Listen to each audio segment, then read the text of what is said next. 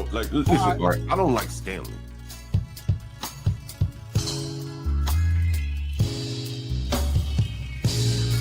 I think the only person I have been was Stanley. And Nate, Stanley doesn't state the obvious, like what the up. He spews talking points. Yes, he does. Yes, he does. The nature of American culture, it's a white people problem. Okay. I literally said they need to understand gotta let these people bother you like that. If they want to beef with you, it's called Stanley versus the world. And just assume their character by stereotype? I think people do that every day. Okay, I didn't ask you. What do I think it's okay?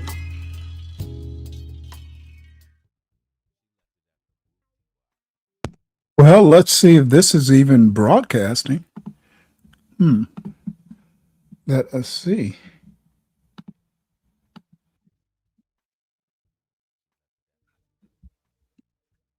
Oh, looks like it is. So, sorry about that, folks. I guess I know to be more careful next time. So, let me, before I forget, let's thank our executive producers, Brooklyn Watson, DCKJ3, Dirty Dude, Lupin, and Speak Radio. And let's also thank the current and only sponsor of tomorrow's show, the Saturday show, Speak Radio. So there we go. Thank you, Speak Radio. What's up, Richard? Yeah, I'm it was by accident, Richard. I was gonna do both. Then I said, nah, I'll just do the regular horizontal. And somehow or another selected vertical, and you can't change it once you go live. So there you go. So I'll wait for a few more people to come in. I already did the opening video. I'm not going to bother redoing it, but I appreciate this young lady, and she decided that I've had enough, and she went out and figured out how to get some money to buy a plot of land. I think it's 12 acres, maybe it's less, up in upstate New York. I don't know how far upstate, but pretty far upstate. I've seen the snow on the ground. And currently she is visiting upstate South Carolina, it seems. Though it looks like she's wandered down closer to Charleston. Oh, she's got relatives down there. So let's talk quickly about the title of the show. I've had several back and forths with this young thug CM. And even though the strike has been lifted, the video that he found so objectionable or is so pissed off about is still in limbo on YouTube. So once it basically becomes available again, I'll go back to reacting to it. But where we stand right now is I've blocked him from my chat. If he's going to strike the channel, he doesn't need to be in the chat. However, he's not blocked on StreamYard. He can come up and deal with me directly. And if he shows up, under another name in the chat, and I've seen him do it on other channels, I personally will deal with him. Moderators, don't even worry about it. This needs to be a CM on Stanley interaction. I went over to, because he's live now, I went over into his chat and typed a few pithy remarks. But we're going to look at a little bit of the silliness. This dude is wondering why no one wants him up in their chat or on their panels. This dude is so fucking warped that he is wondering why people don't want to even fuck with him. Well, it's because you did something I've literally never seen anybody in this blackosphere, or is a Soul Provider calls it the negaverse. I've never seen, and they've gotten into knockdown dragouts. I've never seen anyone strike another channel. Nobody wants to be associated with someone that's that sensitive or triggered or whatever. And just today, he's like, if I review any more of his material, he's going to strike me again. Well, guess what? I'm about to review part of his live just to point out the craziness that he and Ponder are brewing over there. They're like sitting in a nest of crazy eggs. And I'm going to talk about Trump today. I'm not that interested in what CM is doing. But what I will say is that me and CM are done. He won't be in this chat. He can hit the link if he wants. But that's going to be, whether I bring him up or not is going to be up to me. So let him talk all the shit. And give me a minute. I will drop the panel link. But let me give you a little sample of the crazy shit they're talking over there. This is Ponder talking about AAVE, African American Vernacular English. She's actually thinking it's a second language and Black people shouldn't learn it. Now, I'm not an expert, but from what I understand, it's just like a vehicle to teach, what we call, I guess, the King's English or whatever, proper English.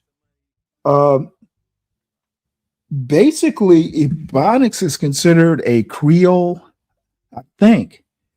And she's acting like it's like the albatross around Black America's neck. She sounds crazy. And wherever she goes, she just generates a mess.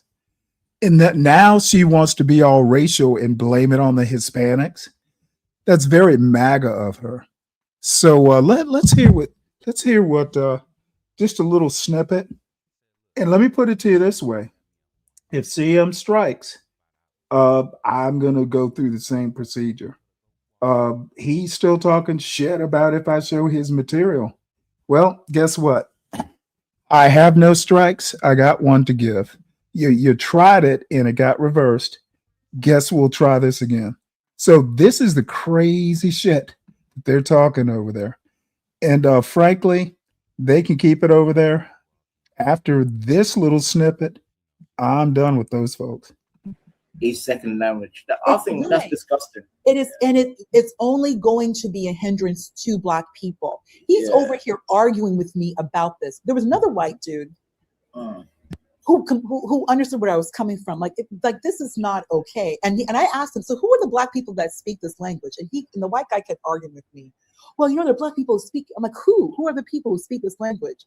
My God, I hate Caucasians like that. Yeah, it gets even better. It was a white guy in the chat who put the two letters YN. Fuck. YN. The white guy who agreed with me, the only people who speak this are YN. The ghetto, like at the very least, this is who speaks it. And he's over here telling, and then you have the other white dude who owns the channel talking to me, what's so bad about the ghetto, the ghetto, the ghetto? I'm like, are you serious? The ghetto is blight. The ghetto is blight. It is not a place for Black women and Black children. But Ponder, how come aesthetically it's depressing? I don't want. So what you got here is this crazy, like, Ponder's off the deep end. I don't even know how to approach the ignorance. It's obvious that she's just talking from it's definitely not a position of authority on what Ebonics and AAVE is, how you teach languages or anything.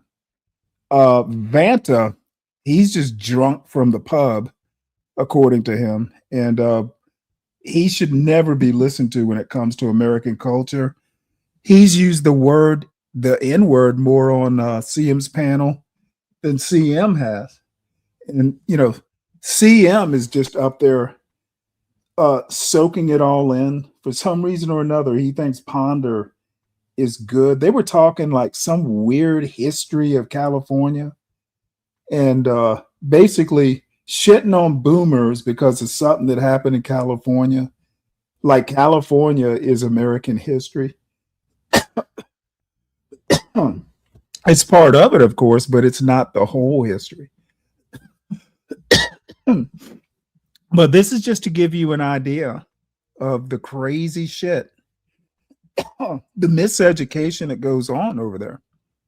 So let me just say this.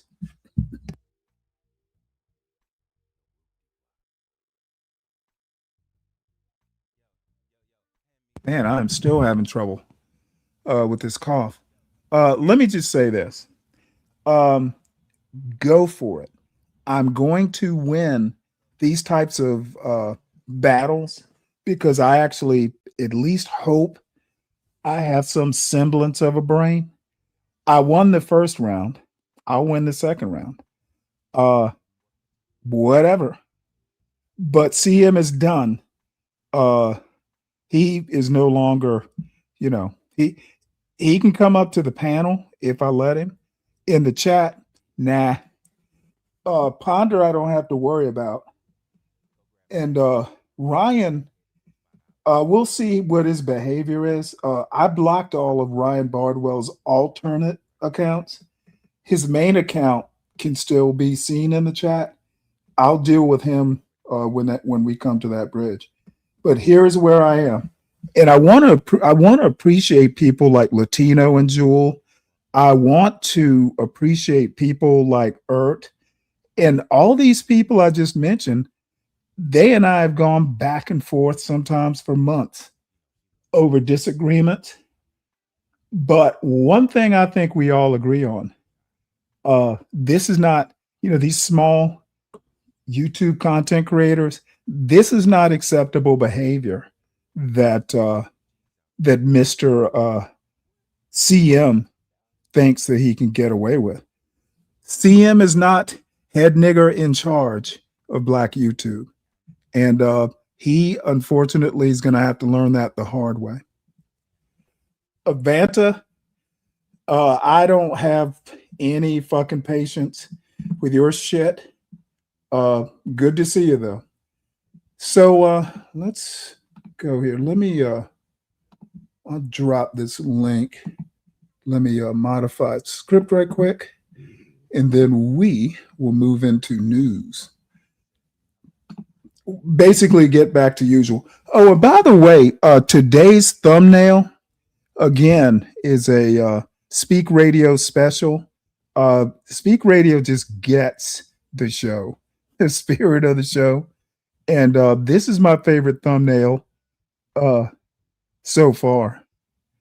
I look good in a long robe with a cowl and a walking stick and a slightly crazy look in my eyes. It's pretty funny. So Trump seems to not be getting his way with Todd Blanche. A couple of Republican senators have defected, and rightly so. So let's listen to this while I figure out how to get the link into the chat. President Donald Trump said Thursday that he wouldn't object to temporarily withdrawing Todd Blanche as his nominee for Attorney General amid resistance from 2 Republican senators, another blow to Blanche's confirmation battle. Trump said he could renominate Blanche after Senators John Cornyn of Texas and Tom Tillis of North Carolina, the primary voices of opposition, have left the Senate in the new year.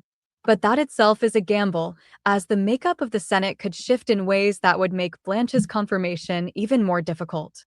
I have no objection to temporarily withdrawing Todd's name if they do not do the right thing, and putting him back after Cornyn and Tillis are out of office, Trump wrote on Truth Social.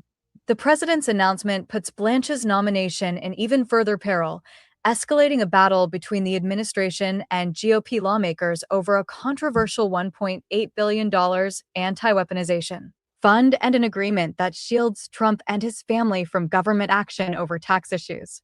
But it did not mark the end.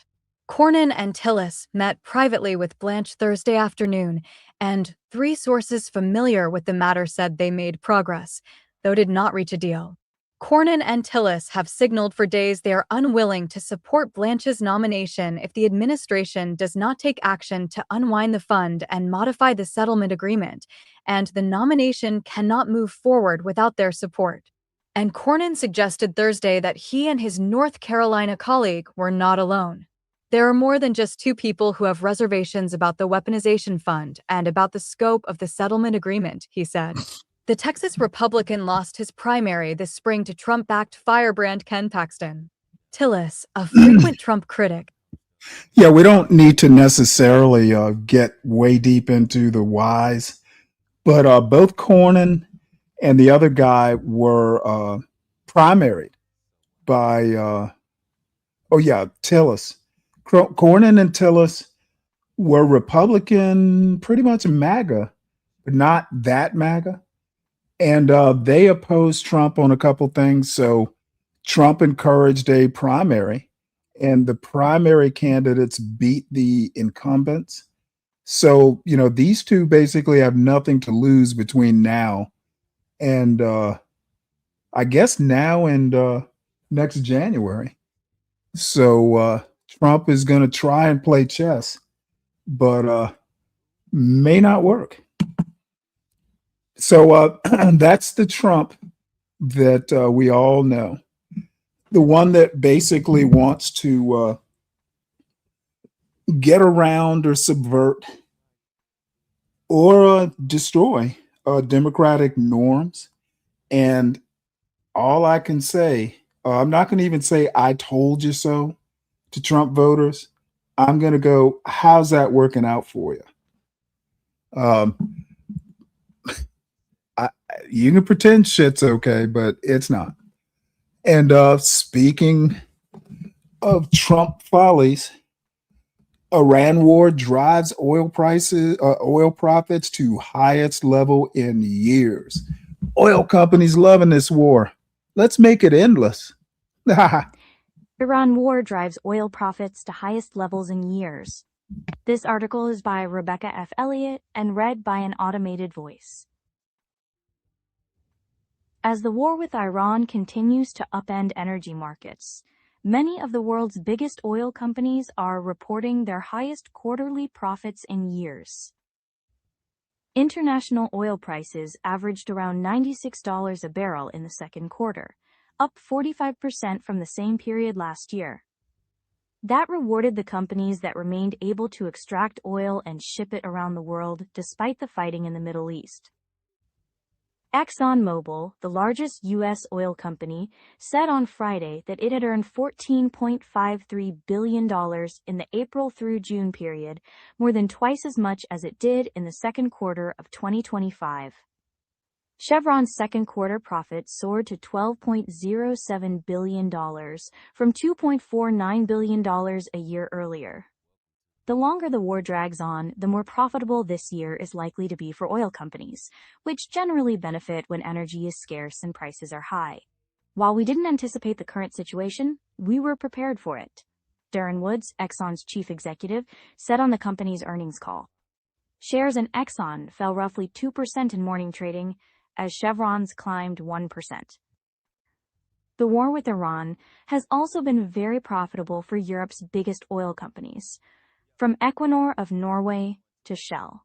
Shell's second quarter earnings tripled from 2025, hitting $10.82 billion, the London company said Thursday. Not everyone is faring quite so well. The world's most valuable oil company, Saudi Arabia's Aramco, has been more affected by the war because most of its operations are in its home country, near the heart of the fighting. Still, Aramco's second quarter earnings, due out next week, are expected to have climbed roughly 27% from last year, according to analysts surveyed by FactSet. The collapse this month of the ceasefire between the United States and Iran, along with the tussle for control over the Strait of Hormuz and its access to the Persian. Yeah, I'll just stop this right there. I have heard all kinds of MAGA blacks and MAGA whites, I guess, saying that, oh, hey, gas prices are okay as long as they're better by Christmas and, stuff like that. But it's bad. And I don't see how it gets better by Christmas at this rate. So that's your Trump.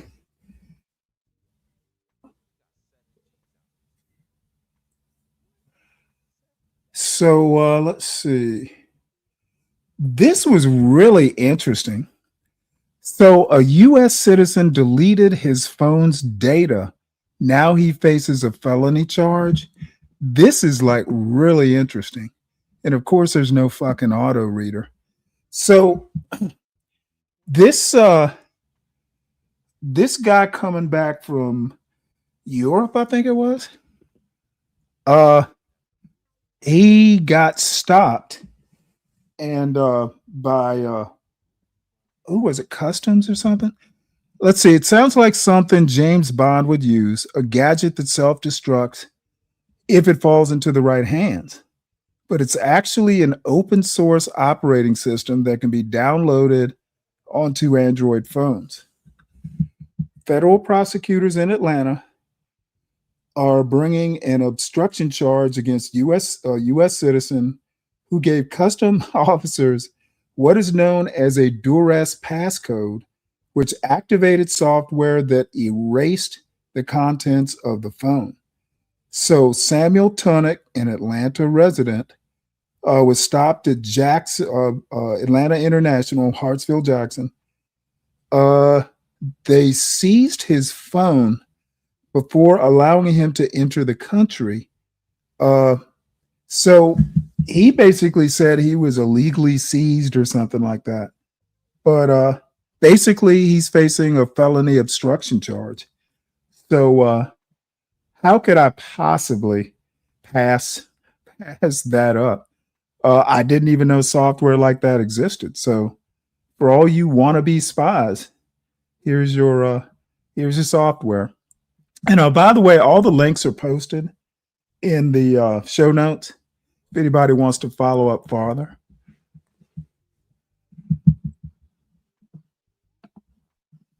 Let's see here. So we'll talk briefly about the Fauci experience in front of Congress. Apparently he decided, I'm not effing with y'all. I'll just take the fifth for everything.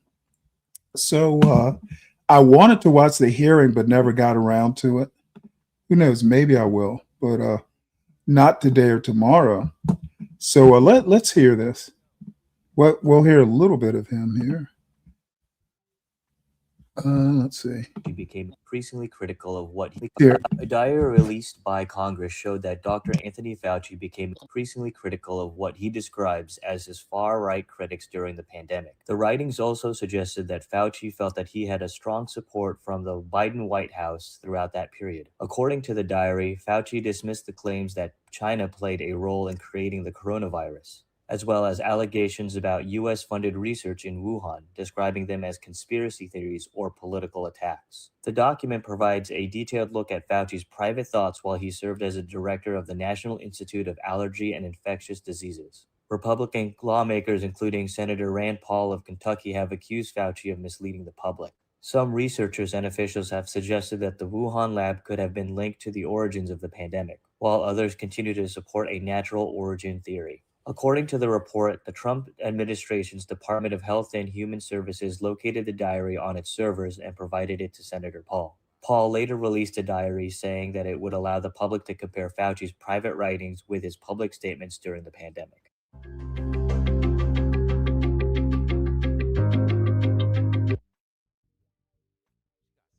So this is basically an editorial. See if there's anything down in the article that's interesting. Nope. Apparently, it was a pissing contest between Rand Paul and Fauci, and it'll be interesting to see what Rand Paul does after this. other than pleading the fifth and them submitting or subpoenaing his personal notes.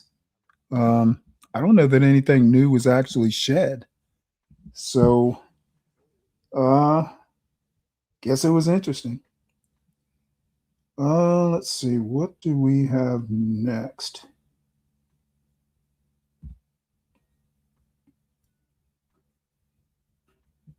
Well, he wasn't pardoned. Well, apparently he can plead the fifth. Now, I don't know what that means in the larger scheme of things, because this is Congress. It's not a court. He's under oath in front of a Congress or Senate committee. I would imagine the rules aren't quite the same. So, all right. So, I didn't really talk about. I guess maybe I was struck and couldn't talk about the shooting in Seattle near the Space Needle or whatever it's called. So apparently the police chief has resigned. Seattle mayor says police chief resigned after criticism of response to festival shooting.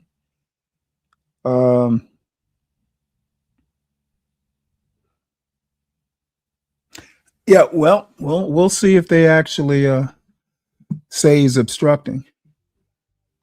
Let's see here. So on Thursday, Seattle Police Chief Barnes resigned amid criticism of the department's response to a fatal shooting at the Bite of Seattle Festival. Mayor Katie Wilson appointed Deputy Chief Andre Sales as interim chief. Gunfire erupted last week at the Bite of Seattle, killing 3 people and wounding 4. The Seattle Police Department faced criticism for a 5-hour delay in providing updates, during which Wilson incorrectly stated 2 suspects were in custody. Wow. While Barnes faced scrutiny for spending about 18 days in Chicago this year, several Black community organizations, including the Seattle NAACP, formerly headed by what's her name, and the Urban League, rallied Thursday to support him, citing improved public safety trends and community relations. So anyway, he's resigned. So I don't know. Other than there was a shooting, I really didn't, read about it in any detail.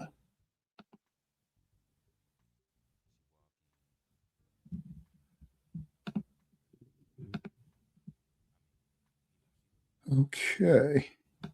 Hold on one sec here.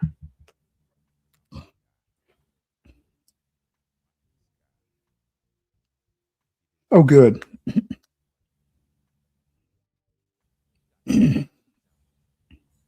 So this was super interesting because I live in Georgia. A father who bought AR-15 for Georgia's school shooter learns fate in first of its kind conviction. Ooh, we got to listen to this. Colin Gray, the father of Appalachia High School shooter Colt Gray, was sentenced Thursday to 15 years in prison after a Georgia judge said he failed as a parent by ignoring escalating warning signs before the 2024 school massacre. Barrow County Superior Court Judge Nicholas Prim sentenced Gray, 55, to concurrent prison terms after telling him the warning lights were flashing brighter and brighter before the shooting and that he failed to remove his son's access to firearms or get him needed mental health treatment. "It is clear you failed as a parent," Prim said before handing down the sentence. "The weight of your crimes is tethered and tied to the acts of someone else, your son." A jury convicted Colin Gray in March on 27 counts, including second-degree murder and involuntary manslaughter, after prosecutors argued he gave his son the AR-15 style rifle used in the attack despite mounting concerns about the teen's mental health. He is the first parent of a school shooter to be convicted of murder. The sentencing came after Colt Gray pleaded guilty to all 55 charges against him and was sentenced to life in prison without the possibility of parole. Read on the Fox News app. During Thursday's hearing, victims' family members urged the judge to impose the maximum sentence, describing the lasting pain caused by the September 4, 2024, shooting. Shayna Aspinwall, the widow of slain teacher Richard Ricky Aspinwall, told the court she suffers from PTSD and is raising the couple's 2 daughters alone after her husband's death. Our daughters must grow up without their father, Aspinwall testified. They will miss his guidance, his encouragement, his hugs, and all the milestones he should have been here to witness: birthdays, graduations, weddings, and everyday moments that make up a lifetime will forever be marked by his absence. She argued that while Colin Gray did not pull the trigger, his failure as a parent and gun owner helped make the tragedy possible. In explaining the sentence, Prim said Colin Gray's crime stemmed from criminal negligence because he failed to intervene despite obvious warning signs. The judge said Colin Gray could have locked the family's firearms, removed the ammunition, or stored the weapons elsewhere while seeking mental health treatment for his son, telling him that had he taken those steps, you wouldn't be here today. The shooting at Appalachia High School in Barrow County killed teachers Richard Ricky Aspinwall, 39, and Christina Irami, 53, along with students Mason Schermerhorn and Christian Angulo, both 14. 9 other people were injured. Prosecutors said Colin Gray ignored warning signs about his son's deterioration. This is, I guess the high school was in Winder, Georgia, which is between Atlanta and Athens. We used to we used to pass through it every now and again, going from Athens to Atlanta. If I recall, the FBI had called them in or called the father in like the Christmas before and interviewed him, basically saying, hey, you giving this kid firearms or something to that effect. And apparently he convinced him that he wasn't. So let's hear this video. This is the actual judge. It is clear you failed as a parent. You did not provide a stable household. You did not have things in check with Marcy's issues and what the kids were being exposed to. You did not have Colt in activities that a boy should be in, where he's making connections with other children in person, where he feels loved, where he feels accepted. You didn't monitor what was going on with him in the computer. You didn't have him in school. He was in your care his entire 8th grade year. And he didn't go to school. And what did he do each of those days he should have been in school? He watched and rewatched the school shooting trial of Nicholas Cruz. He fell deeper and deeper into this obsession when he should have been in school every day. And that was a failure on your part. You didn't get him mental health counseling when it was obvious he needed some.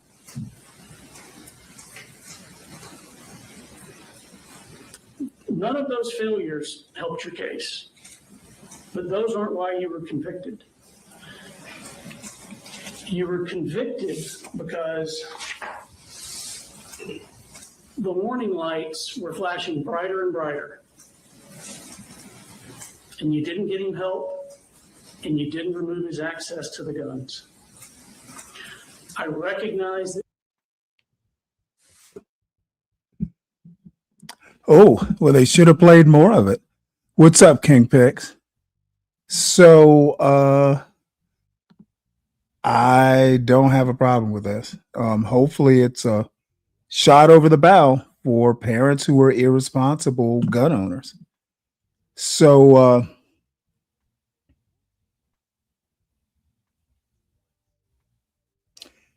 I don't know. Imperious, are you still in the chat? I have something that might interest you. This girl who, well, I call her a girl. I guess she's in her 20s, a graduate of USC, who apparently is ultra Catholic. And her thing is current culture is an assault on beauty. So this would probably be right up your alley. I'll drop the link in the chat.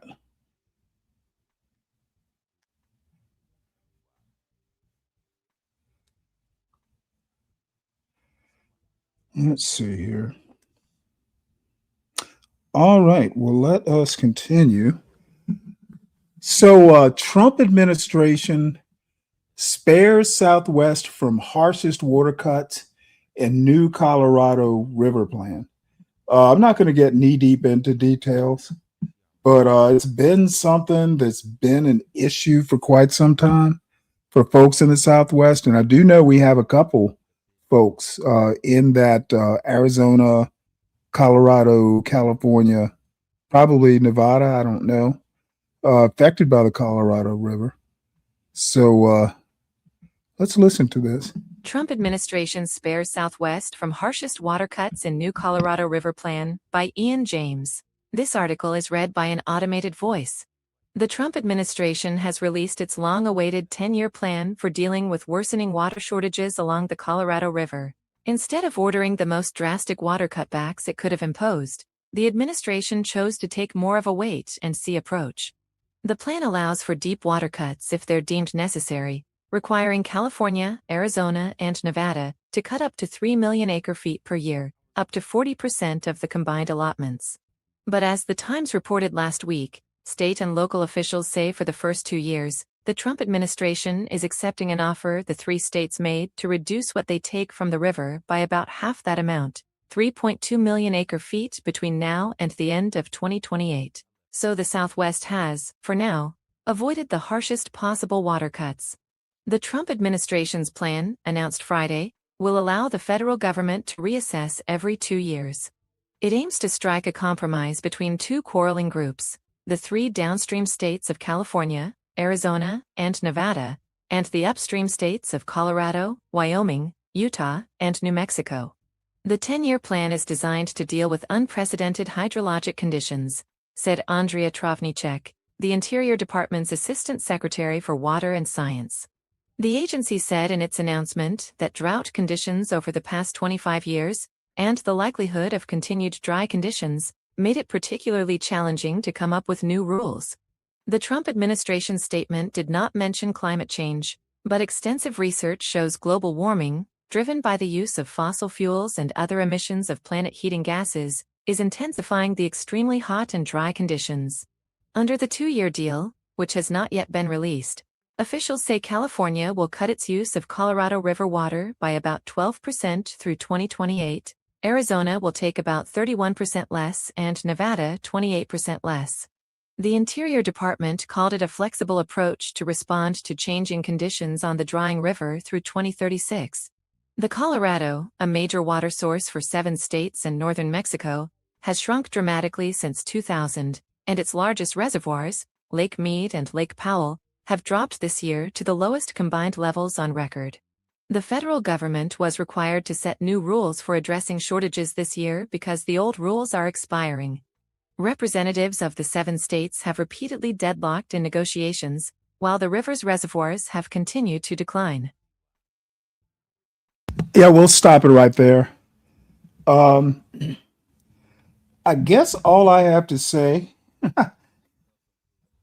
and it's somewhat unrelated, is, damn it. I rarely use my Los Angeles Times subscription. I need to use it more. So that was brought to you by the LA Times. I actually like it. I like the newspaper. So something King Pick said. Right here. Yeah, I'm getting there. As a matter of fact, this strike that CM did actually brought me like 5 or 6 new subs, courtesy of ERT. And again, I have friends in places I didn't know I had, but CM is just, well, what can I say but a dirtbag? It's not like he's some big powerhouse, content creator. And he can be very unpleasant to deal with on panels. And I think people have just had enough of his bullshit. So that's that. And Ponder, she's just like a walking mess. Like every fucking where she goes, she comes back to CM and complains about how she was treated, this time by the Hispanics.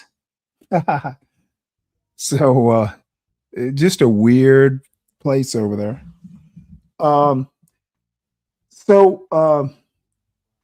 There's 400. I was hoping to get monetized by the end of the year, but at this pace, it may not even happen then. But, it is what it is. But speaking of Ponder and CM, they have this weird notion that the number of views is a big deal. And it is. It's one metric. It's one thing that YouTube's going to look at when they consider monetization. But in my opinion, I would say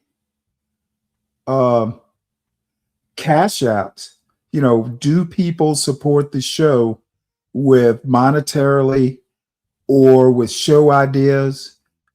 Do they participate in the content creation? To me, if that happens, everything else kind of falls into place. Funny enough, if I looked at views to subscriber ratio, I'm doing pretty good. Basically the people that have subscribed to the show are interested in the show, which to me is more gratifying than, having 1,000 views, because every time I show up on a panel, my content is this back and forth beefing that CM is trying hard enough to create some artificial beef. And I can do it. That's part of the reason he struck the channel. He wants to talk shit, and I'm just better at it. His feelings are hurt. That's why he's acting all erratic and shit. I guess he thought that, oh, hey, he's mild-mannered. He's an elder. He's not going to talk shit back. Dude, I was talking shit before you were born. My roasting education began in like 2nd grade. Can you imagine? I went to an all-black Catholic school in 2nd grade, St. Mary's in Savannah, Georgia. And the kids, because, we were too small to play basketball with the quote big boys, like the 6th, 7th, and 8th graders. 1st graders were kind of protected. You don't let them out in the general population. And the 2nd graders, while we weren't necessarily, shielded from the bigger kids, we just gather in a circle and just roast each other. We all lived, in a lot of the same neighborhoods and stuff. So we knew each other outside of school. So that's maybe something that a Cali Black wouldn't know. At least when I was a kid, in places like Savannah, Charleston, all these southern places, dude, kids grow up on roasting. Shit, you go to the barbershop on a Saturday morning, my father and I, to be first or second in line, I'm getting up at 6:30 to be to the barbershop by 7:30. Dude, what do you think those old men did in the barbershop? Playing checkers and roasting roasting each other. So CM being a Cali black probably didn't grow up in you know, a how would I put it? A more accurate, all-inclusive, like you're swimming in the black culture water in the South. He probably didn't grow up like that. And he just doesn't understand who he's fucking with. So anyway, good to see you, King Picks. Thank you. You're one of those 400, so I certainly appreciate it. So let's see, what else do we have? As a home cook, I had to talk about this. The New York Times is saying it's time to give up on the nonstick pan as we know it. And I would tend to agree. They don't take heat well. So Wirecutter, this kind of a technology magazine for the New York Times, saying it does not recommend ceramic nonstick frying pans.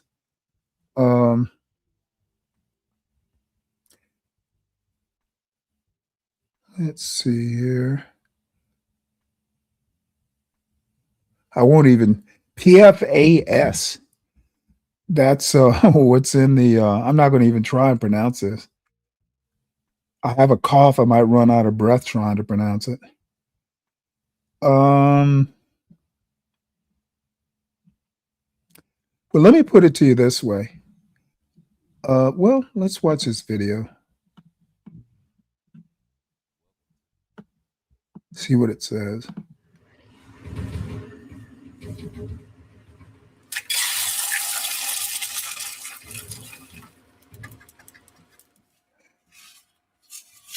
Huh.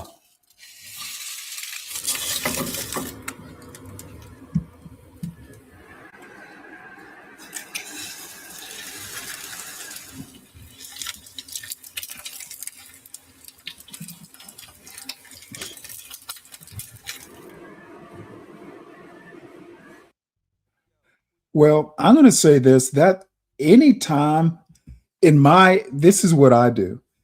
Anytime I'm going to do an egg, and I've got a cast iron pan that I could, it's seasoned well enough. You always put a thin, just take a paper towel, put a couple drops of oil, whether it's nonstick or not, and then, wipe it around the pan. The best thing to do is make sure the pan is hot so the egg immediately starts frying. Doesn't really get time to bond to anything. That didn't impress me that much as a problem. But I will say for me, so I bought my son a really nice nonstick pan to take to school with him. And, my warning is that, hey, you're not going to be doing like high heat operations. Like, if you're going to fry a steak in a nonstick pan, don't be planning on, doing searing and stuff like that. If you want to sear, you're going to have to compete against having it overdone, because high heat on any type of nonstick pan is going to just ruin it eventually. Cast iron's far superior. Actually, just a plain aluminum pan works real well.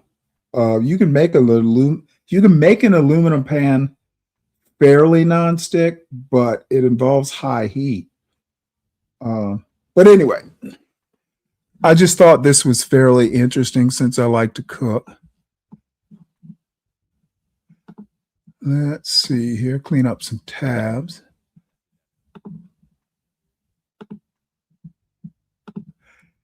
And I know many of you were gathered here to see some drama, some CM type drama. I won't say that I've moved on, but I will say that I'm not, dude is obviously limited in some sort of way. Playing brain games with someone like CM, you'll just get frustrated and he winds up winning.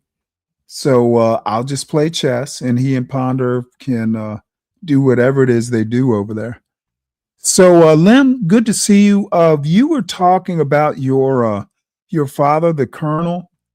Let me whatever you got, if you want to drop it in the chat or come up and drop what you got in the back chat, because I'm interested in following up on your father's work with veterans. Absolutely interested in it. So, or you can, my email's in the chat somewhere. Just email it to me. I will definitely follow up on it because that is right up, as a veteran and, part of the VA, definitely interested. So salute to the Colonel. So I do have some videos at some point that I'll show if I get to it. It's not feeling like this is going to be a long show. I even bought Guinness Stout for it.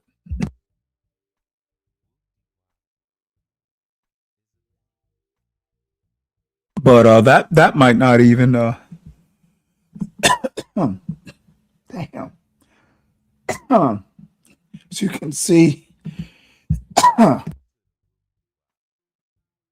I'm not doing a whole lot of talking during the day. But there's some Pew Research things that came into my email today that caught my attention. Basically, this first one, as the 2026 midterms approach, the economy is front and center, which is pretty much every election. Goes back to that 1992. It's the economy, stupid. So that's a James Carvilleism. So it says here by wide margin, voters want candidates running for office to talk about economic issues, with many specifically mentioning prices and affordability. So again, all this stuff is in the show notes. I'm not going to go into detail just to save my voice. But I am very interested. And so far, I haven't heard much on from the Republican side explaining, talking about the economy that much, other than the new Fed chairman saying that he wants to start cutting back on meetings of the Fed. I don't know what that means and why. The main meeting where they decide interest rates, that's only 4 times a year. It's a quarterly meeting. These guys basically, I'm getting the impression, they want to basically hide what they're doing behind tariffs, behind, putting Trump people in places that keep the numbers. Y'all are going to see Trump is literally, he does not care about you. Other than, no taxes on tips. He's going to throw Bobby a bone. But he's taking in billions as a public servant. And the voters who put him in office, their profits on overtime. You got to work for that overtime. You got to work for those tips.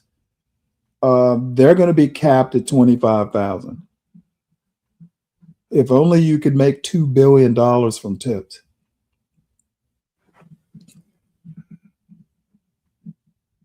So let's see what's next from Pew. This says about a third of U.S. Democrats like political leaders who identify as democratic socialists. We're going to talk about this. New York Times is going to talk about this. The Republicans, all of a sudden, with all these democratic socialists in the New York area and Colorado getting into contention for office or actually in office, all of a sudden, all the Democrats are communists. So they're going way back to the Cold War playbook. And I'm just wondering whether it's going to work. Now, the number that surprises me is a third of Democrats identify as Democratic Socialists. If you had asked me earlier, like last year, I would have said at most 20%. And most of those are in urban areas. But I don't know, a third sounds like a lot. But that's what Pew Research is saying. So we shall see.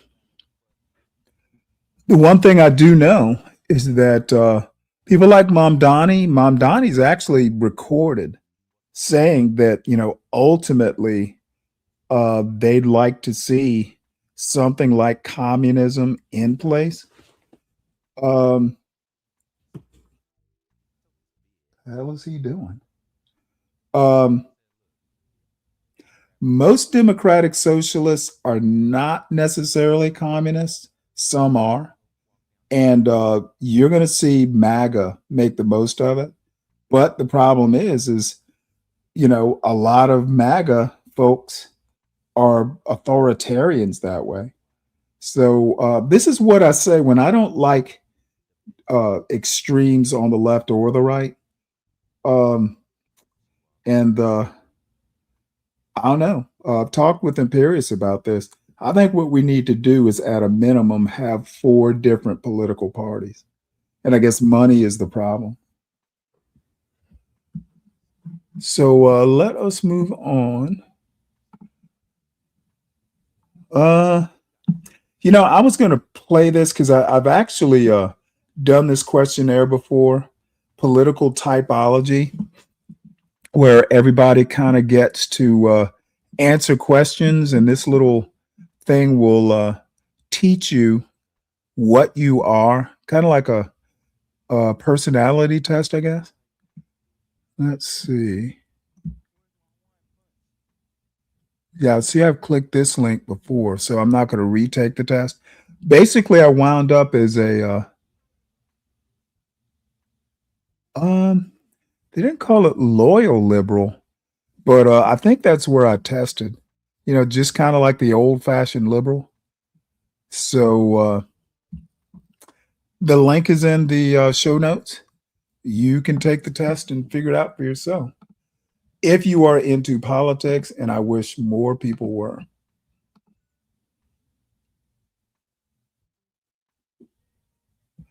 So this is from the Washington Examiner again. Save America or save face.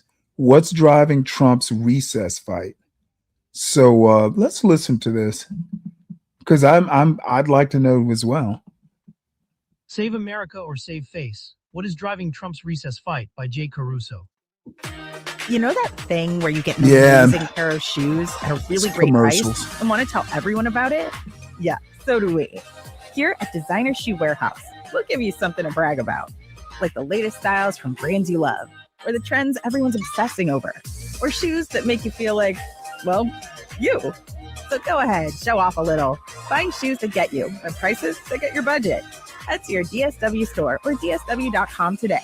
DSW, let us surprise you. In Focus delivers deeper coverage of the political, cultural, and ideological issues shaping America.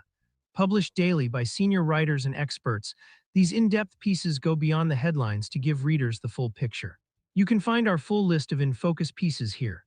The Senate is supposed to leave town on August 7 for its 5-week recess, and a growing number of Republicans have decided that would be a scandal. President Donald Trump wants the chamber to stay in Washington until it passes the Save America Act, his proof of citizenship voting bill. If that does not work, he wants Senate Majority Leader John Thune, Republican from South Dakota, to abolish the filibuster and pass it with 51 votes. What he does not appear to want is anyone pointing out that neither of those things is going to happen. The demand arrived on Truth Social, where Trump wrote that Thune should not allow the United States Senate to leave town until it passes the Save America Act, or far better still, terminates the filibuster, where Republicans can then quickly pass everything they ever dreamed of, including a full and deep-throated Save America ACT. He closed with the observation that stupidity always brings losing and death, which is one way to open a negotiation with your own party's Senate leader. A group of senators fell in line and went straight to social media to make the case. Senator Roger Marshall, Arkansas, kept it simple: cancel August recess past the Save America Act. Senator Tommy Tuberville, Alabama, went bigger, warning that if we do not have secure elections, we do not have a country, and reminding everyone that the midterm elections are 100 days out. Punchbowl News' Jake Sherman reported on X that Senator Ted Cruz, Republican from Texas, supports canceling the recess. We should do anything and everything, including working through the August recess, to get that done.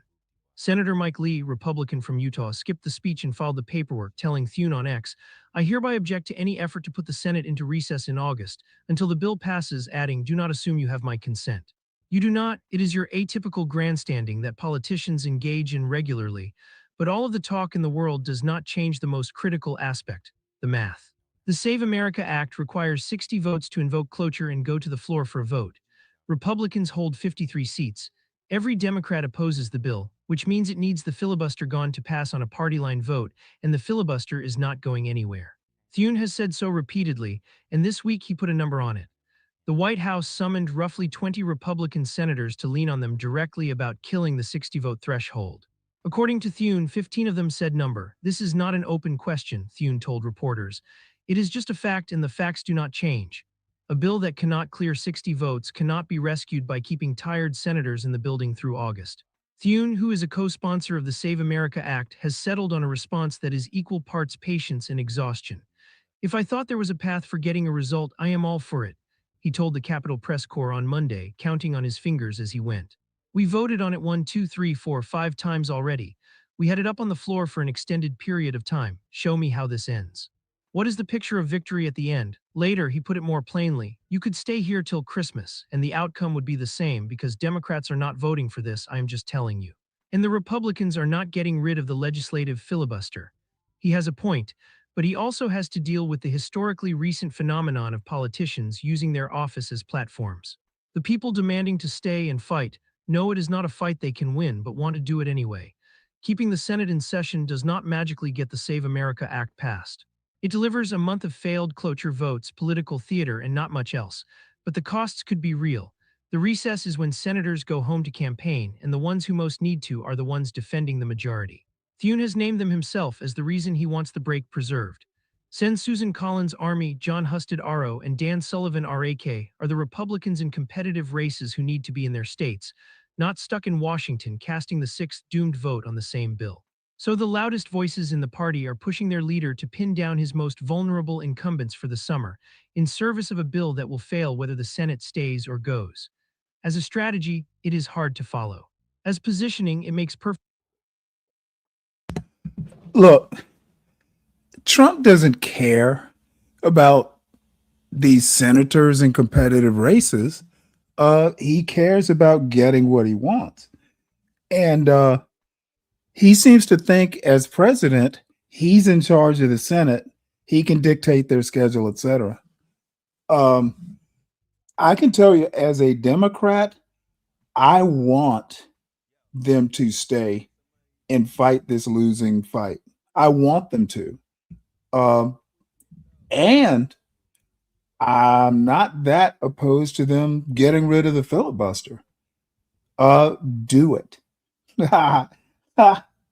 Because anybody who's crazy enough to think that the Senate will remain Republican forever, that's why they don't want to do it. Because, dude, getting rid of the filibuster, ooh, when it boomerangs on you and you're in the minority, it's gonna be some good times when the Democrats just run fucking rabbit wild. So here we go. This next story is kind of near and dear to my heart, partly because it's just all over YouTube, where these people are blaming boomers and their elders. I heard again over on the Mudsill Cali Black show, something. It was Vanta again. That dude is a fucking clown. When it comes to like this sort of crazy stuff, and post pub Vanta is damn near insane. But he was saying something about, boomers buying their kids cars. Like, what do these idiots understand? The parents don't owe their kids a fucking car, even if they're rich. What these people get drunk as fuck, and Vanta admitted he was post pub. He'd gone to the pub, and they probably threatened to put a foot up his ass. That's why he didn't stay at the pub. You know how he can be. At least on a panel, they can't grab him by the shirt and toss his ass out. The idea that boomers owe their kids something is just, to me, it's just freeloading, or what's a slacker. Like, these kids don't want to fucking go out and earn a living. They just want to stay in their parents' basement and whine because the parents didn't pay their college tuition, or the parents didn't buy them a car, or the parents didn't buy them a house. Dude, it is so sad when I hear people like Vanta and Ponder and CM. Dude, it is just like, how about get the fuck off YouTube, go get a family, and go get a job?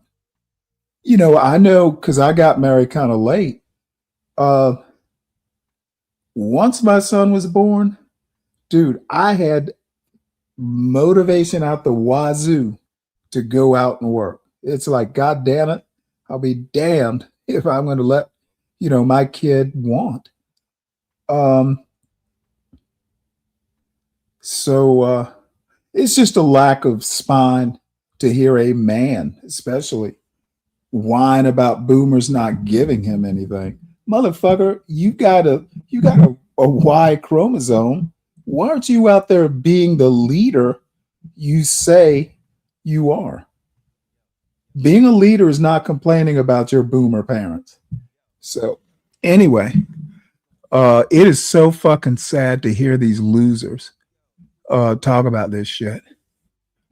So let's see here.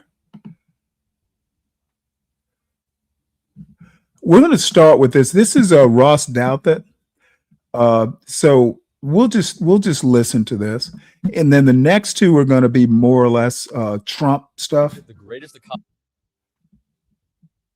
But this story is about all these weirdos mad at their parents and grandparents, not just like fucking writing them a check. Forget fascism. Forget socialism. What if the real threat to American democracy is the tyranny of the elderly?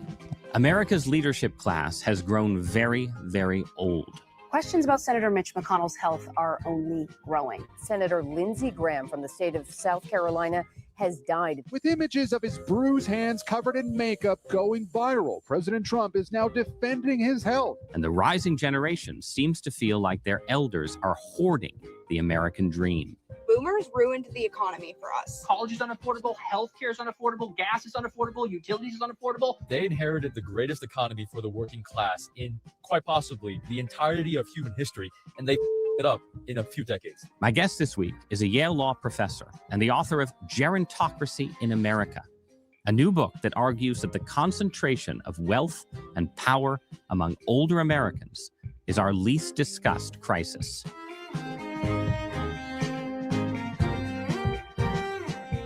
Samuel Moyn, welcome to... Just a brief kind of, introduction. Samuel Moyn is a law and history professor at Yale.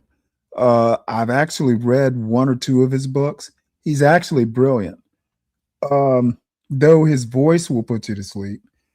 I do agree that people like McConnell, Nancy Pelosi, though I'll give Nancy Pelosi some credit. She took the back bench before she became a problem. And she still seems pretty with it mentally. Dianne Feinstein, Ruth Bader Ginsburg. I've already mentioned McConnell. Lindsey Graham just died in office, though he wasn't that old. I'll cut him a little bit of slack. These people, these politicians hang on forever. So that part I do agree with. As far as the transfer of wealth, I think my answer, and I'm 61, I'm not that old, but my answer is fucking get a job. If I think you're worthy, yeah, I'll leave you in my will. Interesting times. Are they interesting though? I mean, we're going to find out. This Good. Conversation will determine just how interesting people find the times. But we're going to start with politicians, aging politicians, because right now we are watching Mitch McConnell, formerly the Senate Majority Leader, still. Oh, also one other thing. As boring as this shit might be, it's not as interesting as the shit talk you'll get on, other channels. This to me addresses a lot of what folks talk about on these shit talk panels. And I would imagine that people would want to know what some people with some experts think about this. But apparently not. Though it is Friday night. But to me, this is right on target about what so many people talk about on YouTube. An active senator essentially seemed to die in office, with various conspiracy theories swirling about whether he is in fact already dead. One of the most consequential political decisions of the last decade was Ruth Bader Ginsburg's decision not to retire from the Supreme Court. Nobody on the Supreme Court seems to have learned anything from that. And of course, there was the Joe Biden incident, and there are some people who think that our current president may even be not quite young enough for the job. Start with the psychology of this phenomenon. What do you think is behind the refusal of older politicians and justices and powerful people to retire? Well, I'm surprised you said that Mitch McConnell seemed to die. A lot of us are not sure he is alive. I think there's a deep existential reason to retain power, quite apart from the old saying that power corrupts, and anyone who's powerful wants to keep their power. It's that as we age, we face mortality. The shadow of death hangs over us our entire lives. We're starting in hard. That's we good. are. Well, but I think there's no way to explain the retention of power as we age, except in the face of decline, to deny it. But then there are other reasons. I think we get used to a sense of our significance in our vocation or our job, especially when one's in the news so often, when one is instrumental to making policy. And that's a powerful drug. And it's hard to imagine weaning oneself from it if one doesn't have to. Is there some specific American thing or generational thing, or is this just put any group of human beings in a position of power at 84 years old and they will be likely to hold it? I think there's something universal, and that's the fear of decline and death, which I think is baked in. I wouldn't want to scapegoat the boomers, who were kind of in the right place at the right time. They benefited from something new, which is that we don't just enjoy long lives, almost all of us, but doctors have succeeded in making us high functioning till near the end. They coined a phrase for it called compression of morbidity, saving death for the end. Rather than having us decline. And then there are American features that have less to do, I think, with the boomers and much more with the incumbency in office our politicians benefit from. After all, if you look across the water to Western Europe, even though half of humanity lives under political leaders over 70, Western Europeans are generally exempt from it, even though they have lifespans that are as long or in some case longer than ours. And is that term limits, age? What's the Western European secret? I think that their way of organizing political competition, funding elections, and governing parties has a lot to do with why, in general, they have not had the gerontocratic crisis in the political class that we have done. If you're interested in judges, and I'm deeply interested in them, they don't have life tenure, which our Constitution offers and has kind of on principle from the start. And so their judges do have mandatory retirement and often specific age limits. How far does this extend beyond the political realm? And again, especially in the United States, right? Because Mitch McConnell, RBG, Trump and Biden, right? These people are front and center. But do you see the same phenomenon in corporate leadership, in sort of private sector leadership? Absolutely. I think that it turns out that aging politicians are the tip of the iceberg. Part of the reason why politicians are so old in the United States is that the electorate is so old. And then wealth in a lot of its forms turns out to be age inflected. And there's very good data that in spite of the illusion we have, thanks to the kind of mythology of Silicon Valley, CEOs in America have been aging, and indeed just in the last bit of time, aging rapidly. And we should disaggregate and look at different sectors because of the old adage, write what you know. I do privilege a bit in the book universities, where faculties, especially at elite universities where I teach and you have taught, have aged substantially. I am in my mid-50s. I'm still below. How old are you exactly? I think we need an exact I'm 54 years old, 54 and a half. When do you join the gerontocracy? Like, what's the moment? I'm aging gracefully into it, and I have a lot of gerontocratic power awaiting me, which is why I wanted to seize the opportunity while I still identified a bit with, those younger than me, and above all, my own children, to strike a blow against power that I will inherit if I stay around. So what is so bad about this state of affairs beyond the specific desire not to have, someone who's not up to the job, right, in a position of power? But assuming that lots of these older CEOs are still, capable of doing the job, what is the structural problem that this creates for society? So first off, life extension is a miracle, and I don't think you're in favor. Right, I'm in favor of it, especially when it comes to my life. But I do think we should benefit from life extension. Individuals should extend their vocations if that's what they want to do, all other things being equal. And we should benefit as a society from the new lease on life that many of us can expect to have far into the future. But I think there are some drawbacks, a dark side, if you will. One is just the injustice that comes from not fairly organizing a succession process. Most firms have an internal hierarchy, and there are very few people. This is a good question, regardless of my flippant response. I like doing what I want to do when I want to do it. And there are too many rules and expectations associated with public service. Basically, I take being a public servant, it is almost like a priesthood, like a parish priest.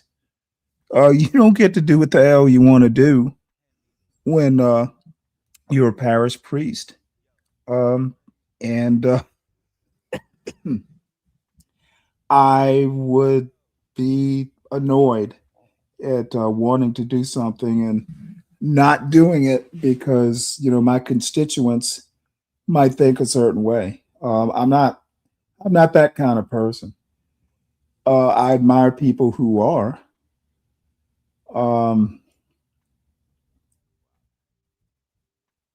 There was something else I was going to say. Oh, a comment that Messy Bitch Ponder said earlier on CM's show, something about me always not coming up with original material, or things to that effect. Does she understand that my show is news, politics, and culture? I don't have time to sit down and write a book or produce a documentary or things like that.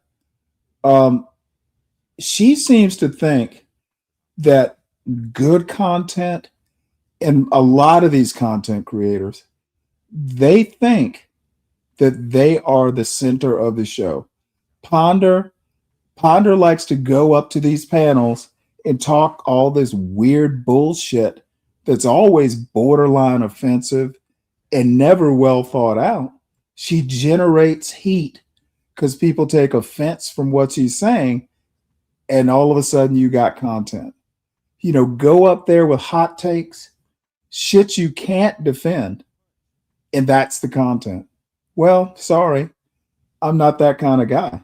If the political phenomenon is about the gerontocracy, well, me not being an expert, if the experts get on a New York Times podcast, they want to talk about it, well, let's see what they have to say and then formulate our own opinions.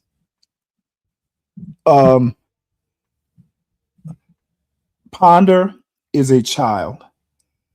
And quite frankly, I think some dick would do her good to calm her ass down. Same thing with CM. I don't know what he needs, but that weed ain't mellowing him out. If your idea of original content is beef with all these other content creators, well then, it ain't me. And this bullshit. I think I mentioned this, was it yesterday or the day before? CM goes, I wouldn't have struck you if you didn't talk so much shit. Well, I thought you liked original content. He's just pissed off because I shit talk better than him, obviously enough to force him to do something rash. And I'm not built like that. I will hunt you down. I will slow walk your problem to its natural conclusion. I don't have to reach out like some child and swat the block. So, you just destroy everything. I'll let you fuck your own YouTube show up. I don't need to strike you, though. If the opportunity comes, I will. I owe him one, but I'm in no hurry. When the opportunity comes, it'll be sweet when you don't expect it. But I will not forget, and I'm not going to forgive this one. Ponder keeps going, well, why can't we all work together? Well, you need to ask CM that. As far as I knew, even with the back and forth and shit, we were working together. But he fucking got a wild hair up his ass, and now he has to pay the piper.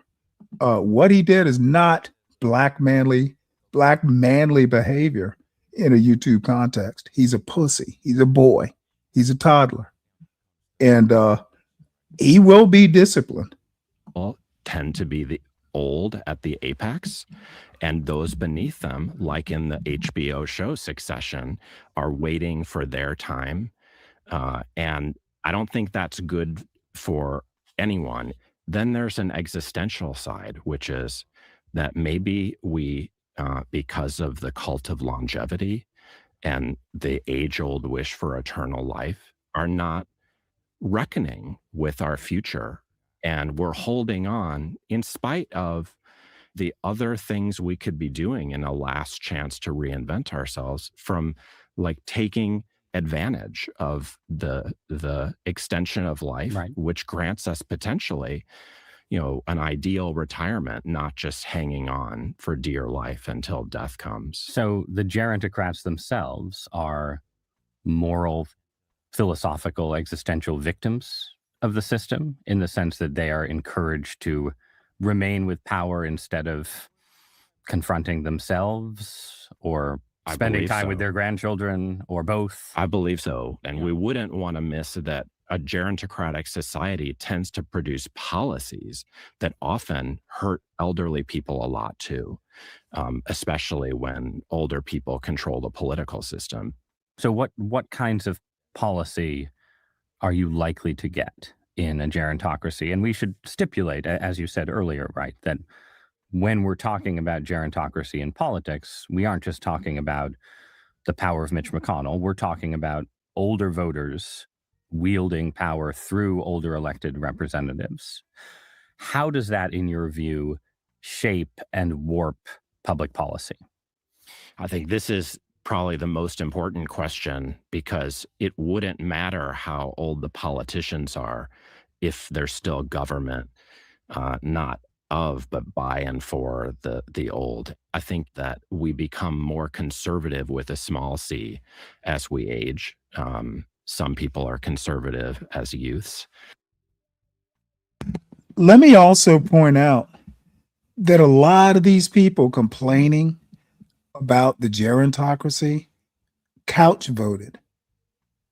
I'm not going to get into that.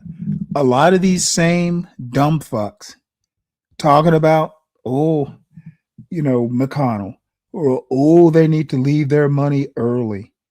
Fucking get out and vote these people out of office. If you have a problem with estate taxes, vote for people who are against estate taxes. But they'd rather get up and talk silly on a YouTube panel. Many people become more conservative. Some are born to it. Some have it creep upon them. That's right. I've given myself a lot of room to, move right. But again, my point is not about left, right. It's about do we think change is about good. Stability as the most important thing, about the protection of what we've painstakingly acquired? Do we think about the future in the same way a younger person would? And I mean, there's an ancient debate. Cicero, in really the greatest defense of older people in power ever written in our tradition, says that older people plant trees for the future. Well, they don't. Aristotle says, no, older people live in memory rather than hope. And when we look at specific issues, we find that the older you are, the less likely you are to prioritize climate change as a policy area. Take immigration, which I think is an especially fascinating one. We should note that, older people are whiter to an extreme extent. And we also know that older people, as they age, tend to be more and more hostile to the welcoming of newcomers to the country. And of course, that's true across the Atlantic, not just in the United States. That's an interesting point that I've kind of talked about a bit earlier, in earlier days. These idiots like Vanta, Vanta has no reason to be talking, politics, political conditions, even social conditions in the United States. I don't even know that he's ever visited. But they give him like some sort of they listen to the dumb shit he says. Black millennials talking about the boomers, all it tells me is they are literally ignorant. They have no clue that older people in the United States skew whiter. I bet Ponder doesn't know this. Days Now, we could get into whether there's a need for border control and immigration restriction if you want, but I'll just observe that as we age and we need care, someone has to fund it in a context where there aren't as many young people being produced, and someone has to do the caregiving. And so there's a very credible argument, I think, that more immigrants would actually help older people as they age, and yet they're the ones most against it. So these are ways in which essentially a gerontocracy skews right in its politics. So on government spending, yes, what do you think the net effect of an older skew is? And because it seems like you could say, well, it also skews conservative or Republican because old people have more resources. At the same time, the American welfare state, built by your left-wing forebears, right, is designed heavily around retirement protections, Medicare, Social Security. These are the third rails of American politics. What do gerontocrats want when it comes to taxes and spending? I think that's a super point, and it's really important to say this. It's not that the old are on the right. They may be small c conservative, but that is true of aging liberals too. As an example, the No Kings protest, especially as they continued, became more and more white and gray-haired in their constituencies, and we could argue that following their old standard bearer Joe Biden, they were nostalgic in character, looking for a kind of status quo anti-Donald Trump, preferably a kind of more liberal version of the 1950s and 60s, the glory days in which many boomers were involved, of civil rights activism, maybe anti-war protest. But the side you're raising is entitlements, so-called. And it is true that older people tend to be fanatical about the protection of their entitlements, no matter the budgetary consequences. I think it's sad that the concerns I'm voicing for fairness to younger people have generally been mobilized by those who want to get rid of those entitlements. When, to me, a more obvious approach to not just guaranteeing entitlements, but expanding the care that older people need and that Medicare doesn't cover would be raising taxes. But no matter whether they're left or right, most older people tend to be, let's say, concerned with taxes. And I think it's no accident that the gerontocratic era of American history has been the era of tax revolts. Let's go a little deeper on the material side, right? Because it's not just about Medicare and Social Security and taxes, right? It's also that whereas when the welfare state was first being constructed in the New Deal era and so on, old age poverty was sort of a central zone of poverty in the United States. Today, there's still senior poverty, but if you're just looking at, balance sheets, savings, stock portfolio, and home ownership, old people, well, how are they doing? Tell me how they're doing. The fortunes, of older people in our country have radically shifted. Of course, it's true that they were once the worst off, and in part because when we were much more a country that involved physical labor, people were kind of injured out of their jobs and had nothing to turn to. And it's for that reason that Franklin Roosevelt's Social Security Act in 1935 was such a transformative moment. At the same time, it wasn't that costly because there were so few older people, especially living on. And there was an enormous number of able-bodied younger workers who could fund these programs. That's not true now. But while it's important to acknowledge how many older people there are who are poor, the rate of their poverty is no greater than any other cohort of adults. And of course, they're way better off than children. Donald Trump's One Big Beautiful Bill cut SNAP benefits for children in poverty. And so if we're concerned about poverty, we should maybe look a lot more than we have at children. Older people, especially when you get to the upper echelons of the class structure, have been. Let me right quick do the commercial because I've been kind of remiss. Everyone, please make sure you hit the like button at a minimum. If you are new to the show, and we've had actually a few more than usual new subscribers to the show, a lot of it thanks to CM and his what would you call him? His rash actions. So thank you to folks that are just joining. Look, there's usually not that much drama going on around here. Saturdays might be the exception. Sometimes silliness erupts during the week, but we try and keep focused at least, for the work week. Support the show by supporting the host. All that information gets dropped periodically into the chat along with my email address. Show ideas are a contribution. It's not just about Cash App and PayPal. Show ideas. I need them. Sometimes, but be ready to come up on the panel and discuss your show ideas if they actually wind up being, a topic.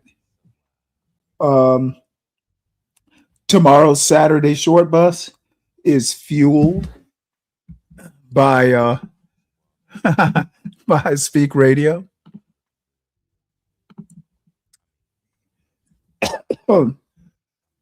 He's paying those high gas prices.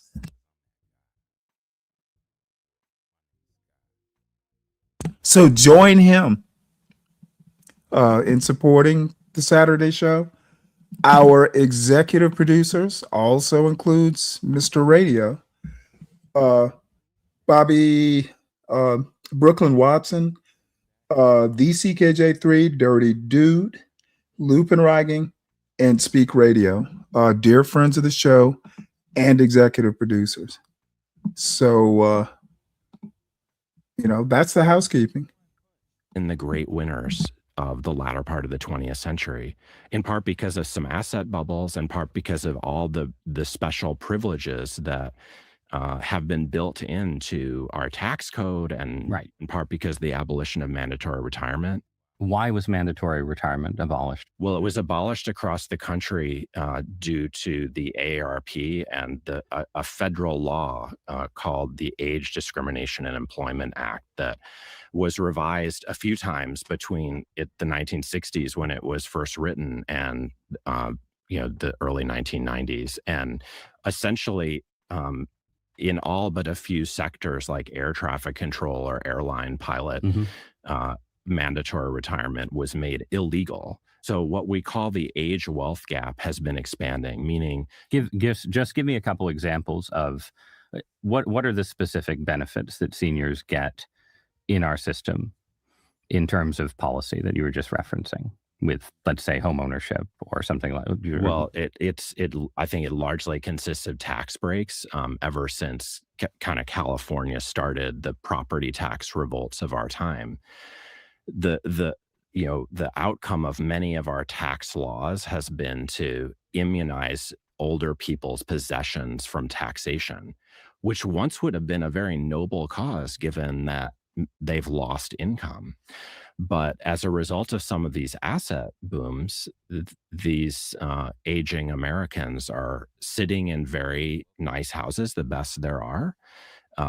They're blocking the construction of new housing for everyone else, including senior appropriate housing. And it might be true that many of these relatively wealthy older people can't access their wealth because it's tied up in a house, but they've created an incentive structure where they don't want to sell. And so it's a kind of perfect storm that's resulted in a lot of injustice.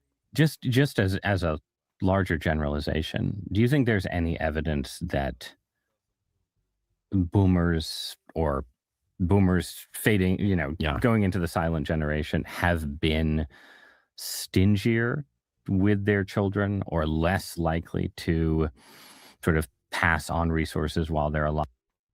Yep, that's the popular accusation on YouTube. Than prior generations?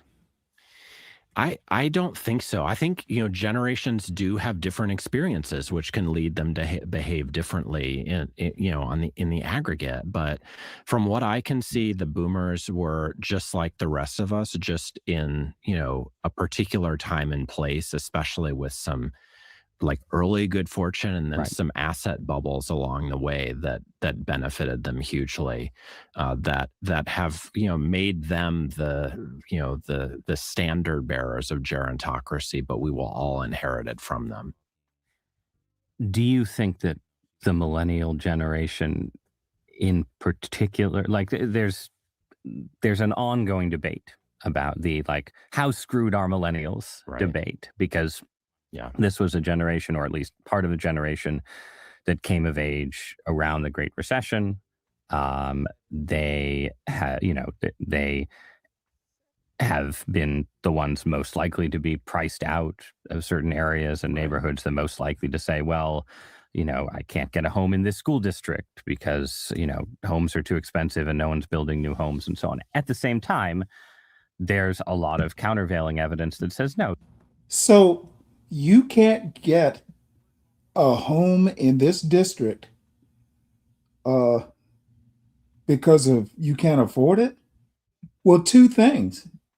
Change the laws or work harder. I hear that a lot, or heard that a lot. Or how about make do? Get the house you can afford in the district you can afford or can afford, and work harder to earn your way into where you want to go. I hear whining. I hear entitlement. If you actually look at sort of overall salaries and overall income and so on, millennials seem to be doing just fine. Where do you come down on that debate? I think some of the trends that we've been talking about have been relaxed or even reversed in the couple of years since the pandemic. But when you look at the broad swath of the past half century, it's staggering how far there's been a shift in wealth upwards to older people. We had a trillionaire for a bit, and I'm not going to say he's old, but if you look at the billionaire class on a worldwide scale, 90% of those people are over 50, 45% are over 70. And I'm not, calling for generational warfare, in part because my nightmare is that millennials will do fine. It's just they're in a waiting game to come into the resources. And our political question has to be about when in life, not just whether you get the resources you need. Do you think that it's just, as a sort of baseline, better for society to have younger people in strong positions of influence? Just because, let's say, young people are more creative and dynamic, like people are more likely to figure out the best idea for a new business or understand a new political problem or something else at age 36 than they would be at 56. Is that That's a substantial part of it. If we're interested in why are we stuck, why are we on this timeline, I think we could ask, have we gotten the balance right between the kinds of, gifts that relatively younger people bring to their organizations compared to relatively older ones? And I'd call for balance, since, what psychologists call crystalline intelligence, which is about the kind of, experience and habituation, are wisdom. It can be called wisdom, but then you would need it balanced, especially if you purport to care about creativity, innovation, dynamism, which we ought to in a modern society. Okay. I'm going to save the defense of the gerontocrats for after you give me some prescriptions.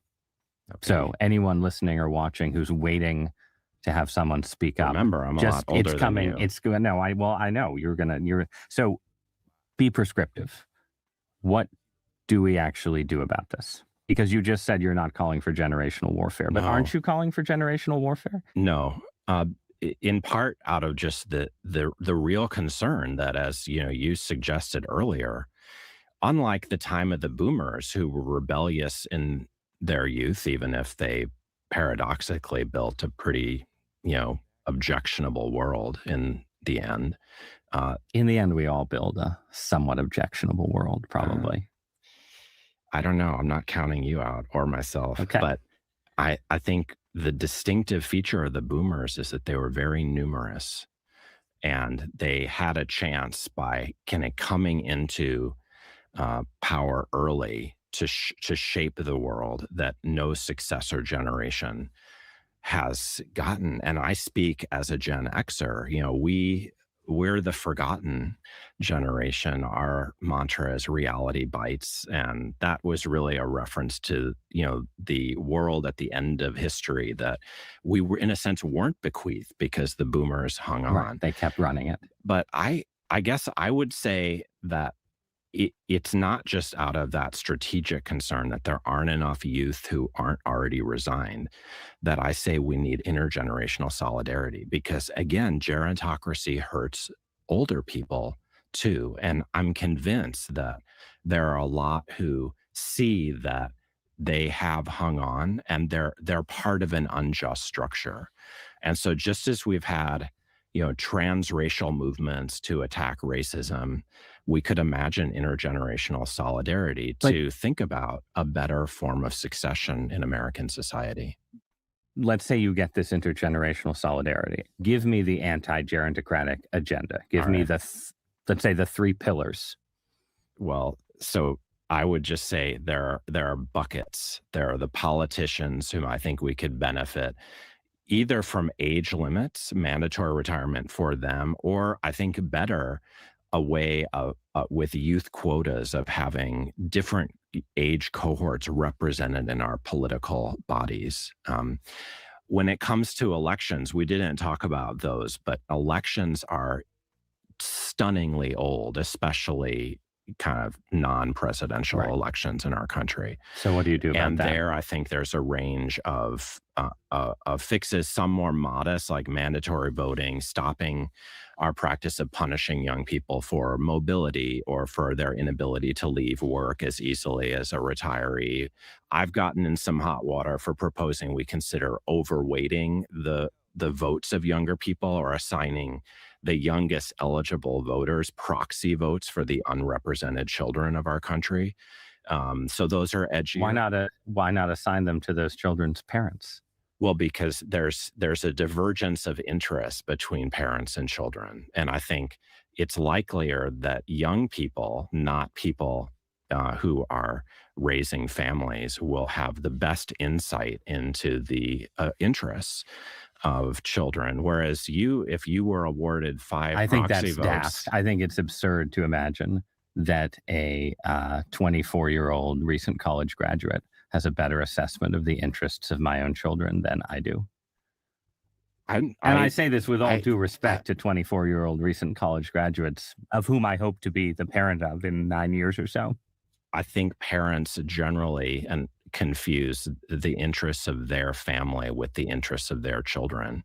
And part of our goal, I think, as parents, but also as a society, is trying to make sure that children aren't the hostages of their parents as much as we rely on parents to raise them. In my experience, parents are more likely to be the hostages of their children. But look, I would love to live in a world where you and I sat down at the bargaining table, right? And we're trading, your weighting of votes for 20-somethings for my extra votes for parents. In practice, in the United States, where we have a system of one person, one vote, we have various constitutional issues, and then we just have sort of, no one in Congress is standing up and proposing giving parents votes for kids. This seems fun but fanciful. Yeah, right. I just said, let's throw the edgier ideas on the table. I will mention we already do have weighted voting.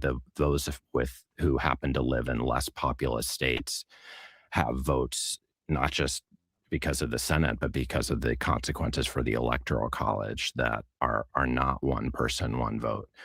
But if we accepted that we have such a thing, maybe we could experiment with it more. But I agree with you that, if in the short term, we're dealing with more actionable proposals. So just to turn to the last bucket that involves, wealth and the obscenity of having the age wealth gap that we do. And there I basically, aside from proposing mandatory retirement for those retaining jobs in many sectors, I basically think we should rethink our tax code. And far from, punishing the worst off seniors by stripping them of their badly needed entitlements, we should fund them better. And we should just recognize how well off many seniors are and to redesign our tax code to catch up. Okay. I have more questions about the realism of this, but just at the level of existing political factions, you are on the left.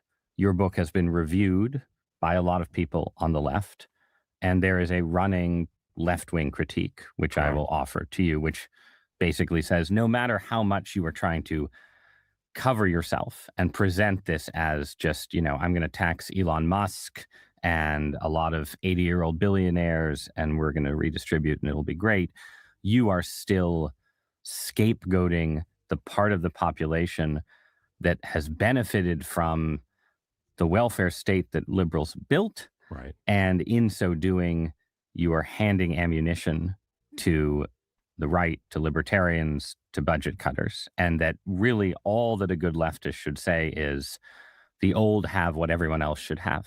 Right. So how do you respond to that critique? So I'd say, we have to distinguish the description of what we're living through from our prescription of what to do about it. The left view often on the more descriptive first side is to say, age isn't really why there's an advantage in the United States. It's just class. And that's easy to dodge because it turns out that you can't understand class today without seeing how it's age inflected. Right. Class advantage compounds. Exactly. Right. And I'm sensitive to the criticism that my ideas could be easily mobilized to scapegoat older people and hurt the wrong ones. And if that happened, I'd be horrified. But as far as I can see, there's no way out of our quandaries without having an honest, open conversation about this experiment we're running, which is demographic. And in the first instance, I think we have a chance to, save the really just view that there's intergenerational inequity from those who are abusing it in the name of attacking older people and destroying the welfare state. And I think if we don't talk more about age and politics, we'll have not just misunderstood our situation, we'll have missed the chance to create a new coalition of youth and old. Okay, now I'll speak for the malefactors who would twist your perspective, right? It seems like from a right-wing perspective, if you start with your analysis, you don't have to become Paul Ryan tomorrow, right? But if this is your perspective on the world, you should not just want to impose crushing wealth taxes on entrepreneurs or something. No, we're dealing with a society that redistributes through the welfare state resources upward to people who are not dynamic and productive. We should be means testing Medicare and Social Security so that older people who are well off, aren't getting benefits that they don't need. We should be, stripping out regulations that prohibit building new housing of the kind that you mentioned, right? And yeah, that's all pie in the sky.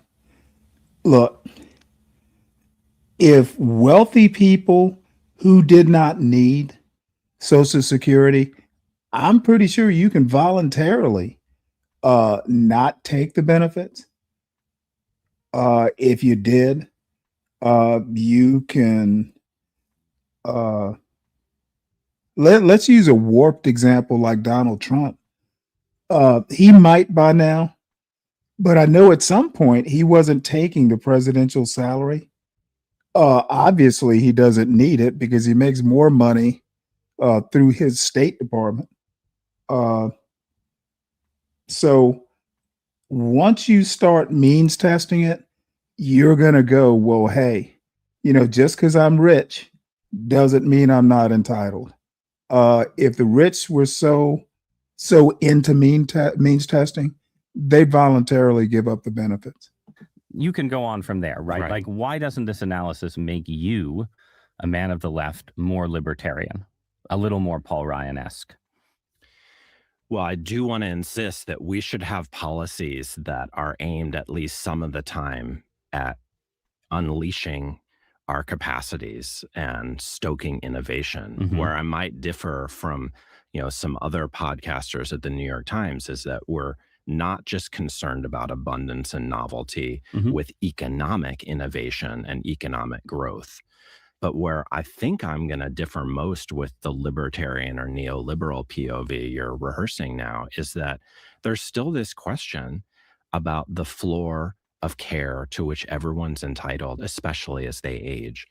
And there are lots of ways of making that not just less costly, but more generous.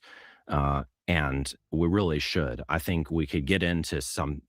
But to get that uplift, right? Yes. You need growth and dynamism. You need money that, given our budget deficit picture, we don't have at the moment, right? That's So right. somewhere Absent in there, raising taxes. right? Well, you can get it from raising. You can get.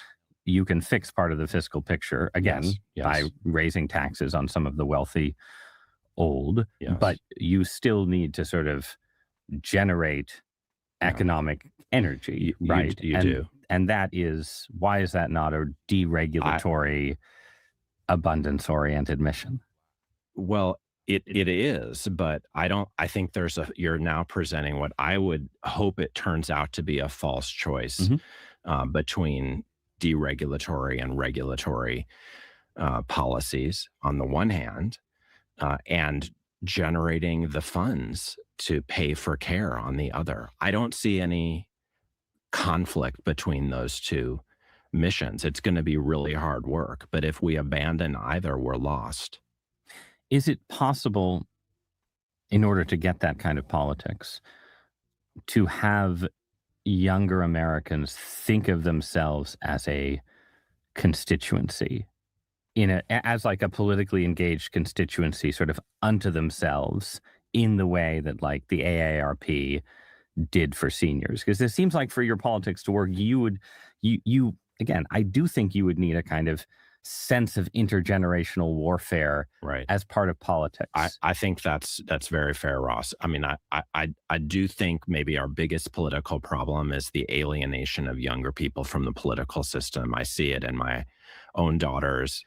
My children, college age, have inherited a world they think is irreparably broken and beyond redemption in many ways. And I think that's a tragic thing. So we do have to imagine them angrier than they have been. Also, if they could be activated in the way you're envisioning, they could see the need for establishing cross-generational solidarities, because not just for strategic reasons, but on principle, they could be, a kind of new universal class, thinking of themselves as acting for the sake of everyone. Yeah, well, what I don't get, college age, they're mad at everything sometimes. What I don't get is these YouTubers who are like 45 and 50 years old talking about, why can't the boomers, leave me a car or leave me some money? Dude, you're 50. I don't even know how to approach that other than, dude, you've made it to 50. Wait it out. I wonder, though, if it almost isn't the like 35 to 45-year-olds who are more of the challenge, in the sense that, you can, young people may be apathetic, but it's sort of natural for the 20-something to think of themselves as kind of oppressed by the weight of the world that older Americans have built, right? Whereas it's people like in the thick of it, like in the midst of their working lives or their family lives and so on, who seem less likely to think of themselves like as a class with sort of coherent interests. Absolutely.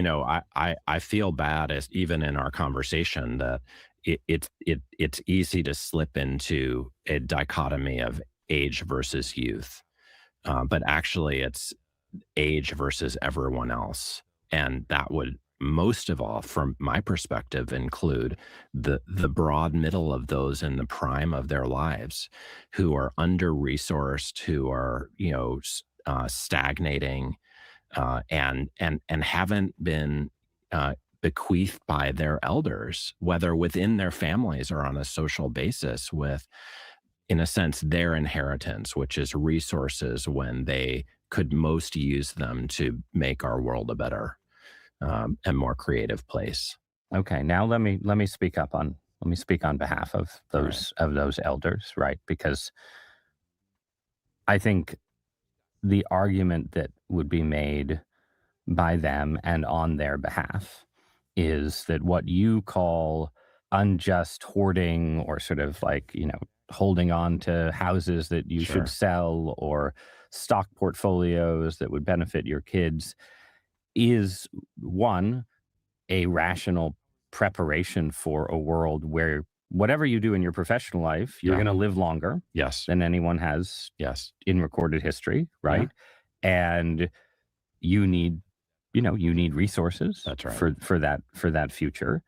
Two, in maintaining those resources, aren't you actually in the end reducing certain burdens on your kids, on your middle-aged kids, right? That one of the stories of American life before the 1930s, before Social Security, what happened to old people when they were injured and couldn't work anymore, right? Well, they moved in with their kids. Absolutely. Right? And you had a whole system based on that kind of intergenerational burden sharing that imposed really big burdens on younger people and workers and so on, right? And now we're in an age where people live alone.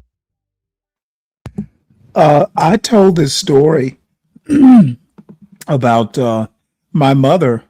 Well, I guess it'll be almost 3 years this January. She had Alzheimer's for like 7 years before I even found out about it. I've told that story before. But the 3 kids, my siblings and I, $0 my father asked for. The only thing he asked us for, because he just, emotionally, after 59 years of marriage, he's just kind of too distraught to go pick out her casket. That's the only thing he asked his kids to do. And I didn't want to do it, but there was no way I was going to tell my father no. So, we picked out a fucking casket. It was like $60,000 or $70,000. It was a nice casket, if you got to have one. Then I read my mother's eulogy at the mass. That was all he asked us to do.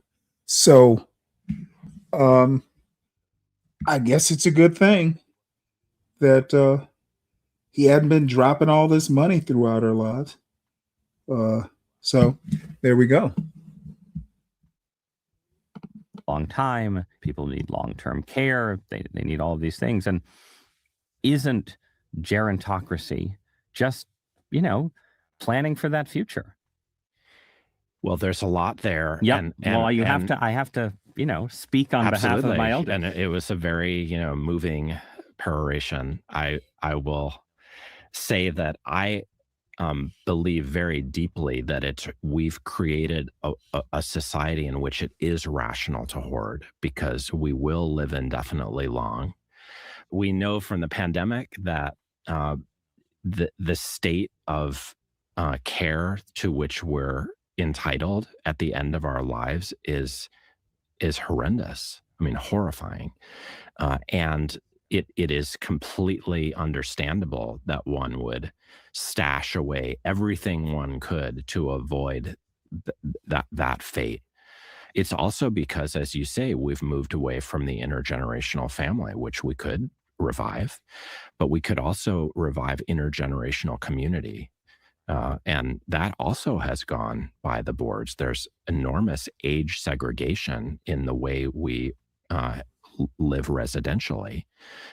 Part of the reason is that older people control the best real estate, but also because I think there is a kind of alienation where young people no longer want to support not just their aging parents, but older people in their society generally. And so, on remedies, I think we have to do something culturally to overcome these problems. What to me is not a viable solution is to have older people retain so much that they, in a sense, disinherit the future because they are convinced that they will have to spend down an enormous amount just to survive till the end. But what is this, I guess, what is the standard of care that you're aspiring towards, right? So like right now, I observe, and I'm sure many people watching and listening have observed the end of life of people who are technically millionaires, right? People, they own a home, it's appreciated, it's worth $1.2 million, whatever, right?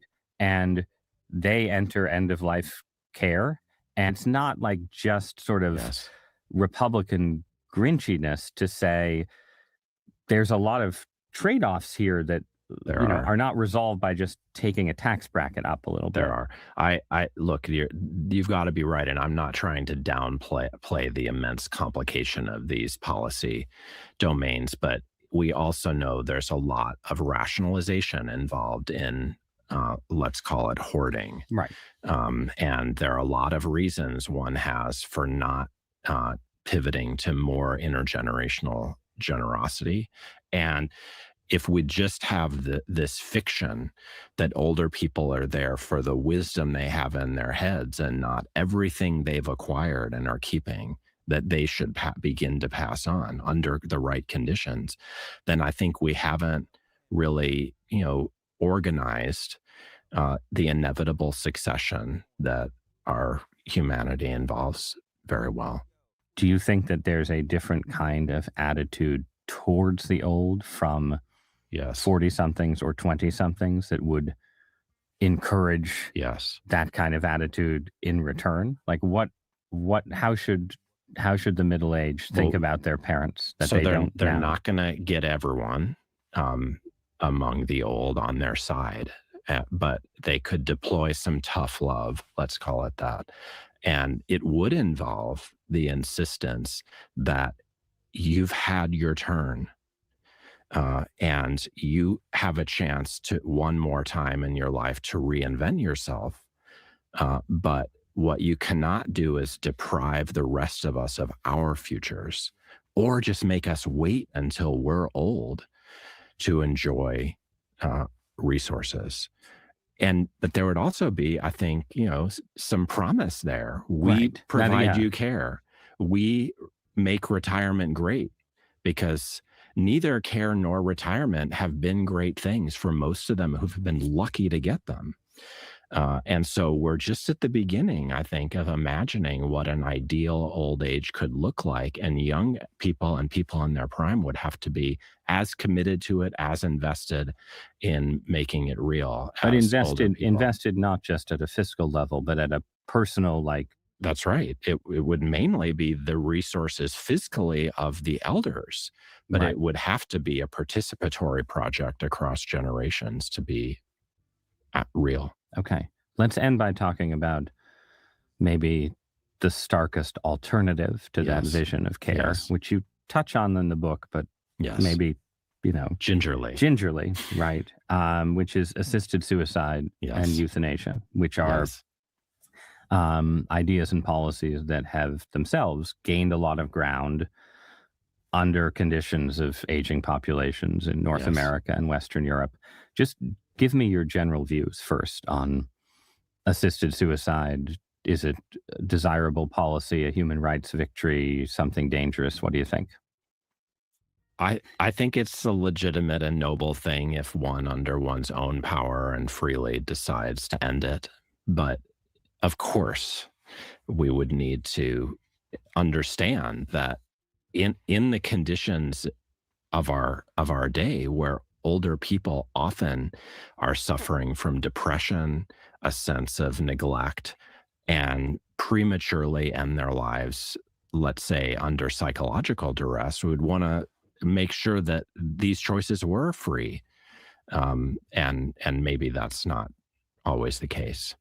Yeah, I'm interested in this because there's sort of a couple of poles here, right? In the euthanasia debate, you have the argument that says that you just made, that says if people are making this decision absolutely freely, feeling that, they've lived their life and want to go out on their own terms, that's okay or maybe good.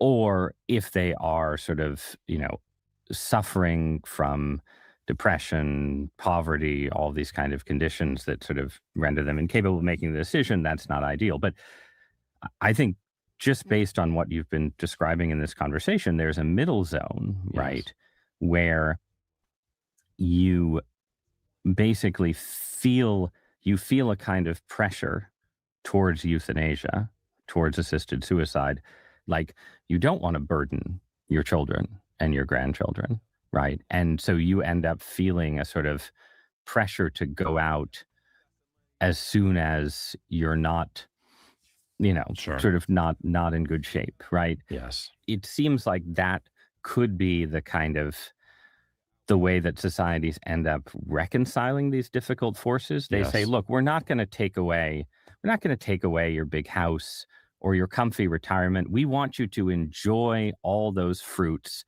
But it's just that when you get to the last 3 years where it's really expensive, like then we want you to feel some pressure to exit early. That seems like that's my, I guess it's a dystopian vision, but it just seems like where these lines could intersect. Sure. So it's a credible nightmare scenario, but it would be a travesty of my views. I'm not imputing it to you. No, I understand. I wonder sort of if you have a gerontocracy that sets up a system of assisted suicide. Yes. What does that look like, I guess? Well, I would just contrast it with a utopia, which seems to me, more plausible to achieve in real life, which is that we insist that as we age, we never become a burden or useless. It's actually our ancestors, some of the pre-moderns I talk about in the book, who did have euthanasia, even like euthanasia accepted by the aging when they were burdensome. We live in circumstances in the wealthiest country in the world that we should never tell anyone that they're a burden. On the contrary, we have the resources to, as long as doctors can perpetuate life, not to, provide immortality. That's Brian Johnson talking for an elite, but at least to provide care to the end. Would you rather die as a burden on your loved ones, but while being cared for, or relieve them of that burden? If I'm only a burden, do you want to be a burden? I definitely want to impose a lot of burdens on my children to take care of me in the future, and I am already talking about it. They are critics of my hoarding of books, among other things, and insisting that I divest myself of those things so that they don't have to. But I think it's eminently just for me to be a burden on the future, on my own children or my society generally. If there's a point at which I'm nothing but burden, including to myself, because I have nothing left to, create or explore, then maybe I should have the choice to exit on my own terms rather than in some other way, because there will be an exit. How did this play out for your own parents? And did you have profound conversations about gerontocracy or personal conversations about intergenerational obligation with them? I have not with my father, to whom my book is dedicated, who died long enough ago that I didn't have the chance. My mother is still alive and thriving in her 80s, and we have talked about it now and again. My father-in-law, who did recently pass away, we talked about these issues all the time because he was a realist. But I've also had the benefit of going to his synagogue and talking to many people who are actively, as aging Americans, thinking about these issues every day. And I think it's been a kind of fascinating conversation to interact precisely with, not so much in my own direct family, but with older people generally who are all over the map on these matters. And I get as much fan as hate mail. Well, you and I, like everyone, will reach a point of greater familiarity with these dilemmas. But for now, Sam Moyne, thanks for joining me. Thank you, Ross.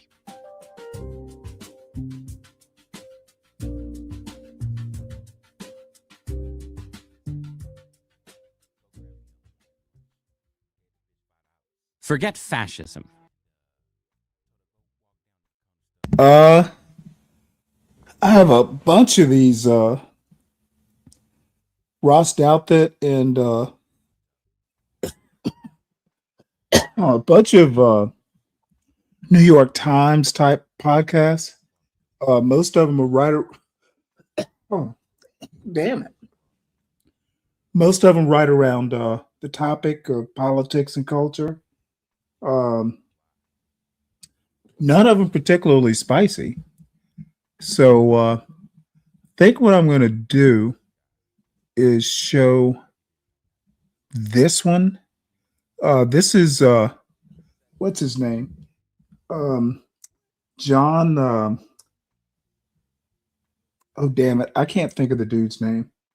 But this is talking specifically about Trump. It's called Ex-Republican.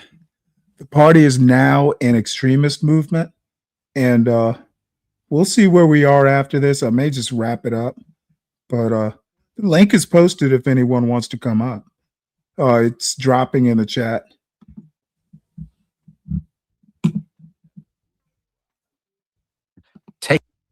Yeah, I'm gonna have to rewind it too.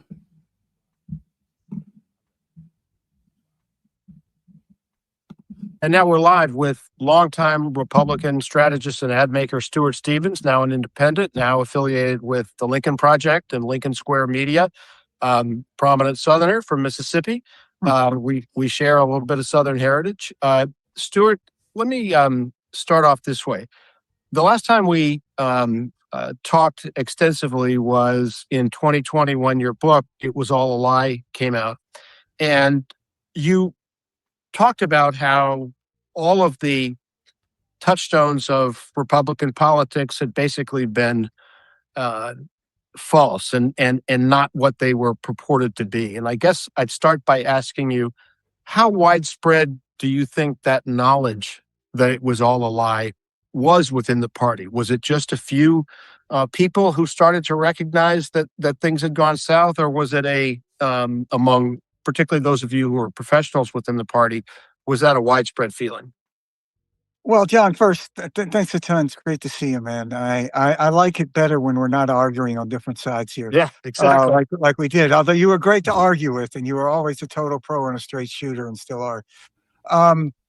Look, John, this is the question I asked myself that led me to write It Was All a Lie. In 2016, a lot of people were wrong about Trump, but it's really hard to find anybody more wrong than me. I didn't think he'd win the primary or the general. So when he did, I asked myself. Oh, I was as wrong as you. Well, but I was part of this. I should have seen this. there's that whole trope of books that people write, like about Washington. If only they had listened to me. I couldn't write that. They did listen to me. So, everybody, well, not everybody, a lot of people in my Bush tribe, their immediate reaction was Trump hijacked the party. And I just couldn't get there. I wanted to desperately, but the hijacker is never popular on a plane. Nobody ever says, "Hey, great, we get to go to Cuba and our grandma is terrific." And Trump was wildly popular. So how can you say this?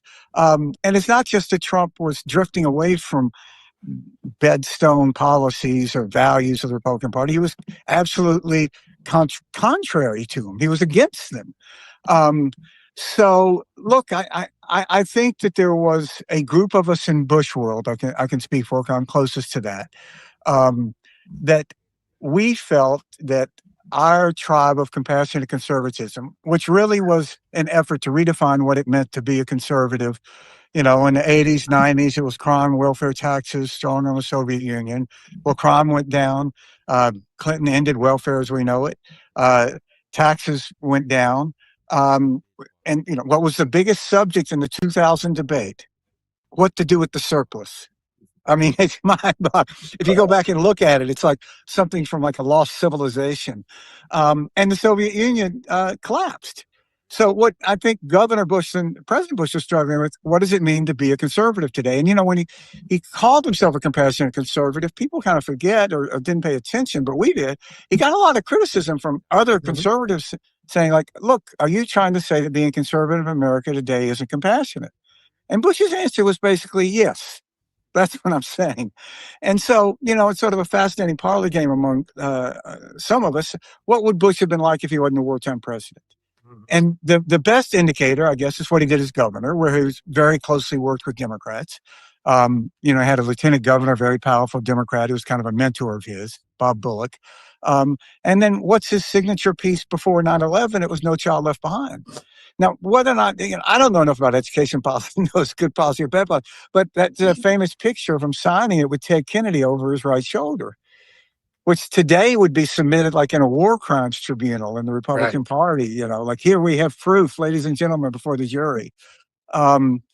So I think that the party, so we thought, my group thought that we were the dominant gene. And we knew about this dark side. I think we played to it too much. But we thought if only because the country is changing so much, that it will have to be more like us. And I don't know any conclusion to come to, honestly, except we were wrong. I was wrong. We were the recessive gene. Well, let me tell you how I was wrong too. Yeah. It's that I thought that was a faction within the party, but not the dominant one. And when we talked in 2020, you said you were pessimistic about the party changing anytime soon because people get very attached to what they want to believe. And I think that's been proven right over the next 6 years. And I guess what I wonder is, MAGA Republicans, they're not the whole party, but let's say they're 60% of the party. 40% is a lot of people. And that's enough to take down a Republican president if they decide to act against him. Are you surprised, as I am, that more of these non-MAGA Republicans have not peeled away? They seem to be starting to peel away now. Yeah, in the Lincoln Project, this was our goal, to try to get these soft Republicans, soft Democrats. Steve Bannon, famous. Okay, well, I'm not surprised. Look, a lot of these people, what is the term? As long as things, their particular personal interests are being met, sometimes people don't care. They care more about the ends than the means. And in my opinion, the turning point was Minneapolis. Maybe things were turning, but you got Minneapolis and now you got Iran. You can walk out the door and head to the filling station or gas station, and them prices ain't what they were a year ago. So I guess people are going to start caring, when they're when their finances are impacted. He said in 20, if these guys at the Lincoln Project could get 5 to 6% of Republicans, it'd be a real problem. And we call that the banner line. And I think we contributed to that at the Lincoln Project. But the thing is, I really don't think there is any non-Trump Republican Party. There's not room for a Cheney. There's not room for a Romney in any kind of leadership role. But when you look at where Trump is, and we look where the Republican Party is, and all the major issues are underwater. So But that if the Republican voters, the soft Republican voters turn away, those people who are in leadership are not going to be in leadership anymore. Let me ask you about one person in particular. You, a couple of years after the Romney race, you worked for Elise Stefanik in her race for the House. She was somebody who I regarded as a classic moderate Republican, and talked to her early in the Trump administration, and thought she was one of those people biding her time, waiting to see how things went with Trump. But she ended up flipping and going as hard as you can possibly go for him. What do you think happened with somebody like her? Look, I find it totally perplexing. I don't understand it. And look what it got her. She's out of politics now. All right. I say the same to my old friend John Cornyn, who I worked for, and he ran for Attorney General, and when he ran for the Senate. I don't recognize that guy. So what happens? He ends up losing to Ken Paxton, who was Attorney General he would have put in jail. And, look at Jeff Flake from Arizona. He never bent the knee. So come January, both Jeff Flake's is going to, and Cornyn are going to be ex-senators. Stefanik's going to be an ex-congresswoman. Who would you rather be? And, I've thought about this a lot, John. I think we did something in the Republican Party without realizing. I certainly didn't realize it. That for decades, we evolved a system that rewarded compliance. That if you went along, you got ahead, you repeated the party line. If you were independent and you bucked that, you were punished. And you do that for 30, 40 years. It's like a genetic experiment. You end up with very compliant senators primarily and congressmen. And I think that's what's happened. So, a lot of these people I've known for a long time. I remember, John Thune, executive director of the Republican Party in South Dakota. Great guy. Everybody loved John. Cornyn, Roger Wicker, my old friend. I never thought this would happen. How much of this is the changing racial context in that we now have an increasing sense among some conservative whites of feeling embattled for control of the country because we're coming closer to being a majority country. Is that what has cemented this culture of compliance? Like, we've got to stick together. Elon Musk has openly been appealing this year to white solidarity. Yeah, look, I think race is the original sin of the modern Republican Party. So you go back to 1956, Eisenhower gets 39% of the black vote. 1964, Goldwater gets 7%. So African-American nominee for governor in Virginia, Republican, she gets 7%. That's a pretty state line. And we failed at this in Bush world, but at least we admitted it was a failure. Ken Mehlman went in front of the NAACP in 2005 and apologized for the Southern strategy. But I think that we don't talk enough about race, and I don't understand why, John. Yeah, this is a Republican strategist and all that stuff saying we don't talk enough about race. But let's talk about from Eisenhower to Goldwater. These idiots, these black conservatives, quote in quotes, talking about how blacks have always been strongly for the Republican Party. That's a fact-free assertion. I've told the story about Nixon in 1960. Once somebody starts talking, oh, hey, the Republicans, up until they're just all kinds of weird arguments these people make.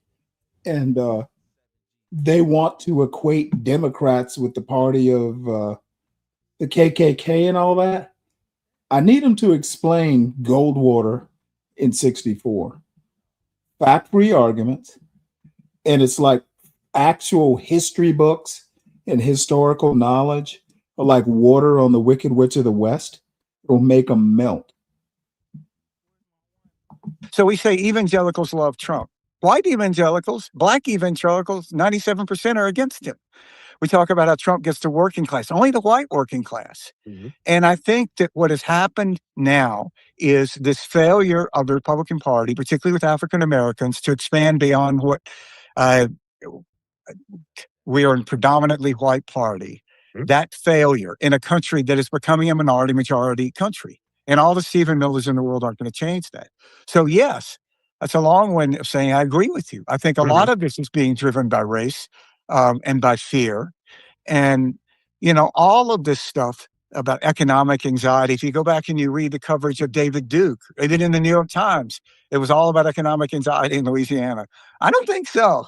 I really don't think it was. Stuart, do you think that the combination of an unpopular war in Iran, the Epstein files, and the obvious cover-up that has gone on, and the open corruption of the Trump administration at a time when so many people are struggling to make ends meet, does that have the potential, forget the soft Republicans for a second, to begin eroding the MAGA Republicans and sort of cut through, erode, break down this culture of compliance at the voter level? Yeah, and I would add to it Trump questioning the whole electoral process. So, you know, that was a key factor in that extraordinary day, January 5th, 2021, when you elected 2 Democratic senators from Georgia. I mean, that's like winning the World Series in 4 perfect games. I mean, people don't appreciate what that was like. And he gave a message to a lot of Republicans, don't bother to show up, it's corrupt. So, yes, I think all of those factors, and, you know, the 2 touchstones of the modern contemporary Republican Party are Epstein and no foreign wars. So they haven't prosecuted anybody for Epstein, and we're in endless wars. So, look, I think that the key number that is Trump's not just his favorable, it is very favorable. Because, you know, that, as you know better than anybody, that's just to measure the intensity. And Trump is under 20% now favorable with the economy. You know, I've never seen that with an incumbent American. I've seen it in Eastern Europe. Yeah, I think that this could be a very big election for Democrats. I hope it is. I think, you know, somebody had pointed out flaws in the Democratic Party for a long time. I think it's the only pro-democracy party in America. Right. And I don't think the Republican Party is a traditional American political party now. I think it's an extremist movement. And But that's how it's you, everything. as somebody who's seen many, many campaign cycles, where do you think we are right now? There was an Emerson College poll out today showing Democrats plus 11 in the generic vote for the House. Fox yesterday had it as plus 7. Do you think that this is likely to be one of those elections where we wake up and say, my goodness, we not only did Democrats win in places like Michigan and Georgia and Maine, but they also won in Alaska or Iowa Texas. or Ohio or Texas or even Kansas or Nebraska. Can you see that happening? Look, you know, politics, as you know, but anybody, it's all about probability. So I think, yes, it could happen. Is it probable? I don't really know how to put a number on it. But I do think one thing, John, I think this classic way that we look at favorable, unfavorable with the parties is really outdated. So if you look at the Virginia governor's race and the New Jersey governor's race, those are huge wins in states where I've helped elect Republican governors. I mean, this is not, you know, super lefty states. They won by 10 points or more. And the Democratic Party didn't have very good numbers. So I think it's, you know, I don't think people really are looking at party in the same way and identifying it in the same way. I think they're looking at candidates and what they think. So, you know, if I ran the Democratic Party, my first thing I would do is shut the fuck up about the Democratic Party because nobody cares. Well, that's I was going to ask you a question of strategy. And before I ask you, I want to remind our audience to send in questions, because when we get time at the end, we will pose some of your questions to Stuart. But one of the fundamental questions among Democratic strategists is, to what extent do we need to make a positive? Well, one thing I'm going to say, you won't be running the Democratic Party long if you don't talk about the party you work for. That's kind of the way it is. Definition of the Democratic Party, and to what extent do we need to emphasize what's wrong with the Trump administration, the threat to democracy, all of those things. I was with somebody who was involved in the Biden-Harris campaign last weekend who said, we failed because we didn't drive home how bad Trump was going to be in a second term. You think a focus on Trump is really where it ought to be, as opposed to here's our project 2029 or 2027? 100%. There's something extraordinary happened in 24 that I never thought we'd see. Trump never ran a positive commercial. Not one. They didn't even try. Usually, as a consultant, your candidate wants to run positive commercials because they think they've done a lot of stuff, and if only for vanity. Trump's like, no, we're not going to do any of that shit. We're just going to attack. And I think, look, the Harris people, I think Harris ran a very good campaign. The people who ran it are tremendously talented. I've lost to them. So I think in retrospect, trying to go through the sort of stations of the cross of a traditional campaign in that shortened period of time where you establish your candidate, I think they would have been better off doing a lot more negative. Because, the thing that is unique about political branding, to use a word I don't really like, is it's you have a choice, and you either want somebody to vote for you or you don't want them to vote. So it's very, very different than traditional branding. So, look, I think it was, given the unique situation of Biden getting out in July. I mean, look, since 16 we've had change elections. Trump was a change candidate. Biden was a change candidate. You have to say Trump was more of a change candidate than incumbent vice president. We're still in a change election. When you have the right track of the country, 25% or something, I don't think any incumbent party's ever been reelected when it's below 45. So would it have mattered for Harris? Probably not. This was a race a challenger was going to win, and Trump happened to be the challenger. But right now, the energy of this party is an anti-Trump, and that's what's driving it. And if you look at somebody like Gavin Newsom, not a bad politician, right? I mean, so what was his instinct after the 24 race? He was kind of a move variety. He had Charlie Kirk, Steve Bannon on his podcast. And Democrats kind of threw up on his shoes. And he goes, okay, that's not good. I'm going to change. I'm going to attack Trump. And he's rewarded for it. Same with Pritzker. I think that who's going to win the Democratic nomination is going to depend on who can best articulate a focus on the anger of how to hold the criminality of the Trump administration accountable.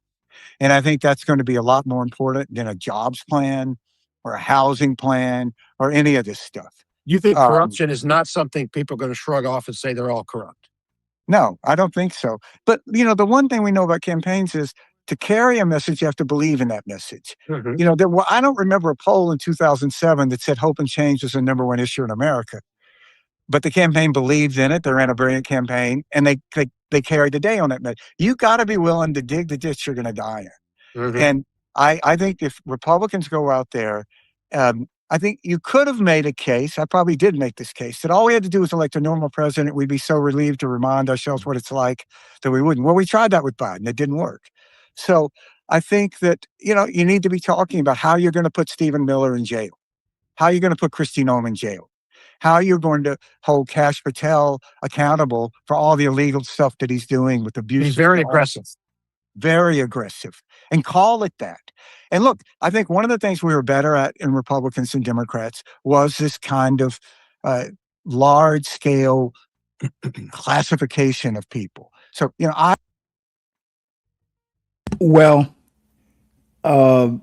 I don't think wholesale adopting a MAGA orientation, we're going to jail everybody.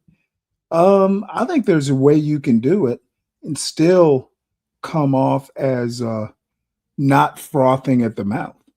All you need to say is these people will be held accountable. You don't have to go lock him up and all that stuff. How would you say adopt the orientation but not the attitude of MAGA? I would say if you vote for Pete Hegseth, you are not a patriot. So you go so John Thune says, does that mean I'm not a patriot? You go, yeah. You don't elect a town drunk, head of the largest military in America, and call yourself a patriot. I'm sorry. It's not about waving flags. Let me ask you a question that just came in from Lynette. And I'm asking you as one old white man to another. The town Lynette says, drunk. having I just love old that. white men making policy decisions, that's our problem. What do you think about it, Steve? Well, I don't think it's helping. You know, this whole debate inside the Democratic Party about Democrat socialist things. These are the kind of debates you want to have in the party. We don't have a debate in the Republican Party anymore. We used to. I mean, if you go back to, the dark ages of like 2000, I think there were more Republican governors who were pro-choice than against abortion. And now that just doesn't exist, or more citizens, certainly, because there were big states, California, Pennsylvania. That doesn't exist anymore. So it is an energy to that, and you want to capture that. And I think that demographics aren't destiny until they are destiny. And the base of the Republican Party is non-educated whites, which is the fastest declining large demographic in America. So in 2000, when you covered the Bush campaign, it was 60%. Now it's 38%, and there'll be less so when we finish. So, one of the absolute wrong takes from 24 was that this was some realignment election. It was just so obvious, okay, Trump did a little better with African Americans. Only 88% voted against him. That's not great. He did do better with the Spanish, but it was so obvious. It was kind of a Fabergé egg, because you can't be supporting MAGA, who wants what they got, this army of masked men, heavily armed, chasing gardeners through Brentwood and shooting protesters sort of as a death squad. You and I see that one exactly the same way. Let me ask you about something that Steve Scalise, member of the Republican leadership, said the other day. The Bolsheviks have taken over the Democratic Party. My first reaction to that was, is he crazy? Who in the world responds to the word Bolshevik in 2026? But that gets to the question that came in from Melinda, who says, should we worry about them calling us communists or socialists? They're going to call us that no matter what, but does it work for them? Well, when people used to ask me in campaigns, are you worried about, I would stop them there and say, yes, whatever you're going to say, I'm worried about, because that's what your job is. Look, I am a socialist because I'm from Mississippi and we get 40% of our state budget from the federal government. So God forbid we ended socialism and Mississippi had this such on its own. Thank God for the hardworking people in California and New York that are like tax positive. I don't think this sort of labeling works because there's not a conservative party. This is a party that is like losing its mind trying to over a mayor of New York maybe opening 5 city-owned grocery stores. I don't think he had, and we nationalize Intel. We're going to control the state's going to control key industries. We're for government controlling which media companies can combine by what media companies. We're the pro-tariffs party. That's not a conservative economic plan at all. So, so the idea of the word communism, it doesn't grab voters viscerally in the way it might have in the 60s, even 70s to some degree. I think it's particularly since the heartbeat of the pro-Putin element of American politics is in the Republican Party. And, Putin says the greatest tragedy of the 20th century was the failure, the collapse of the Soviet Union. So, if you really want to be a pro-freedom party, you'd be doing everything you could for Ukraine. So I don't buy this. When you hear these kind of things, it's usually because you sat in a room for a long time and you couldn't come up with anything better. Anything better, right? And I don't know, if I was a Republican consultant, God forbid, I don't know what the bargain is you're trying to strike with voters. What is it you're saying, vote for me and you get? I don't know. And I think a good test of this is going to be how many of these races that are anywhere close are going to ask Donald Trump to campaign for. I don't think a lot of them. Let me look past 2026, though nobody should do that. It's a very important election, but to the 2028 presidential. Susan Callahan asked a question that you've partially answered before. You said Democrats need to be very aggressive and say they're going to hold accountable people who did it. horrible things in the Trump administration. But beyond that, her question is, what should the Democrats look for? What qualities should they look for in a presidential nominee? Big stuff. You can't have a restoration. This has to be about reform. And to the extent that I was putting out, you can't just say we're going to go back to what we had. I think the bigger your goal is. If I was running, I would say, look, the first day we're going to nationalize Starlink. We're going to nationalize SpaceX because these are key national security things. And you have, a crazy person at the Wall Street Journal says is a drug addict who sleeps with a pistol by his bed. That, You know what? This is a Republican talking there, Brian. Nationalizing some Elon Musk assets. guy, you do not want controlling these key factors. I would put a tax on those that make over X million dollars a year. I've never seen a poll that wasn't like 90% popular. I would ban all stock trading. I would do these big things. What about personal qualities? Under 50? I really don't think that matters. I think it's the articulation of it that matters. Look, ultimately, the secret of success is for political consultants who work for people who are going to win anyway. So you look at the Democratic candidates, and there's some really strong candidates there, much stronger than the Republican side. Can you close your eyes and see John Ossoff president? I sure as hell can. Can I close my eyes and see Josh Shapiro president? You bet. Well, let me ask you about those two people, because I've had many Jewish Democrats tell me, oh, no, we can't take that risk. A Jewish candidate cannot be elected president in this day and age. We're still not ready for that. Do you believe that? I personally don't believe it. I think a Jewish candidate could be elected. I stupidly said about Trump that in 16 that if Trump won, and then everything we thought we knew about politics was wrong. As it turned out, everything we thought we knew about politics was wrong. I think Donald Trump's president. Of course, you can elect a Jewish president. You have a guy that talks in public about dating his daughter, that goes to church every, so often to marry a model. Yes. Epstein's best friend is president. Same with someone who's gay, Pete Buttigieg. He could be elected. Sure, I think you could. Absolutely. And I think that passion and articulation is going to be much more important than age. So how old is Kelly? I don't know. He's older than Ossoff. He's in his 50s. Yeah, he could win. Maybe 60. Yeah. I really think it's going to be about energy level and passion.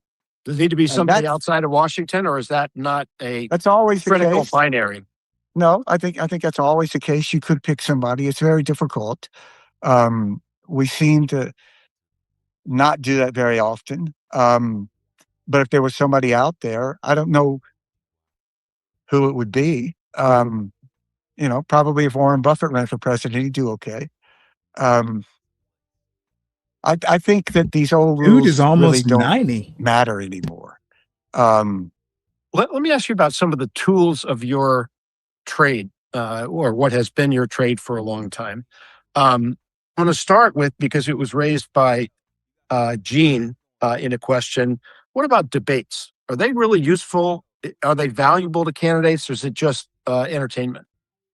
I think debates matter. It's like anything. You'd rather win a debate than lose a debate. How decisive are they? I don't know. I thought Harris crushed Donald Trump, and it didn't seem to matter. Right. But that's kind of like saying we used helicopters in Vietnam, therefore helicopters aren't useful. No, I don't think that's the right conclusion to come to. There was talk about Heather Cox Richardson running in the Senate in Maine. If there had been a Heather Cox Richardson, Susan Collins debate, 10 million people would have watched it. And that would have been a very interesting, probably decisive moment. So I think it's yes, they matter. One of the things that people don't understand about debates in the process of a campaign, it's a very useful tool of to construct an argument. Debate prep is really about self-discipline, about asking. About focusing a candidate, and Romney was brilliant at this. He would argue both sides in a debate prep and see let's stress test this. What is it? And that can be a very useful exercise inside a campaign. So I think that in 2000 with debate prep for Governor Bush, we used it a lot for knowledge acquisition. very different than in 2004 when he ran. He's president of the United States. He knew a lot. So I don't think that debates are some antiquated. I don't think they've gone the way of dueling. No. How about polling? We talked a minute ago about polling, and you said some of the polling measures that we've been using are not as valid anymore. Everybody talks about how much more difficult, much more expensive good polling is now. Yeah, it is. Do you still have confidence in the best pollsters to get an accurate picture of the country, and how many of them are there? There are not many, but there never have been. Look, if I was polling, and to extend it to Lincoln Project, we do some polling. I ask a threshold question: do you believe Donald Trump won the election in 2020? And if you say yes, I just throw you out of the sample. I mean, why do I care? No, it just pollutes the sample. So yes, I think it is. But look, I think that we're in a time of commitment politics, and chasing polls is the surest way to lose. And because a lot of these issues are going to be reflected in how much you care about them. So when you see Ossoff up there talking about an Epstein class, there's probably not a poll that said like an Epstein class isn't more an issue in America. But he does it brilliantly, and he uses it as sort of an artifact or construct to go after a greater malady in our society. So if you gave me a choice of polling a lot or not polling at all, I would take not polling at all. And certainly that's true of focus groups, which are usually held. The idea that you can have a focus group to remind you of your deeply held beliefs is the surest way to lose. One quick diversion to go back to a candidate you mentioned before. There's something about John Ossoff's delivery, which is clear and simple and conveys a sense of command, which is sort of rare. I mean, give me your analysis of him and his potential as a candidate. He's a great athlete. I mean, it's like saying, why could Michael Jordan, find a hoop? You can't teach this stuff. I'm telling you, you can't. It never works. And it's a gift. And, what I think is impressive about Ossoff is that he can do this without seeming grandiose, without seeming pompous. It's very matter of fact. He really, and the genius of it is he's asking questions you want to ask. If you were sitting there, what would you ask? And there's not a lot of rhetorical bullshit when he does these questions, like in these hearings. It's just like, okay, just the facts. What's the deal? And I think there's something very gratifying to people about that. One of the great dangers, one of the reasons we don't elect that many senators president is they get in there, and you know this better than anybody, and you get this kind of Senate speak of what it's going to be like. And Ossoff has not succumbed to that. It's why governors tend to be better candidates than senators. Well, Gavin Newsom is not a bad political athlete, I would say, but he hasn't been tested in a swing state the way somebody like Ossoff has, or Josh Shapiro in Pennsylvania. There are some people who make the argument that we don't want somebody like Gavin Newsom who has sort of underperformed in the sense that he's only run against fairly weak opposition. Is that a good argument?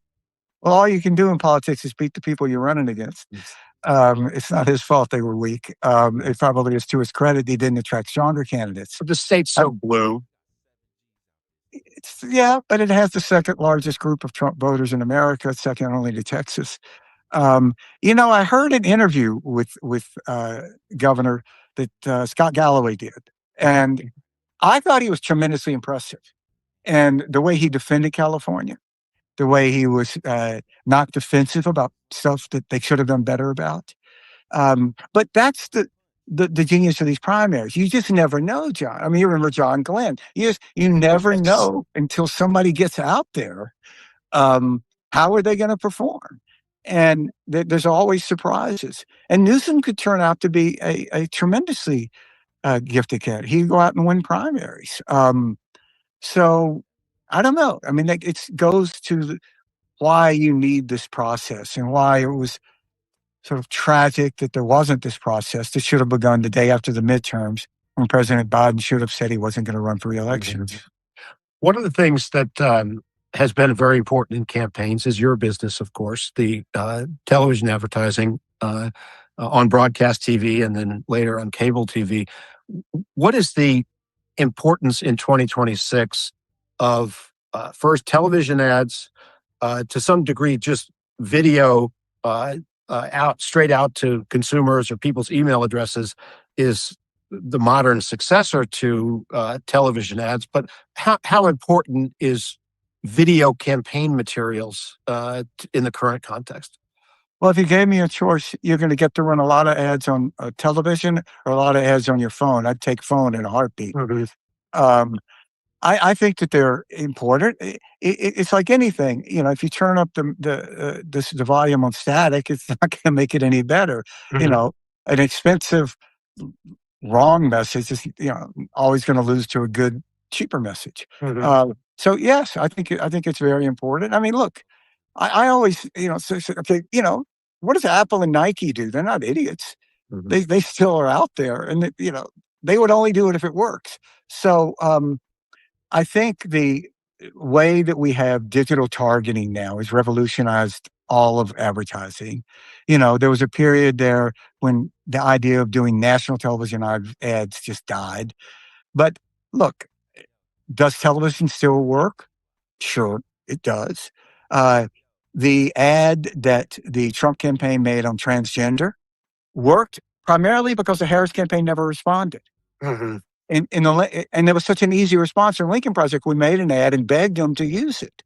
It was the easiest thing to push back on. That policy was adopted by Trump was president, by his handpicked head of prison bureau. And as far as anybody knows, it's only happened once. And if you look at sort of a test of this, there were controls because the Senate candidates who were attacked by that, who responded to it, won, and those who didn't respond lost. So that's not a perfect control, but it's not a bad. I want to urge our viewers to subscribe to Stuart Stevens' Substack. Subscribe. No, Lincoln Square as well. Okay, both of them. No, not my Substack. I really don't write for Substack, John. Okay, all right. Subscribe to Lincoln Square mine and my column, The Stakes, and yours. Let me close with this question, Stuart, and it's about your former party. You said that you think there's not any more non-MAGA Republican Party. Basically, the whole party's gone there. So Democrats are likely to have a good election this fall. I would think that Democrats are favored, the early favorite to win the presidency in 2028. So when you look past Trump, when Trump is gone, is there a snapback to a different Republican Party, to some facsimile of the old Republican Party? Is there an entirely new party that gets started? Where do you see the place for genuine conservatives and people who just don't care for Democrats? So look, it's a fantastically important question. I think the key here is, when will a nominee for the Republican Party be someone who will assert unequivocally that Donald Trump lost the 2020 election? So that's not going to happen in 28. Is it going to happen in 32? I don't know. And I think when you limit a party like that, it's like running NASA and you say, okay, Copernicus was wrong. The Earth revolves, the sun revolves around the Earth. It's not going to have great results. I could foresee a scenario. When people say we need three parties, you could make a case there are three parties. There's two parties inside the Democratic Party. And I could make a case that what is going to happen is that those two parties are going to become the dominant parties in America. And that you would have a center-right party, more center-right inside the Democratic Party, and a more center-left inside the Democratic Party. And at some point, they may change their names. The center-right may become something else. I think that we need a center-right party in America. We don't have one now. But I don't know the process by which we get it. But as long as the Conservative Party is a white party, it's going to be a party that's losing $5 on every sale and trying to make it up on volume. It's just the math isn't going to work. Well, it sounds like, though, your first instinct was, when is the Republican Party going to be able to state clearly what happened in the 2020 election? You're looking to the Republican Party as the place that is going to change and take us to whatever era follows this one. I don't I don't know that, John. I think that you could argue that party isn't going to be able to win national elections. Um, I, some terrifically charismatic figure came along. But look, the Republican Party has become an extremist movement, and that's how it's performing. What do we know about extremist movements? Purity tests are higher and higher purity tests are rewarded. How do we wake up in a world in which the Vice President of the United States is defending Nazis? Because he thinks the way you advance the Republican Party is to be the most transgressive. So Trump attacked, Hispanics, rapists, all this. Now that you have an army of masked men chasing Hispanics around the country, that's kind of old hat. So I'm just defending Nazis. You can always hear him say, "Okay, Marco, you going to defend Nazis, buddy?" I don't think so. And J.D. Vance will probably be the nominee. Usually the sitting vice president becomes a nominee. If I had to make a prediction, I think it's going to be a Vance-Trump ticket. One of the Trump kids will run with Vance. You seriously believe that? Yeah, 100%. If I had to bet, that's what I would bet. Do you subscribe to Carville's idea that Trump's going to get fed up and quit sometime next year?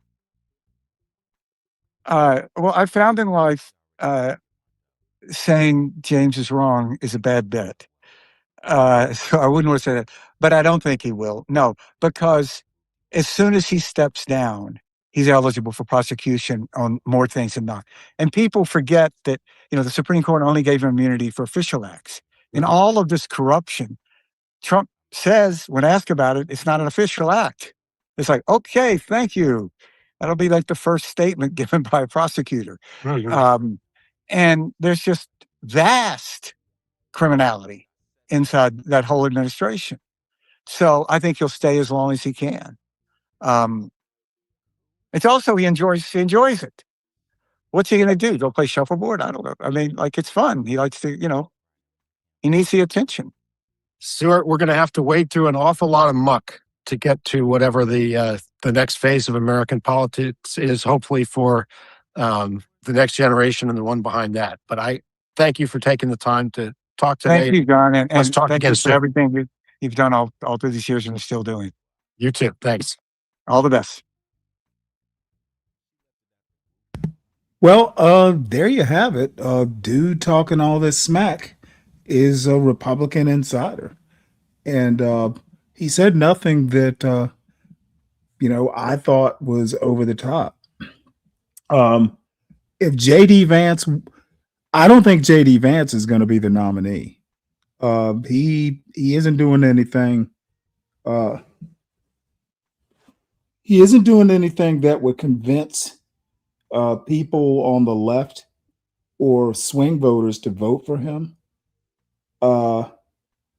And I think if it was just left up to MAGA, he wouldn't win either. Running with like Don Jr. or something, he's sure to lose. People don't take the Trump boys seriously. And I know Jared, they're not going to take seriously. And what's her name? Ivanka? I don't think she has the stomach for it.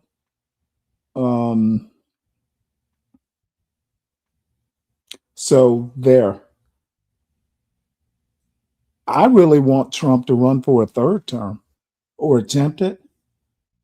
I've been looking for that Trump-Obama matchup. So, but I doubt I'll get my my wish. So, I don't know. Decisions. I see some of the other more popular folks have started up. I don't know. I still have some Guinness Stout left, though. I'm not sucking it down like I usually do because I'm not feeling that great. I don't necessarily need to shut it down, but showing political videos all night isn't going to quite do it. So if anyone wants to click the link, we can go a different direction. I'm just not sure where. I did have this one Georgia video, and I'm not familiar with the content creator, so I'm a little hesitant. But it's got Savannah in it. That's what kind of prompted me.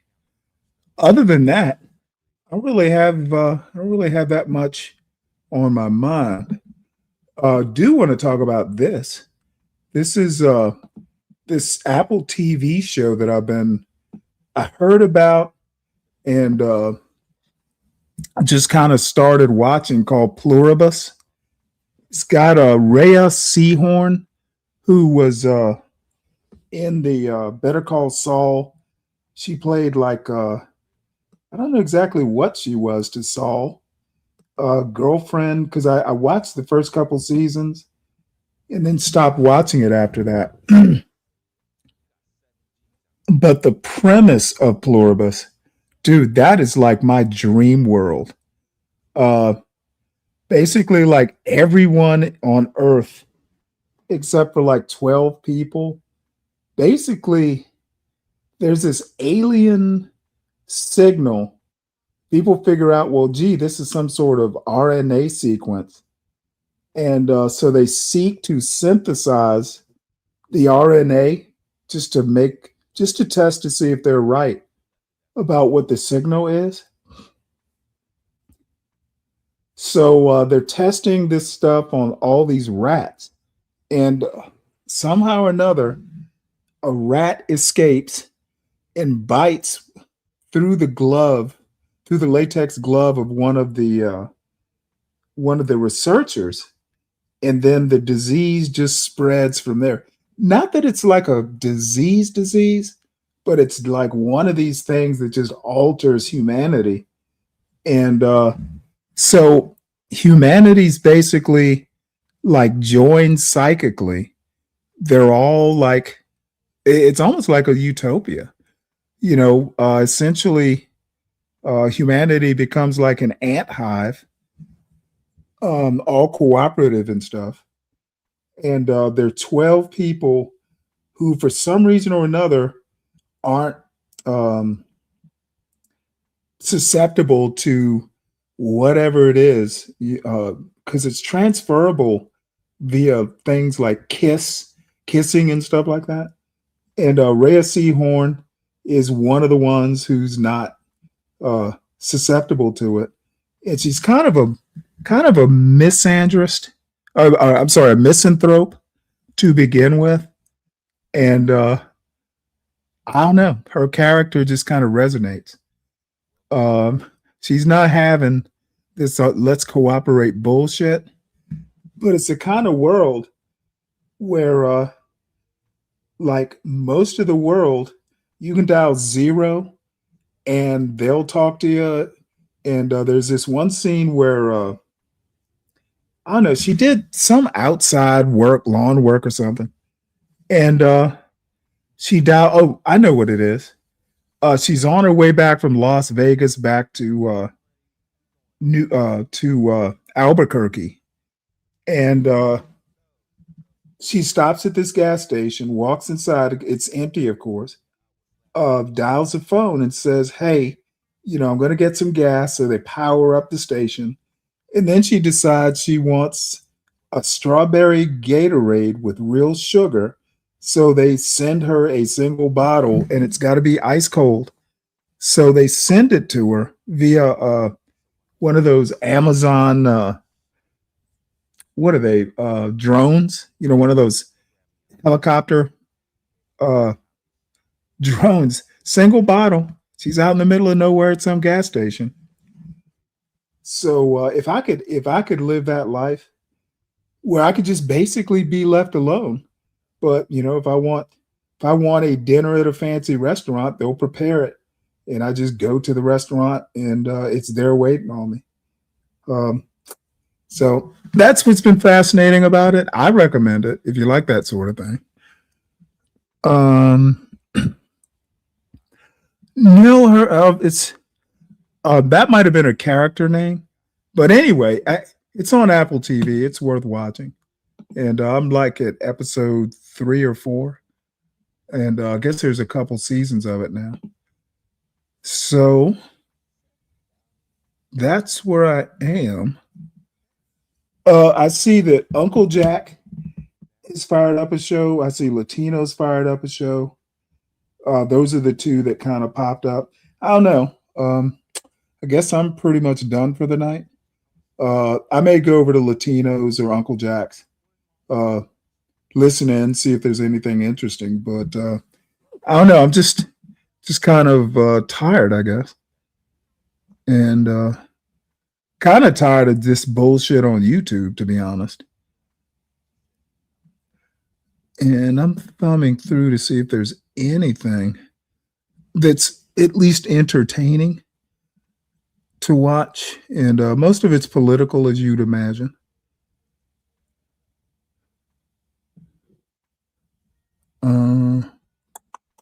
I have so much saved up that I never use.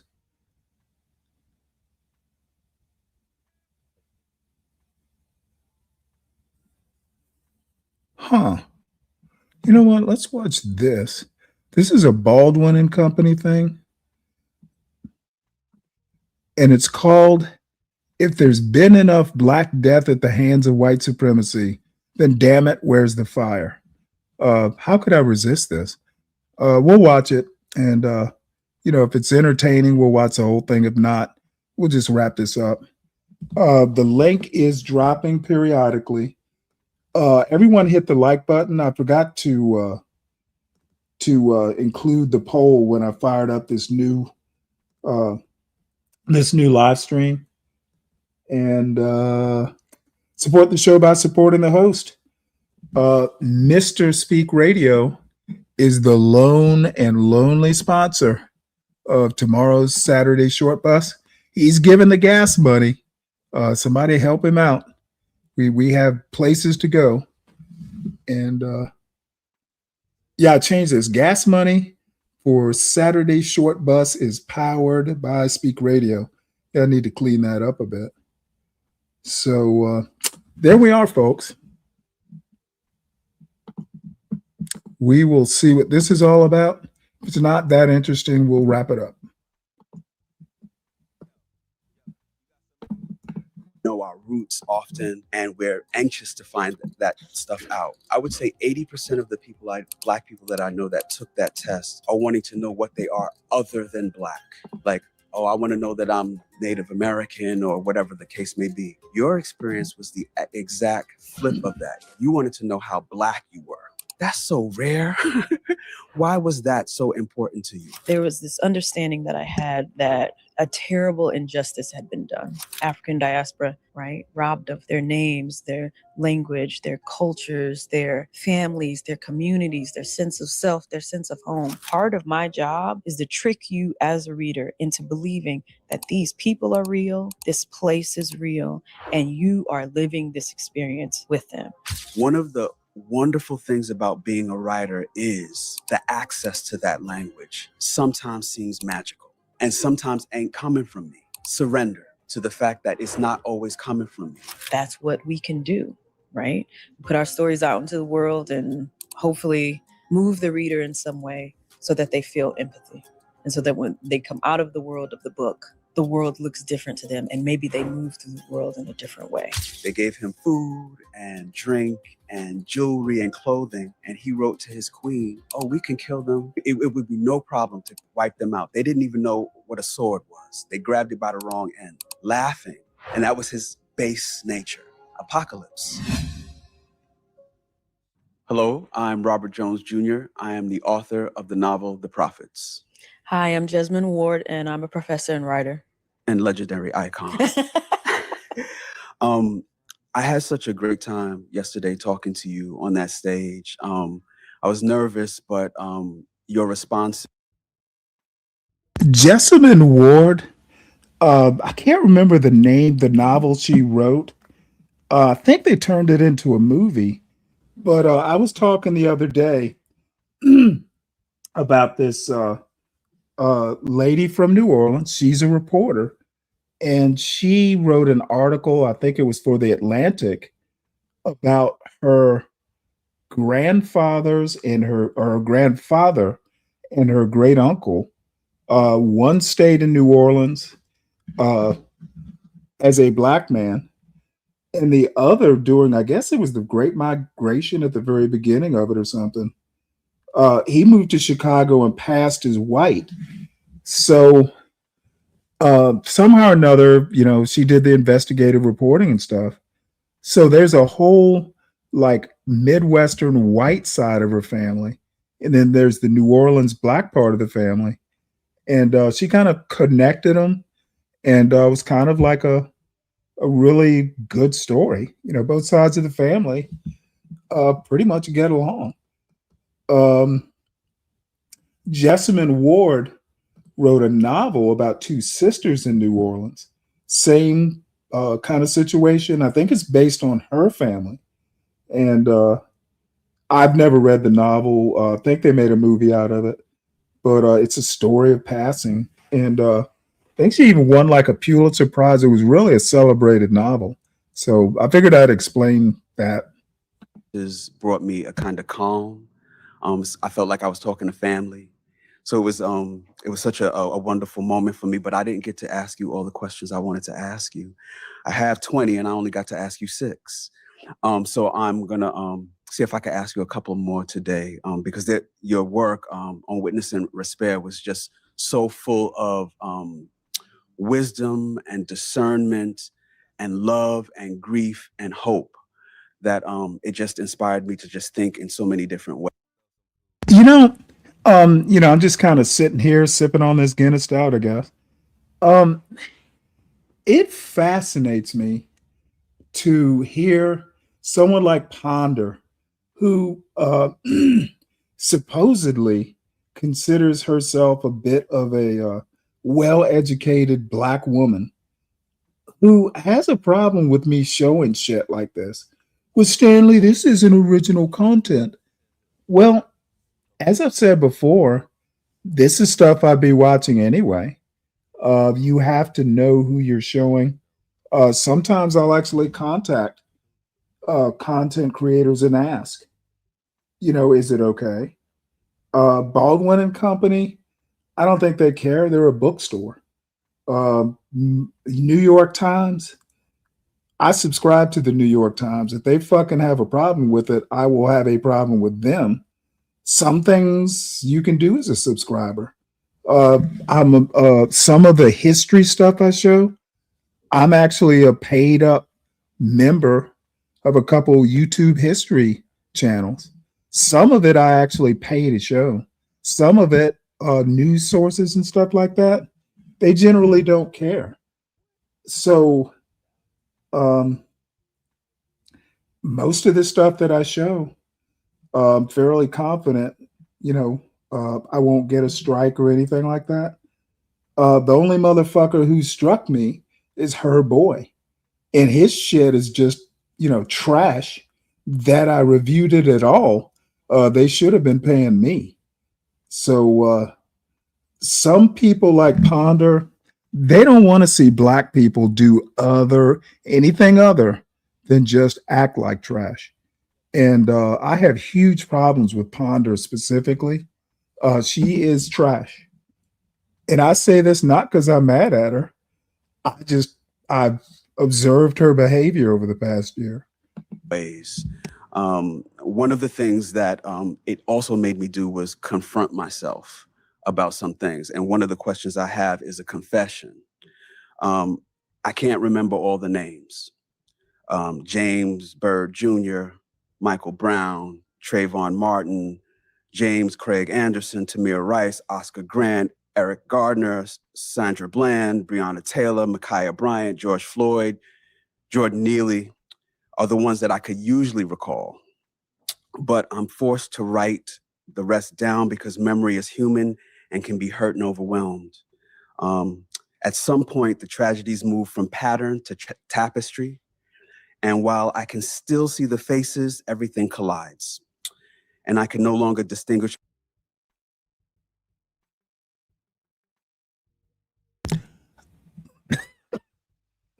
Oh, excuse me.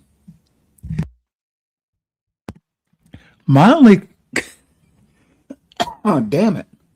My only comment on, on this suit is I would have worn a navy tie or darker blue. But yeah, if you're into, this spring, summer blue sort of thing, yeah, it's a nice suit. Between who was choked, who was lynched, who was dragged, and who was shot. All I know for certain is that whatever I'm doing is not enough to prevent it. I'm left with the question inspired by something you wrote in I Love You, Please Don't Forget It. If we decide that there has been enough water and so many of us have drowned, then damn it, where's the fire? Where is it? Where do you think it is? How do we stop all of this?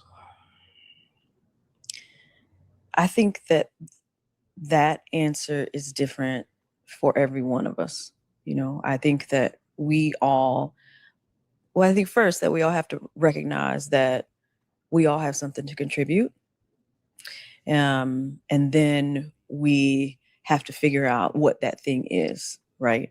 And I think that's part of the reason that right now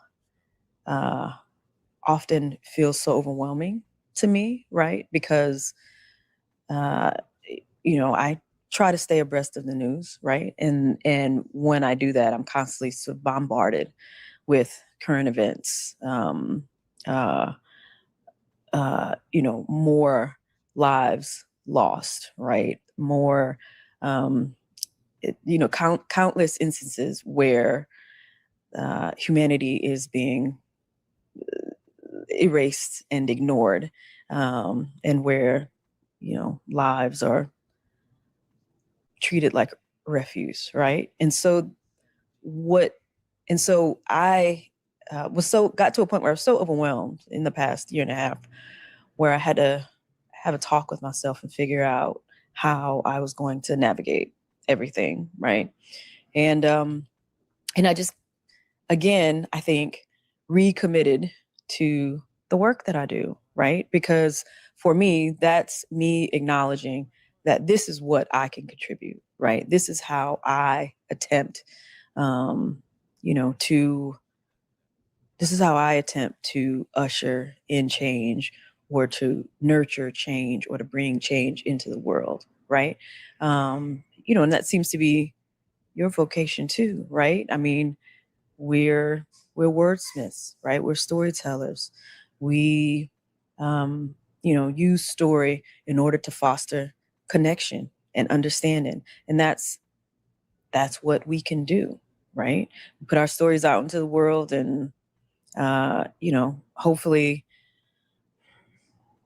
move the reader in some way so that they feel empathy, right? And so that when they come out of the world of the book, the world looks different to them and maybe they move through the world in a different way.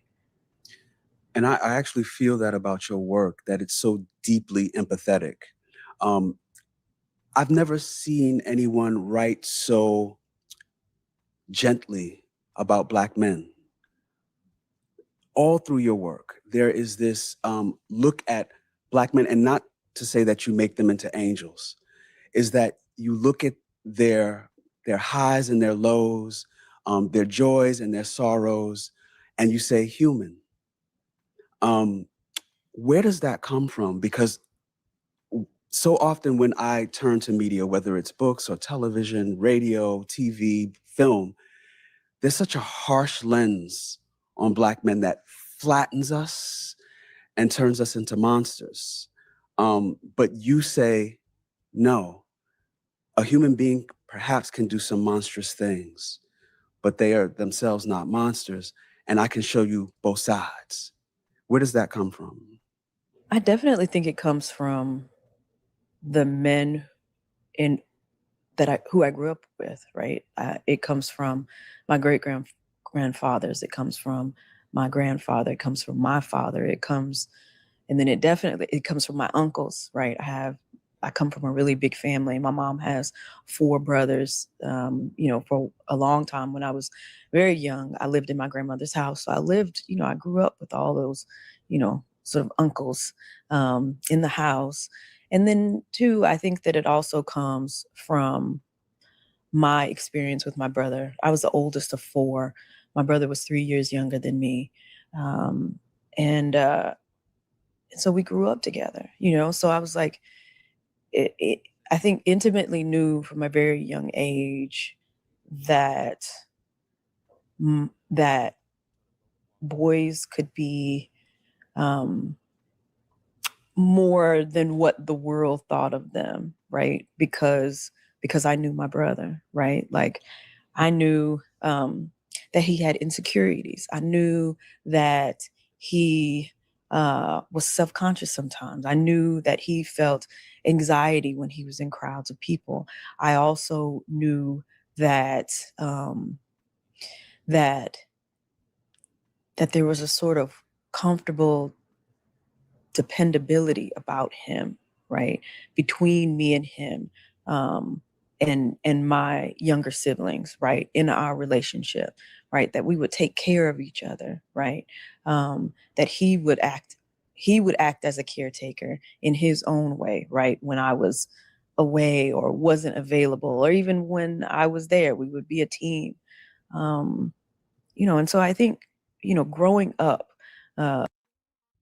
Very, except the roles are reversed. My sister and I, a lot of times, uh, I'm sure I must have, but you rarely hear me say, well, black women are like this. Because I had a mother and a sister who, to this day, they were standouts. And when I hear a lot of descriptions, and to be honest, some of the behavior by black women on YouTube, now there's an age difference. My sister just turned 60, but um, a lot of times when I see some of the behaviors on YouTube that these black women, and I'm not going to name names because, I do enough of that. I don't recognize them as the kind of black women I grew up with or even knew throughout my life, dated or friends with or otherwise. They do not compare. And I hate to be, you know, sounding like an old man here. There are one or two that compare extremely favorably, but most don't, to be honest. With this sort of, like I said, intimate knowledge of the fact that, that black men and black boys are not, they're not what they're depicted as, right? They're complicated, they're complex, right? I think that having that past definitely informs my work now. And by a sort of lucky accident, like I said, I come from a really large extended family, right? I want to make one other quick point. I understand that there are city people and kind of country people, town and country, but there are options. And y'all tell me if I'm wrong. There are only like 5 people in the chat, or you know, uh, probably less than 10 people watching. But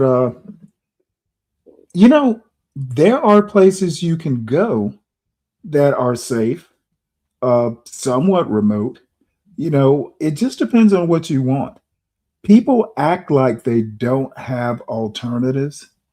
If you are determined to say, live that Chicago or that New York or that Miami, excuse me, or a big city life, it's inherently dangerous when you stack people on top of each other. You put 8 million people in 5 boroughs, that sort of thing. It's not going to be that safe depending on where you are. Same thing with London.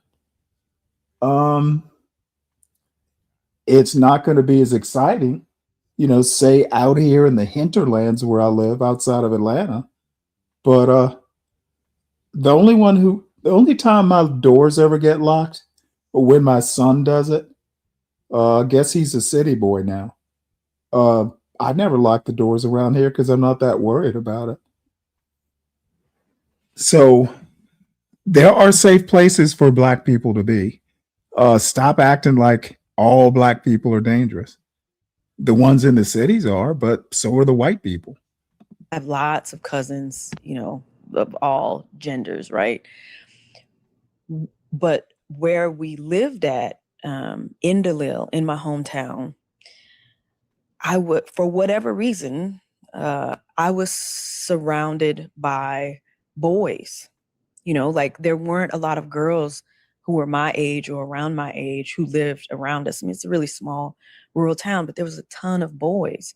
And so, not only, was I familiar with the men and the boys in my family, but then my peers are boys, right? And I'm, that my so here's one example. My mom and my dad tried to teach me how to ride a bike, right? This is back in the 80s. It's a banana seat bike, right? With the big unwieldy, right, handlebars. And I'm constantly just crashing into fences. I can't get it together. I'm not a very coordinated person, right? And the boys in my friends, the boys in my neighborhood figured out that I didn't know how to ride a bike. And they were like, we're going to teach you how to ride a bike. And so the boys of my friends, they were the ones who taught me how to ride a bike. They put me on the front on a banana seat, and they got behind me and basically coached me so that I learned how to ride a bike. So that's just one of many experiences that I had growing up, right? Where, these boys, and they're my age and younger. Some of them were younger than me, like a year or two younger than me. But I don't know, like those are the kinds of experiences that I had, right? Where, these people who I knew and I loved were acting in, just we're being tender and caring, in ways that I think the world resists, I think. Indeed. Speaking of bikes, your father was a biker, Mm-hmm. and he was also a huge fan of Prince, the artist formerly known as. And you make these observations about how he reconciled his love for Prince, someone who embodied their masculine and feminine energy with no problem, with his own manhood. Tell me more about that. Yeah, my dad, I don't think there's one factor that makes a person into an artist, right? I think that there are multiple factors that coalesce that will, birth an artist into being, right? I think that one of the things that you have to have in order to be an artist is that you have to have this capacity to witness and to perceive the world in a certain way that is particular to you, right? And my dad had that. My dad was a visual artist when he was growing up. He had great artistic talent, and he had a scholarship to art school, right? When he graduated from high school, and instead of taking the scholarship, he decided that my dad was the oldest of. I think my dad was the oldest of 9. No, the second oldest, but he was the oldest boy. Oh, but I think he felt some responsibility, right, to help take care of his family, right? And so he decided to go to work. And so he started working as a gas station attendant. So therefore, all of this sort of innate artistic ability and this compulsion that he feels to filter the world and find meaning in the world and connection in the world, and then to create art from that and put that out into the world, all of a sudden that can't happen, right? That's subverted, because he's spending all of his hours working, basically. So my understanding of it is that one of the reasons that my dad loves Prince so much, and especially loved Prince back then, is because, here was this person who was a consummate artist in every aspect of his life, right? From the music that he made, his songwriting, the instruments that he played, his production, to the way that he expressed himself visually, right? To his fashion, to, his hair, right? Like everything about him was an expression of his artistic self. And I think that my dad, I think he loved it, and he loved to witness it. But I also think there was a sort of wistfulness there, because my dad didn't have that, that wasn't possible for my dad. Also in that essay, and which you hit on a bit, I spoke a bit about,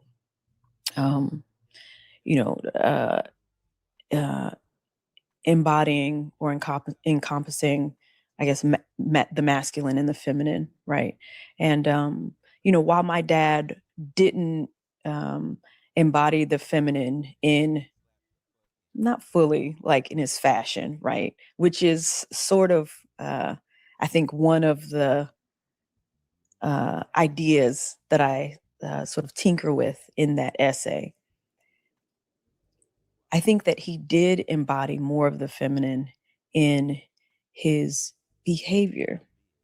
My dad was a very, and perhaps this speaks to the earlier question that you asked me too, right?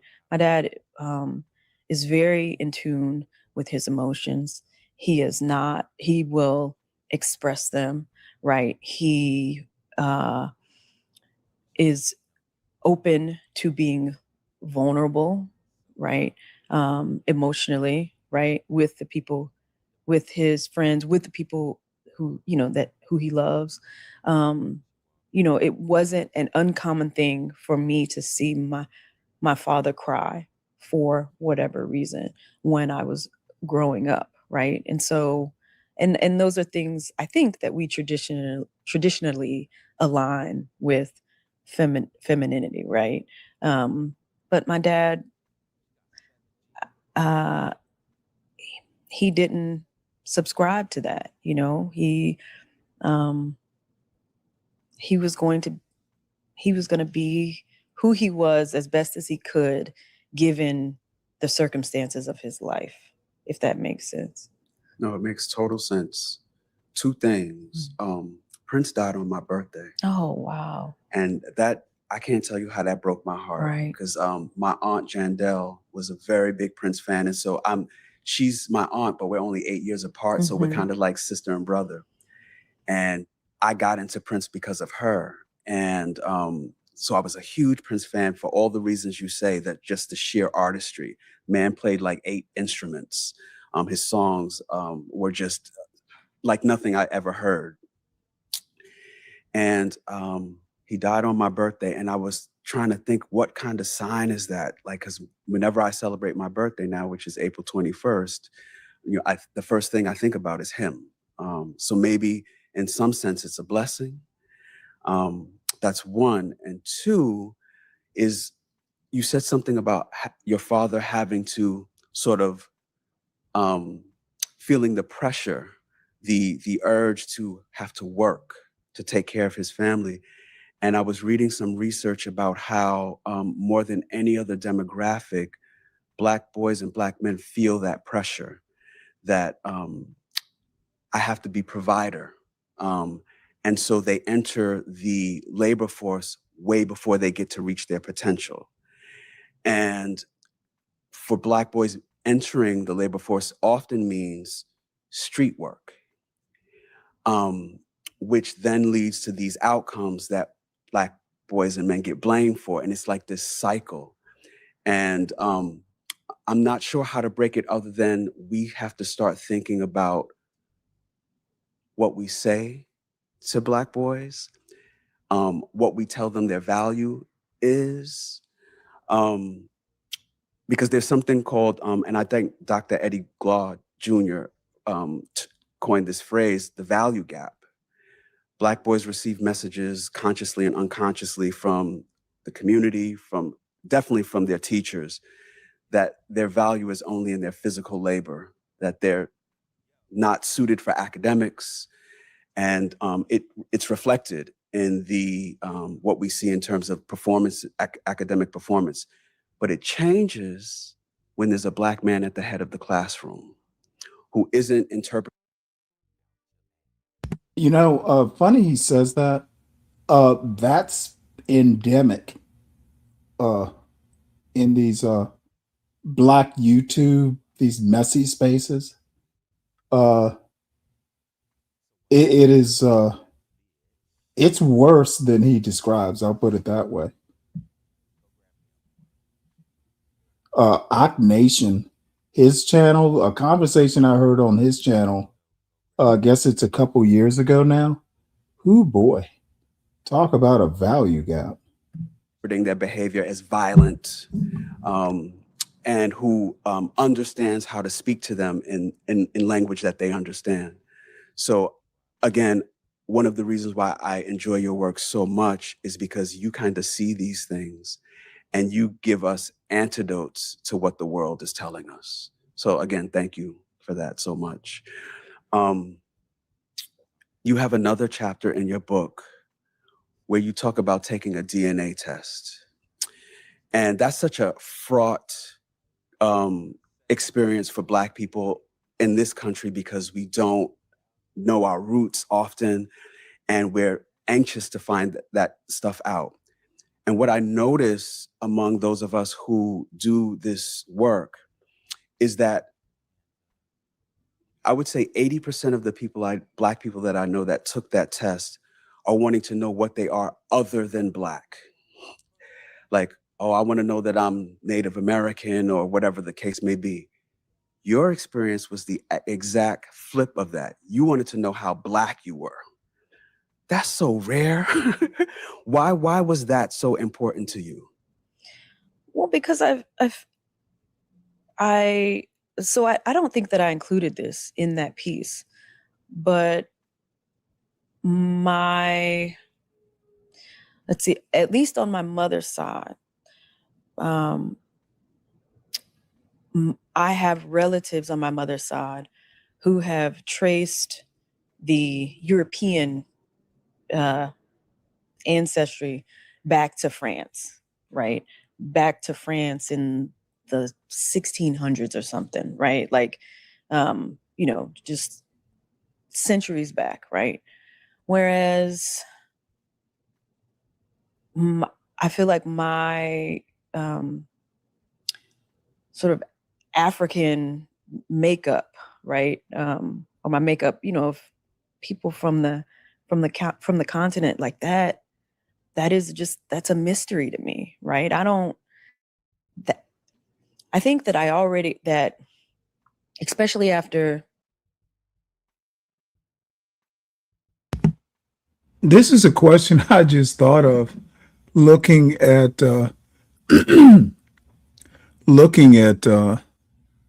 here, King Pick's comment here. He says, well, he and I have been going back and forth in the chat about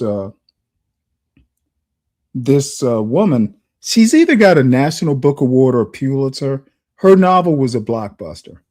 And it was, she's a good writer. She's a professor somewhere.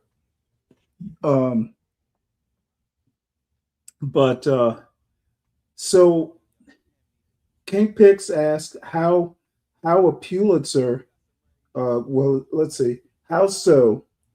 Well, basically, he's saying a Pulitzer Prize isn't going to satisfy her sexually. And which to me, I'm sure he was kidding, but uh, it's like if if all this bullshit that you hear on these these YouTube panels is about leadership, do leaders, these leaders that we hear on super panels, um, is is one of the principles or one of the first principles of figuring out how to sexually satisfy, especially a woman you don't know that you're theorizing about. Uh, to me, it's just such a broad generalization as to not be a point at all, I guess. What's up, Savage?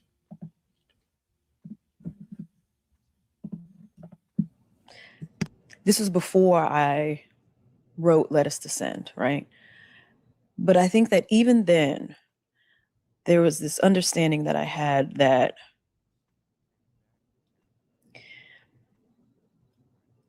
a terrible injustice had been done, right? Where, my ancestors who were of the African diaspora had been robbed of everything, right? Robbed of their names, their language, their cultures, their families, their communities, their sense of self, their sense of home.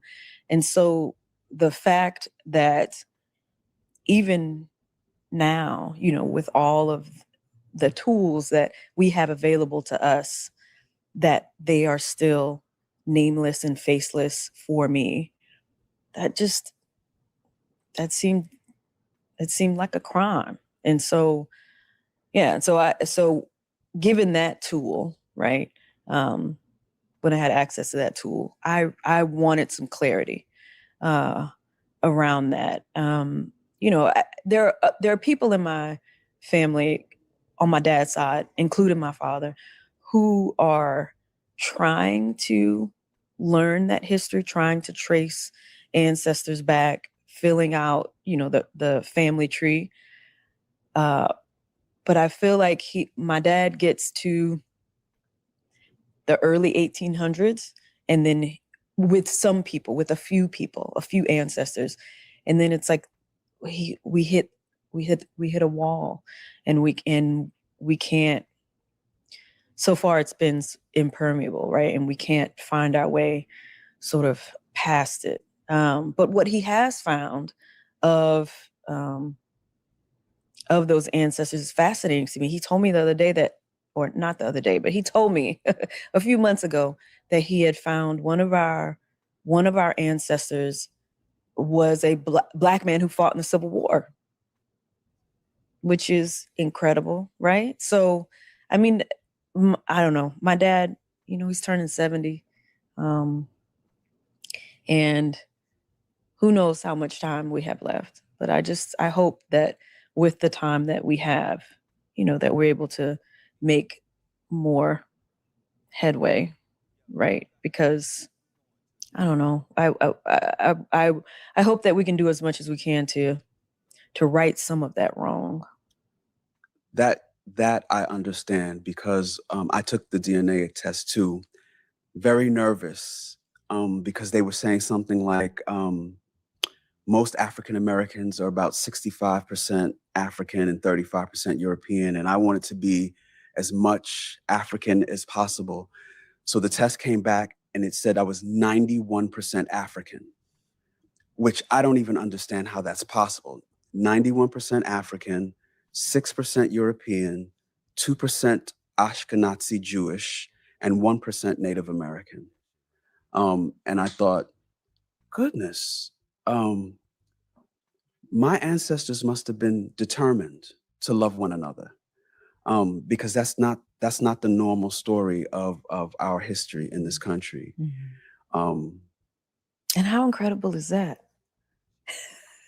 I want to know who they are now. Right. Like you said, they're still nameless and faceless. Mm-hmm. I know that it's somewhere over there.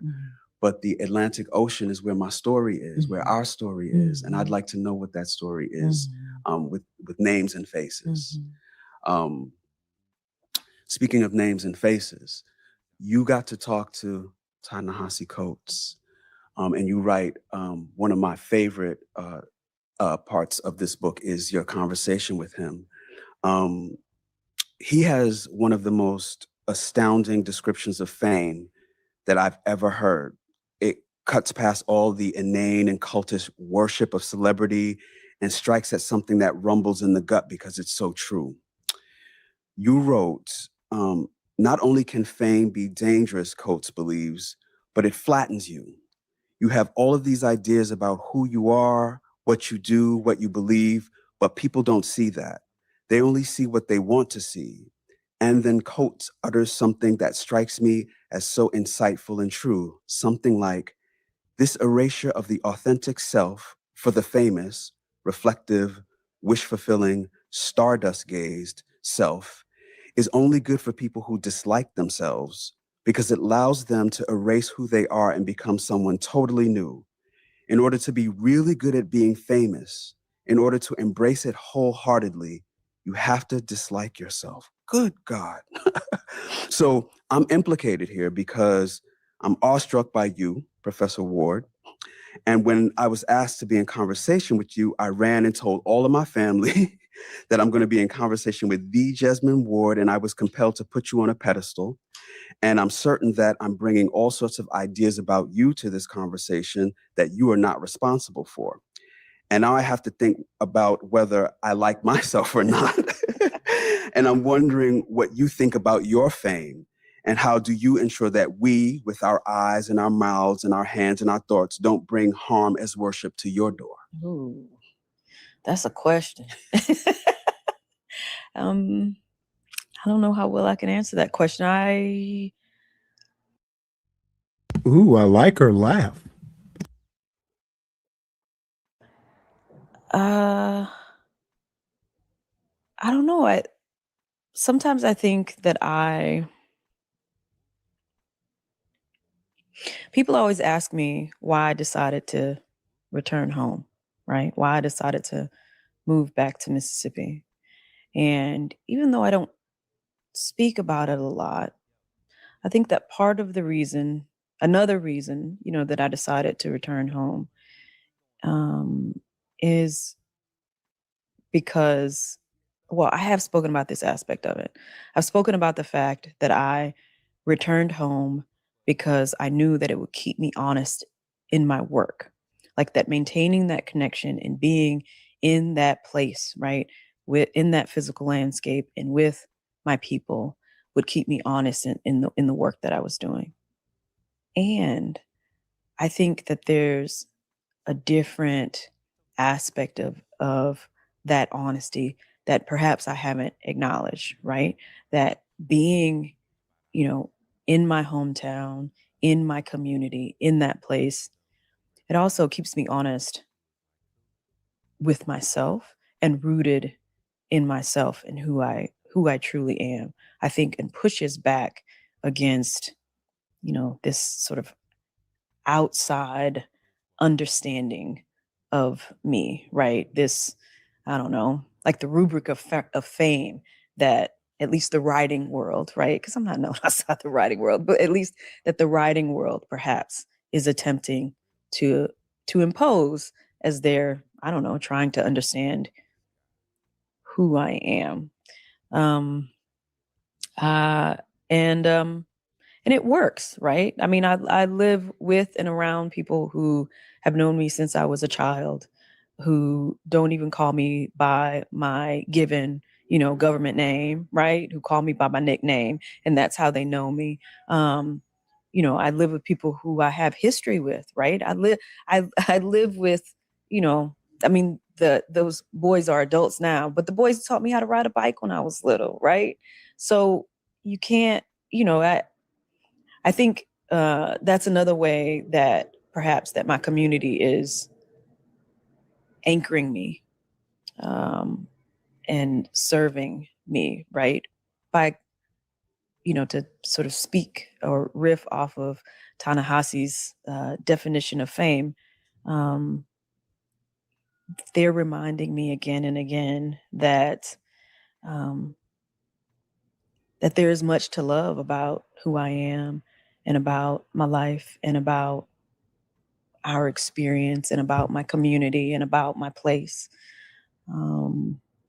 So, so I think with that connectedness, it just makes it easier, I think, for me to sort of navigate the world when I'm outside of it, because I don't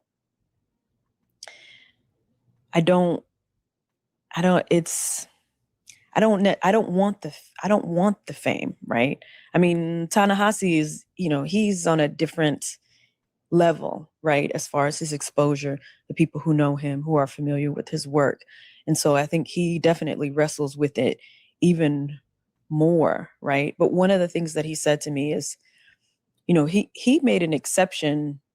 He said to me something like, he made it a point to do the red carpet for Black Panther because he was just so proud of the work, and he knew it was a moment, right? An important sort of cultural moment. And so he wanted to, I guess, take part in the ceremony of bringing that art out into the world. But he, I think, pushes back against it as well as he can, because he's rooted too, I think, in his, I don't know, in who he is, in his experience, in his place, right, in his community. So I don't know. I think he's a good model for for how to approach this. When you were telling me that Mississippi is the place that roots you, I was thinking, oh, the emancipation of Mimi. It's exactly what I was thinking. I was like, you can be Mimi. You don't have to be Jasmine Ward, and the people are going to treat you like Mimi and not like Jasmine Ward. So you have a safe space. And I think that's crucial because like you said, the fame is, we just want to write books. We just want to do the ancestral work. We don't want to be famous because that's a whole nother price, and I'm not willing to pay it. Do Black people actually experience freedom, or are we just in survival mode that looks like a type of freedom? Freedom is a practice. It is not something that I can just say, okay, I achieved, now I can sit back and rest. History teaches me. That's an interesting question. I would answer it, should I had the question been directed to me. It's possible, but not necessarily guaranteed, nor is it common. That it is an ongoing struggle of the human being asserting their right to be, asserting their right to be free from harm for themselves and those they love. So it's an ongoing practice. And so if I think of myself in a lineage that goes all the way back to the 1500s when the first enslaved Africans arrived in Florida, or what is now Florida, and I think about people like Denmark Vesey and Nat Turner and Harriet Tubman, who knew the odds. I mean, we're sitting in New Orleans right now where the largest rebellion ever recorded took place, and they were not able to succeed. And the punishment for the crime of daring to be free was that they were beheaded and their heads were put on spikes for miles. And still, after that, I'm going to be free. I don't care how many heads you put on spikes. So I don't want to think of this as just survival, because I think that diminishes the strategy and the courage behind the path that our ancestors laid for us. It is freedom. And the fact that we're here, a Black woman and a Black man, talking about the books we wrote, descendants of people whose hands were chopped off or were blinded in one eye if they dared to learn the ABCs. What could be more free than that? You're right. Yeah, I agree with that. I think, and two, I think we glance up against a different kind of freedom through our art. You know, anytime we, you know, write something, sculpt something, construct something, sing something, play some form of music, right? Even I think in the way that we create these spaces, you know, in our communities where we come together and we speak in a certain way and we dress in a certain way, and we have our own rules, I think, for how we show up for and interact with and come together. I think that's a type of coming into freedom every time, because in all of that, we are living in ways that they say that we can't, right? Like I think that we're embodying freedom in those moments. Because so when I first heard the question, right, I thought about Sinners, and I thought about that scene in Sinners, right, in the juke joint, and where time collapses, right, and all of these artists are in the same place. And then you have that beautiful voiceover, right? And where that word just reverberates through that scene, you know, we'll be free, right? And I feel like there was so much, I feel like there's so much truth in that. And when I watched that scene, I started sobbing.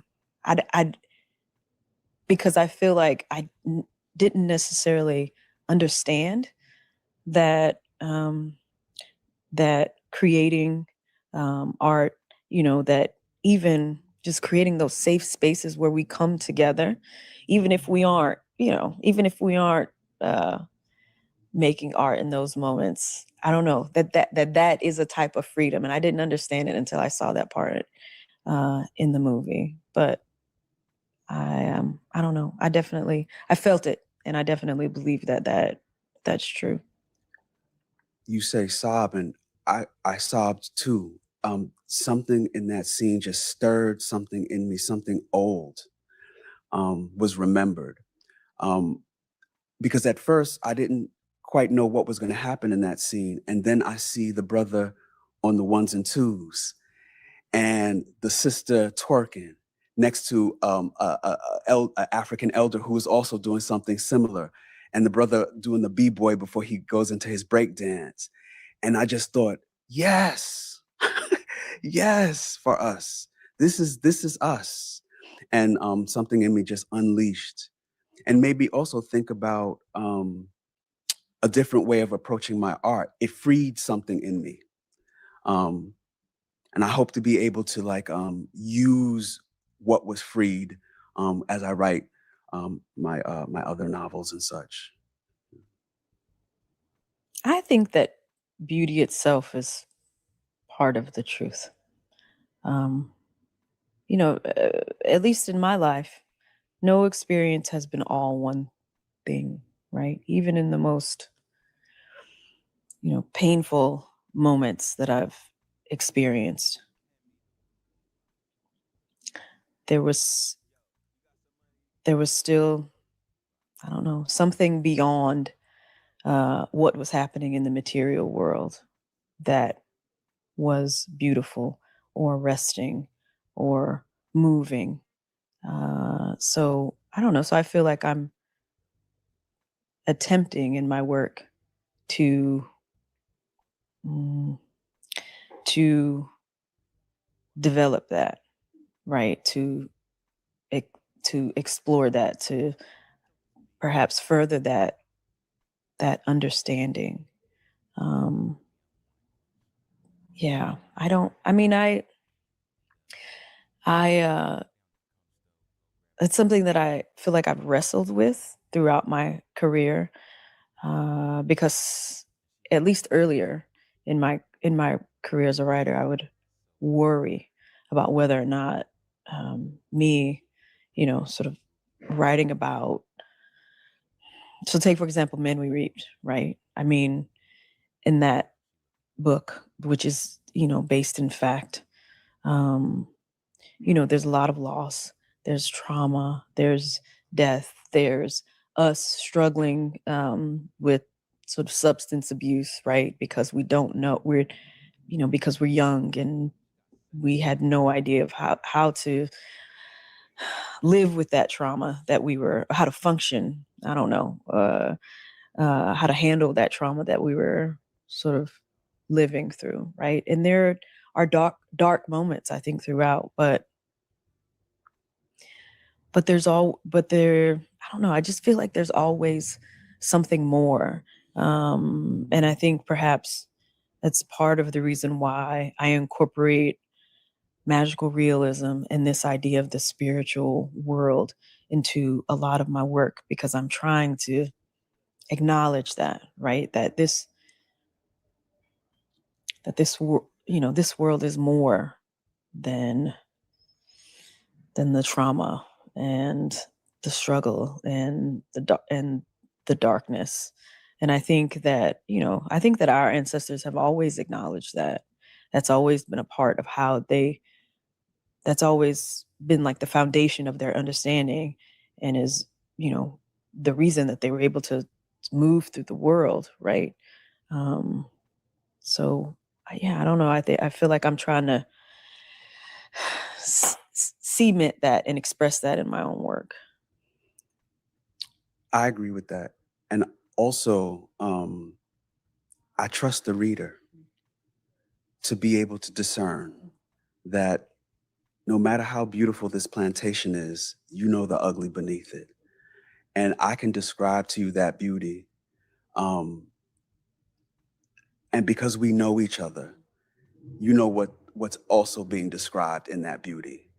I think of, for example, a chapter in your collection where you talk to Ava DuVernay about Queen Sugar. That's one of the most beautifully shot TV series I have ever seen in my life. I just found out yesterday that the Landrys are real. I had no idea the Landrys were real, and that Ava was making a direct political point, including the Landrys in Queen Sugar. And I just think about the beauty of that series, the intention behind it, how every episode was directed by a woman, and that was completely intentional on Ava's part, and the ways in which you have this backdrop of beauty and these awful things and these horrible things happening. And I trusted myself as the viewer to be able to understand both of those things and hold both of those things that may seem on the surface contradictory, but as you explained, no, that's life. Life is just like that. It's intertwined. And I like that I have the option to reflect that in my work, because I think it makes it more complicated, nuanced, and complex. And I never want to flatten anything out. So I need to include the beauty, even though it's in these awful, awful moments. And speaking of Ava DuVernay, she released this film short called August 28th. I don't know if you've seen it. And it notes that these significant events in Black history happen to occur on August 28th. The March on Washington, when Hurricane Katrina hit landfall. It's just like, wow, what is it with August 28th? And she has this one scene about Hurricane Katrina, and it's one woman trying to escape her home, and it's beautifully shot. And at the same time, I realized I was holding my breath the whole scene. That's what I'm aiming for. So I got the chaos and the horror of that moment, despite how beautiful that scene was. And I highly recommend you see it. She released it on Substack. She's just a genius. What was it like talking to her? She, I was so anxious and so, just so anxious and so, I don't know if intimidated is the right word, but maybe it is because she's one of those people who is so self-assured, so charismatic, so confident, and who is and like she seems like the kind of person who knows herself, right? And so when she's, like when you're engaging with her, when she's moving through space, she's so much who she is that I don't know, it's she's remarkable, right? So I mean, it was incredible to speak to her. I remember at that time I would do interviews and I would use the word humanize all the time, right? I want to humanize my characters. I want to humanize my characters. And maybe, the reason that I kept saying that was because that was, I was very familiar with erasure, and I knew that part of the work that I was doing was to push back against that erasure, right? And, I had grown up, we come from two very different places, right? And so I'd grown up, in the South, in Mississippi, where I knew that some of the people that I interacted with, right, did not believe in the humanity of Black people, right? Did not see us as human beings, right? And saw us as something lesser, right? I don't know what that lesser is, but they saw us as something lesser.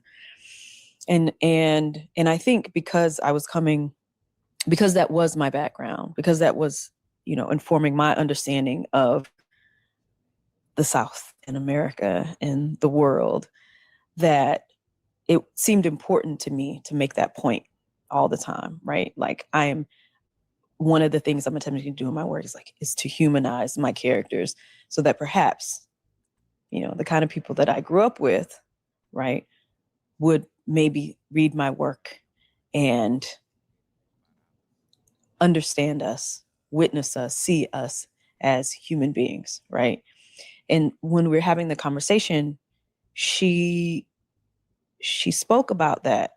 I can't remember if I think I did ask her, right? I can't remember the exact question. And she said, a lot of people say they're trying to humanize their characters. I'm not trying to humanize my characters. They're already human beings. Like that's her, right? In a nutshell, just like she's thought about this. She's figured out how her work is functioning, how she wants it to function in the world, right? She is sort of fully confident, right, in both her ability to capture her characters and also complicate them, right? And fully confident in the fact that that they're already human beings. So that's not part of the work that she has to do on the screen. And that was an interesting moment for me. It was jarring, right? Because I had sort of it made me question myself, right? It made me ask myself,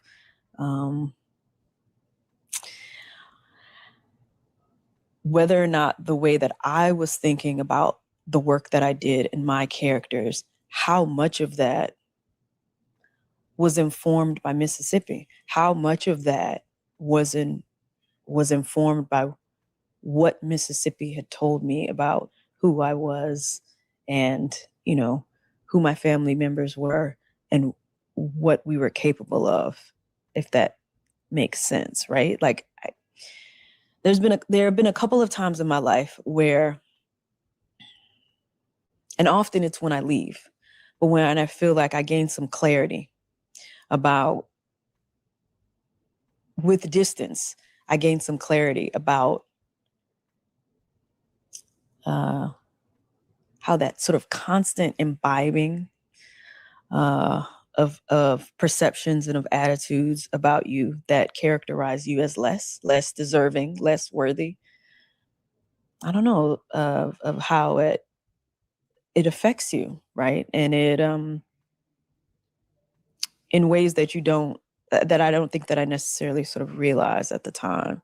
And so I don't know. I think that that's part of the work that I have to do for myself as an artist periodically, right, throughout my career. Is just try to get a little bit of distance and I don't know, and think really deeply, right, about Mississippi and about how it is affecting me, my perceptions of myself and also my perceptions of the world.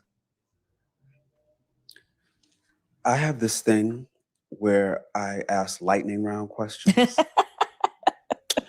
And there was one in particular question that I always want to know of Black people. Name someone who loves you not for what you provide, who you protect, or how you perform, but no other reason than you exist. I'm terrible at answering these questions because it's always hard for me to choose just one, right? Oh, that's a blessing. And as soon as you ask that question, right, I'm automatically my mama, my daddy, my grandmama. You know what I'm saying? Like the people, my godmother, who is my aunt Gretchen. You know what I'm saying? Like I'm thinking of all the people in my family when I was growing up who I feel like do love me unconditionally. I love that. I love that you were like, I can't choose just one because there's too many. Right. Because for so many of us, we have to sit and think, who loves me just because I'm here? You know, but you have a whole tribe of people who love you just because you're here. What a blessing. Who loves me unconditionally? My mother did. I lost my mother in 2024. My mother loved me unconditionally, and so did my grandmother, her mother, my grandmother Corrine, who died when I was 7, and said to my mother right before she died, Bobby's gonna miss me. Because she knew. And it's so many years later, and I still miss her. She was the first person who ever loved me unconditionally, saw me, and loved every bit of it. So I would have to say those two women loved me more than I thought I deserved.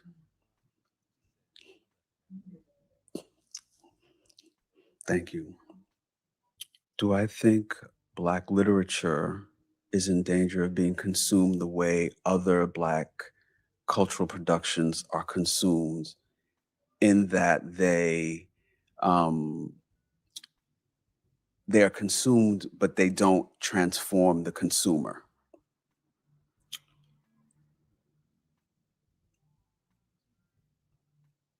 I don't think that's the artist's responsibility. The artist's responsibility is to put it out there. We're writing in a tradition, you and I, where the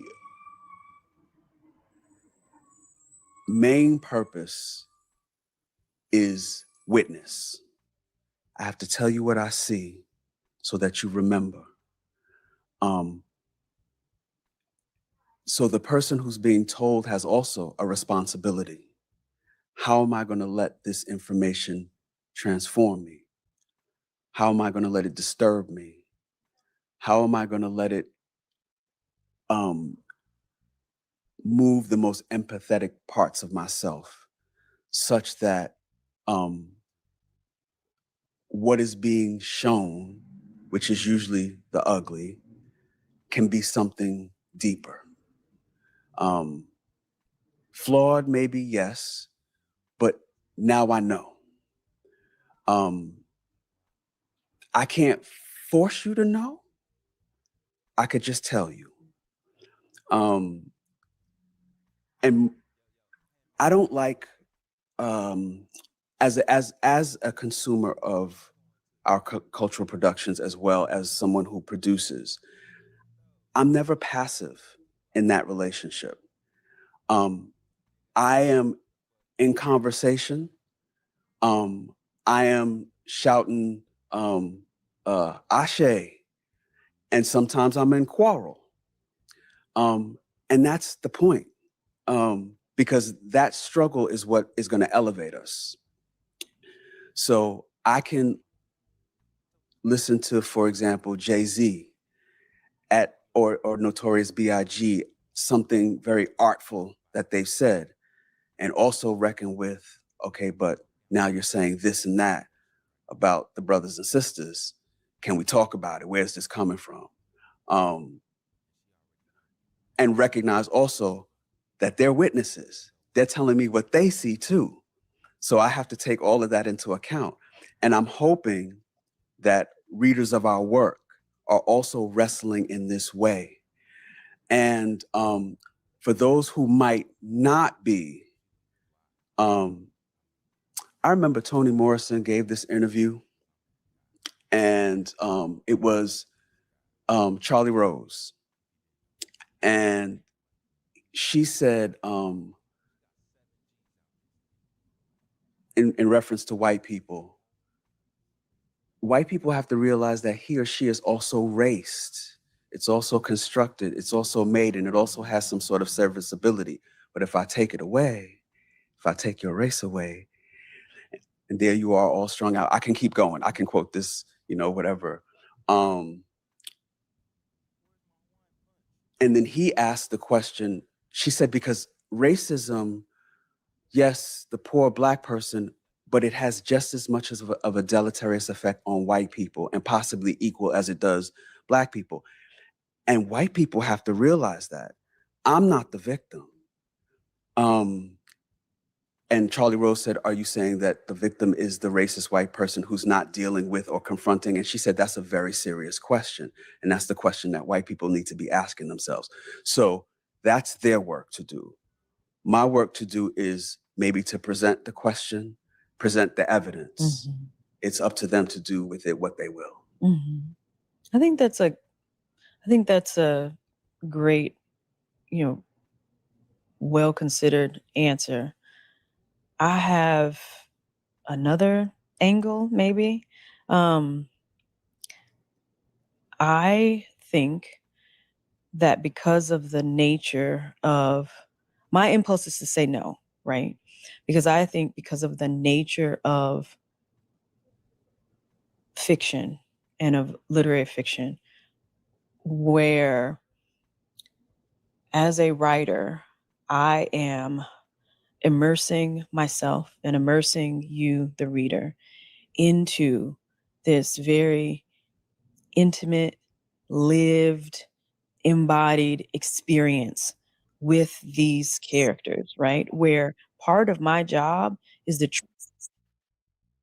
What's up, JB? Hey, best friend, how you doing? Pretty good. Me too, Got a man. bit of a cold. Got a bit of a Oh cold here. shit! You need to take some medicine, man. Yeah, I have been. Probably more important to get sleep. Shit, But hell yeah. Well, how I'm you being been? all right. I'm just making it, man. I'm just going day by day, man. I see. Hell You're, yeah. well, I'm glad I'm glad you figured out how to use StreamYard. Yeah, Your buddy, everybody else, they slow or something, man. Don't take it right, sir. it's been kind of a slow week. Oh, yeah. Did you miss me, man? Yeah. Hell You're yeah. I missed you almost. too, man. I love you. Well, I love you too. You almost missed your buddy CM did a content strike against me. Oh, why? Why he do that? Because he's an asshole. Fucking piece of shit, man. Yeah. Want me to get on his ass for you? Oh no. I got it in hand. Oh, okay. Let me know if you need me, man. Well, he'll self-destruct. Them pieces of shit, man. There's something else, man. Well, I was talking about it yesterday. He's one of these shit talkers who can't take what he gives out. And he's one of those. Oh yeah, I heard his feelings is why. And then he's like, well, I'll strike you if you use my content. And I'm like, okay. You should have told him to suck a dick. Well, I pretty much did. Well, he I told would me have not said to suck my dick. That shit ain't gonna work with CM. Well, he gotta swallow something, man. So I reviewed his content, but in the context of fair use, and he just decided to strike anyway. And so I pushed. Oh yeah, I've never heard of people kind of in the same YouTube area doing something like that. I'm sure it's been done before, but not in this black YouTube content space. But Yeah, so that's the same crybaby ass before, eh? Oh, you know who CM is? Seymour? Yeah, Seymour Nuts. Yeah. Well, he thinks he's the HNIC. And he's not shit. Well, he might be. Well, he doesn't seem like if he want to strike my best friend Paige. Your boyfriend. My best friend. I said best friend, man. Oh, okay. Excuse me. No, I'm you talking, okay. so I may have misheard it. But let me put it to you this way. There are people, including me, I want nothing more to do with him. I don't blame you, man. Yeah, it's like, dude, you can't be trusted. Who knows? If you go around striking people because you got your feelings hurt. That means you're not in control of your emotions. He probably still on him, period. Well, it's not like I care. I'm gonna judge him by his actions. Judge him by his little pussy lips, wide open. Oh, Dirty! Hold on one second. Dirty, you didn't know that? Yeah, it was a couple days ago, and I basically did a counter claim, like, "Hey, this is fair use." So they pushed it back on him. He's got to either take like actual legal action, or it goes away. And because of the pushback, the strike is gone, but the video is still held up. So it's hey, I have no clue why somebody with 245 subscribers is going to be striking people unless I hurt his feelings, because I'm better at this verbal stuff than he is. Mike, I have no fucking idea what your problem is. Nobody's banned from StreamYard. If you gotta go, you gotta go, buddy. It's okay. I'm sorry. This stream is not up to your your bullshit level. Mike seems like he's a little another CM, a little pussy. Yeah, I don't really get. It's like 20 minutes after midnight on the East Coast, and what do you expect in a bunch of mess? That's You know, probably what sometimes. he wants. He wants a Oh bunch yeah. of mess. Well, everybody does. And it doesn't make any sense, man. Well, sometimes it does, but Yeah, but not every fucking time do you want no, mess, man. no, dude, you can you can only do that so long.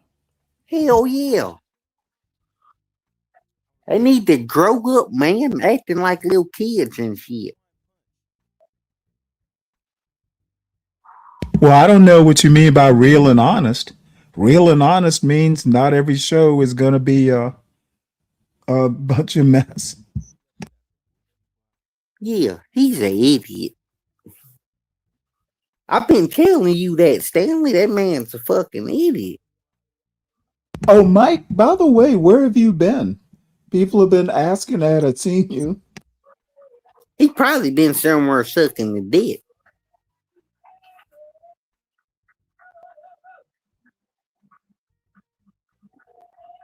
No, I figured he was working or something. Man, fuck Mike. He always got something smart to say to everybody for no reason.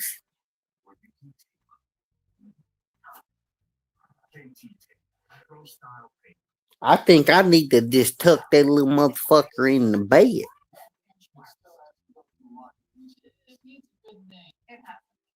Well, honestly, I figured he was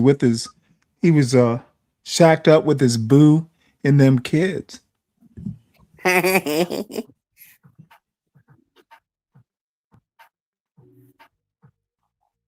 Or working.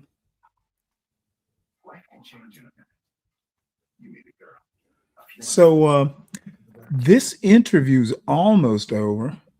I'm just kind of hanging out. You want to know what's crazy right though, Stanley? What's that?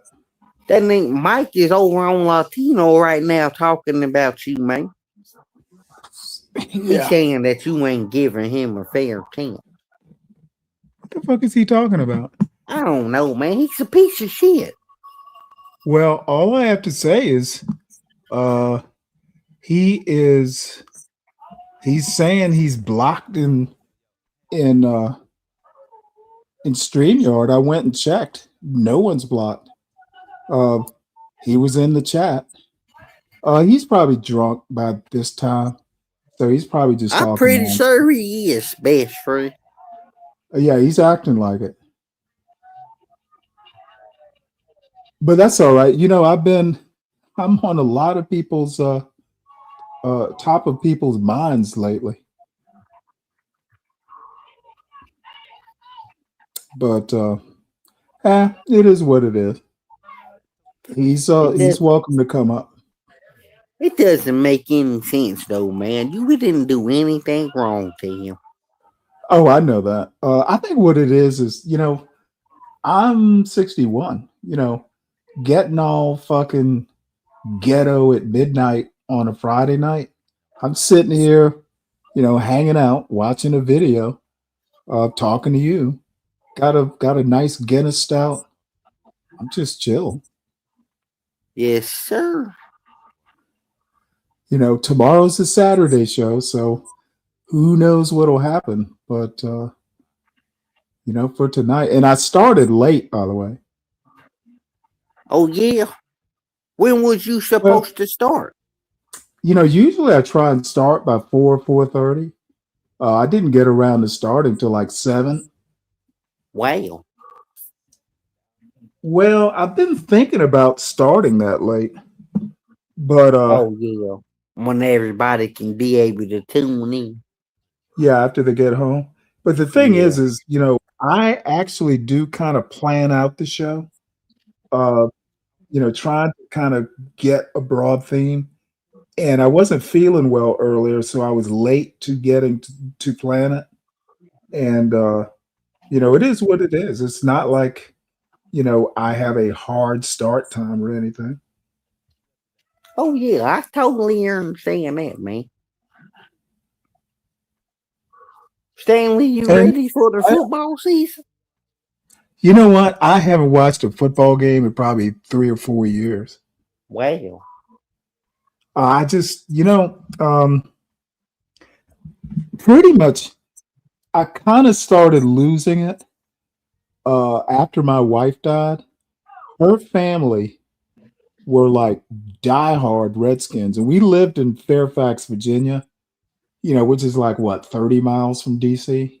Uh-huh. So that whole area is like diehard Redskins fans. Wow. I've been to a few games and that sort of thing, but we literally, like, me and her family, her brother was my neighbor. Dude, we'd all get together and just, with the kids and everything. It was a family affair, and kind of, too many memories of, everybody getting together, and the guys. Like when we were at my brother-in-law's house, he would always watch the games outdoors.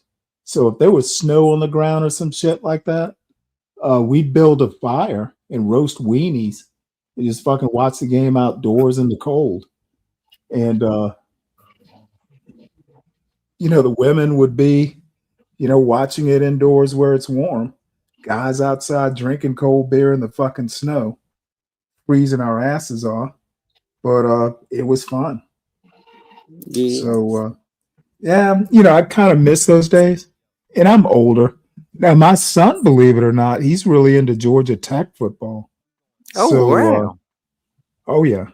And I gotta get him season tickets here in the next week. Are those high? Hmm. Are those season tickets high for those college games? Not for students. Oh. I think year before last it was $60 because they're that's only not home bad. games. They're only home games. Oh, that's And not bad at all. oh yeah. Now I think they've doubled. I think they're about $120 this year. But that's Still fine. not too bad though, man. No. Now the seats are student seats. They're not like premium seats, but yeah, it's a good. If he's into it, I don't have a problem getting them for him. Yeah. But now, football season, I keep up with the box scores. I know who's leading who in the division, and who's going to the Super Bowl. But like sitting down and going through that whole, what is it, 4 hours, 3 hours? Nah, I'm not really into it. And it is what it is. I haven't watched baseball in quite some time, and I could watch a whole baseball game and be happy. But I don't understand baseball, man. dude, I love baseball. I think I'm too stupid to understand baseball. No, it's a slow game. Yeah. I couldn't watch it, man. I'd But if rather you watch sit, golf before I watch baseball. well, I like watching. I used to watch golf, like the Masters. Yeah, I'd watch Hell shit. yeah. Spend a Sunday watching that championship round. Yeah. I hope my team win be good this year. Who's your team? Oh, the Cleveland Browns. Oh, really? My brother-in-law is from Cleveland. He's a Yeah, big Browns fan. that's my favorite team. Really? Yeah. I just hope we can be able to do something, man. Yeah. I might need to come out of retirement and play running back. King picks. Honestly, the last time I watched a boxing match, I was probably in high school or college. Boxing's just. I'm not just into. I'm not a pugilist. Pretty much He it all probably died don't after. know what pugilist means. Oh, he probably does. But now in MMA, I've seen clips. Now it's not. I'm not into that kind of mauling for money, especially when women do it. I find it. I don't even. I wouldn't eat if you gave me tickets. I wouldn't pay to see two females doing that MMA stuff. I find it kind of disgusting, to be honest.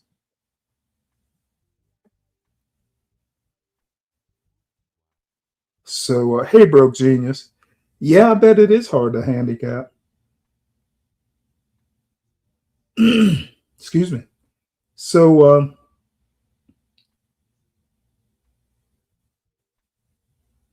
and one thing I have to say, I mean, dude, my show, who was it? Maybe it was King Pix. No, it was Anton Chigurh. Says, hey, I tend to march to the beat of my own drum. So, it is what it is. Uh, Funny thing is that strike. Oh, he's gone. Funny thing, that strike got me like 5 new subs. So, excuse me. It was a bit of a blessing.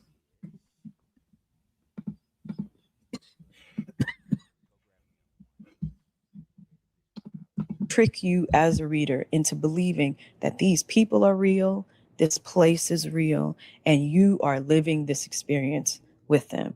So I think that due to the very nature of the form, the reader can't consume it in a thoughtless way, right? They can't they can't take the rhythm without the blues. They can't, because the book itself, literary fiction itself, or literature itself, it's the entire experience. That's the form. So that's why I agree with you, but I just understand it. I feel like from a different direction. I'm approaching it from a different direction. No, that's real about the immersive quality of literature as compared to other art forms. I could look at a painting and maybe I can imagine some things. I could watch a television show or a film. I can listen to a song and hear somebody's pain. But books say, not far enough. You got to get in it. You're going to sit in this muck with us. And let me see if you can come out the same way. That's a great observation. I have a not a shallow question, but a lighter question, I guess, that I would like to ask. I'm just interested in what you are working on, right? I want to know what's. By the way, if you happen to hear this on a replay, please make sure you hit the like button. If you're new to the channel and you hear this on a replay, please do the same thing, but also subscribe. And y'all share this out. If you know somebody who might like boring YouTube shows, send them my way. What's percolating? I recently completed the first draft of the next novel, in which the question I asked myself that I needed the answer to was, does patriarchy benefit Black men? And I'm looking at these characters, these young Black men, from a lens of distance, from time as distance, and their interactions with one another to determine what's toxic, what's useful, where did we get these ideas from about how to be men? Do they serve us? Do they hinder us and harm us? And what can we do to heal? So I'm about to approach. Well, I'm going to say this, and this might take longer than it should, but patriarchy for Black men, if you don't control the patriarchy, then you are subservient to the patriarchy. If there is input into patriarchy, it ended with the 19th Amendment, at least for Black men. Now, that's a real unthought out point. I'm just kind of going off the top of my head. But there was a time with the 15th Amendment that Black men had the vote, such as it was, and Black women didn't. And that pissed, the Elizabeth Cady Stantons of the world off. And Frederick Douglass was pretty much for women's suffrage too, but that was the breaks. I think once the 19th Amendment was passed,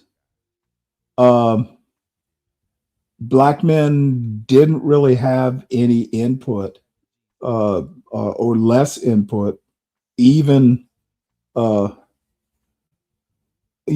that first 10 years, during Reconstruction, Black men in the South at least kind of lost their right to vote in spite of the 15th Amendment.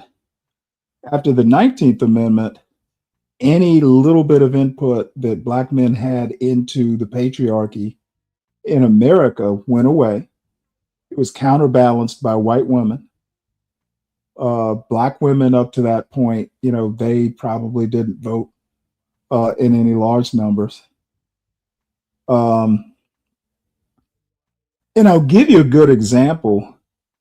Right around, I think it was 1969, 70, somewhere in that time frame, I believe the original Civil Rights Bill, the 1964 Civil Rights Bill, did not have women, females, as a protected class. White women were like, no, you need to put sex as a protected class because they're afraid that Black women were getting opportunities that white women weren't getting. Basically, race is a protected class, covered Black women, white women were just out there. And this is not me making it up. There's a Congresswoman Griffiths. I've shown the video before. It's a short clip, black and white, where they basically pressured Congress into including sex as a protected class because white women basically felt they were going to be losing out opportunities to Black women. So that basically means that white women had more input into American patriarchy than Black men or Black women did. Now, again, it's off the top of my head. It's not well thought out. But I think the question shouldn't be, why ask the question, do Black men benefit from a patriarchy they don't control? To me, it's an odd question. I got some notes back and I'm about to approach the second draft. I think from an even clearer perspective and see if it works. I'm never really sure these days how to move as a Black queer male writer in this new political publishing space where all of the post-George Floyd goodwill has evaporated. And since Derek Chauvin was sentenced and put into prison, people said, "Oh, racism's over. I can go back to normal." And on top of that, the man that white people elected, president of the United States, who's wholly unqualified, and his minions have said that it's okay to be white again, which is code for it's okay to be racist again. Jim Crow is making his return. And so now I'm not sure that I'm entirely welcome the way I was back when people were buying Black books but not reading them, putting them on their coffee tables to say I'm doing the work. So we shall see if a pro-Black, Black male-loving novel can work. I hope so. I really want. I want to read it. Aside from Witness and Despair, you're so good at your fiction, and your nonfiction is just like equally brilliant. But because I'm a novelist, I always look forward to your fiction. Let Us Descend is like one of that book was.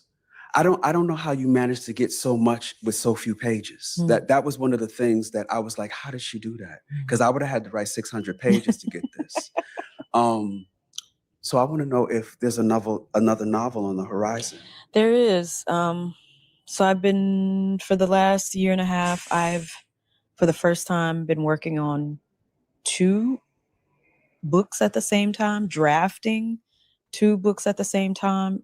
I've never done that before. But I have special circumstances because the first book that I was already working on was a middle grade or YA. It's trying to straddle that line between middle grade and YA book set in Bois Sauvage. The main characters are kids, right? And I was enjoying that process, right? But then, January 2025 rolled around, and I thought, there's so much that is happening in the world, right? There's so much that I'm witnessing that I can't necessarily wrestle with or engage with or try to work my way through on the page in a kid's book, basically. So I started working on another novel, also set in Bois Sauvage, but it's set in Bois Sauvage in 1969. The reason that it's set in 1969 is because normally I have a couple different ideas, right, in my head at any time, novel ideas, right? And so for a long time, I've been sort of toying with the idea of wanting to write a post-apocalyptic book, fiction, right? And I don't know if I'd forgotten when Hurricane Camille occurred, and then stumbled on that information again. Yeah, I'll just go ahead and stop this here. Well, Dirty Dude, I think it was I didn't do anything Monday or Tuesday because I wasn't feeling well. And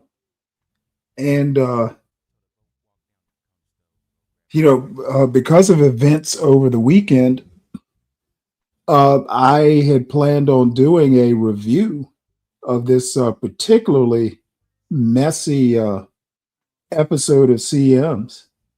And he kept saying, nope, if you do it, I'll strike you. I'm like, yeah, whatever. I'm going to do it. So I guess I was going to do it. So about maybe an hour in, he pops into the chat. I'm going to strike your channel if you keep doing this. I'm like, go ahead and strike the channel. And he did, which is fine. As it turns out, I was back up. The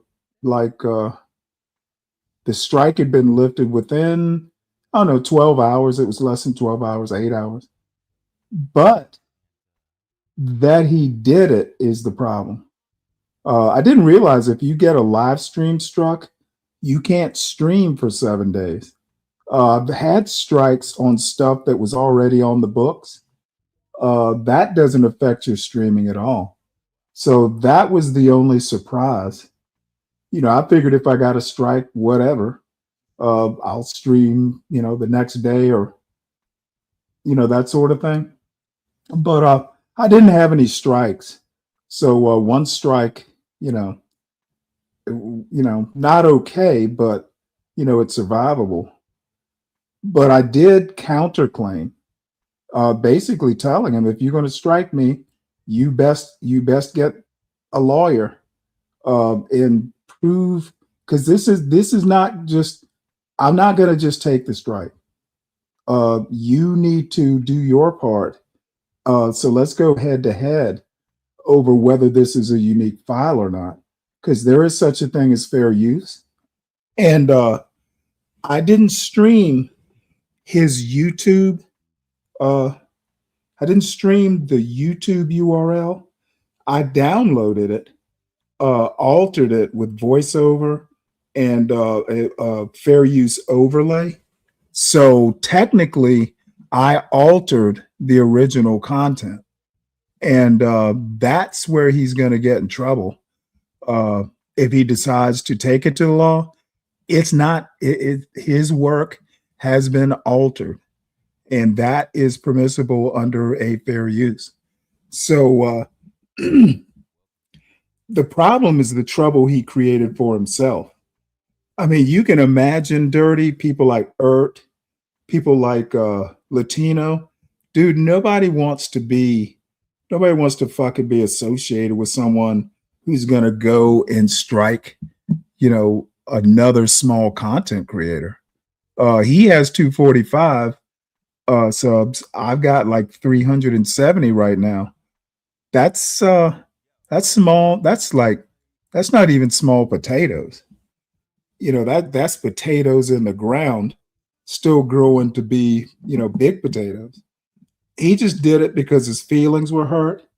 And he, as the HNIC, told me not to do something, and I did it anyway. That's why he did it. He needed to save face. The problem is he's created a whole can of worms. People don't they don't want him up on their panels. Now that'll probably change. But as far as this show, nah, he's not coming back. I banned him from the chat. If he wants to come up to StreamYard, he can attempt it, whether I let him up or not. But he's not going to be in the chat anymore. We're over. So that is that. I did go into his live and snipe a little bit in his chat, but I imagine, what I heard today isn't anything new or interesting. And I noticed he actually lost subscribers for his actions. And I don't think anybody wants, because he honestly is, to use a word that's not used a lot on YouTube, he's unpleasant to talk to sometimes. Like you just kind of want to shrug your shoulders and walk off. Or as people tend to do, like just boot him off the fucking panel because I'm done talking to you. Yeah, he's just an unpleasant young man sometimes. What's up, JB? Nothing, man. How you doing? Same as when you left. Oh, okay. Just talking about this whole CM situation. Yeah. You still talking about that piece of shit, Stan? Well, Dirty asked me a question. Oh, I'm sorry. Well, you gotta understand this too, Stan. Like, he's doing that for a reaction out of you, man. But you can't give in to that piece of shit. Oh, dude. You know what? No. As a matter of fact, what he doesn't understand is that he reviews other people's material too from time to time. What he doesn't know is I know some folks. And if he can strike me for reviewing his material, other people can strike him for reviewing their material. What comes around Right, goes around. right.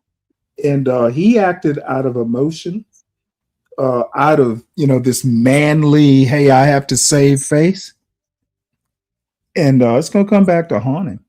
Hell yeah. You can't be doing people wrong. I've literally never seen another black content creator strike another black content creator. Piece of shit, man. Piece of shit. Yeah, I mean, it's his upbringing. But still, man, still's a piece of shit, man. Oh, hell yeah. I mean, but we all knew that. Now I just know how big a piece of shit he is. He was You bigger can't than even trust that motherfucker. No, you can't. You gotta throw that motherfucker to the trash can. Right. If he ever say anything to you, man, Stanley, you just gotta be like, fuck you. Bye. I honestly, let me tell you what happened on Latino's channel. This was a few hours after the strike. So I'm up there. Oh, excuse me. I'm on a panel. Oh, excuse me. I'm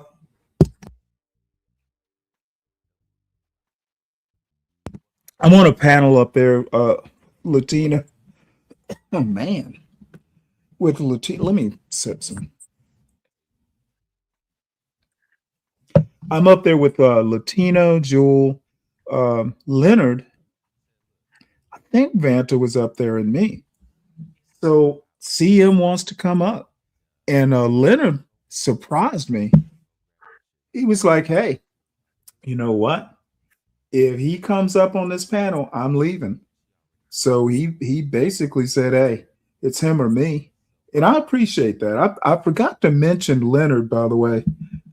He stood up on principle as well. I've been forgetting to mention him. He's like, fuck that. I don't get along with Stanley all the time, but this is a line that somebody like CM should not be crossing.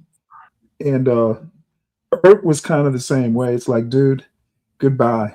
So those guys closed ranks, and I can only salute and thank them.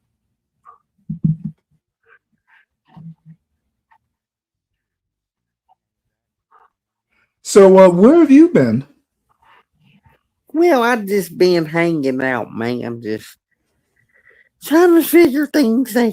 I'm thinking about they were asking about you too. It's Yeah, like if you and Mike don't show up for a week or two, people start missing you. Yeah, I'm thinking about moving and stuff, man. From where? From Staying in California? Yeah, I'm thinking about moving like to Arizona or something. Really? Yeah. What's prompting that? Well, I just want something different, man. I've been staying here all my life, so I just figure I'd just go see what's out there, man. Well, I know some people, haven't talked to him in a while, but he grew up in Los Angeles, I think it was. Or maybe it was, I think it was Los Angeles. And wound up moving to like the Phoenix area. Yeah, he's a that's young what guy I was looking at. Yeah, he's a young guy with a family, but he's thriving. Yeah, I was looking in the Phoenix area. Well, you retired, right? You're a business owner, right? Yeah, I've been retired for like 23 years now. Oh wow. I don't know. To me, being from the East Coast, it's like moving from a desert to a desert. Yeah, I can see that, man. But it's just a different scenery and stuff. Right. No, I get what you mean. Yeah, I'm thinking about it, man. I've been thinking about it. And I think I'm gonna go ahead and do it probably next month or the month after. Yeah, I mean, once your kids leave, your kind of whole life changes. I honestly think once my son graduates in another couple years, fingers crossed, I'm probably going to move back to Savannah. I never thought I would. Oh yeah. How is Savannah as a place? Like, is it a good place to stay? Well, I grew up there. Oh, okay. It was a lot smaller. I think growing up, it was generally around 100,000 people. Wow. But even with all the growth and stuff, people largely live in we kind of have a metro area now. So, I'm sure Chatham County has grown, but a lot of the new people uh live out in the surrounding counties and they commute in. So was that far from where you at now? It's about 4 hours. I'm in Georgia, but Georgia's a big state. Yeah, I know, man. So basically, hold on one sec.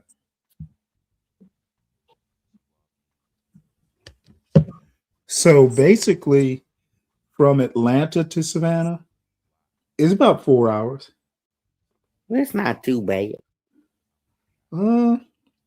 It's kind of boring though. Down I-16.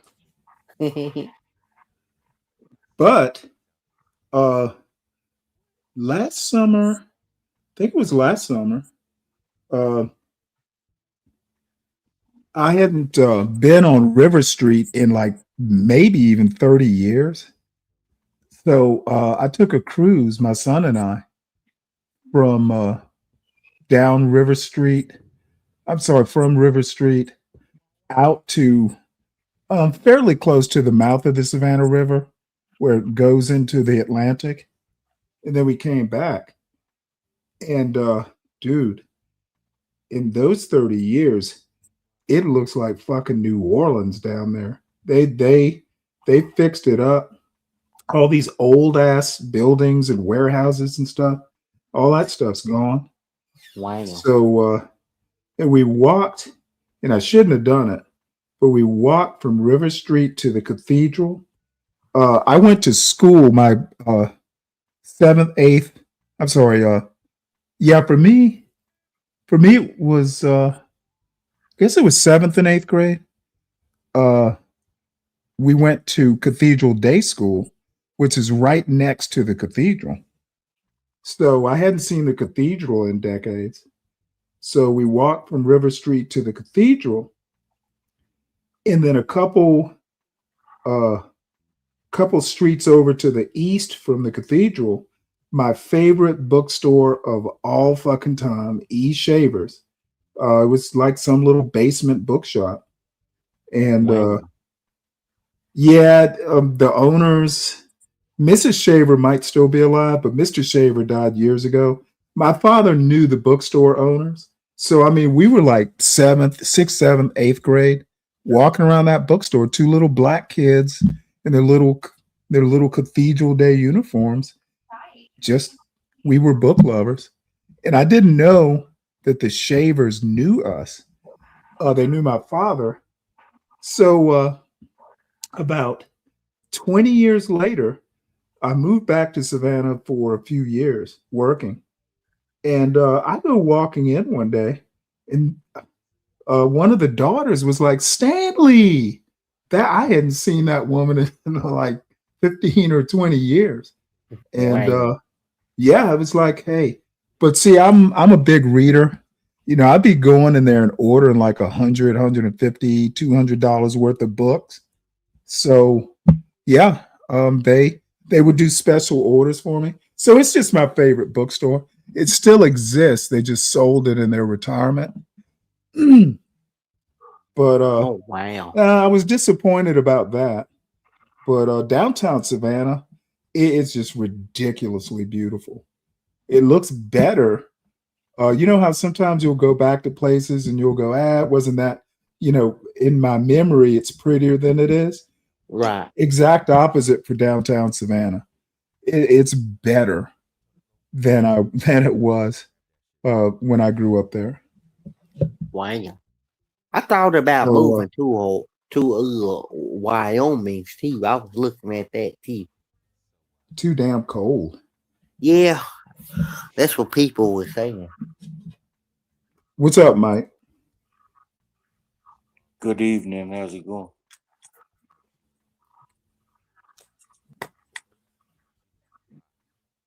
You there, Mike? Good evening. How's it going? Pretty good. You found your way up here. Yeah, man. Only reason why I really came up, and I'm just gotta keep it real, but I didn't want to hear nothing about Savannah. Well, Mike, you should have just stayed off the things, man. You know, Stanley, it's coming to a point where I just gotta, I gotta call you out on your BS. This is a weird conversation you two individuals are having. Why are you coming up here with this shit, Mike? See, I don't answer questions from fools. No, you the fool. You coming up here talking about this. And we just having a good old conversation. Hey, Stanley, I You didn't come coming here to argue, to man. I didn't distract come here to argue. everything, you piece of shit. Stanley, I didn't come here to argue. I just told you what I told Well, you. bitch, you looking for an argument?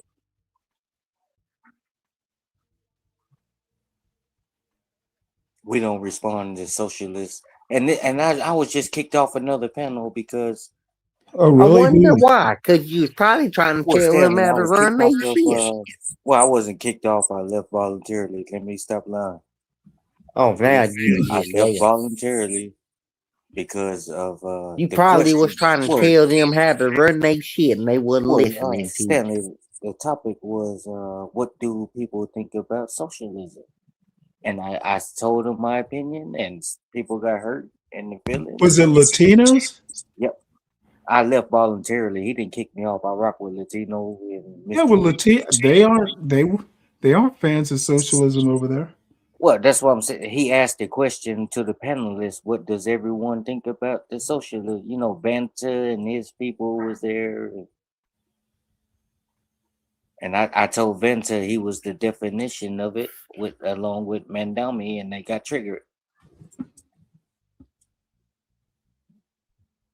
Well, my answer would have been that's different. neither here nor there because you are one too, but that's just what happened. No, not necessarily. Why I ended up over here. If you voted for Trump, you're a socialist. Well, that's why we're not gonna dig down that rabbit hole. Now you're trying to, Oh yeah, well, see here you already trained the Nightbot, and okay, I bring that up. Well, you asked me the question how I ended up here. Okay, good. You've answered it. Thank you for your answer. Okay, you can move now. on.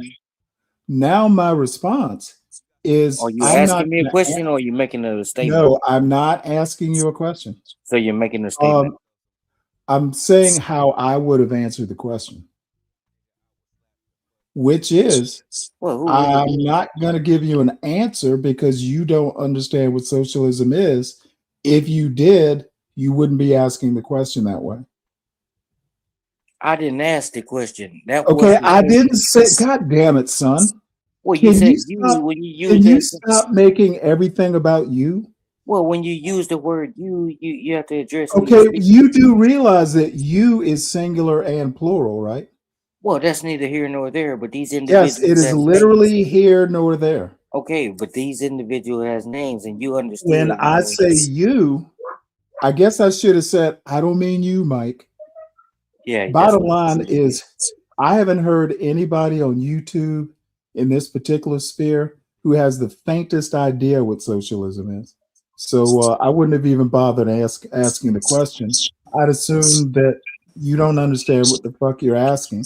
Well, it was a valid question because that was part of the. No, I don't think it was. It wasn't just a part of what does everybody.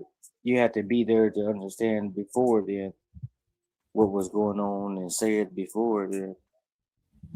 But that was the roundabout. Let's see. So you and Mandami, and these individuals like Venta, y'all are the people. Don't have to dig deep. You just you reveal yourself. Okay, I take umbrage at the comparison to Vanta. He's a moron.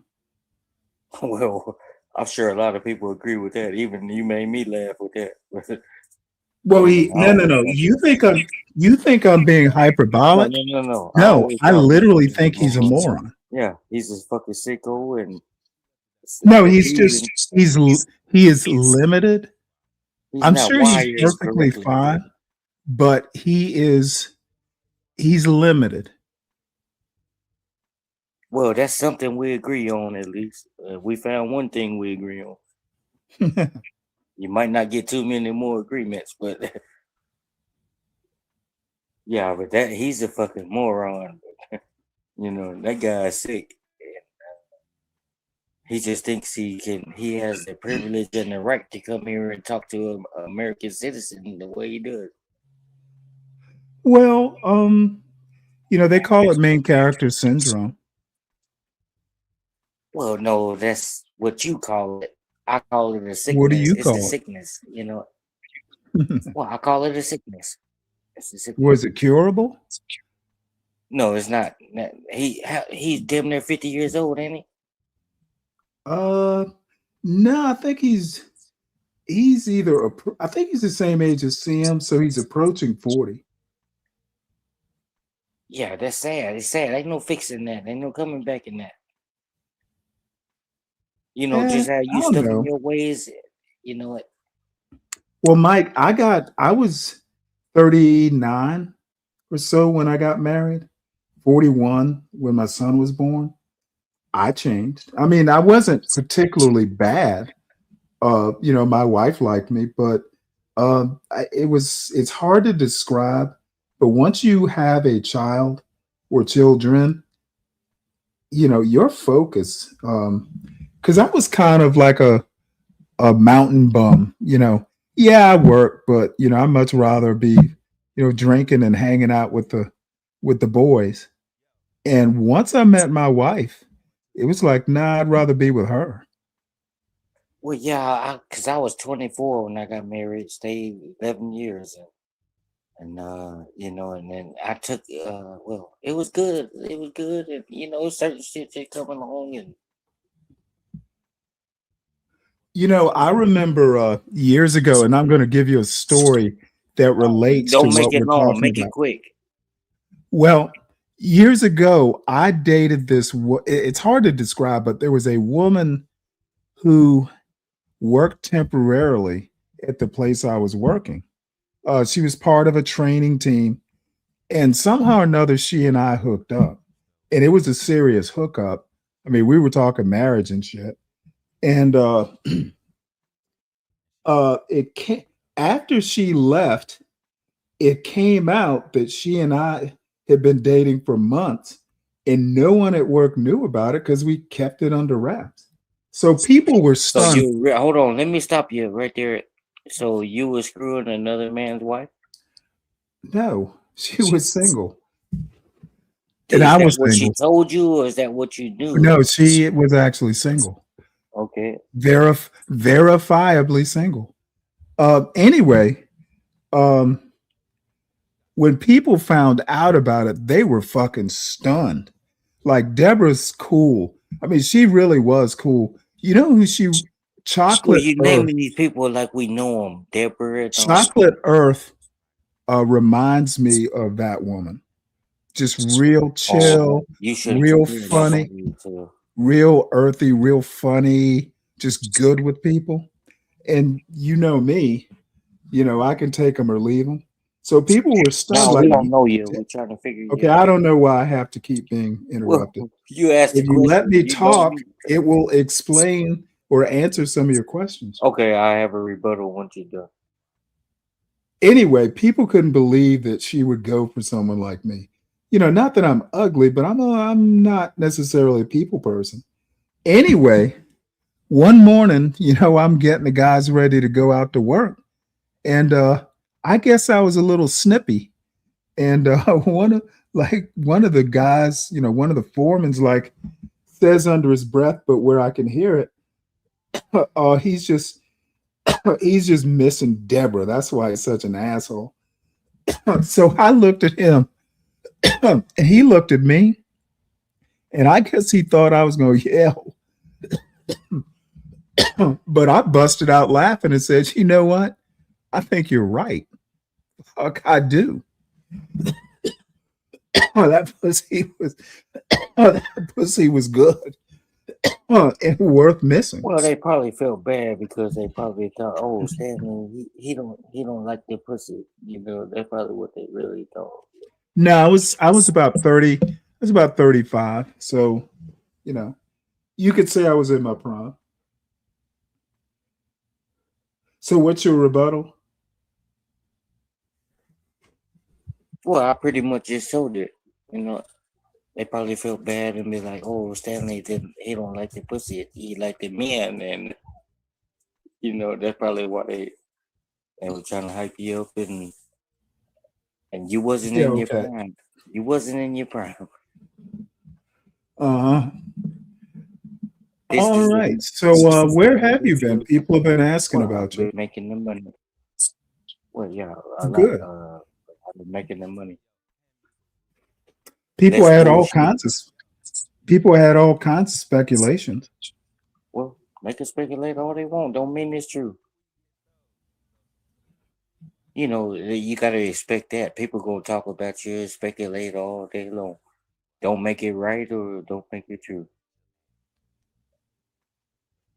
You think I really care Huh. what somebody got to say about Mike? Well, it's obvious you don't, or you wouldn't act the way you do. Well, I'm just being me. I don't act no certain type of way. Just being Mike. Being Mike. You know, and apparently, you know, people talking about me, they like it, I guess, you know, but Well, no, they were hoping you weren't locked up or locked up. well, yeah. Mike do the locking up. I don't know why would I be locked up. Hey, I'm telling you the speculation. Well, you didn't have to tell My me this. speculation was that he's just shacked up with that woman and them kids. And them kids, what kid? Oh, I said no, shacked up with his boo and them kids.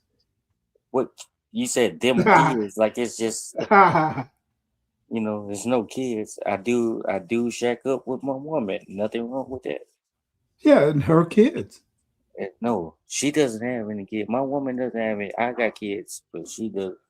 Oh, I see. She doesn't have any kids. And I'm trying to get a But kid. does she and the ex get along? Yeah, you know, it's no bad blood between us two. We just know we grown. We gotta, you know, you gotta separate. No hard feelings. Wish you well. To move on. Everybody get along just fine. I don't deal with that type of drama like that. I see. You're the man. You're the man. I don't do that, but it's sick individuals like you and sick individuals like you, Mandami, and a lot of these other individuals. You know, you know, it make me laugh because it's just you know it's sad and you a Trump supporter and you're playing across the road. Well, I'm not a Trump supporter. Well, you are. You're just playing across the road. No, I'm But you afraid had you so would be. much success if you You know, just like you think I'm Mom Donnie, you're wrong about that. And you're also you wrong have so about much me success supporting Trump. if you just kept it real about Donald Trump instead of speaking the misinformation and You know who Trump reminds me of, and this is for real? He reminds me of Seymour. oh no, see. Oh yeah, he does. I rock with Just an unpleasant person to be around. I rock with Seymour and you know Of course you do. but you remind me of him too. you put your you see your problem is and I'm gonna tell you, I'm gonna diagnose you real quick. You got a severe case of TDS, but people like you only get cured once you it's only a cure for it once you know because you know you're telling a lie when you say this stuff about Trump, you know it's not true. You know it's not true. You just talking and you know, and I get it. You gotta have something that's talk on and because you feel like you'll lose your fan base, but it'll grow significantly more than what you think it is now if you just tell the Well, truth. Because everybody know you're a Trump supporter. I think the real TDS is seeing Trump fuck up and ignoring it. It's like being in an abusive relationship. He'll do better tomorrow. Just give him time. Well, see, that's your problem. You look at it everything like it's a relationship, and is you got to keep it. He's a politician. Okay, when you keep saying that Donald Trump is the head of my life, I assume that's some sort of relationship. Well, it's the truth. He's the head of your life and any other American. It sounds like you and he have And some sort of relationship. And I'm not talking spiritually. Spiritual and the real world is different. No, I was thinking sexual. You have a sexual relationship with Donald See, Trump. I don't think my mind will shoot like that. Well, mine I'm does. When talking you say he's the head of your life, I assume head is code for something. See, now this is the shit people don't like about you. Hey, I'm talking. You said it, not me.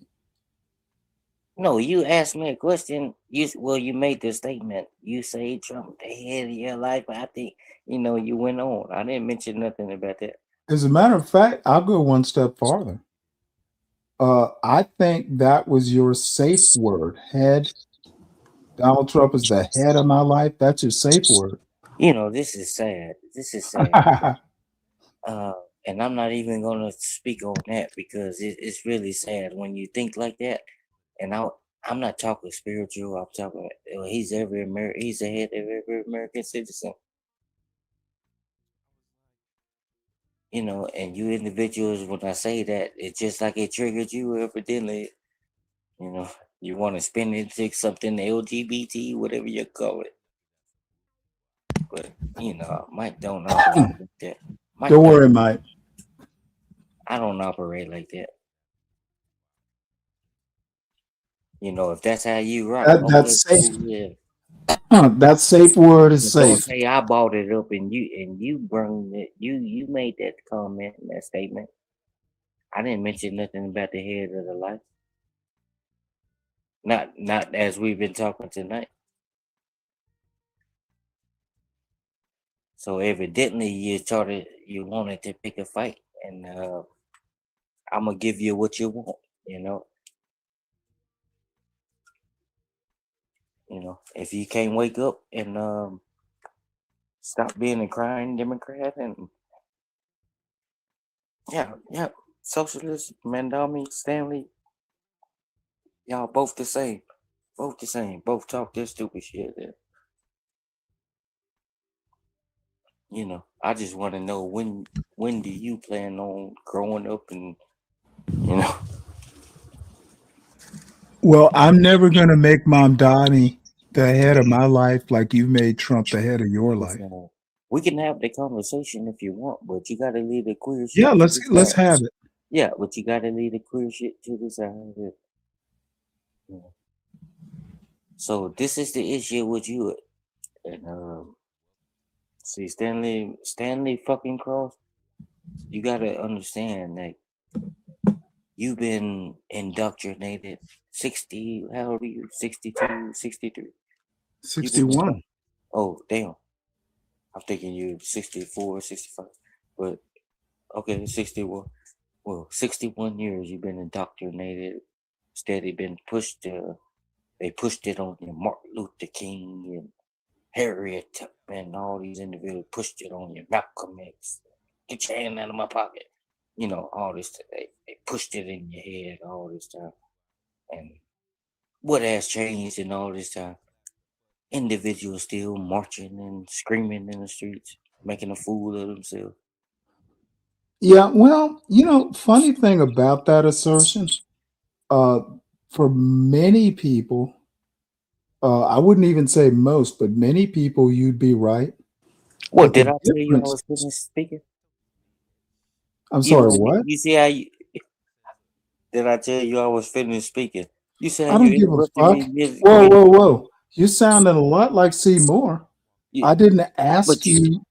I didn't ask you if you were finished because I don't care if you're finished. okay, so what? So when I interrupt you, it's an issue. Yeah, you shouldn't do that. Okay, I'm a man, and I don't know But what I you can do. interrupt you. Okay, This is classify not. you right there. This is not equal footing. You Well, forgot. of course it's not, but don't. That's why I called it out. You don't interrupt me when Yeah, I'm like I was saying. Yeah, but let me Uh, finish. if So I you was think saying, that I was so indoctrinated it with was Martin Luther like King I and was stuff saying, like that, a lot of these I actually took the time this is to sad. explore and read about so I don't get indoctrinated. And that was a stupid statement, in my opinion. Yeah, anytime I say book, people like No, you no, think no. I'm It didn't stupid. have nothing to do with the book this time. It's just all the whole statement you said. You read and just like you, but you only read stuff that fits your narrative. No, that's not true. But it is true. Anything other than Stanley's narrative, you don't care.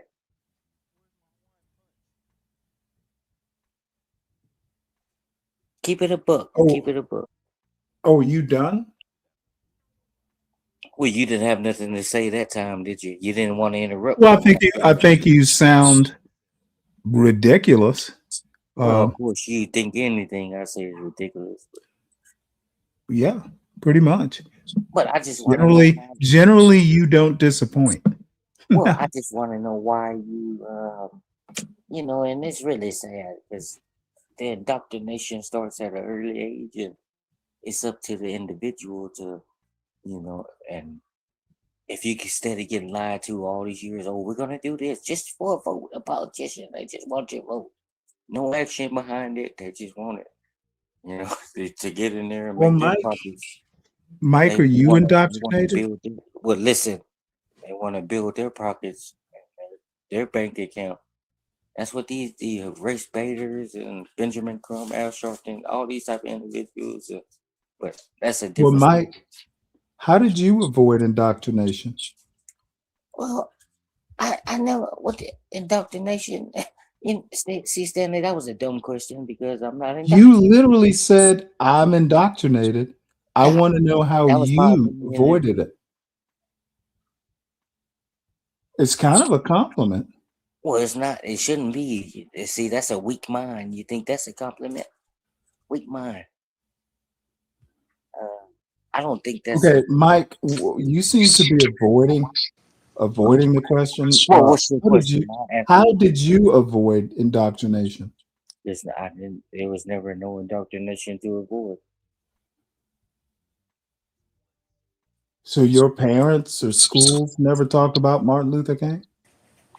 Yes, I heard more, but that don't make just because they spoke on it didn't mean I had to agree with it or.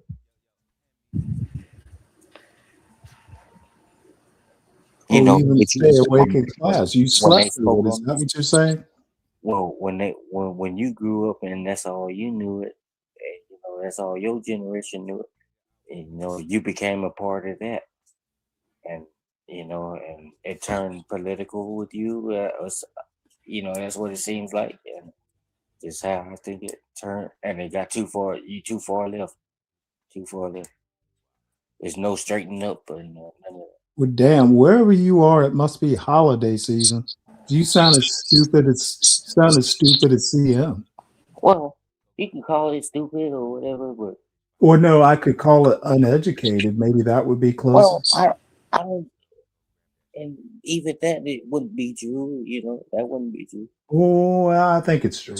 What makes you so much more educated? Dude, I'm just listening to the drivel that you're spewing. But what makes you none of it makes a bit of sense. What makes you think you're so more educated than because you literally are talking nonsense. You're speaking gibberish. I think I'm better than you. Okay. I think I know more about Martin Luther King. I think you hear shit on YouTube panels and you don't go back and double check anybody. Yeah. See, and that's your problem, because you on YouTube all the time. I'm not.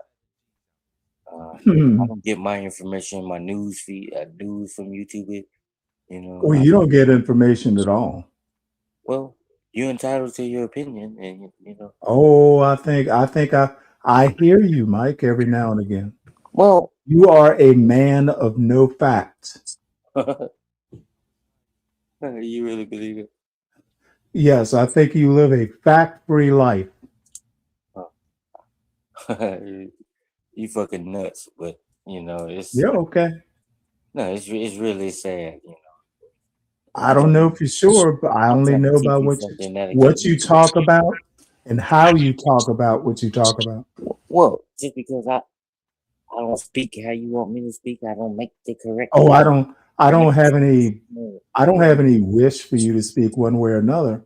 I want you to be your natural self, That's what which is I'm not an English about major. CM level. I'm not a fucking English major or chemist or whatever you want to Oh, call it. you're just not hey, books are not a part of your life. I understand. I probably done read as many or more books than you. Comic books, maybe. I don't even read cartoons. I don't like cartoons. You just don't like reading. I never liked TV. I don't hardly watch TV. I may go catch a movie here and there. But that's neither here nor there. But you got to get back to the conversation when I asked you the question. Now you're trying to turn it against Oh, me. which question was that? Well, you asked me the question and you don't remember? At this point, no. Wow. And you want to call me sick and all this stuff. The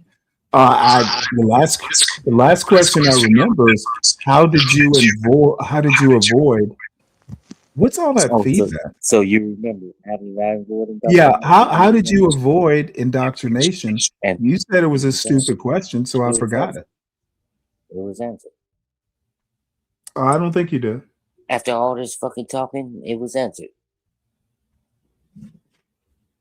There's no indoctrination to avoid if you don't get, in order to be indoctrinated, it's like a cult. You know what a cult is? A cult. Uh-huh. So that's indoctrination. That's what it is. It's like a cult. And you're stuck in a democratic cult and you're hoodwinked and you can't find your way out. But that's neither, well, it is here, but it was there with you. They can still is. So did they kick you off of Latino's channel? No. Or did you? I left voluntarily Really? because it was Vanta and another individual that speak that same type of Habibi, whatever that means. Probably his cousin. Well, either way, but they started crying when Latino asked the question, and then Vanta started. He was going in. Well, I think he was going in on Mike, but Mike flipped it on him, and they started. Latino, I'm just gonna leave. I'm just gonna leave. I come here every day. And I was like, Latino, Miss Jewel, out of respect, Mike will leave. And everybody agreed with me when I was talking, but they just got butt hurt, and it is what it is. Yeah, well, Vanta probably went boring. No, he didn't do that. Because I asked him the question, why does his Somali or whatever the fuck he is, why does he feel it's okay to come to America and talk down on us? But when we mention something about them, they get all butt hurt. And Mike don't play. Well, what do you mean come to? He's over in London. He's not here. Did you not just hear what I said? Oh, I heard what you said. What you said didn't make But sense. you didn't comprehend it. He didn't come to America. He's in London. Well, this is what I'm saying, Stanley. You trying to be all technical and physical or whatever. I think he's here. And you believing he's over there. You don't know that. Oh, I see what you're saying. I think he's here, and the reason why I think he's here is because he has so much input. Why is he not focusing over there trying to make his country better? Because these people These people let him get away with it, is But why. who are these people?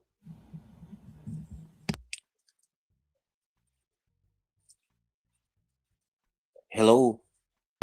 The people, these panels let him get away with it. Well, I don't. And that's why. I mean, he was in my chat earlier. He didn't hit the link because he Yeah. he knows what happens when he comes up on my panel.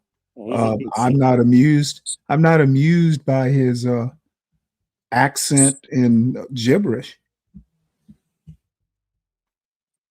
Yeah, he wants to be something he's not. And see, I keep it. I'm myself all the time. I don't change because, hey, if you don't like me, hey, that's on you. I ain't gotta live with that. I don't have no hatred towards no one. I may not rock with you, and, that don't mean I don't have no hatred towards no one. And I'm willing to say, After this CM experience, I'm reconsidering my stance on hatred. well, CM, that I rock with CM. I forgot his channel name. I haven't been over there in a while.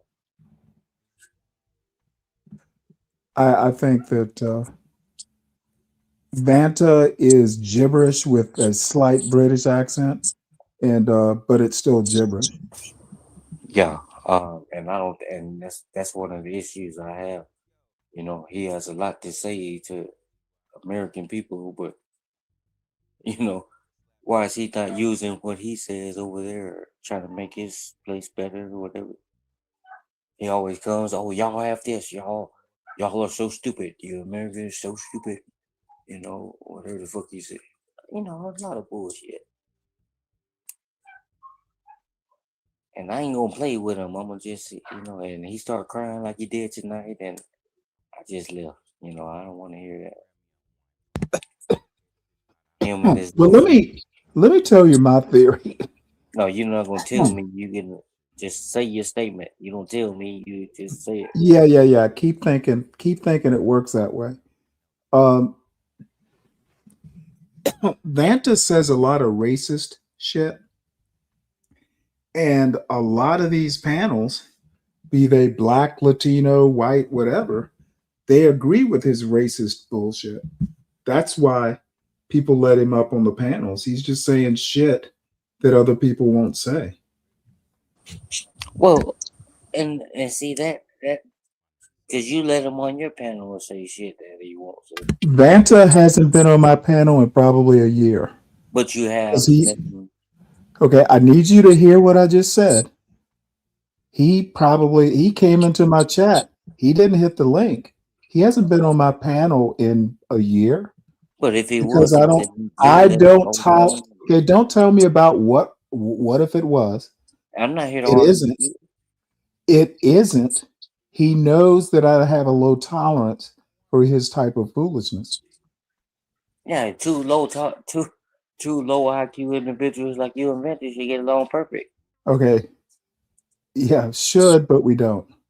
And it's not that I don't get along with him. Because he agrees with everything you say. It's not that I don't get along with him. I have a low tolerance for foolishness. You don't like the accent. I don't care about the accent. Well, you just said you did. Okay, I literally just said I have a low tolerance for foolishness. But before you said that, you said, I don't care about his accent, and I literally don't care about his accent. It's the foolish words. Yeah, so we're in agreement that he's a moron.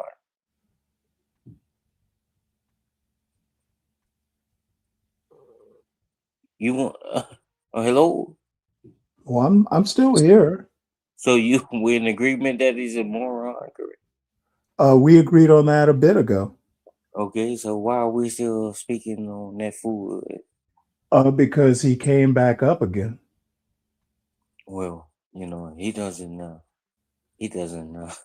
see, and that's his problem. He goes, he's I don't know if you ever heard the term or whatever you want to call it, the bopper. You ever heard of a bopper? No, I don't think so. Well, not on YouTube. Well, it's kind of similar to the prostitution and, the hopping around and bouncing around. That's what we say in the hood, the bopper or whatever. Other cities, states got different words for it. Thought, you ever heard of a thought? Thought. I've heard of it, but Yeah, that's what I call him. He's an it internet came thought. to my attention bopper. recently. Well, I call him an internet thought or internet bopper. They just hop around talking, trying to see who they can stick on. And well, Ventus, that might be about a good. It might be a good description, but again, I I hold actual content creators responsible for their panelists. So Vanta may be more a symptom. I think it's the people who let him up on their panels that are the problem. Well, I don't think that, because some people let people up to have a voice, and some people really like that. They just let everybody get it off or whatever. But if it go too Yeah, far, well, I'm not an e pluribus I'm saying unum some guy. people do rock with that. If you're an idiot, you shouldn't be coming up here. Well, some people let everybody, if you think they're an idiot or not. Yeah, and I thank God I'm not one of them. Well, I think you are, but that's a whole nother topic. Yeah, well, if you think it, I'm okay with that. You see all these topics just keep popping up. What topics? Well, shout out to Donald Trump, and shout out to John Carter for holding it down. And have y'all heard from my boy Deacon Dave? I ain't heard from him, bro. Ran into him Hope he doing all right. somewhere. Maybe it was in CM's chat. Hope He hasn't been over here lately. I think I heard his feelings or something. No, he don't get down like that. Oh, you'd be surprised. No man feelings, Hey, Khan, it was a joke about the reconsidering hate. My general attitude is I don't really just hate people on YouTube. You got to know a lot about a person, like, be able to meet them and look them in their eyes and stuff like that. I don't take YouTube interactions 100% serious, but I would say C Moore has made me reconsider that position. Maybe I ought to just start hating people, without meeting them. So let me ask you a question. But it's a joke. It's a joke. Let me ask you a question. Why when somebody mentioned something about somebody, you turn it on somebody else or mention somebody else to try to compare it? Can you give me an example? Well, you just did it. You said, "Oh, CM." The conversation was about Vanta, and you compared him to CM. Why do you compare individuals? Because I can. Are you trying to build your own board, your stat line, or your stat? No, I tend to be someone who likes to see patterns. But your pattern is fucked up. So I don't understand how you evaluate when your own pattern is fucked up. I had no idea what that means. Well, I'll tell you what. You asked me why I would compare Vanta and CM. Yeah, you answered it. Because I think they both are. They're just unpleasant to be on panels with sometimes. But that's not a valid answer. I think it's valid. If you don't think it's valid, that's a you problem. Because that didn't even have nothing to do with comparing. That's just what you think. It literally comparison. It's literally a comparison. What you think are two different things. It's literally a comparison. But it's okay. It's okay. I know it's okay. I think you read one too many books and your brain is fried. Yeah, well, I mean, if you have a Kindle, don't you? You have a Kindle? Yes. Because I've heard you mention it, and the reason why I asked you that, the reason why I asked you, did you have a Kindle? Because looking at the blue light for extended amounts of time fries your brain. The blue light is only used at night. Well, looking at the screen, and you do it all day long, don't it? No, I don't do it all day long. Oh, well, I think you do. Other than when you're trying to bake or something. What was it? Oh, I was going to say that, there are certain people on YouTube, if they think that I'm a certain way as a criticism, I just kind of don't care because I don't consider their opinions worth me. Well, their opinions are not worth me considering. Well, I just said that a while ago. Yeah, and yours is one of them. That's my point. And this is If what you say, "Hey, Stanley," that doesn't make any sense. I usually just blow it off and I'm ready to But move just on. because I don't think it make any sense doesn't mean I gotta hate you and none of that, you know? Right. But what I'm saying is just because Mike123 says it doesn't make any sense, that doesn't mean I have to take that opinion seriously. Because Yeah, generally you I don't. don't. Nobody does. Right. You got a weak mind. I said that too. You got a weak mind if you I just wanna somebody else I said. just want to make sure you understand that your opinion means squat. Because you're no righter than me and I'm no righter than you. It's just Oh, I opinion. I would disagree with that. It was just opinion I'm and usually like on level ground.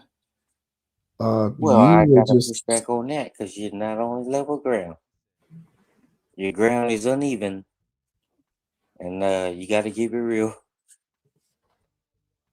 Cause you say some stuff sometimes I'll be like, oh God, what the fuck is this old fella thinking? well, When you tip that bottle to your mouth, I think that's Sure. when you get goofy. You start getting goofy and start talking at the side of your neck. Cause you do got a little sense, but I just think your sense is not sensing to the right where it's supposed to be. Well, Equilibrium is off. and let me take it to a larger context than just Mike123. I do that so when I say you, I mean plural, not you specifically. But what's so Um, wrong when you say why can't you mention the name? Is what? okay, no idea Well, what because you that has using to do. you when because just how you said you're using you quotation in quotation you. So you want to use a plural, so you could just say, hey, just example. This is an example. When you use that you word, it means you're talking to somebody specific. You can't generalize you to a lot of people. Actually, you can if you're talking plural. No. So, The word anyway, you're an English major, ain't it? Oh no, you're a chemist. nope, I just happen to understand English. My mother was an English teacher. So, anyway, as I was going to say, I think a lot of people in this YouTube space who have criticisms of me, they want to say, well, Stanley, this doesn't make sense. Or Stanley, you're drunk. What it really is they just have no clue what I'm talking about. And they want to deflect from their own lack of education or understanding. Well, you just described yourself. You deflect all the time. If nobody agrees with Stanley, you're gonna deflect it and turn it on against that person. Well, what I'm saying is when I get a bunch of people not agreeing with me, I just chalk it up to their either miseducation or lack of education. But you just told I them. think I am right. I think all the other fools are just too stupid to understand what I'm saying. So you build a. This is what I meant when I asked the question of where they go. Well, I made the statement. It was in reference to the topic at the time, but I asked you, did you know what a cult is? And you just said, when I get a lot of people that don't agree, that you're trying to build a cult. And, this is your issue. Wait, hold it. Spell that CODE? I thought you said COLD as in cold. Cult. Oh, cold. Yeah. Okay, I thought you said cold, like catch a cold. When I asked you several minutes ago, when I mentioned that, Because I was making reference to You see, something. the way you pronounce English is so Well, fucked up. I'm from Half Texas. the time, I can't tell what you're saying. Well, I'm from the hood. I'm talking. It's all good. Well, shit, we Well, can that's a tell, dude. dumbass. That's a Well, you you problem. understand what I'm at, what I'm getting at, and We don't let can this show fool tell go you from the not bombard the all hood, the you time. fucking conversation. idiot. So what I was asking when you said you can't generalize that or stereotype everybody in that you No category. idea what you're saying. What? Are you fucking stupid? You can generalize the plural form of you. And I asked you, why can't you just call the you out by name?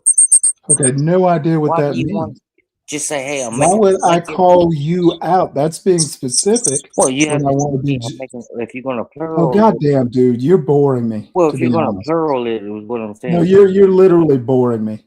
Okay, You're let me ask you. you're out of Maybe your you depth. understand. Stop So, struggling. you The said you, then quicksand, you said the you could plural. quicksand is going to drown you if you keep struggling. You could plural the word you, and I'm asking why. Just why you can't say, hey, I'm making a blanket statement to all individuals. That's what you plural does. No. It's like when you say It you're literally is singling somebody used out. for a blanket statement. You're singling somebody out when you say you. No, that's the singular form. And then when you plural it, you're making a blanket statement. Correct. That's what I'm trying to tell you. You Yes, can't and I use it the way wanted to you make use it. a blanket statement. Okay, well, just say that. Sounds more I logical. did say that in so many words. It's just you couldn't understand my So you word. beat all around the bush trying to make Dude, me like I'm dumb. learning you and you, the I, we, you, we, them. I'm sorry, See, them. all these acronyms that What you're is it? using They, doesn't mean that and you're fuck, I making can't it seem like remember the third person plural now. you're making This it guy seem like is a fucking idiot. well, and Yeah, we gotta apparently it's contagious. well, you gotta tame these hoes, and I gotta put. Anyway, like I was saying, I was gonna make a blanket statement. I don't even remember what Oh, it is. now you get it. Now you get it. Yeah, no. That's why you do shit like this. But don't play me like I'm a dummy. I don't need to play you like a dummy. You simply are. Well, that's your opinion. You're entitled to it. No, And it's my opinion. True enough, and I respect it. But Well, good. don't make it right or don't make it right or wrong. But don't just make it as fact. You can't make it as fact. Well, I think it's a fact. And you don't know it. I think you are dumb. I think that's a fact. Okay, it's funny. Okay, I can rock with that. I don't take offense to it. Finally, I don't take offense to it. I can't knock nobody else's opinion. Nobody should. The world would be a lot better if you. So what I was saying, I think a lot of people like you, Mike, it's easier for them to pretend that I'm wrong because they don't understand what I'm saying and are too shy to ask questions. Well, nobody says you're wrong all the time. Oh, you'd be surprised. But you want to be right all the time, and that's the issue. Absolutely. Who wants to be wrong all the time?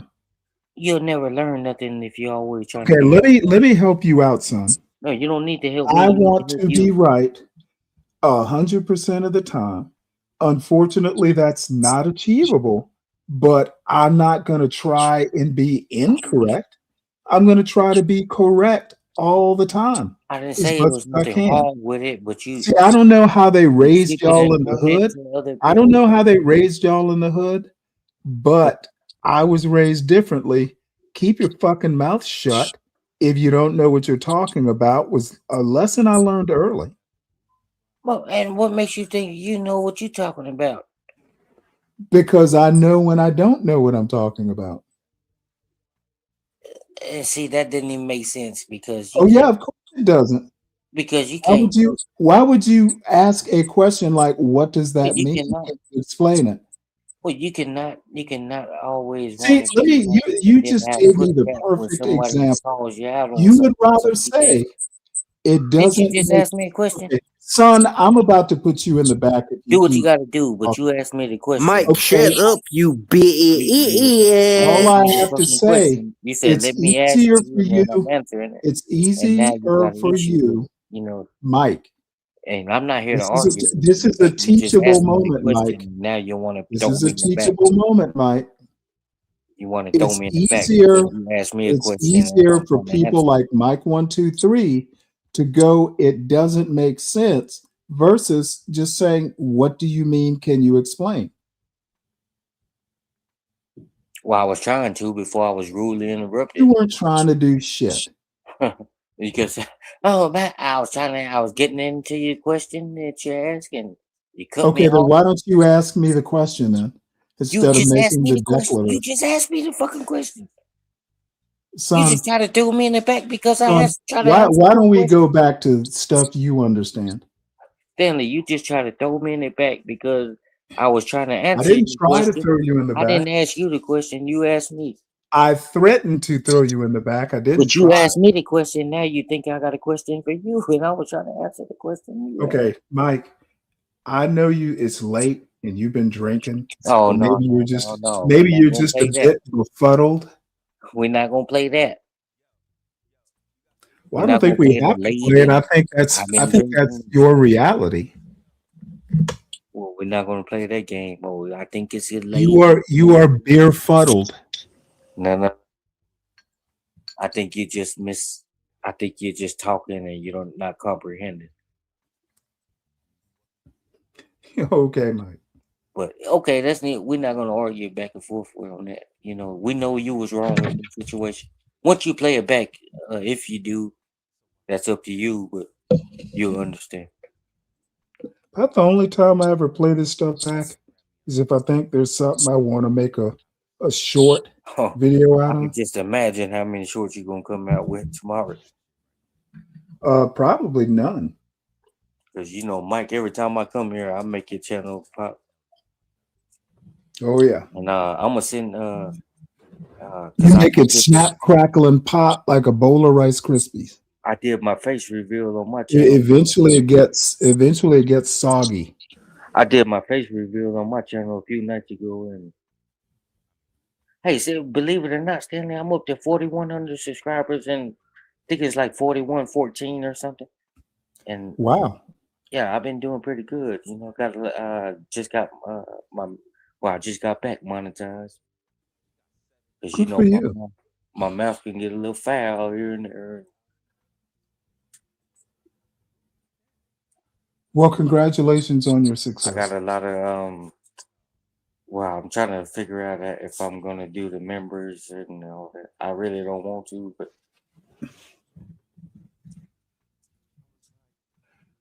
well, yeah, I don't know that much about it.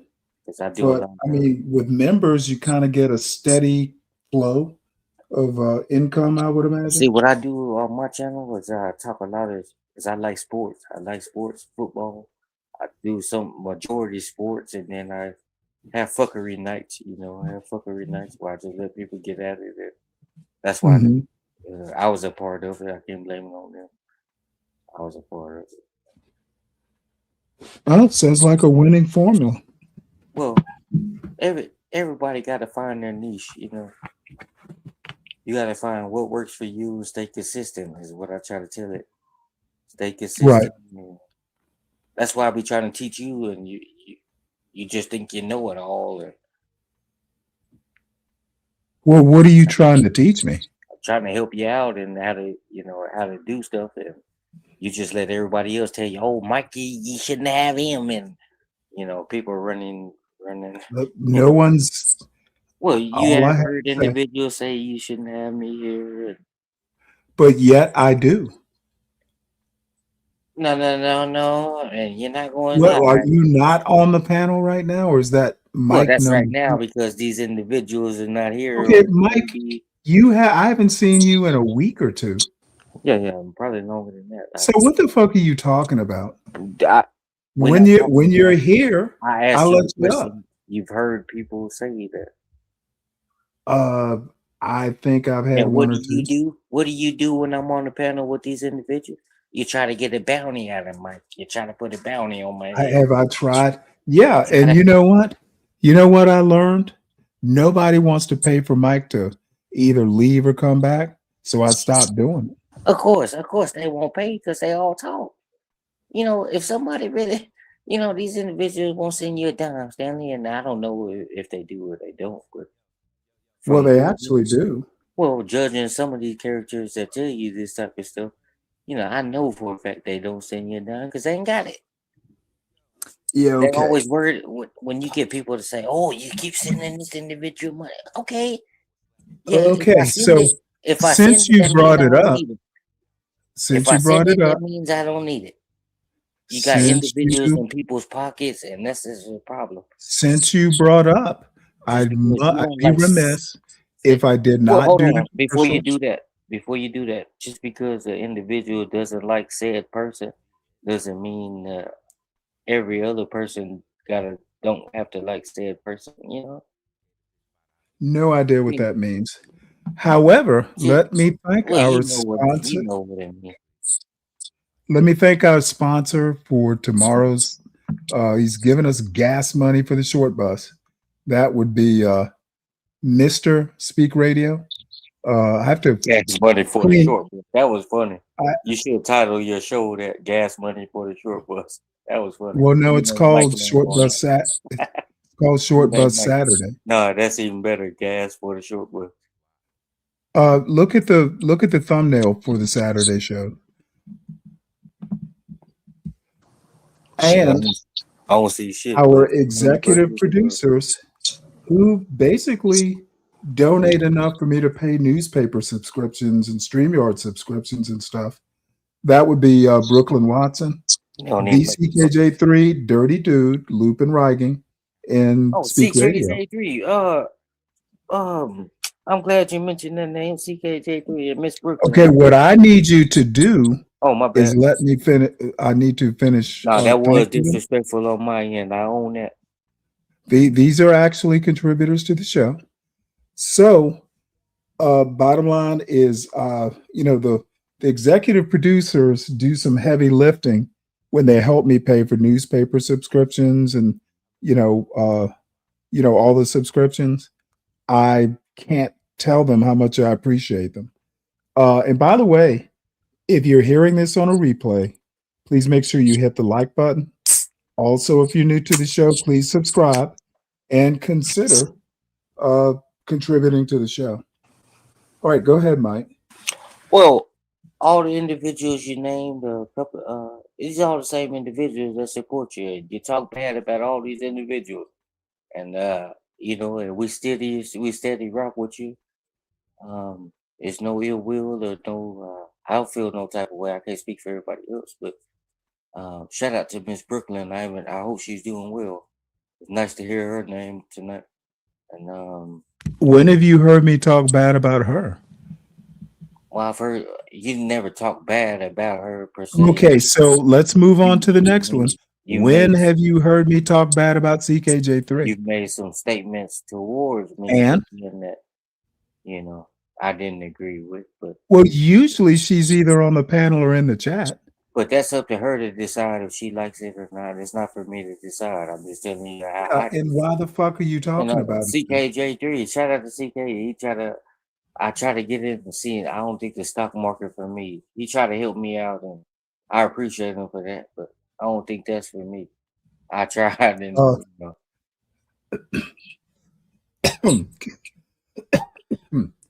everything for everybody.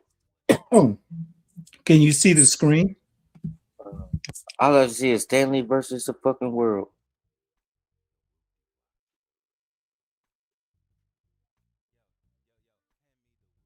Well, there's a question to you. Oh, if this that Pix guy, I don't have no comment on it.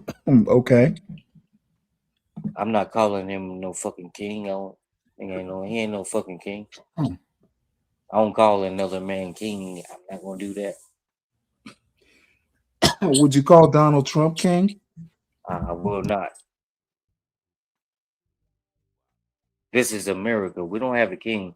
Trump is not trying to be a king. You never heard him say he want to be a king. Never. Nobody ever heard him say that. This is something that's made up. This is something you individuals do, and that's a blanket statement. So I am correct. That's just something that the Democrats. That's what they do. They make up stuff. He never said it. Never said. Never said I want to be king or nobody. People just put stuff on people, and people just run with it. Weak-minded individuals. And shout out to my boy Brian Nichols. I seen him earlier. Well, all I have to say is when you say Trump is the head of your life, every time I imagine Trump sitting on your on top of your head like a crown. This is sad. If your mind goes that low, Stanley, and I say because he's ahead of every American citizen's life. If you're in America, he's ahead of your life. I'm not talking spiritual. Everybody knows God rules everything. But as we stand here in the present, he's ahead of your life. No, I don't think so. He controls what's going on day to day.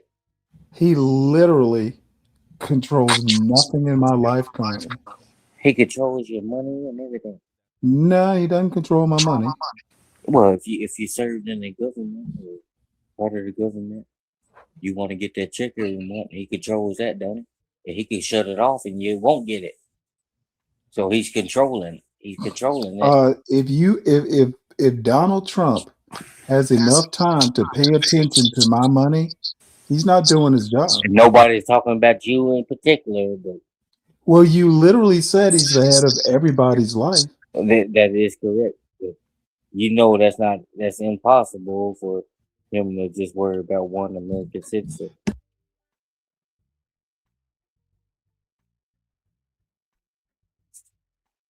Unless that individual, did something worthy or not worthy of, but he's just not focused on you, but he controls the Treasury Department where you get your money.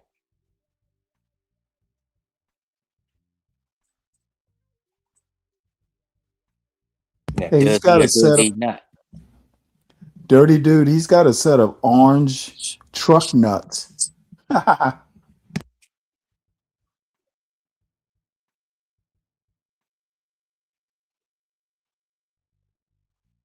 This is really sad. All the hatred towards him. He's never did nothing but try to keep America great. Keep America great. You really think if we had one of you people in power, you Democrat, and you think we'll be, we'll be a fucking fourth world country? And then no, you never heard of a fourth world. Well, I think one thing that I can think of that's probably everybody would agree on. If Kamala were president, we wouldn't be in this Iran quagmire. Bullshit, because they would be done did us in by now.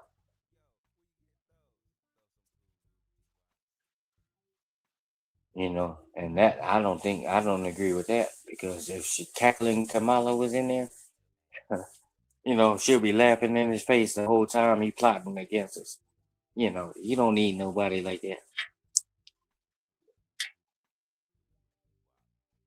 That's not being the president of the United States is not a woman's. I don't think a woman. Oh, I'm sorry, I was muted.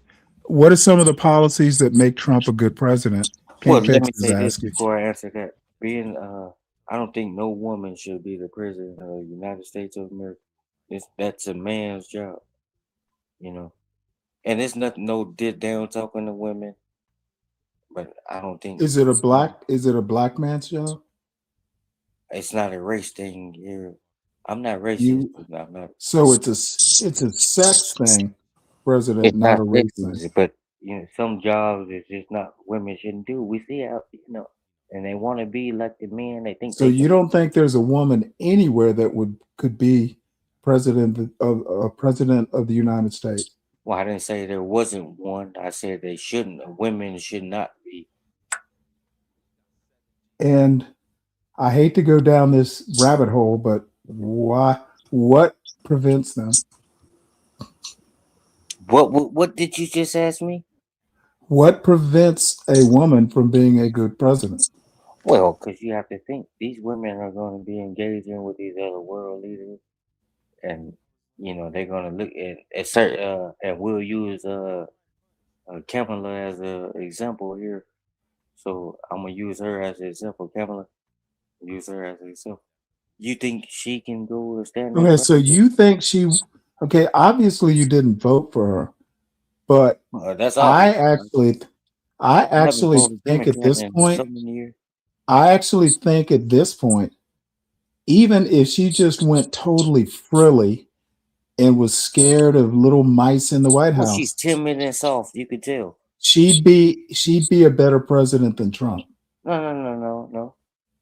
She's timid and soft. She's easy to get over on, manipulate.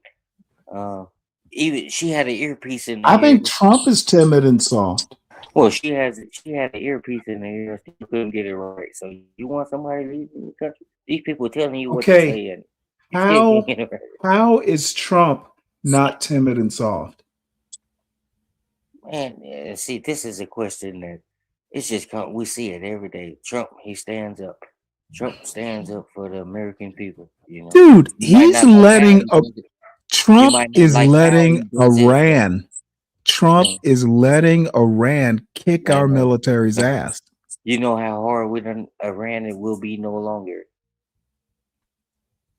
When? You know how hard we hit them. I don't see. This Dude, is the it narrative doesn't. that you push. I didn't get to talk about this news story. Well, this is the narrative that you push. Okay, you need to be quiet. Well, We're you not asked going to me a fucking overtalk question. each other. Son, it will be my way.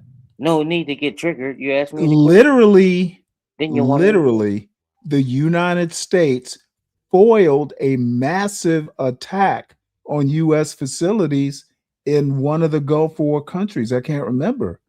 Dude, Trump is commander-in-chief, is letting a fucking fourth-rate military beat our ass. We're running out of fucking bombs. No. See, We beat the shit. We beat the shit out of them to a point to where we're getting low on bombs, and they're still there. That's misinformation. No, How do you know son. we're short on No, bombs? son. Did you hear that It's from not somebody? Or I heard it from fucking Trump. you heard him say we're running low on bombs? Dude, it's in the Show me newspapers. that. I need to see that. Motherfucker, I never how heard about turn on a TV or Shout out read to a Tim newspaper? O'Kane and Pete Hegseth. They're See, doing an this is awesome one of job. these things that these MAGA weirdos do. They are intentionally ignorant. Hey, if I don't read it, Well, it's that's plausible misinformation. deniability. If you can't show me the proof, Motherfucker, read a newspaper. I don't think Trump will ever say something like that. We don't have enough bombs. Why would you Okay, tell the Trump American people that? Trump is a habitual liar. Of Why would course, he he's tell not the going to American admit it. people or these other countries that we don't have any bombs? This doesn't add up or make sense. It doesn't make sense because you don't have common sense. He's the head of your life. So now you flip it on me. Yes. Because you never heard him say that. No, I've actually read newspapers. If He's you're not waiting on Donald Trump is telling you the economy is good. But you read newspapers, but you're reading what somebody else's narrative doesn't make So it. if Donald Trump doesn't lie about it, it's not the truth. He keep it real in my book. I don't think he. Okay, Donald Trump's a habitual liar. He show you what he do. He's not scared of the camera. He show everybody what he does. I wish he weren't scared of Iranians. When Biden was in office, did he show you everything? Okay, don't talk about Biden. He's not in office. Well, when he was in office, did he say Biden did not get us into this Iran thing. we didn't even know we had a president? Okay, son, I knew it would come to this. I'm getting No, see, frustrated with this Phil, dumb because bullshit. he got us into Why this bring up Biden? Biden didn't start anything with Iran. well, all Why the bring money up Biden? Obama and Biden gave these individuals, and Okay, Mike, they didn't get us into a conflict with Iran. well, How the about whole talk issue about is the man? over nuclear Okay, weapons. look at this goddamn The bullshit. issue is over Dude, nuclear weapon. dude, They can't have it. dude. How about let's talk Trump? No, we're gonna talk about what we're talking. And No, the it doesn't issue work that is way. no nuclear weapons. They can't have it. We got a president that's standing up, and he's gonna make sure it's not gonna happen. I don't have your faith. Well, we would have had $100 trillion if Kathleen Kamala would have sent them people to do harm to the United States of America like they always do. So this is courtesy Broke Genius. Thank you, Broke Genius. Let's watch this. Obama and Biden is the issue. 1966. You hate to Donald hear Trump is at his golf course in Sterling, Virginia. A reporter from the Wall Street Journal has just asked him, point blank, whether the United States is running out of munitions in the war with Iran. And Trump doesn't hedge. He tells the Journal on the record that America has more munitions than anyone else on Earth and far more than it needs. Confident, unambiguous. Case closed, according to the president. Except that same weekend, while he's saying that, Trump is also sitting on his phone posting a stream of images to Truth Social. Fighter jets bombing an oil terminal, a caption that just says, "Strike on Karg." Another one, an Iranian warship exploding, captioned, "No more engines." Trump himself, digitally inserted, holding an American flag on the deck of what's supposed to be a captured Iranian vessel. Yeah, this Soldiers sounds like standing behind AI. him. And in one version, what looks like a depiction of Iranian religious leaders in the... Can we not overtalk the video? Well, it sounds like AI pushing the narrative. It sure does. frame too. Every single one of these images is fake, not exaggerated, not artistic license, not a meme with a wink attached, AI generated, fabricated pictures of attacks that never happened, threatening a country he says he definitely, absolutely does not need to worry about running out of ammunition for. Hold on to that, sit with it for a second, because we're going to come back to it more than once in this video, and by the end, I want the contradiction to feel obvious instead of buried. A president insists, on the record, to one of the most respected financial newspapers in the country, that the stockpile is essentially bottomless. Oh, that's And in the same 48 hours, instead of releasing real I'm not footage gonna of real stand for strikes, that. That's false. his own account is generating fake ones of strikes that haven't happened at all. If the arsenal really is bottomless, why do the pictures need to be fake? Why not just show what's already been done 5 months into a war, instead of manufacturing what hasn't? This is the question the mainstream coverage keeps almost asking and then backing away from. So today, we're going to ask it all the way to the end, follow it through a missile attack on a US base in Jordan less than 3 days later, and land on what I think this actually tells us about how this war ends. And I want to challenge the headline framing you're probably seeing on this, some version of Trump talks tough on Iran, or Trump ramps up pressure despite pause and strikes, because that framing treats the AI images as bluster, as personality, as Trump being Trump. The same way people wrote off his Truth Social habits back in his first term. I don't think that's what's happening here, or at least I don't think that's all that's happening. I think we just watched in I'm real listening. time I'll be a right government back. caught between what it's telling the public and what its own defense Yeah, officials this are is telling sad. Congress behind closed doors. And by the end of this video, I want you to have the receipts to judge that This for is sad. yourself, not just my read on it. We listening to something. Let's start with what the major outlets are actually reporting, because I'm not going to strawman You this. never hear Trump That's say not how you build a stockpile case that is holds up. war. CNN, Axios, the never New York give in. Times, and Notice all covered the AI image posts roughly the same way. As an aggressive messaging strategy from a president who wants to look strong while diplomacy quietly continues in the background. The Wall Street Journal's own reporting, the same paper Trump gave his "far more than we need" quote to, described the pause I in can strikes handle that the began truth when Friday, it's the July truth. 24th. When it's the truth, After I 13 can consecutive nights of American attacks, But as when I driven know partly it's by false, internal debate over everybody declining air knows it's defense false. stockpiles, but the journal framed Trump's Just public got these posture as a grifters, deliberate pressure tactic on Tehran, not a sign of weakness. in the narrative. UN Ambassador Mike Waltz went on Face the Nation that Sunday and described the pause the same way, telling CBS it was about giving diplomacy a little bit of time. Trump himself told You mean reporters to that tell Friday me that you come he, out and Iran's say leadership that was the being, stockpile in is his lower words, more serious than somebody he'd ever seen put a them, goddamn nuke? but that they might not be ready to close a deal yet. 2 days later, on July the 28th, he met Benjamin Netanyahu in the Oval Office Come out and and told tell reporters everybody, Washington oh, was having, stockpile is lower. quote, very friendly talks with Tehran. That's a coherent, defensible mainstream narrative, and it's worth stating plainly instead of rushing past it. Powerful nation pauses, strikes to let negotiations breathe, keeps rhetorical pressure on through social media, denies any weakness because admitting weakness in the middle of a negotiation is a bad negotiating tactic. Basic diplomacy 101. You don't show your hand, and you especially don't show it to the side across the table from you. Pete Hegseth made a version of this case directly to Senate appropriators during a hearing on a supplemental defense funding request, arguing that any stockpile concerns trace back to a Biden-era failure to replace munitions sent to Ukraine one for one, using what he called a slow, bureaucratic replacement process that never kept pace in real time. Not a crisis created on his watch. Republican senators like Tom Tillis of North Carolina have publicly said they're concerned about the trend, but are willing to wait for a classified briefing rather than assume the worst. When a reporter asked Tillis directly whether he'd been adequately briefed on the numbers, he said no, but stopped short of breaking with the administration. That's a real, held position from real people, and it deserves to be represented fairly rather than caricatured. Nobody in this administration is required to hand Iran or China or Russia a real-time inventory report of the U.S. air defense arsenal in the middle of an active war. Strategic ambiguity is a legitimate, well-established tool of statecraft going back decades.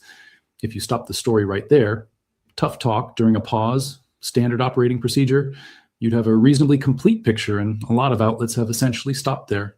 So let's define a few frameworks now, because I'm going to use these terms for the rest of the video, and I want you following along, not guessing what I mean every time I use shorthand. See, The people first one I'll call Potemkin that's why deterrence. you'll never This is get the to idea see that when government's real capability starts to run low, the incentive isn't to announce that. It's to manufacture the appearance of overwhelming capability instead, precisely because a shrinking arsenal is at its most dangerous the moment your adversary realizes it's shrinking. You don't show the empty shelf, you paint a bigger one, and you paint it loudly enough that nobody thinks to check behind the paint. The second is the asymmetric attrition trap. This is a we had strategy an empty of a shelf. weaker military power against a much stronger one. Not to just win shorter battles, than which 3 years Iran ago. cannot realistically do against the U.S. military in any We conventional sense, rebuilt the to military. force the stronger power to burn through its most expensive, hardest to replace precision interceptors, defending against comparatively cheap ballistic missiles and drones, so that the cost of the war becomes politically and industrially unsustainable long before it's militarily unsustainable. You lose every battle and still win the war of attrition, because you were never trying to win the battles in the first place. The third is the sunk cost spiral, a political dynamic where de-escalating a conflict becomes harder, not easier, the longer it goes on and the more expensive it gets. Because pulling back starts to look like admitting the cost, and lives and hardware was wasted. Politicians caught in this trap tend to escalate rhetoric precisely when the underlying numbers get worse, not better, because rhetoric is the one lever they can still pull freely. Now let's steelman the mainstream case properly, because it's stronger than a lot of independent channels give it credit for, and skipping this part is what turns analysis into propaganda. If you're the White House, you genuinely cannot confirm precise munitions numbers publicly without giving Iran, and every analyst watching from Beijing and Moscow, a target list for exactly how much more pressure they can apply before U.S. air defenses in the region become genuinely stretched thin. There is real precedent for presidents talking tough during pauses in fighting, specifically to preserve negotiating leverage. Trump did something similar during the original ceasefire announcement back in the spring, posting about a coming golden age of the Middle East, within hours of a truce that both sides would go on to accuse each other of violating within days. Waltz's giving diplomacy some space framing is not an unreasonable read of a genuine pause after nearly 2 weeks of continuous strikes, and using AI-generated imagery as psychological pressure, rather than real classified footage that could reveal targeting methods, sensor capabilities, or intelligence sources, is, on its face, a lower risk option than declassifying anything real. Some conservative commentary has gone further, arguing the entire munitions shortage narrative has, in their words, the feel of deliberate misinformation designed to keep Iran guessing about American capability rather than reveal it, turning the leaks themselves into another layer of the psychological operation. If you take the White House's framing at face value, this is a president managing a delicate, high-stakes moment with theater, not a president papering over a crisis. And the leaks about depleted stockpiles could just as easily be strategic disinformation as accurate reporting. It's also worth noting that this isn't the first time a wartime American president has leaned on imagery and messaging that blurred the line between real and staged. False information. Governments at war have always managed morale through curated, selective, sometimes misleading imagery.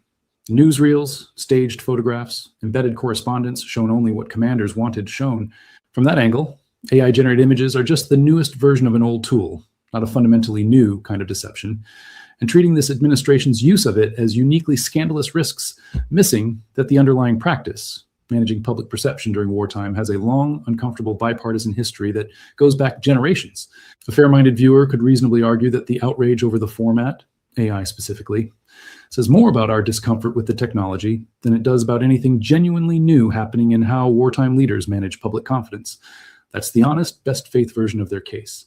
Now let's look at what it doesn't explain, because a good steelman only earns his place if he's willing to knock it down with something real afterward. It doesn't explain why, 3 days after Trump told the Wall Street Journal the stockpile was essentially limitless, the Center for Strategic and International Studies, a Washington-based nonpartisan defense think tank, not a partisan outlet, not an anonymous account, published a report estimating that fewer than 827 Patriot interceptor missiles remain in the entire U.S. stockpile, and fewer than 278 THAAD interceptors.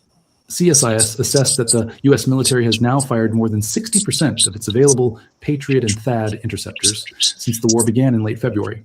3 separate sources familiar with internal Pentagon data told CNN those CSIS numbers were close to the government's own internal figures. This isn't speculation dressed up as fact.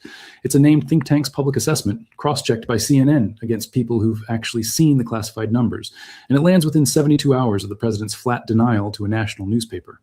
ABC News separately reported the Patriot stockpile had been diminished by roughly 65% during the course of the war, citing its own defense contributor, and noted that some of these interceptor systems take 2 to 4 years to manufacture and deliver, meaning even a full political consensus to ramp up production today wouldn't meaningfully refill the shelves before next year at the earliest. It doesn't explain the Washington Post's reporting, sourced to unnamed officials, so I want to flag clearly that this specific detail has not been independently confirmed the way the CSIS numbers have. That Chairman of the Joint Chiefs, General Dan Kane, personally warned Trump about critically low stockpiles of key munitions before the "far more than we need" comment to the Journal. If even part of that reporting is accurate, it means the president made his public denial after receiving a private warning from the single most senior uniformed officer in the U.S. military, not before it, and not in ignorance of it. And it doesn't explain the pattern of Trump's own past statements about exactly this kind of imagery. Go back to March of this year. Trump accused Iran of doing precisely what he did on July 26th, using AI-generated images and video to fake military outcomes, specifically claiming footage of a burning USS Abraham Lincoln was fabricated Iranian propaganda designed to exaggerate Iranian strength and demoralize the American public. He didn't just call it dishonest. He said it was dangerous, that it damaged public trust, and that outlets which repeated it, he specifically named the Wall Street Journal in that complaint, should face consequences for spreading what he called false information. That's not my interpretation of subtext. That's Trump's own stated position on the record about AI-generated war imagery 4 months before he started posting his own, aimed at the same country on the same platform, using the same technology. Does that make sense to you? A president identifies a specific tactic as a hostile information weapon when his adversary allegedly uses it against American morale, and then adopts the identical tactic himself against Iranian targets, the moment his own numbers start looking bad in the domestic press. If AI-generated combat imagery is dangerous propaganda in March, what exactly changed by July? I'd argue nothing changed about the tactic. What changed is who benefited from using it. Here's where the who benefits question gets genuinely interesting, because there's a hard structural reason both Washington and Tehran might have overlapping incentives to keep this ambiguous rather than resolve it cleanly. ABC's Ganyard laid out the mechanism plainly on air. The U.S. industrial base building Patriot and THAAD interceptors simply cannot manufacture new ones as fast as they're being fired, with some of what he called exquisite missile systems taking 2 to 4 years to replace. That's not classified information. That's publicly available defense industrial base analysis, and it matches the timeline CSIS gave back in May, when it separately estimated 3 to 5 years to fully replenish Tomahawk, THAAD, and Patriot inventories across the board. Gonyard went further and connected this directly to a completely separate flashpoint on the other side of the world. If China is watching the U.S. burn through its most advanced interceptors defending against Iran and calculating that American magazines will stay thin for years, that's a variable in any timeline Beijing might be running on Taiwan. I want to be careful here. Because this is the kind of claim that's easy to overstate. That's Ganyard's stated analytical writ, offered on air, not a confirmed Chinese decision or a leaked Pentagon assessment, and I'm flagging it exactly that way. But it's coming from a named, credentialed defense analyst speaking on the record, not an anonymous account with an agenda, and it maps onto a genuine strategic anxiety that shows up across multiple independent reports. Now think about what that does to the incentive structure inside the White House. If the real story is we are burning through irreplaceable interceptors at a rate that worries the chairman of the Joint Chiefs and alarms think tanks across the ideological spectrum, that story is genuinely dangerous to tell publicly. Not just embarrassing, but strategically costly. Because it invites more pressure from Iran, signals opportunity to China, unsettles allies like Jordan and Saudi Arabia who are hosting the troops absorbing the risk, and hands direct ammunition to the war powers resolutions that Senate Democrats keep bringing to the floor. Those resolutions have failed so far. Senate Republicans blocked the most recent one just this week, standing by the administration, but they haven't stopped coming. And every fresh reporting cycle about depleted stockpiles makes the next vote a little harder to whip. So the fake images aren't just chest thumping for Tehran's benefit. I'd argue they're arguably aimed just as much at Capitol Hill and at the American public at exactly the moment the real inventory numbers are becoming impossible to fully suppress through normal channels. And then, less than 3 days after Trump's very friendly talks comment, the theory got tested in real time.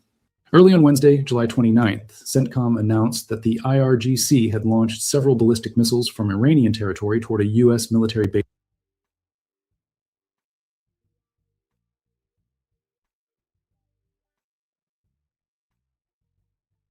Oh, shoot. Did I not play this damn video? Let's see here. This is my fault, folks. I thought the video was playing. And I see poor Mike.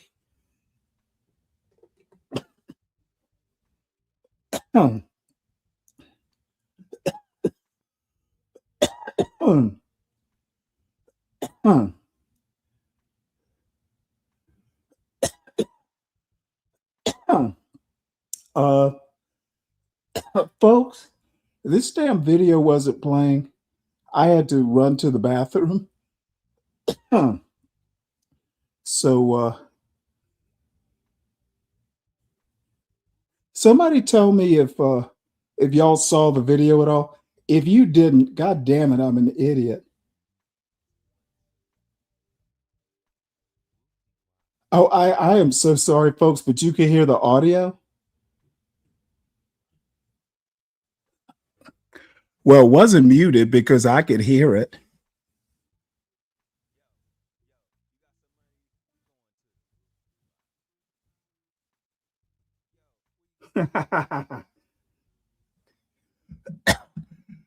No audio, huh? So we'll back it up a bit. Excuse me, and finish playing it. It's not much more than halfway done, so we got quite a bit left. So Mike, come on back up here and face the music, son. Piles makes the next vote a little harder to whip. So the fake images aren't just chest thumping for Tehran's benefit. I'd argue they're arguably aimed just as much at Capitol Hill and at the American public at exactly the moment the real inventory numbers are becoming impossible to fully suppress through normal channels. And then, less than 3 days after Trump's very friendly talks comment, the theory got tested in real time. Early on Wednesday, July 29th, CENTCOM announced that the IRGC had launched several ballistic missiles from Iranian territory toward a U.S. military base in Jordan in what it called an attempted surprise attack. CENTCOM said every incoming missile was intercepted and destroyed before reaching its target. Jordan's own armed forces put a number on it: 5 missiles intercepted by Jordanian air defenses. The IRGC claimed responsibility publicly and said it had targeted the Muwafaq Salti Air Base, which sits alongside Tower 22 and the King Faisal Air Base in a cluster of installations in northeastern Jordan that host roughly 4,000 U.S. troops, according to a 2026 Congressional Research Service report. Trump's response was immediate and blunt. He told Fox News, "We'll be hitting them hard. They're going to get a beating." Hours later, CENTCOM confirmed that American and Saudi forces had struck what it described as multiple terrorist logistics and weapon sites in eastern Iraq in retaliation. Sit with the timeline for a second, because the sequencing is the whole story.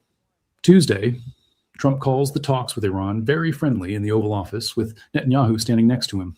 Wednesday, before the sun is fully up, Iran fires ballistic missiles at a U.S. base. Wednesday afternoon, Trump promises a beating, and American and Saudi jets are already hitting targets in Iraq. That's not a slow drift from diplomacy to conflict over weeks. That's less than 24 hours between a president's warmest public language of the entire war and a live missile attack on American forces. If you're inclined to trust the friendly talks, framing at face value, this is the moment that framing has to answer for. Here's my read on where this goes next. And I want to be upfront that this is analysis, not reporting. This is me connecting verified dots into a bet, not a leak, not a confirmed plan, and you should weigh it accordingly. My read is that the AI image strategy isn't a one-off weekend of trolling. I think it becomes the template for how this White House manages the gap between its public posture and its private inventory for the remainder of this war. Because the alternative, actually leveling with the public about interceptor numbers, creates a political problem this administration has shown zero appetite for absorbing, especially with war powers votes recurring on the Senate floor. If I had to bet, the next time there's a real lull in strikes, you'll see another wave of AI-generated threat content timed almost exactly to whatever the next depleted stockpile story is, because it's cheaper, faster, and lower risk than either declassifying real footage or admitting the numbers publicly to Congress and the press at the same time. And I think Iran's own military planners have already noticed the pattern between Washington's words and Washington's vulnerabilities, which is exactly why the missile attack on the Jordan base came less than a day after the very friendly talks comment, and why it came after a 4-day pause during which both sides had reportedly been exchanging messages through intermediaries, with Oman working to broker some kind of understanding over traffic through the Strait of Hormuz. My bet is that Tehran is testing, deliberately and repeatedly, whether friendly talks language from Washington actually correlates with reduced military pressure on the ground. And so far, every time it's tested that specific hypothesis, the answer has been no, which tells Iranian planners the diplomatic track and the military track are running on separate clocks that don't actually talk to each other inside this administration. If that pattern holds, watch for Iran to keep timing strikes specifically around US diplomatic messaging moments, high visibility meetings, or optimistic truth social posts, rather than around genuine lulls in fighting, because that's precisely where they appear to be finding the most daylight between what Washington says publicly and what its forces are actually doing on the ground at that exact moment. I'll also make a second, narrower bet, because I think it's testable on its own terms. I think the quiet for quiet understanding that reportedly existed before this week, the informal arrangement where neither side would initiate new attacks as long as the pause held, is now effectively dead, not paused. Once a base gets hit and the US responds with strikes on Iraqi soil within hours, going back to an informal, undeclared truce becomes politically much harder for both governments, because each side now has a fresh public grievance to point to if talks stall again. My read is that the Oman-brokered Strait of Hormuz framework becomes the next real pressure point to watch, not the missile exchanges themselves, because control of that shipping lane is worth more to both sides economically than any single round of strikes. And if that channel breaks down too, that's the signal this goes from a war of attrition back to a war of escalation. Let's zoom out, because this dynamic, a great power projecting strength publicly while its own logistics quietly buckle, is not new, and history is not kind to the powers that lean on the performance for too long without addressing the underlying shortfall. During the final years of the Cold War, both Washington and Moscow spent enormous energy managing public perception of relative military strength, sometimes independent of the actual underlying numbers, because in a standoff between nuclear powers, perceived capability functions almost as powerfully as actual capability, arguably more powerfully, since neither side wanted to test the real numbers directly. There's an earlier, more specific parallel too from the 1973 Yom Kippur War, when Israel's own air defense and precision munition stocks were drawn down so fast in the opening days of fighting that it triggered an emergency American airlift, Operation Nickel Grass, just to keep Israeli forces supplied. So you got these weak individuals timing me out in the chat. You know, that's not cool, P. They have wrenches for a reason. Well, don't give them. They don't fucking silence me because they don't like it. Okay, let me put it to you this way: if for everyone who has a wrench out there, you took my motherfucking wrench. Why you okay? take my I need to finish what I'm saying. Why you take my wrench? Probably because of your behavior. Well, what the fuck did I do? I didn't poke fun. Oh, dude, I didn't place people in timeout. It was months ago. I don't recall. Well, give it back. Dude, I'll think about it. I don't place people in timeout because I don't like their opinion. Well, if they got a dude, I'm trying to talk. Can you mute up? Talking to answer the question. Okay, mute up, sir. You got an echo. Answer the question. Motherfucker, I just told you what to do. Mute up if you want an answer. Shit, fucking go. What beating around the bush? Are you muted? Oh, good. So, let's start off with pretty much everybody who has a wrench over here. I trust implicitly.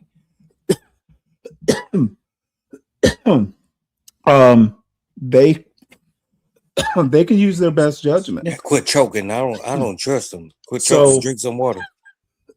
My advice: drink some water. Quit choking. I don't trust them. You know.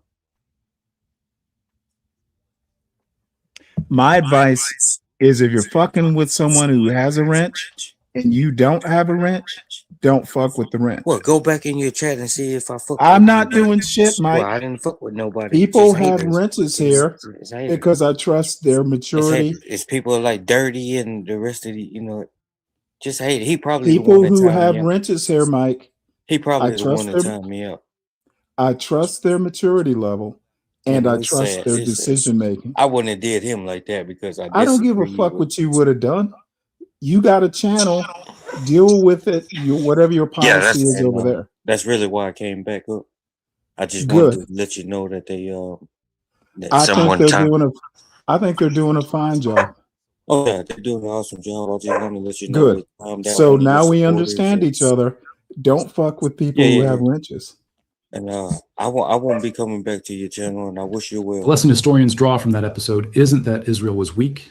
It's that even a well-prepared, well-funded military can burn through modern precision munitions at a rate that peacetime planning simply never accounts for, and that the gap between planning assumptions and wartime consumption is where wars are actually won or lost far more than on the battlefield itself. The danger, historically, isn't the perception gap by itself. Gaps between perception and reality happen in every drawn-out conflict on every side. The danger is what happens when an adversary calls the bluff, and the gap gets exposed publicly all at once, rather than managed quietly over time on your own terms and your own schedule.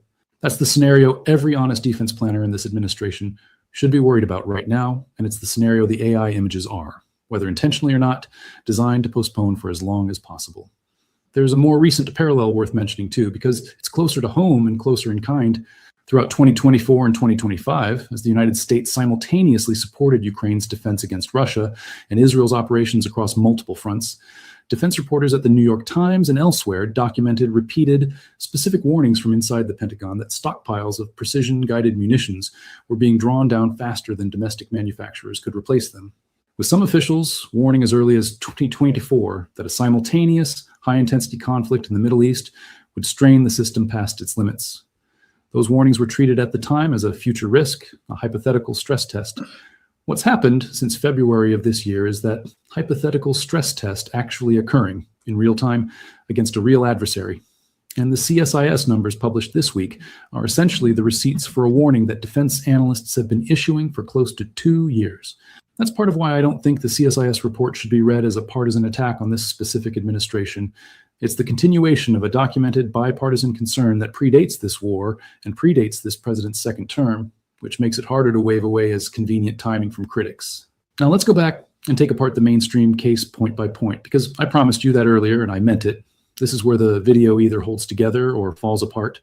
The mainstream framing says this is standard strategic ambiguity and that presidents don't reveal real numbers, and that's fine. That's just how wartime communications work. But strategic ambiguity means staying silent or staying vague. It means saying, I won't discuss specific inventory levels the way officials usually do. It doesn't require actively fabricating a specific, false, on-the-record claim to a named reporter at a named outlet, far more than we need. 3 days before a nonpartisan think tank publishes numbers that directly contradict it down to the interceptor count. Silence is ambiguity. A falsifiable, factual claim is not ambiguity, and this one got falsified within 72 hours by an institution with no partisan stake in the outcome. The mainstream framing says the AI images are pressure theater, aimed squarely at Tehran, part of the negotiating posture. Maybe that's part of it. I'm not dismissing that entirely. But it doesn't explain why the same president spent months earlier this year specifically, publicly, forcefully condemning that exact tactic as dangerous disinformation when Iran allegedly used a version of it against American morale. You can't credibly argue AI-generated war imagery is a legitimate tool of statecraft in July. after calling the same category of content a threat to public trust worth punishing outlets over in March, unless the actual determining factor was never the tactic itself, but simply who was using it and against whom. And the mainstream framing treats Waltz's giving diplomacy some space comment and Trump's munitions denial as two separate, unrelated data points, one about negotiating strategy, one about military logistics, filed in different mental folders. They're not separate. They're the same week, the same administration, describing the exact same pause and the exact same war. One version delivered for the cameras and the front page, and a very different version, according to CSIS's public math and CNN's Pentagon sources, sitting in classified briefings on Capitol Hill that senators like Tom Tillis are still waiting to be read into. So here's what to watch for over the next 2 to 3 days. And I want to stress that these are genuinely unresolved as of right now. Nothing here has happened yet as far as public reporting shows, which is what makes them worth checking rather than just accepting. Watch for whether the Pentagon's pending supplemental funding request, the one tied to replenishing Patriot and THAAD stocks, gets a specific public price tag or timeline attached in the next 72 hours. If Congress moves unusually fast on emergency funding for interceptors specifically, right after this week's Jordan attack, that's as close to a functional admission as you'll get that the CSIS numbers are accurate, regardless of what gets said publicly. Watch for whether Trump posts any more AI-generated strike imagery in the coming days, particularly anything involving Karg Island specifically, since that's the target he's already threatened digitally without acting on physically. A real strike there would be a massive economic and military escalation, given it's Iran's main crude oil export hub. So the continued gap between the fake image and any real action is itself a signal worth tracking closely. Watch, Senate Republican. Messaging around the next War Powers Resolution vote. If Tillis or others who've said they're concerned but wanted a classified briefing first start publicly citing specific numbers after finally getting briefed, that tells you whether the CSIS estimate holds up under classified scrutiny or gets walked back. Watch Jordan closely. After this week's missile attack on the U.S. base there and the retaliatory Saudi-U.S. strikes on targets in eastern Iraq, watch whether Amman's public statements about troop levels or base security posture shift in the coming days, because a country hosting roughly 4,000 U.S. troops has its own domestic political reasons to want clarity on how sustainable Washington's commitment and protection actually are right now. And finally, watch the Strait of Hormuz talks that Oman has reportedly been brokering. If that channel produces any concrete, verifiable traffic agreement in the next few days, despite this week's missile exchange, that tells you the military and diplomatic tracks really are running independently of each other inside this conflict, exactly the way I've argued here. If it collapses instead, that's the strongest single sign yet that the quiet for quiet understanding is dead, and this war is entering a more dangerous, less predictable phase. If you want to check my work instead of just taking my word for any of this, go read the actual CSIS Interceptor report yourself. It's public, it's from this week, and it lays out the math in detail rather than vague language about concerning trends. Read the Wall Street Journal's original reporting on the stockpile debate that preceded the strike pause, not just the aggregated coverage of it that strips out the caveats.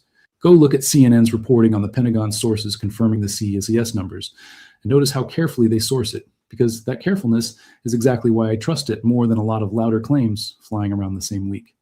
And go look at Trump's own March statements about the USS Abraham Lincoln imagery side by side with his July Truth Social posts about Karg Island. Don't take my summary of the contrast. Pull up the actual dates and the actual language yourself and decide whether it holds up. I'll leave you with this. A president can tell a national newspaper the arsenal is bottomless, or he can spend the same weekend generating fake pictures of a war he says he's already winning with everything he could ever need. He cannot, credibly, do both of those things at the same time and expect neither claim to be checked against the other. So which one do you actually believe is true? The number he gave the Wall Street Journal or the picture he posted to Truth Social 48 hours later? Drop your read in the comments, and if you think I got a piece of this wrong, tell me specifically which piece. Because I'd genuinely rather be corrected in the comments than be comfortable up here on the screen. All right. Well, I had to step away for a minute while the video was playing. And thank you, Mike, for your support. Salute to that. Thank you, Broke Genius.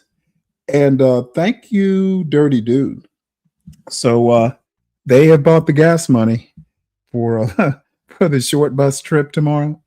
By the way, the title of the show, unless I come up with something better, is Black Stuff. It's mostly going to be videos and commentary and all that stuff on kind of what's going on in quote Black America. We are all, or at least I am, very interested in the sociology, the ontology, pretty much. And I'm not going to limit it, of course, but it'll mostly be Black stuff, which I think we don't get enough of. Black positive stuff we don't get enough of on these YouTube streets. So thanks for that video as well, Broke Genius. I appreciate that. It was right on time. And our buddy Mike ran off the panel like the Wicked Witch of the West, yelling, "I'm melting, I'm melting." That truth hurt him. All right, well, take it easy. Have a good night, Mike. Appreciate the support. So, as it turns out, Mike, the support ran the support off. Broke Genius supported the show. So, I don't know. It's so weird. It's 2:45 and I'm not that sleepy. And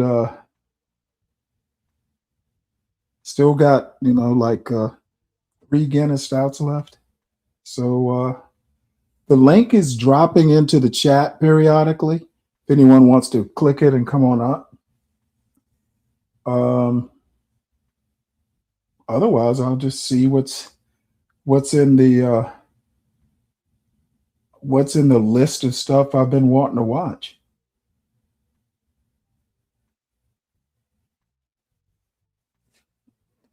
Let's see here.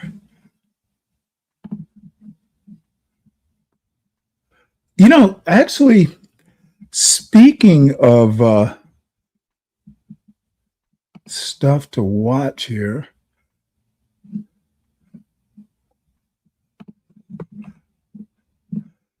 I've been reading the I've been kind of thinking about this new trend since Mamdani has been elected, and especially since all these young Democrat DSA types primaried successfully some local New York Democrat incumbents. All of a sudden, all the Democrats are commies. I even hear that, happening more on YouTube. And I think it's hilarious. DSA is not technically communist, though many of them want to move towards that goal. The way I feel about it is if you are a U.S. voter and you decide to vote for a DSA member or even an outright communist, it's your right to vote for vote your conscience. And I think that MAGA is not doing itself a favor by lying about the nature of their opponent.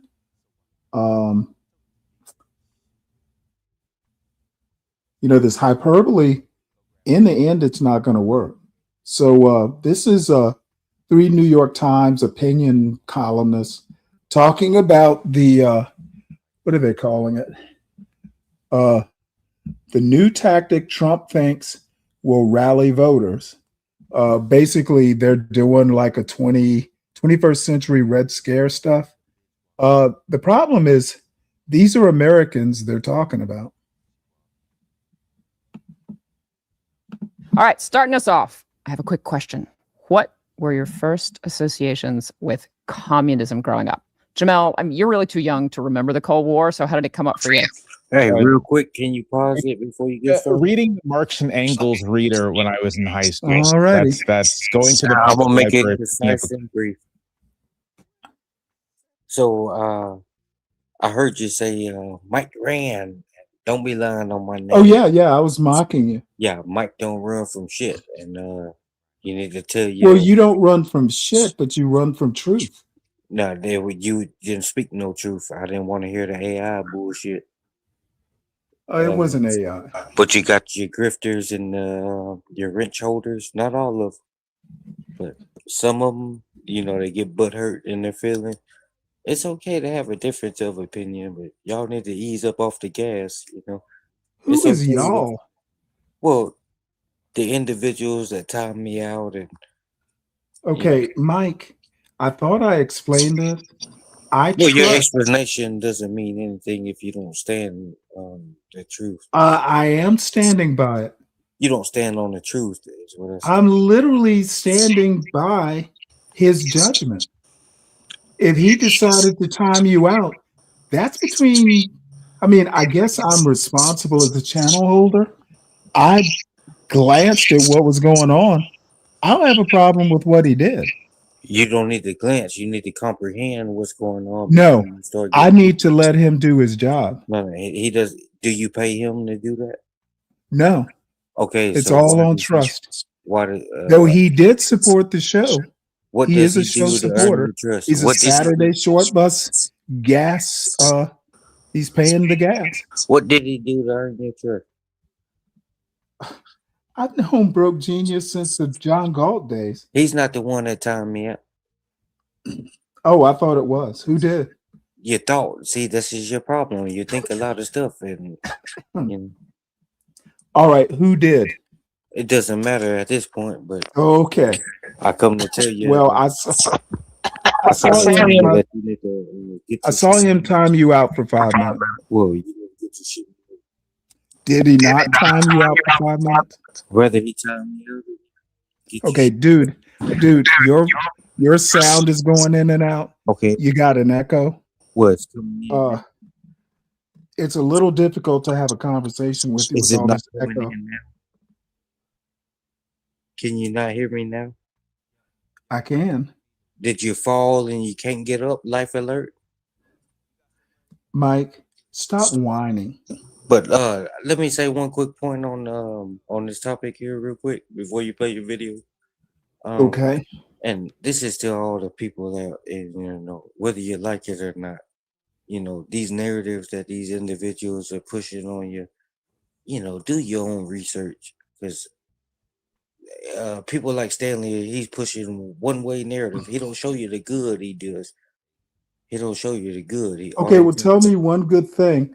The southern border, I think that's the only thing that I think he did a good job on. Just the border. More than just the border. No tax. Okay, name another thing. No tax on overtime. No tax on tips. That's just quite a few. Okay, up to $25,000. I felt what he did is he just basically gave y'all some money to look the other way. Well, you asked me the question. I didn't ask for you to answer it. But let's just get to your video. Okay. Hopefully you learned something. Copy of the Marx Engels reader and reading the Communist Manifesto. That is my association with communism. Okay. David, my fellow Gen Xer. Michelle, I bet we encountered communism in a very similar way, that you heard about it so much you can't remember the first time you heard about it. Thank you. Yes, absolutely. Yeah. This was the dominant confrontation of our childhoods, was the confrontation between American and Western democracy and Soviet communism. And so, when I was thinking this through, I thought it's very similar in a reverse sort of way to someone asking me, when's the first time you heard about Jesus? Well, I don't know. Exactly. I grew up in a Christian home. I don't remember not hearing about it. For me, I was the child of a Navy veteran. My dad was in the Navy during Vietnam. But it was always out there. I was Reagan era, Mr. Gorbachev, tear down that wall. The whole, the Cold War ended when I was in college. So it was just always there until it wasn't. So I ask this because the communist threat is part of what we're going to talk about this week, but not looking back to the 80s or before. We're going to dig into a recent piece, Jamel, that you wrote about how President Trump has resurrected the specter of communism as a scare tactic heading into the November midterms. But first, we're going to take a look at the on-again, off-again war in Iran and whether the U.S. is headed into a new phase of escalation or even dare I say it, a quagmire. So let me just talk one thing about the Navy. When I was in the Navy in the early 90s, the Russians, or specifically the Soviets,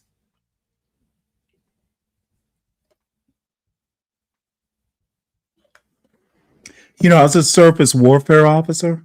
So, I was in the cruiser destroyer Navy. And anytime you went to some school, some warfare school, like how to hunt subs, anti-sub warfare, or anti-ship warfare, anti-surface ship warfare, the Russians were always the enemy in these little simulations. So the Russians, the Soviets.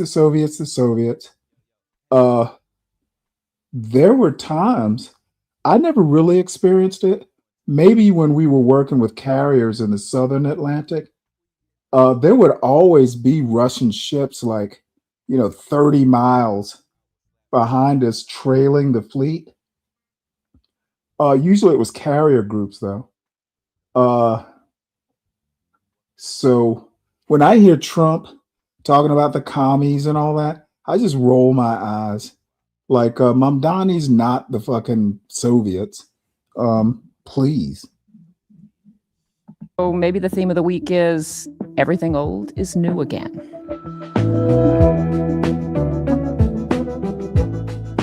I'm Michelle Cottle. I cover national politics for New York Times Opinion. And this week, I'm back with my usual co-conspirators, columnists David French and Jamelle Bouie. So David, back in June, you predicted that, quote, we might cycle through several more stages of almost war and almost peace. Oh my God, it's like you're psychic. So where are we now in that cycle, and how close do you think we are to full-scale war? With the usual caveat that we are taping on Thursday morning, and it can go anywhere. I want to begin by paraphrasing Darth Sidious from Star Wars. All is unfolding as we have foreseen. That this is a very predictable outcome. And it's been very predictable ever since. And I really want to commend our colleagues on the news side. They did this really, I thought, insightful analysis in the middle of one of the rounds of negotiations, because we've been through a few rounds of negotiations. And essentially what they were saying was, how do you negotiate a resolution to a war when both sides are zealously committed to declaring victory? And one of the things that you have seen here is one of the reasons why we keep cycling into not fully war, not fully peace, not fully war, not fully peace, is that both sides have this, well, Trump in particular has an aversion to a longer war, and he also has an aversion to having been seen as losing a war. So he's got both of these things going on at once. The one thing he does not want by any stretch of the imagination is for somebody to be able to credibly say, you cut a worse deal than Obama. You were taken for a ride by the nation of Iran. That is the absolute last thing that he wants. At the same time, the Iranian regime also has a desire to be seen as having triumphed over the United States. That's a very important thing, both domestically and internationally, for Iran to be seen as having triumphed over the United States. So you don't just have long-term strategic thinking going on here. And in fact, on the US side, I would say that an awful lot of people on the US side are not engaging in long-term strategic thinking at all. But some are, but many are not. But don't look at this conflict as sort of two coldly rational parties engaging in negotiation, escalation, etc., according to deliberately thought out, strategically valid strategies. Think of it instead as there are elements of strategy here. There are elements of essentially posturing here. Mm-hmm. And they're adding together into a situation where both sides tend to have their foot on the gas, as I've used this analogy before, much more than their foot on the brake when it comes to escalation. So now we're beyond just the Persian Gulf. We've escalated into the Red Sea. You are seeing very precise and devastating strikes on American facilities that have killed American service members. There's widening amount of damage in the Persian Gulf region. Iran is obviously suffering as well. But the one thing that I will say is I do think, even as Iran is posturing, obviously, it does have a strategy. And I'm not sure that we do. And its strategy is it wants to emerge from this thing made whole financially and in control of the Strait of Hormuz. And when you see that, and when you see that strategy, at least some of what they're doing makes sense. At the same time, they continue to provoke and to stretch and to extend beyond, really, I think, their military reach and military capacity. So I don't know that I think we have two sides that are miscalculating here, is a shorter way of saying it. Jamel?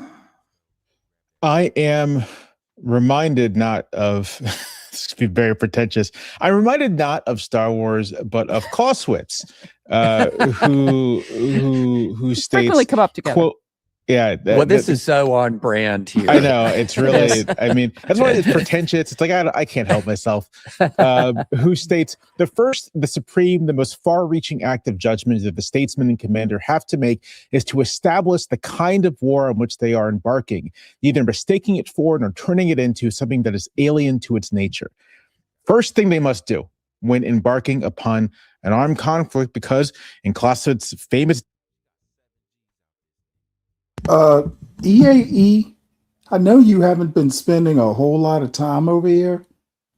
Mike, generally, if I bounce somebody, I'll let the audience, I'll let the person know. Mike comes and goes as he pleases. He left on his own. I didn't bounce him or tell him to go or anything like that. Just to repeat, if I bounce somebody, I'm going to mock them when I do it. You'll know who gets bounced and who isn't coming back. Otherwise, people kind of come and go as they please. Dictum, war is politics by other means. It is done to achieve a specific political objective. And I think the distinguishing fact about this war in Iran is that's not the case. What is the specific political objective this war has begun to achieve? They could not articulate it at the beginning of the war. They had to search for answers. We know, right, from observation, from the great reporting of our colleagues in the newsroom, that this war was embarked upon kind of because Donald Trump wanted something to do. He had gotten he felt confident after the incursion into Venezuela, believed that he could solve the Iranian problem with a few airstrikes, and then there'd be regime change, and they'd greet us as liberators, and et cetera, et cetera. And when that didn't happen, they were lost, and they've been lost ever since. Mm-hmm. When essentially the fantasy that they had did not come to pass, they found themselves in a conflict that first they began in ways that basically guaranteed that Iran was not going to back down, right? When you launch decapitation strikes, when you do all this stuff, your opponent is they're not gonna want to back down. That's losing too much face. And as you said, David, Trump is incapable of losing face. And neither he nor Pete Hegseth, nor really seems anyone in the administration, is even grappling with the larger strategic picture whatsoever. And they are also consumed of a fantasy that, helped contribute to America's defeat in Vietnam, which is that you can do everything you want with air power. You just drop some bombs and you'll fix the problem. And that's just not the case. And so they're stuck in a situation where they don't have a clear political objective anymore, or at least now that they have one, it's sort of like the results of the war, right? Like it's like maintain freedom of navigation through the Strait of Hormuz, which was the case in the status quo antebellum, right? Like before the war, we already had that, and now you're trying to restore that. So well played. That's their objective, such that they have one, but they don't know how. They fundamentally don't understand the nature of the war that they're fighting. And as such, their tactics, such that they are inadequate to the task. And doing anything more that might be adequate to the task not only is a heavy domestic political lift, but also cuts against Donald Trump's own fears and instincts. And so here we are. We're just like dropping bombs, targeting civilian infrastructure, as if war is a game of how many war crimes you can commit. Maybe you don't want. What's up, Leonard? I get great joy from peaceniks that talk about war that were never even in the peacetime military. Isn't it wonderful? Well, excuse me, I got a cold. They're talking about the Iran thing, which I know what they're talking about, and they have been involved in nothing of any of the sort personally. Well, And, but I mean, that's one of the beautiful things about being an American. You have the freedom to express whatever you want to, but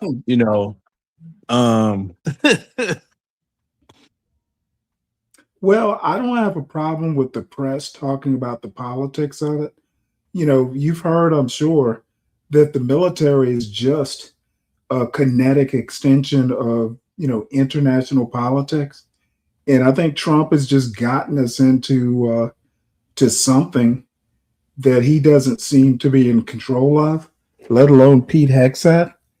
And I think it's right to call out a waste of lives, munitions, blood and treasure. Trump is flubbing it. Well, I'll call it out exactly. Okay. They are helping Israel. Well, yeah, there's a problem. That's part of the problem. You're right. That is the biggest problem. If they weren't helping Israel, none of this would be going on at all. I agree. And I don't recall seeing any people in uniform with a country patch on that had two blue stripes on a white background with a blue 6-point star. I don't recall seeing any of those military personnel in Afghanistan or Iraq for the tours that I did. Right. Exactly. So it's out of pocket. It's wrong. Well, the bottom line, I would help them do a damn thing. Trump and Hegseth are not particularly good at their jobs. Why you would ever hey, Israel will join you in this? That was crazy. The fuck? Yeah, I know. And I've told many a person, well, you voted for Trump. They said, yeah, I voted for him, but with this thing here, not with Netanyahu. Now, if anybody was, I don't even call them that. I call them Google Yahoo. If anyone was expecting everything to be 100% correct with Trump being president, they are delusional. You're not going to get everything you want. It's just like when Obama was in office, the whole military was very upset when the government shutdown happened because none of us got paid. Is that right? Interesting. That's exactly right. Usually the soldiers are I didn't get paid. My daughter didn't get paid. My son did not get paid. His mother did not get a paycheck. Wow. Fortunately, all of the creditors that all of us were dealing with, right, they knew we were military personnel, so they didn't charge us late fees or anything like that. They were like, we're going to give you all grace because we know, looking at your past history of payments, because the payments, they changed to this thing called My Pay, right? Every time you get a bill, you go on My Pay and you'll do your own allotment. Oh, really? Oh, yes. wow. You Things go on have my changed. pay. I'm telling you, everything changed. You'll go on my pay, you'll do your allotment, and there you go, your allotments. So there was no excuse to miss a payment. And it even went down to child support. All you needed was whoever was the physical custodian of the child. If they had a bank account, all you needed was their account number and routing number. And you put them, my pay, annotated, court ordered child support, 20% of my net pay, and you make the appropriate amount. Click it, 30 days later, it goes into effect, and you don't have to change anything until you get promoted again. And then you take 20% off of your net pay of that promotion and you add that to it to increase. But, when Were we you didn't in get paid, were you in the Army in the 90s? I was in the Army in the 80s, the 90s, and the 2000s. When did that change? Because When did what I was change? in the early 90s, and direct deposit was like pretty fancy back in In the like early 90s, 1991, 92. in the early 90s, this is what was going on. You'll go to finance and you'll do the paperwork at finance, and finance would set the allotment up, and the allotments would appear on your LES. Yeah, I was single, but direct deposit on my first and second deployments, it was awesome. But now you get to go in totally different than when I was in. Exactly. So Oh, what excuse me. happens is, No, for the better. yeah, it all changed for the better. And then when you you even had prior military spouses or baby mamas that tried to petition to the leadership of some soldiers saying, okay, well, they are in Iraq or Afghanistan. They're getting hazardous duty pay, danger pay. Okay. Oh That's yeah, X, I've gotten it. that's X amount of money. So I should get 20% of that too. So if you are deployed to Iraq and your hazard duty pay is $1,200, what's 20% of that? I don't know. Something like what, $260, something like that. Exactly. So you got that. Then you've got the family separation pay, the extra $250 a month that Yeah, you I never get got that. because you're separated from your family more than 30 days. So they wanted to $25 from that. It hit no bounds. Well, how did the military handle that? Easy. AR 608-99. I don't know the form. Okay, that is the pay system for all of the armed forces. It stipulates if you are separated from your spouse, you get BAH when you're married. They would think they get the whole BAH. No, they do not. Okay. They get a portion. And that portion back then was $691 a month. Now, if you had a child that you was paying child support on, that $691 gets split two ways. If you have two children, it's three ways. If you have three children, see, that $691 gets split four ways. The other portion of above the $691 goes in your pocket because you're supposed to get some of the BAH too. They mapped it all out. Yeah, I knew, because I was single, but I knew that there were some things like you don't have a choice if if you're divorced or have kids, that sort of thing. Some things you don't get a choice. It's just, it is what it is. Yeah. But what I was going to ask Mhm. is, how did, you were saying the wives that were going to leadership going, hey, it ought to be this way. Mhm. What was, you have to excuse me, what was leadership's response? Go talk to legal. That's funny. They passed the buck on them because they didn't want to deal Well, with absolutely, absolutely. I mean, there was this guy, Walker. I tried to tell him before we deployed to Afghanistan, but he was a know-it-all, right? He got married to this Filipino chick. He had went over to the Philippines. Oh yeah, I've had that. I've seen that. Passport broing, and got married to this chick, and she was just all of everything.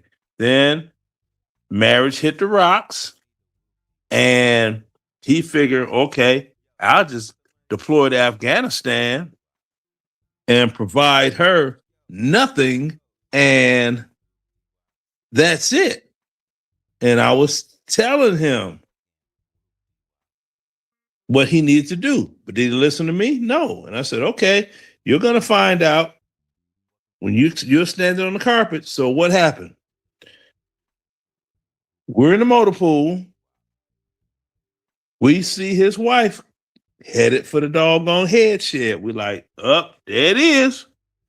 So not long after that, cell phones ring. You need to come up here. I need to see Specialist Walker's chain of command. Okay. So that's me and the platoon sergeant. We go up there. She's talking about, I'm supposed to get the dookie. He's supposed to pay me. He no pay me no money to say he kicked me out the place we live. He no pay me no money for nothing. And the BAH here, BAH $1,300, and he no want to give me no money. All this stuff. She's in the office, just going on and on and on and on and on, right? He kept trying to interject us like, at ease. So he's standing there, and he made this face. I said, you know what? You make a face one more time, I'm going to write you up for disrespect through deployment. Okay? You can't write them up for that. If they... Right. Any type of physical act that it's like they're trying to blow you off, you can write them up for that. I was like a walking, talking regulation on, I will tear your ass off. UCMJ. Yeah, I was one of them. I didn't believe in the, no. They think they back on the block. Well, put them back on the block then. They don't belong here. Right. Because if you not listening, cost lives. So I'm telling him what he needed beforehand. She in there. We're on the doggone standing on the carpet. Company commander. Well, I said, well, sir, I just got a couple of questions. I asked her, I'm like, do you have a bank account right now in your name? Do you have one? Yes. Good. Could you take her in there and have her log into her bank account? I'm like, come here. Didn't even give him no rank respect. And I'm like, come here. So brought him, put him on another computer. Now, I know he was paying child support on one other child, right? And it was $691. That's what she receives, split in half. And I told him that's what you make the allotment to that bank account for. Made it, printed out, went back, gave it to the commander. What is this? I said, that's what she gets. That's $340 40. Right. You know Some how much? change. So Yeah. you know how much? What is it? 345.50 or something like that. Yeah. So you know what the Oh, BAH I'm here sorry. is. No, it's 4. What is it? 4. Fuck. I can't do No. math. 390. I mean, Yeah, it was 690. Yeah. 691. So the first thing Yeah. you split is 300 twice. Then 45 Yeah. and 45 is 90. Right. So Yeah. And then the 50 cent. 345.50. Right. Yeah. Yeah, I said that. For And some reason I was thinking it was more like right. 900 and something. She was no. And it's like, Sergeant, that number amount is not right. I'm like, yes, it is. It's not 99, it's 88, the regulation. I said, according to the AR 608-88, when a soldier is separated from their spouse, the BAH rate on paper, military wide, that they receive is $691. The other portion of the BAH goes to the soldier. And if there's a child that they're paying child support on, in his case, he is paying child support. That amount is split between the spouse and the child that he's paying child support on for support. And that's how it goes. Where did you get this in? I said, call legal. We're going to do that. Get on the phone with legal. Legal said the same thing. That's the regulation on spousal support when you're not living in the same home. Yeah, that's AR 608-88. And BAH is basic allowance housing for housing. Mm-hmm. Okay. Let me see. Yeah. So Now, did the Filipina have kids? AR 608-88. Did the Filipina young lady, did she have any kids with this guy? No. Okay. And it didn't matter. It didn't matter if she did have any kids with him because he's not paying child support. Now, it says this here. It's let me go back one. Family support, child custody, and paternity. That's one of the ones. So what is AR 608-99? So you've got Army regulation, family support, custody, blah, blah, blah, blah. And it's also, it said right here, I did have it right the first time. Said more than likely you're referring to AR 608-99, which governs family support, child custody, and parentage. Yeah. So that's all she got. And she just had to make that shit work. Yeah, While we let were me tell you gone. something. Those Filipina chicks, oh boy, they could stir up some trouble.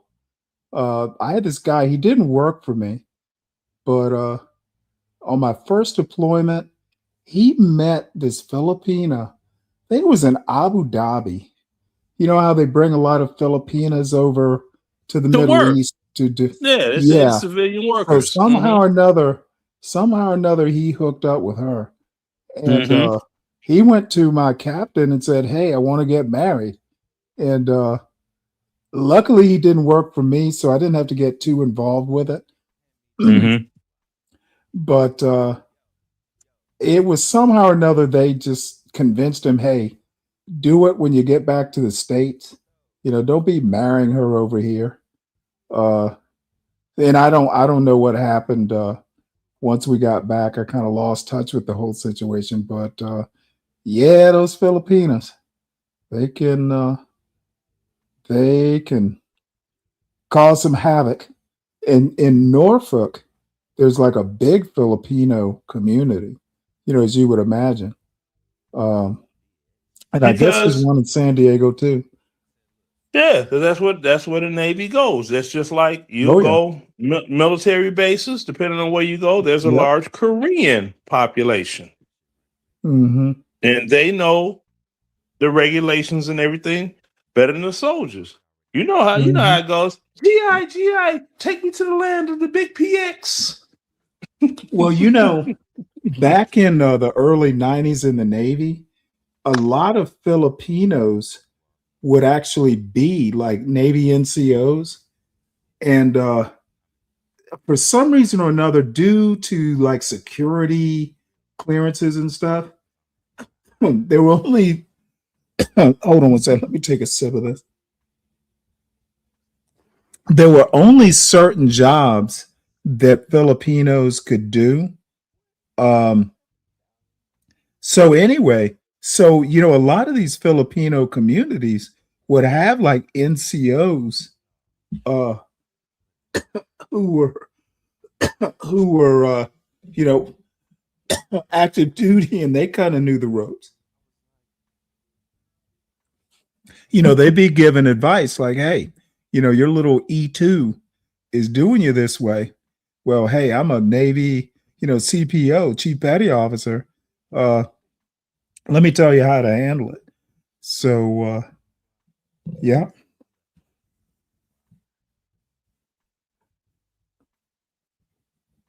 And that's exactly how things went. You had that's the part that's sad about it. You would get other ranking individual that would pretend to befriend the disgruntled one, giving them information on how to screw over the other sailor while they are getting the goodies from said female. The trade-off. The great American trade-off. Yep. Let's see what was going on in South Korea. And it was a big military thing that CID brought down. And I'm quite sure you know who they are. Yeah, Criminal Investigation Division. Uh-huh. You had these doggone what they call drinky girls. Yeah, okay, so you already know. We tracking. So, dude, I've been to Fort Bragg, right down Hay Street. Mm-hmm. So what would happen is you would get these females over there that would talk to the service member to get married to said woman in Korea. They're PCS back to the States. They set them up to fly back. They never make it to destination. They get picked up along the way and put into the doggone trafficking hamster wheel. Yeah. And the way the soldier gets away with it is saying, I don't know what happened. She got on the plane in Seoul. And when she landed, wherever she landed, she wasn't just going to fly just straight here. I don't know what happened during the layover. I don't know if she even flew out of Seoul. I mean, but then they never say that, Ajima cut them a check for $5,000. Wow. So that's how a lot of these Asians ended up in the United States, and they're in the massage parlors and they're doing this and doing that and all this other stuff. And now they're getting deported. Well, how did they get here from the first place? In the first place, they've been trafficked here. Right. See, and it's the same thing. Sad. Yeah, the same thing in Dubai, the same thing in India. And they got it bad with those African females. You need to go on YouTube and look up some of these documentaries they did on these women that they're in bondage they give them, it's like they get over there and they'll get them X amount of money to assist their family, right? But when the money that they give them to assist their family comes with an interest rate, it's an interest rate that no matter how long they work, they'll never pay it back. So they're in what people here call indentured servitude forever, but they're utilizing their body to, and then they got the hocus pocus witch doctor aspect of it all. And they're in fear of that, of being hexed and all this other crazy. It's deep. The world is a funny place if you traveled it. No doubt it is. Yep. Then like I said, you get these American loving peaceniks, and I can't stand those. Well, my mother, father, sister, brother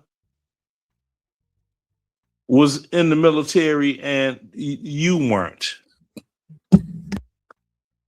Do not try to use a family member that was in the military as a pawn to say to others, you know what you're talking about. Because you don't. See? But like the chick, what she said, well, my father was in the Vietnam War. See, and then it's like, what have you done your whole life? What have you done? You're sitting here in the greatest country on planet Earth, making a short story real long, when the short version of the whole damn thing is, we should not be helping Google, Yahoo do a damn thing anywhere in that region. End of story.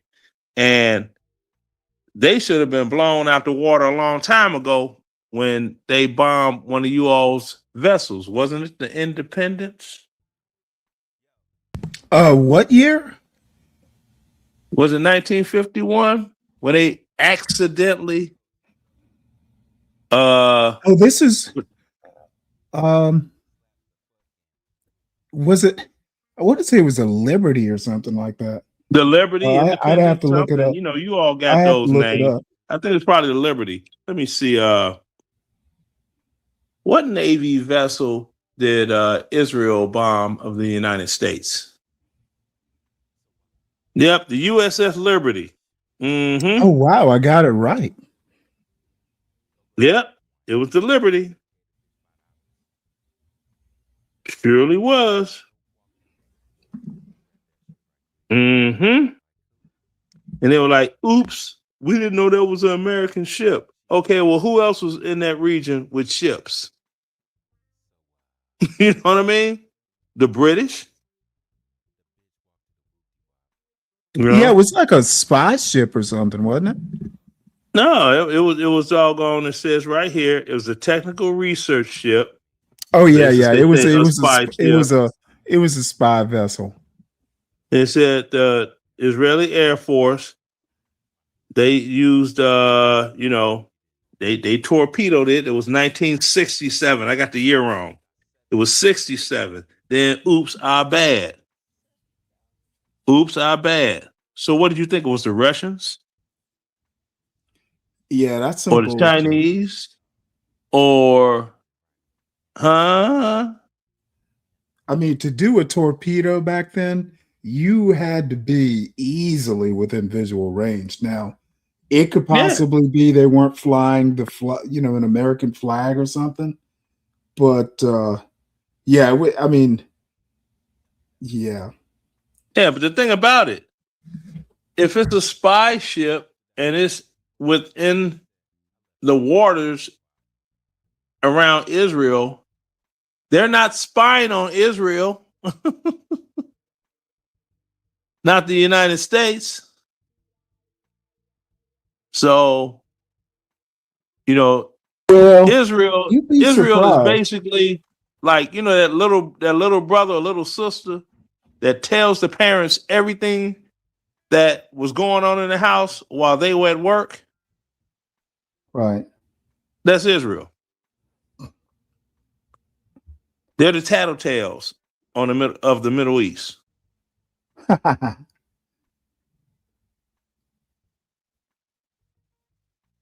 So, folks, hit the link if you want. It does get dropped periodically into the chat, and I just dropped it manually.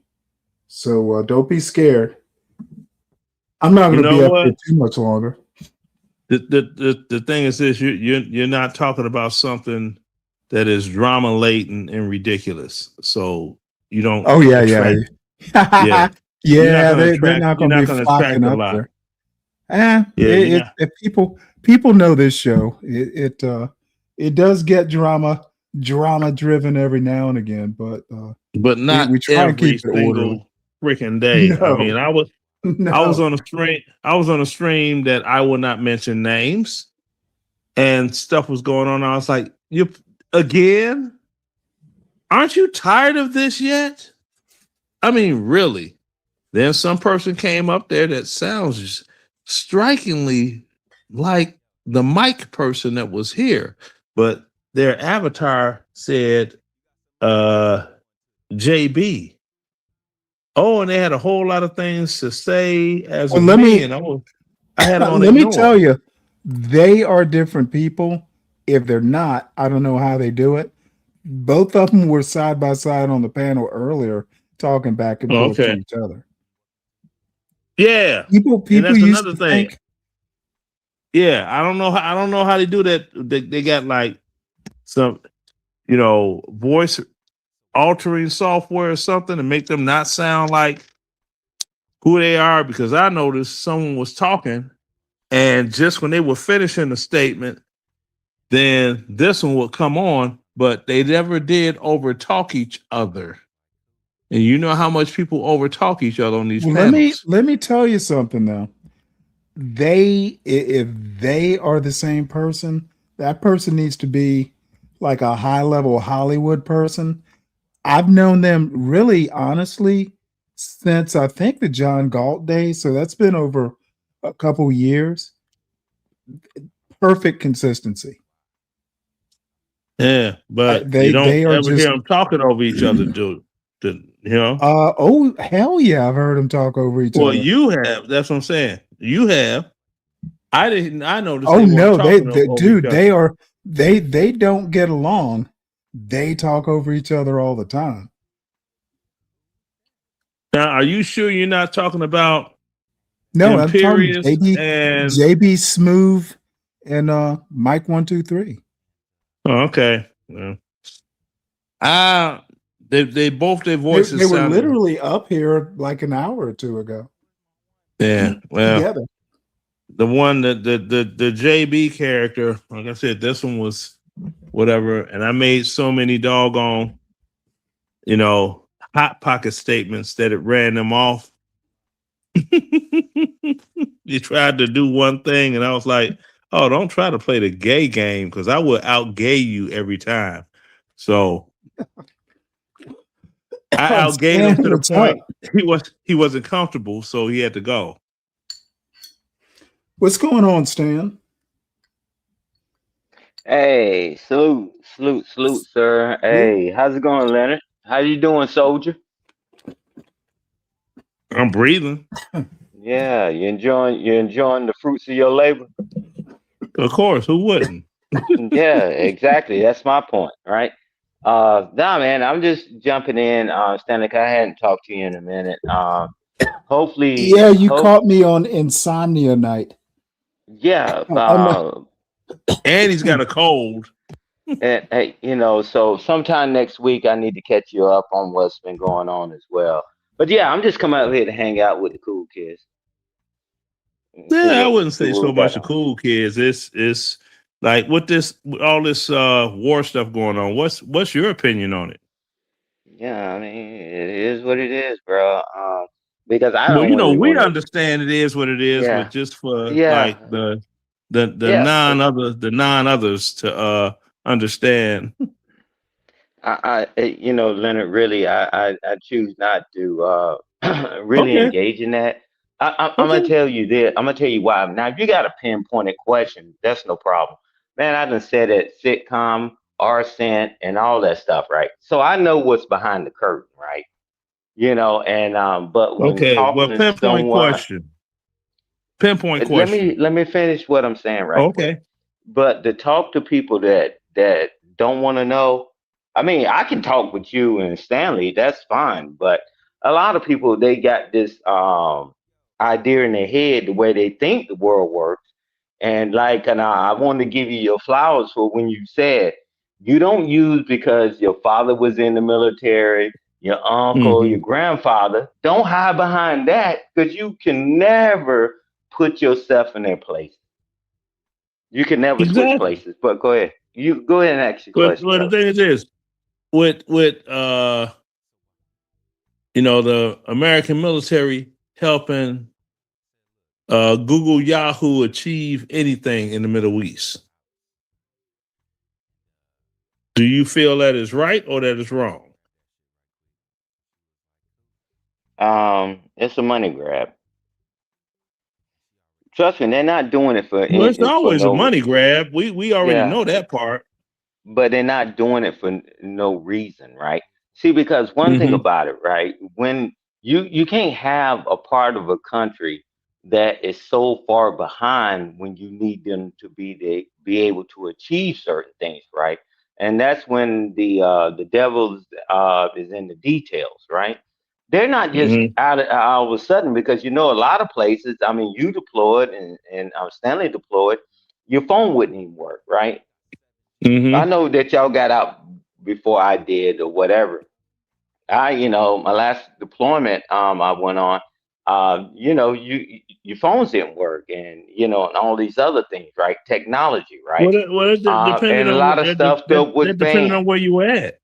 I know, but a lot of stuff was banned even if your phone did work. Like a lot of stuff that we can Google and do all that stuff is banned. What I'm trying to say to you, or what I'm attempting to say to you, it will be a restricted form of it. It ain't gonna be fully open like we have, right? It ain't gonna be that kind of software, bro. I mean, like the TikToks and all that other stuff, they can't see what we can see over in the US, right? So that's gonna be a version of it that they still gonna limit it. They're not gonna allow them to use it. And that's been going on for years. They don't get the full blown thing, you know, uh, that Americans get.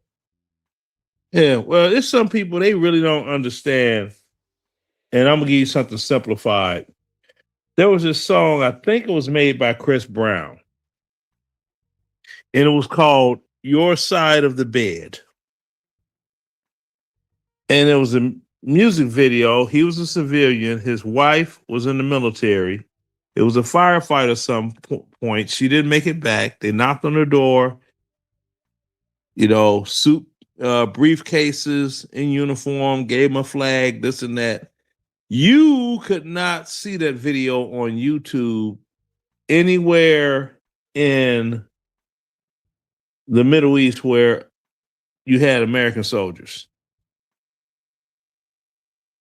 I agree. You couldn't. We didn't I even agree. know about that song until somebody went on R&R and you happened to catch it on the video channel at home and was like, oh, no, we don't want to see that over there. That's no. Because so many people lost people. No, So, but I don't feel they should be helping them clowns over there at all. Because I didn't see any of them, with their doggone flag on their every country that was boots on ground in the Middle East had their own country flag on their uniform. They didn't have American flags, and I sure didn't see one of theirs. So they can go ahead on.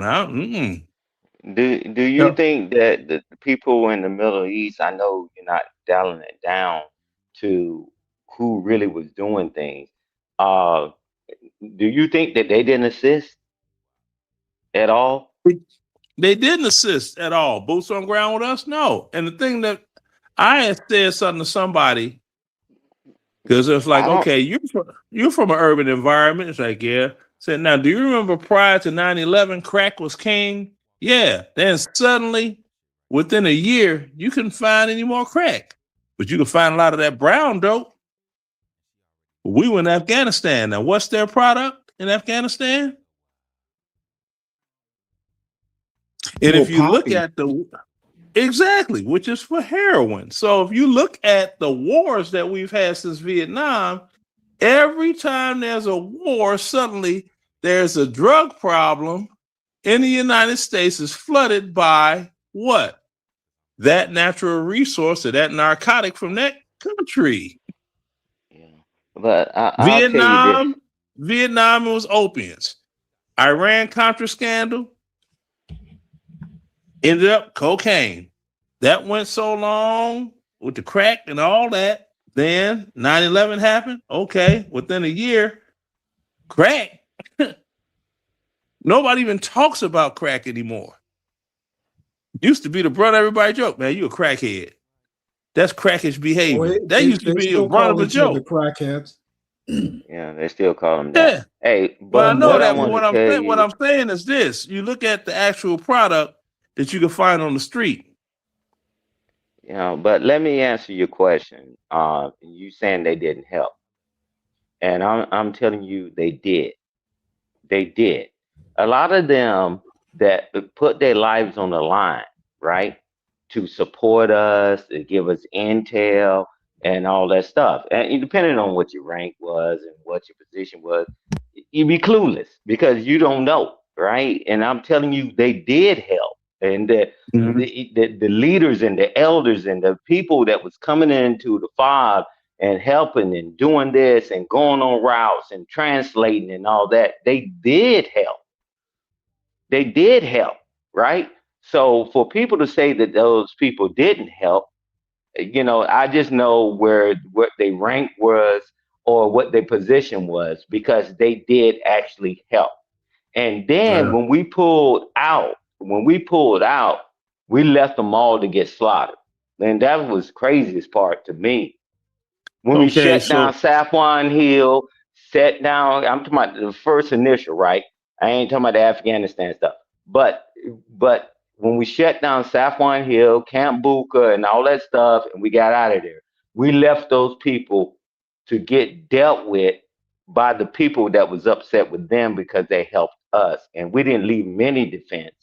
We just got out of there. Okay. So what you're saying, we left Israelis over there? No, I'm not talking about Israel.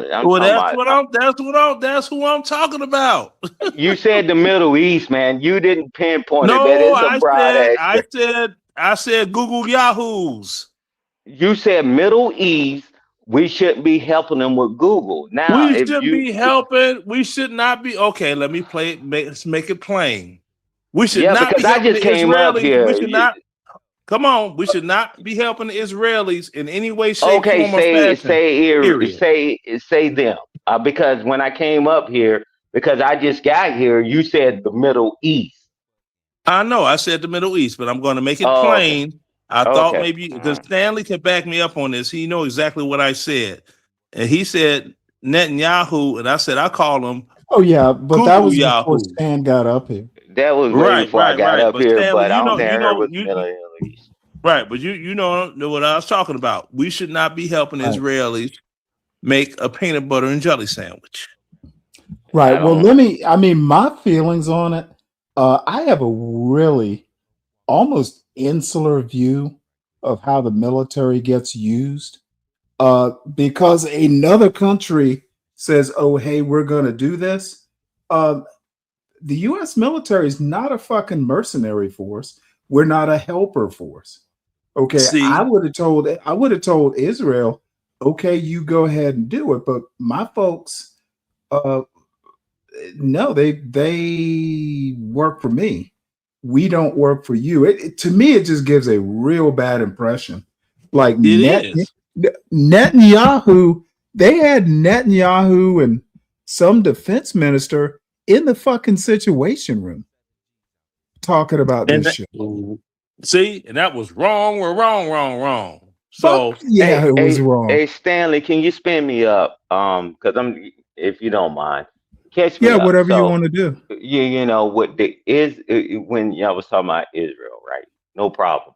Can you spin me up if the, what? Because I heard something about Google and all that. But no, no, what no, is no. the real I crux used it of as it? a joke. Instead of calling him Oh, Netanyahu, I said I call him Google Yahoo as a joke. oh, okay. Okay, so Yeah, now Google Stanley, Yahoo. spin me up on the Situation Room and what's supposed to Oh, came well, out of it. Netanyahu and one or two of his like war people, probably a general and a defense minister or something, they came over to Washington. You know, you might get the impression that, you know, Netanyahu called up on the phone and hey, Trump, we're going to war. Can you help us out? No, they came all the way to DC, sat down in the Situation Room, you know, with Trump and whoever else was there, and they laid out their case. They said, we're going to do this. This is why. Do you want to participate? What really pisses me off is they came over here briefing our president like they uh like Trump worked for them. I would have, I don't know, it's a weird thing to say. I'd never fucking would have let Netanyahu into the fucking Situation Room. Fucking meet me in the Oval Office where foreign dignitaries are supposed to be. You know, if you're in the Situation Room, it's like we're one big happy family jointly planning this war. It to me, it just gives the wrong impression. They are not U.S. government or military. Why are they in the Situation Room?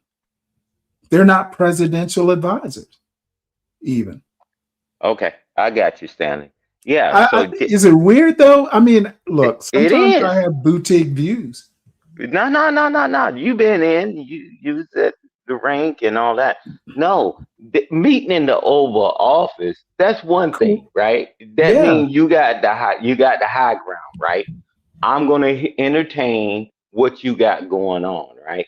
But when you go in that Situation Room, bro, you know that's brass tacks, right? Only certain people, you got Yeah. to have your badges and all that, all your devices, your watches, and everything got to come off of you, right? And nobody brings paperwork out of there, right? But it would Right. have been a better start and a better look if you went to the Oval Office and let's talk about this. Meaning that, let's say that you the president of the U.S. and then I'm coming from, you know, the other place, right? And I say, hey, hey, Mr. President, you greet me and whatever, and then you and I have a conversation. Say, this is the situation I got going on, and you know, and it's getting worse. You know, what do you think? Y'all hammer it out and decide one way or the other before you even get to the situation room, right? Because when you get to the situation room, man, that's boots on ground. It moves a lot of things when you go into that room, right? We know that, right? You've been in those rooms and you've been in those things, right? Where when you No, get I've in never there, been. no, I'm talking about a version of it because you got to y'all do the planning, 1/3, 2/3. Y'all got Right. the op order, you get the warnos, you get all this stuff, right? Right. That's what the Not room is anywhere for. near that low. Okay, But what well, I did. I guess what I'm saying, well, in some ways, you probably have done stuff I haven't done. Uh, Right.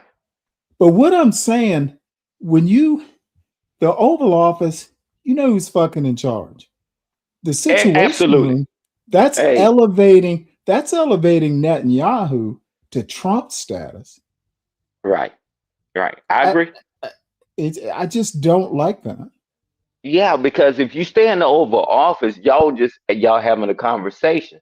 Now you gather the information. He has his aide, and the president has his aide, and then they take it and they compare notes, and then they take it and draft it all up, and then they give it Right. to our president, and then the president make a decision whether we need to escalate it or not, right? Because you got to have certain players after that in the room, right?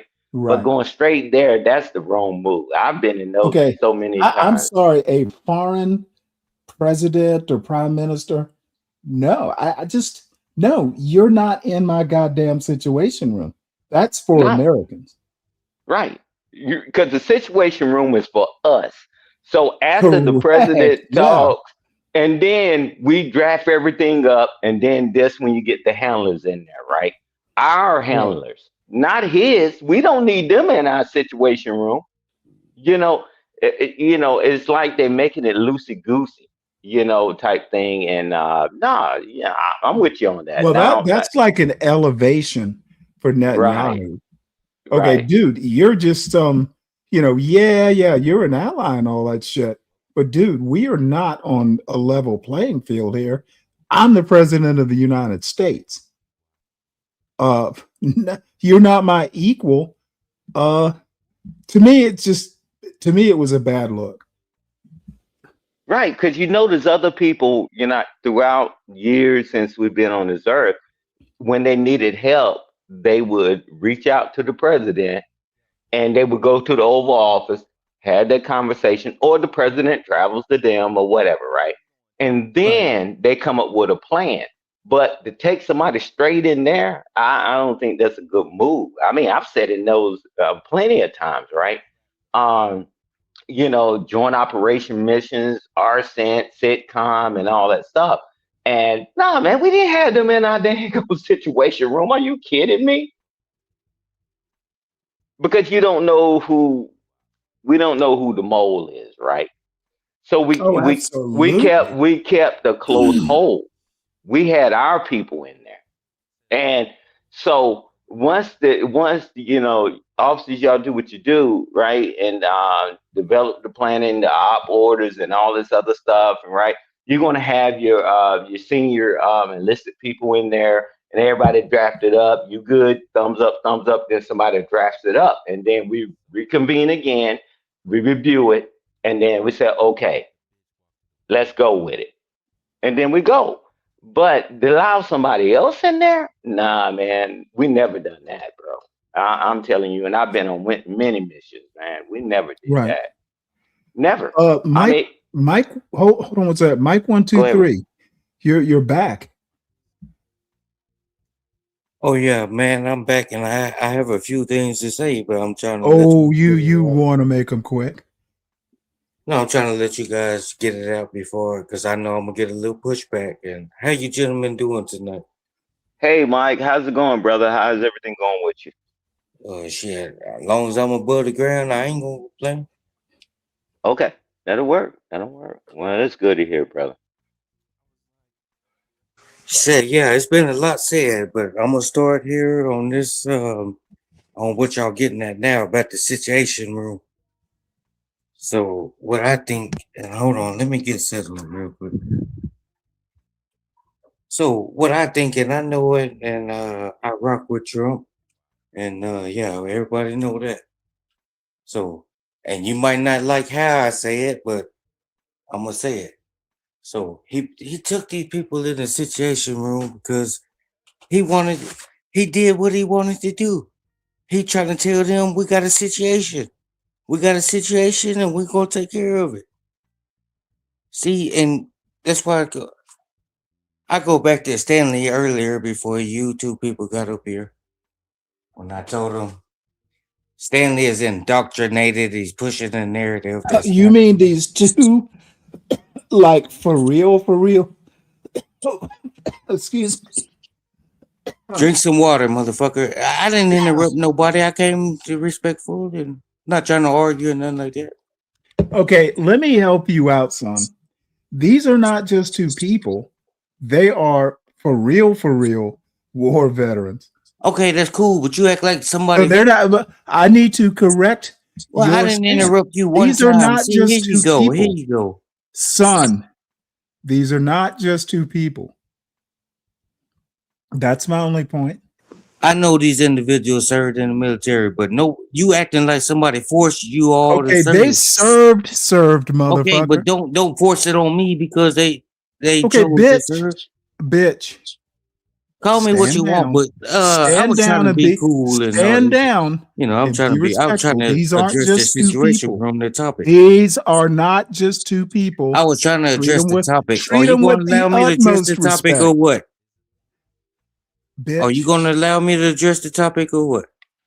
You better do it respectfully. I haven't did anything disrespectful. Hey, Mike, let me tell you this. The president did what he wanted to do. But let me tell you this. It's unprecedented. Well, It's Stan, with breaking. all due Let respect, me let me finish. Let me finish. with all It's due about respect, I let you all protocol. talk, and now when I start talking, it's a business. Wait a minute. You get the mic. You get the mic. No, it don't work I'm like telling that. you my position. I was I'm addressed telling and you I my started position. talking, and this It is what I actually get. works like that. This is what I Hey, get. I'm I was telling you. addressed. I was quiet the whole time Protocol. until I was addressed. You were. I give you Listen, credit. Mike. Yeah, Mike, you did. But I'm telling you, we are talking about the protocol. Well, And I it's was here addressing the unprecedented. topic. What did I do wrong? Stanley blurted off. I didn't say you did anything Stanley wrong. blurted off. I was just telling you my opinion. You know. I'm telling you what we was addressing, protocol. That's the only thing we was addressing. Not that the president But do what what the hell gives he you want. is what I was trying to get to. What gives you all the right to dictate what you deem is necessary as a necessary Nobody's protocol? dictating. Why can you Nobody's tell dictating. somebody how to run the Oval Nobody Office? You is not there. dictating. You not there. Protocol. If he want to bring him, to the situation room, do you need to Google the word protocol? see, and learn what it means? listen. Y'all gonna allow me to talk, and I was respectful. Okay, well, we're trying to focus you a bit. Well, I'm focused. You don't like the way it's coming off. Okay, Mike. Y'all said a lot, and I was quiet. Okay, Mike. Give me a second, Mike. Of course, the president Not trying to can do be what he disrespectful. wants. Okay, the president can do what he wants, but he's not above criticism. We're criticizing. Oh, of Nobody's course you saying are. he can't do it. Nobody is saying he can't do it. We're saying he should not have. Yeah, but what gives you the right to tell somebody they shouldn't or should do something? Stanley, may I get this? Stanley, Please may I do. get this? Yes, sir. Go ahead. Okay. Leonard.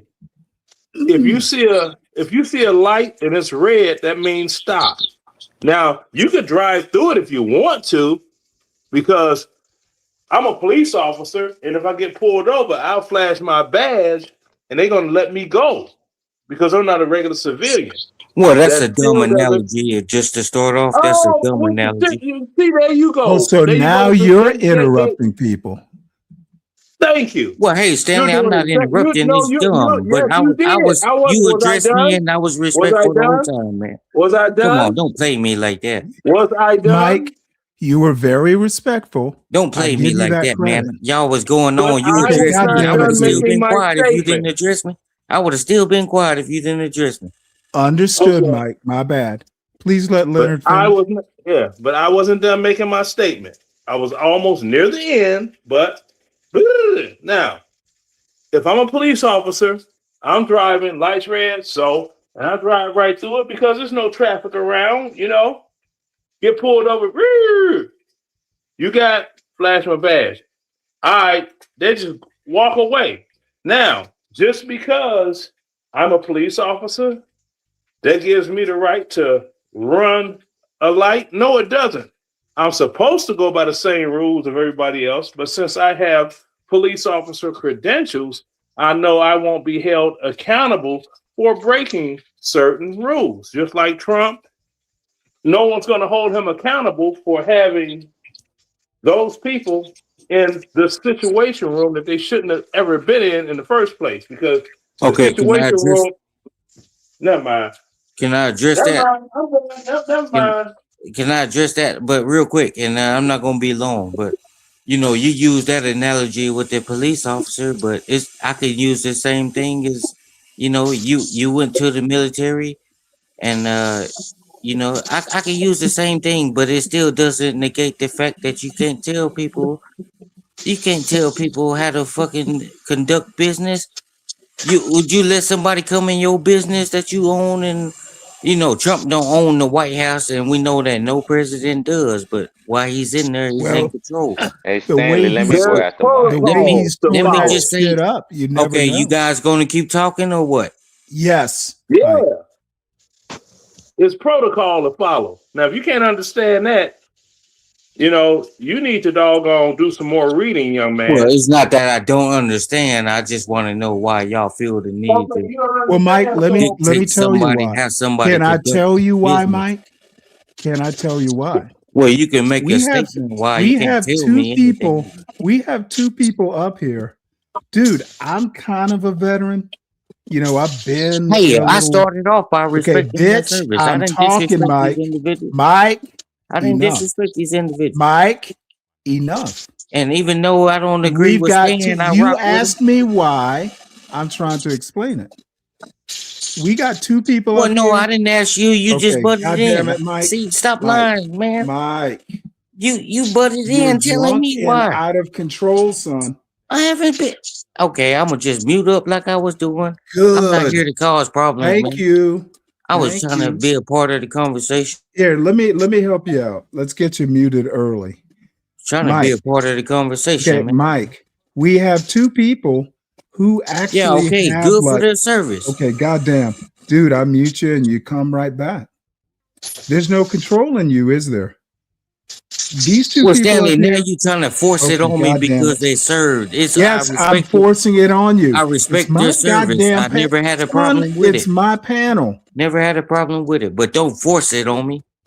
Motherfucker, it's my panel. I'll force what I want. Okay, that's cool. I respect their service. No Yeah, issue if it's with it. cool, then shut the But fuck it don't up. make it just because Okay, they serve, Mike. they're no better Mike. than me.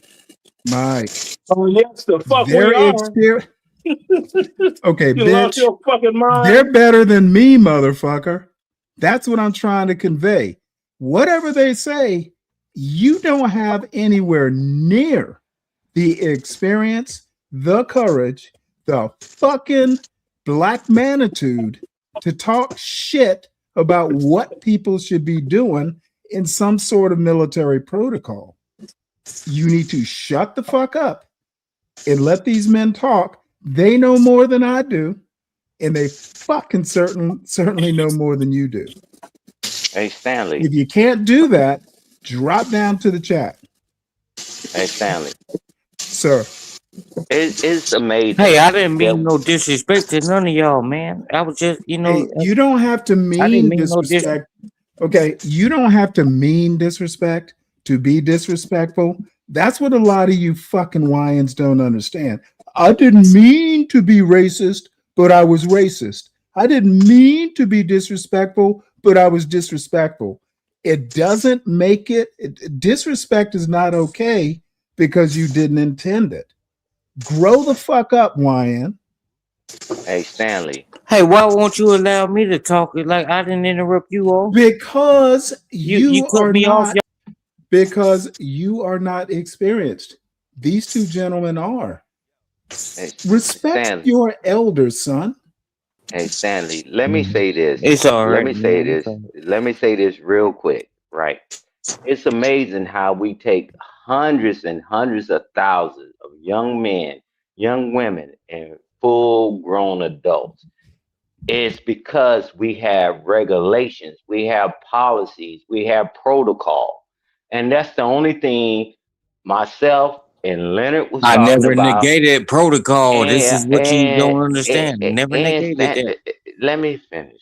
Never Bro. negated that. I was trying to get to a point where y'all cut me off. I can't talk. Y'all Well, want me to let y'all talk, but y'all did the same thing to me.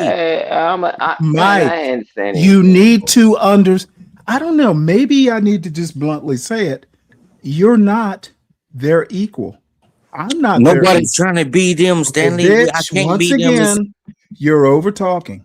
You are not Stan Autry's or Leonard Remix Roy. You are not their equal. When they talk, you shut the fuck up. It's as simple as that. Yeah, and that's my thing. So it's policies, regulations, FMs, all this stuff, right? And then it's protocol. We know when we have this ceremony. We know when this dignitary comes. We know when these high-ranking individuals come. It's protocol. When anything goes against the protocol, you throw everything out the way, out the window, right? You throw security out of the way. You throw everything out of the way because it's not protocol. So that's why you see everybody scrambling. Every time anybody took a pot shot at his dumbass, it's because he broke protocol. And I'm telling you, protocol is there for a reason. You tell me how you take hundreds and hundreds of thousands of people that join the armed forces and we still walk and talk joint operations because we have to follow regulations and protocol. If you don't have that, you don't have anything. How can Leonard, right, protect me if I'm on there in the tanks or I'm on a convoy or whatever, and then I break protocol and I go off a damn route? How in the hell can he protect me? How can he watch me? I'm telling you, protocol exists for a reason. And when you break that, it upsets everything. And then there's always some fallout when you break protocol. But see, And that's something I'm saying, and I'll land the plane there. The problem with protocol is, you're repeating the same thing over and over, and that's bad. You don't repeat. No, it's not. Well, are you gonna let me get to my point? Okay. Well, let me shut the fuck up. I guess I just leave. So, dude, don't make it easy for me to make a choice. Well, hey, Stanley, come on, man. I ain't getting them wrong, man. Protocol, it's supposed to be repeatable. If you get taken out as a leader, dude, protocol is predictability. Now, sometimes predictability is bad, but sometimes it's literally all you have. So go ahead, Mike. Oh no, I'm good, man. I was just listening. And repetition is not necessarily a bad thing. Hey, watch this. So let's say we got Stanley, we got Leonard, we got me. Stanley is officer. Leonard, I think I can't remember what rank he retired as or got out the military as, but me being the first sergeant, right? Doesn't matter, right? Because Leonard is the convoy commander. Although we outrank him, we got to follow his lead. If he get taken out, that's when all this protocol jumps into place, right? That's why it's already said, if he get taken out, if he's the convoy commander, he's the convoy commander, regardless of my rank. If you want to take this ride with me, because I remember going on convoys, I told the damn, no matter what the rank was, I say, I tell you what, you sit back, shut the fuck up. We don't need you to do shit. You're not in charge. You wouldn't be able to talk to me that way. No, listen what I'm saying, man. Jesus Christ. And then I listen what I'm saying, bro. Can you just stop? Can you stop? Yeah, you I'm telling you, me, man. when you on the cop, man, you was quiet. You said you wasn't going to talk. And then when I start talking, you want to start across talking. the board, man. Hey, you said you wasn't going to talk. I let you individuals. Okay. You didn't let anything. Hold on a sec. That's that civilian shit.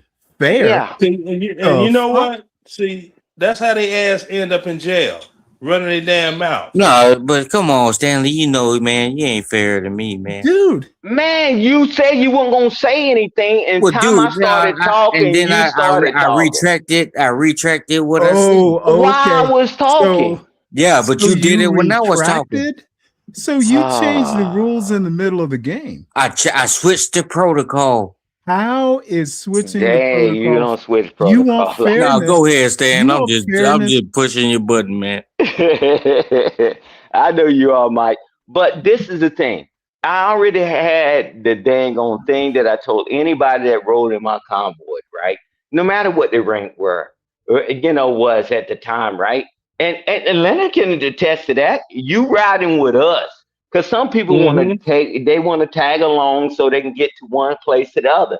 I need you take all command from the tower, right? Meaning the NCRC, the convoy commander, whatever, right? Don't do nothing. Don't say nothing. We don't need you to do anything. If something happens, I'm telling you this. You got your weapon. You know how to load it. You get your So is there weapon no loaded. second man in charge? It's always. Well, but Did the way you worded Did it you was like hear? if he go down, the way you Do made you? it seem is like if he go down, then y'all just doomed. You didn't mention anything about a second man. Did you hear us say it is a protocol that Can I explain it and go save you some ahead, time? Leonard. Please, brother. This is how we do. I'd Okay? rather Stan explain it. He got more common sense. Okay. You Leonard has more experience. Well, Leonard, just look at him. It don't look like he was in combat. Mike, you could just tell from Stan he wanted to be a DI, but he could have been a drill instructor. you. Let the subject matter expert But when explain. am I going to get a chance to speak? Motherfucker, at this rate, never. Shit, I Leonard, was. Leonard, But I'm gonna you're let the subject matter Big Lip expert. Leonard go ahead. Oh my God. Dude.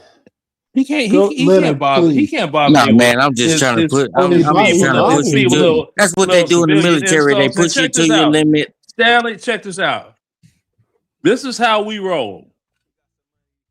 We learned the job of the man above us in rank, and we taught our job to the person below us in rank. In case he get wiped out, I know his job. Now I have to do his job and get the experience. You see what I'm saying? I mean, that's protocol. In some ways, it's expected. Like, dude, it's not. The gunner goes down. Who gonna go up in the gunner's hatch? Yeah, if the gunner goes down, who gets in the gunner's hatch? Oh, somebody that never even worked the weapon. I'm telling you, we already got it set. So for you to say that was crazy. Okay, so if you already got it set, I don't understand how it deviated from the topic. You don't know. We were talking about the situation what room. If one person we were goes talking about down? The situation room, and then now Listen, go into what you did. No, because you took it somewhere else. No. Said, I was addressing the situation room. Why I thought Trump bought the individual in the situation room is because Trump he was trying to send a message. Lord, hey, we have a situation. We're gonna take care of it. See, when you think everything is bad, it's always good. That's Google what the situation room was designed for. Google that. It was everybody can't. Trump is in charge, and you just Google don't like what it's you just designed don't for. Like Hey, you watch this. Google what the skiff is. I'm not Googling nothing. Google you all should that. know it. Exactly, because you don't know. Because you don't know. You don't tell me I don't know it. I know. Because you don't know. You don't know shit. See, this is the we problem. got badges, we got things, we got meets we can go Stanley, to, and only certain people can go to the meet. No. So this is the problem, y'all. You don't know. Okay, that's your opinion. I don't know it, and I respect it. Oh my Lord. But my opinion is, and you ain't gotta respect it. My opinion is you individuals, you telling me I don't know about protocol and what you individuals going over here training these people, and then you come and then now you're crying about it. We're trying to y'all over there training these people, y'all tactics, and then you come in and Trump. Mike, just out of curiosity. No. Here we go. I don't want to hear all that. Let me just ask. Come on, you all said a lot, and I'm just addressing. Hey, you know what, Stanley? Now you can ask him one simple question, Mister. Ain't trained from shit. Ask me a question. I'm happy to answer any question. If I give you a rifle, if I give you a rifle, what's your primary safety? What's the substance of giving me a rifle? Why would you want to give me? You just gonna hand me a rifle and really? That's not even smart. That's not even smart. Next, you don't know shit. He just said, "Hey, if I hand you a rifle, What is you your know that's primary and safety? Stanley, you know that was stupid." No, But you it gonna wasn't, say, because we know "Oh, what it's our just, primary safety he got is. more well, experience." shit, He just it's said, been "Hey, so if I hand long, you a I rifle, don't why know. would you want to hand me a I rifle? want to know, God damn it, Why would you hand me a rifle? motherfucker! What's the scenario? What? You hand me a Like on rifle. a firing What's the range or scenario? something? The fuck do you think you get handed a rifle for? But Stan, I wanted to Then address you're something in you the said. army. See, Stan, you talking about, and Okay, now you're on Stan. It was yeah, I Leonard wanted that because addressed he's the questions. smarter than Big Lip Okay, Leonard. Mike, answer And I'm Leonard. not trying to be. Well, I am trying to be pun intended. Answer Leonard's question. He handed me a rifle. I'm wanting to know the scenario. Why is he handing me a rifle? Because you need to help me because somebody broke in or somebody's trying to break in. So you weak and you can't handle yourself? No, you's a bitch. That's You what it made is. Mike laugh. That And was niggas funny. don't That was read. funny. Niggas don't read, Stanley. So Yeah, there you and go. you let him use the N word. I would have been try gone. not to I would have use- been gone. Try not Okay. to use the N word here. Hey, no, but Stan, something you But said I wanted the to address. stereotype is true with him. We still try not to use it. Hey, Stan, I you smarter than Hey, Leonard. Leonard, tell him what the primary safety is. He probably You want me don't to know. tell him for real? Yeah, He go gonna ahead. Google it and What's the AI it. primary And safety? I No, gonna he I'll already Google show it. you know. what. I'll show you what my Hey, primary Stan, just safety stand is. by real quick. He's gonna Google it and tell me. No, he's No, going to tell you. I'll eat the hamburger. Because Stanley want to know, too. You see this? This is my primary Yeah, safety. keep your Right there. finger out Don't that put it on trigger the, well. don't put it on the trigger. Keep your finger out that trigger well. Thank you, That's my Leonard. primary safety because That's if I my don't put primary my safety. finger on the trigger, it Hey, won't fire. do you individuals know what's funny? I serve every day. I just didn't. I wasn't forced to serve. I chose to. It's a Motherfucker, big you think difference. being a It's a big cop difference. Inmate is like life. being a soldier? Yeah, What you crip of blood or some shit? see, I What's don't that do you all that. claiming? I'm not a YN. I'm not a Could have YN. fooled me. Well, that's you judging the book by the cover. You're not even trying to hear All right. what's in it. I You're ain't- not even trying to hear what's the lines on the page. I think the last book. The Hey, last Mike, book. what was you Y'all ready to just say don't to like me, the Mike? way I speak. I'm judging the audio book by the reader. Yeah, y'all just Thank don't like the way I speak. Hey, Mike, what was you getting ready to address me with, brother? Shit, I really forgot now. Shit. Yeah, you said we What were talking came about first? Oh The yeah, chicken. yeah. What came first? So The chicken or the frying pan? the situation room. I get you what you said about the protocol and how y'all do things, but you got to understand, Finally. Trump is a businessman, and Trump didn't come from my take on the situation room with all that what y'all talking about. And it's just my opinion. You ain't got to respect it or you agree with it. I don't agree with what y'all said, but hey, I'm not here to argue. I'm just having a conversation. Y'all Hey, might hey, not like Mike. the way But it's do you coming have? out. But do you have rules But on your Stan, side what as I was of getting at, Stan, conduct? is the Do you reason why have I said that rules? was because I think Trump, because Trump, he always, he gonna make a headline, and that's my boy. But Okay. Do you rules? Trump brought him in a situation room to tell Do him, you to know show the him to rules put foot behind that? down, Stan. Go That ahead. And, we go on, have just a say no. situation, Go on, say no. and We we don't have gonna a straighten it out situation. in the situation room. We That's don't what. have a situation. What No, we is the don't. Israel definition of does. situation? Israel has a situation. We don't. Stan there, you hear me? Did you mute or what? No, I'm here. So think about it like this. Watch this, right? So even if you are part of a church, right, and you just go as parishioner or whatever, right, and I'm gonna try to put it on the level, not to belittle anybody. No, it better not be an Al Sharpton level. No. Listen what I'm saying. If you're not a member of the church, you don't get to come to the finance meet. And I'm telling you, it's protocol in everything you do, even at your job, or Well, your hey, I know job, that, Stan, but that's not even what I your was asking. job. No, listen what I'm That's not what I saying. was asking. Ask your question again then. I don't know. I know there's protocol. Yeah, that's normal day to day. People got protocol, but When you meeting with a world leader, all these world leaders, He's yeah, not a world it's leader. okay to go into the Oval Office, yeah. But when you trying to put a foot down, and they know the situation room is this, yeah, we're gonna bring him in. We got a situation. We got a No, situation. that's not what it's Okay, for. that's not Well, how it happened. well, that's At all. yeah, that's what I think. The situation room is for our military and our military only. Right. Yeah. See, and Strategic I don't agree planning, with that. munitions, equipment, I soldiers, don't agree with that. sailors, ships. It is what it is. So we're gonna be in the situation room showing vulnerability for us, talking about what we have. Are you kidding me? Nobody mentioned To anything another about country? what we have or what we don't have. That's what the situation is. Man, No, it's not. That's what I'm telling you. You could bring individuals in the situation room Wait a minute. for You any never particular been thing. to. Wait a minute. You never been to a Cub or a Bub, and you talking about your power. You talking about your DOS, your daily on-hand supplies, and you talking about the equipment, the personnel that's available. That's what happens in there.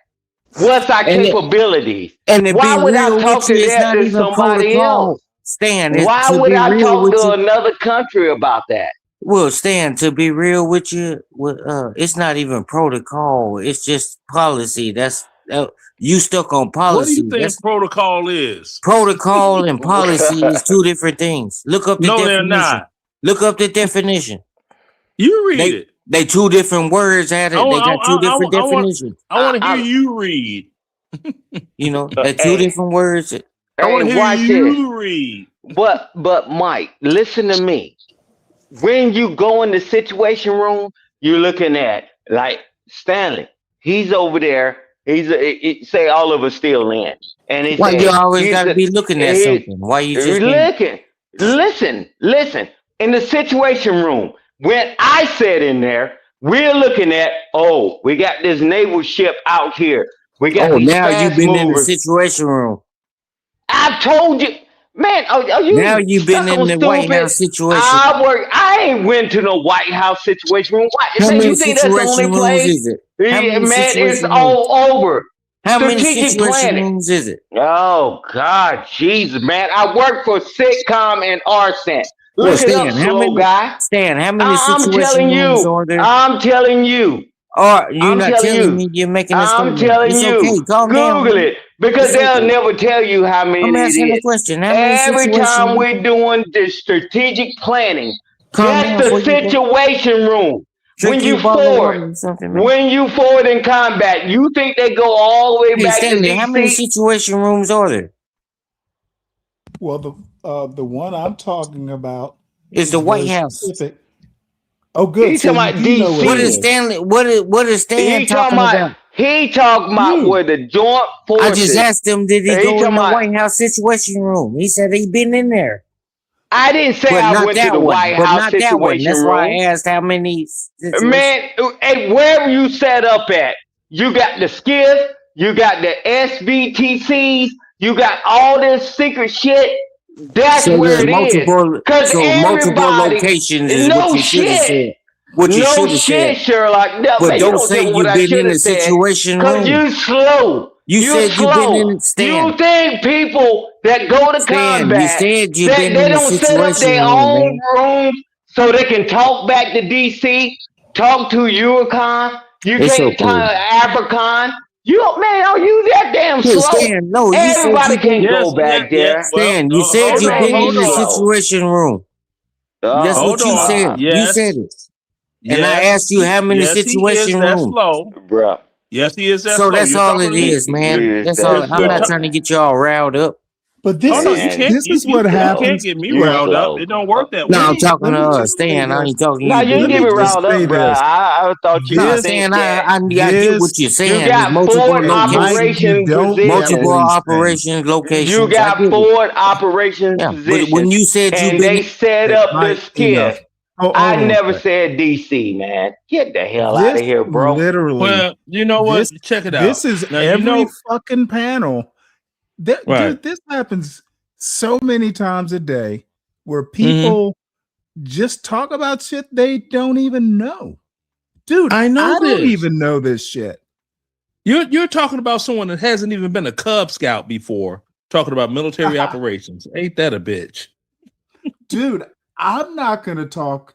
I'm gonna listen. Well, hey, to Stanley, I was trying to get to the bigger. Well, he said he been in the situation room. You know that what he said. He worked for CENTCOM. But he meant said he okay, was Stanley. in I the get that, but situation room. he meant to not. He meant to say different locations. I ain't meant to say anything. I said I've been in situation rooms. You automatically thought I was talking about DC. Hey, watch this. While they were sitting there drinking their coffee, and sipping their tea, we was for it. Well, why do you think I asked how many situation rooms was it? Why do you think I asked? Bro, it's a bunch of because you don't know and it's none of your business. Okay, Stan, it's okay, man. You gonna high blood They pressure? got them all over the place. High blood pressure. Calm down, man. It's okay. Nah, you calm down. We You talking about the military, bro. Well, Stan, and I'm see, telling Stan, you this. you know, This is something I hold near and dear to my heart. Stan, I you retired as a first sergeant. That's at good. E8, That's good. And I'm But telling you I'm this: 36 addressing what you years, 2 said. months, and 25 days. So Yeah, you that's can good. buckle your double-breasted lips, and you can talk to Leonard, and you can talk to Stanley. No, but that's good. I Because you respect don't your even service. know how it goes, man. I respect You your don't know service, how but this game I plays. address what you said in the moment. He can't talk to And, me. I only talk to Boy Scouts. They And have adult Leonard, supervision. just so you I had a only lot talk to to say. Boy Scouts because Boy Scouts have Stan, adult it's all good. supervision. Gee, I ain't got no issue with you, but I address what you said at the time. I You don't know, have no issue with you. You may have assumed I was said talking it. about DC. You may have said it. You may have thought what you was No, going to you say, were and then thinking it in came your out head wrong. that I said I was in DC. Man, I've been all around this Bro, country. And that's it's a why I asked the situation question. room How many? all over the Oh place. my God! Call That's the why one I you asked the serve. question. That's why I asked the question. How many It's situations? all over. They got them all over the place, man. I tell you They what. command centers. It's Instead not of a talking about situation that, room. Yeah, Command they have a center. situation Wait, room. hold on. It's a command You center. said What you what? talking about?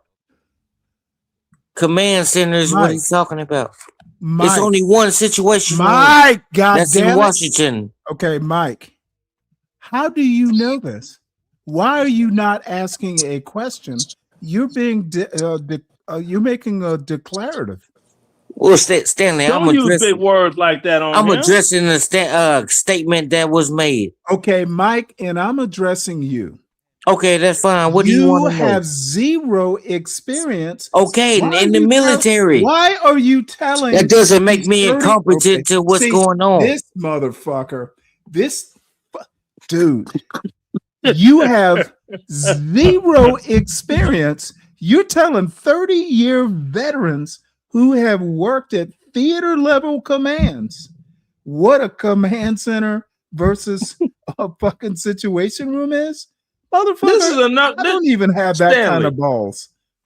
This is a knucklehead that can't cam up and show a passport.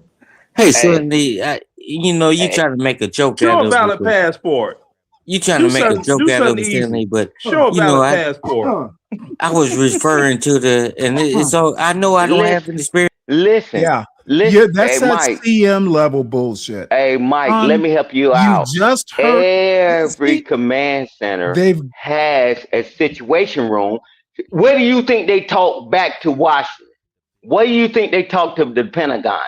It's in that situation room. I don't know how you can make them both make sense. They got them on carriers. Yes. Well, Let's go with the regular layman. Let's go with the layman. Stan, what you just said. So every command center you said has a situation room. So why has the situation So why room. don't they call the situation room in Washington D.C. a command center? What? Jesus Christ. There's it is a damn command there's two center. different things. Because that's what a joint chief of staff is. It is a command center. Command the situation room with two different things. It's two different things. Lord have mercy, man. How do you know they're two different things? You See, got it, Stanley, the Leonard. reason why I know it's two different Leonard, things. No, the you thing is got this: he it. don't know Hey, about Stanley, You got can I NORAD. answer your question? He He don't know doesn't know about about NORAD. African, Hold on. Eurocon, I all am that. very curious. Very curious. Okay. Can I What's answer the your difference? question? Please do. So the reason why I know they're two different things is my opinion, because I work in command centers, and we don't have a situation room. Motherfucker.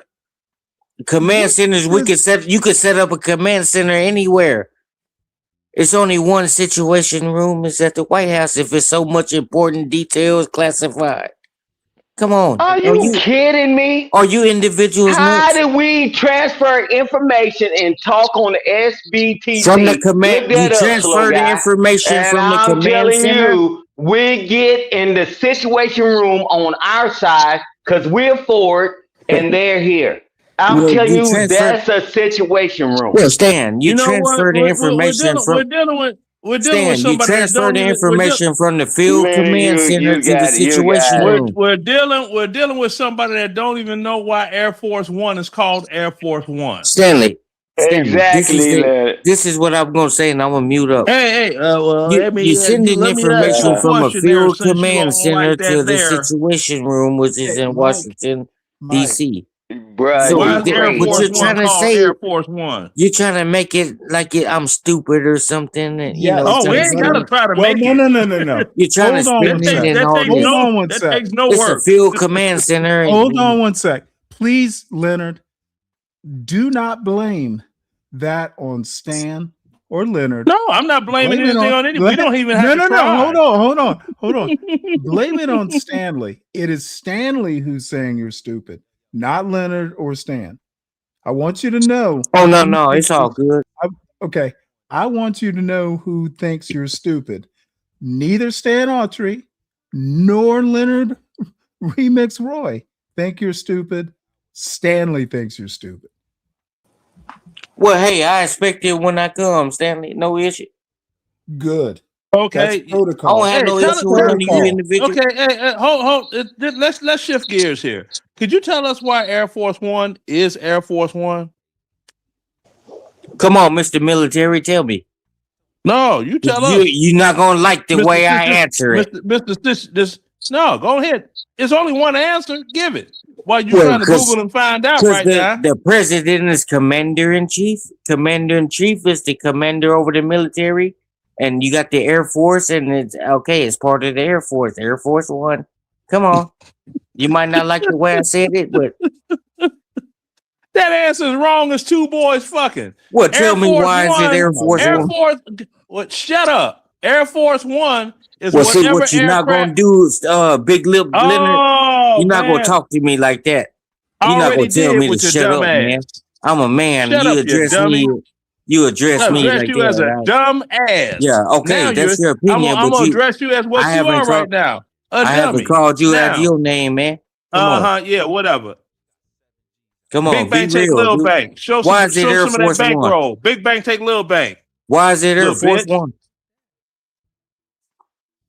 You And you still gave didn't all answer. the wrong Why is it Air answers. Force One? We all waiting.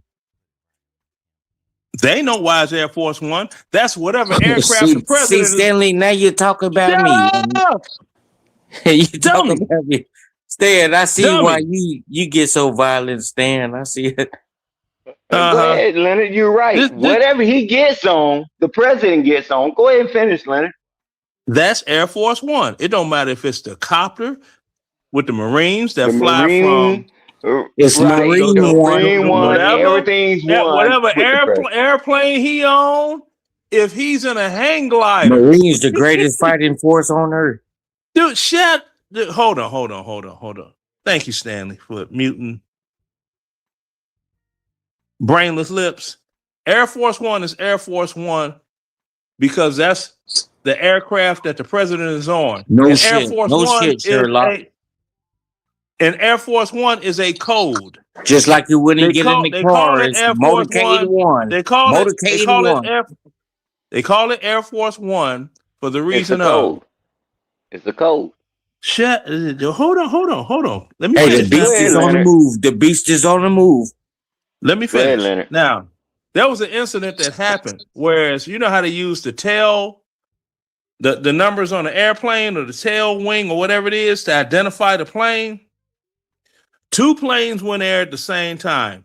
One with the president, one without the president, but they happened to have the same call letters and numbers on the plane. And there was a big confusion thing. Okay, I we're don't not know here to talk about. I'm here to address the statement that was made earlier. And we're not going to shy Let away him from it. explain why it's Air Force. Why, Okay, we get that. what We it get is. it. Let him Anything the explain. U.S. president Let is him on is explain number it. one. Number one. Let him explain it. He can't explain it. Can you? Maybe you smarter. Yeah, go ahead, Leonard. Okay, so due to that And shit, incident, Stan, he was smarter than Stanley. you know what? Ooh, if I had Stanley's Cash App, I'd just send him a Cash App just to drop you. All right, now send him Like in one to bring permanently. me back. No, your Your bank money ain't no big longer enough. than there mine. won't be any coming back. Your money no longer than mine. All I have to say, look, this Damn, you is just what sniped this him. is. Stanley's a sniper. No, I'll bring him back. Look, I know. Sniped this is literally why I don't encourage this sort of thing.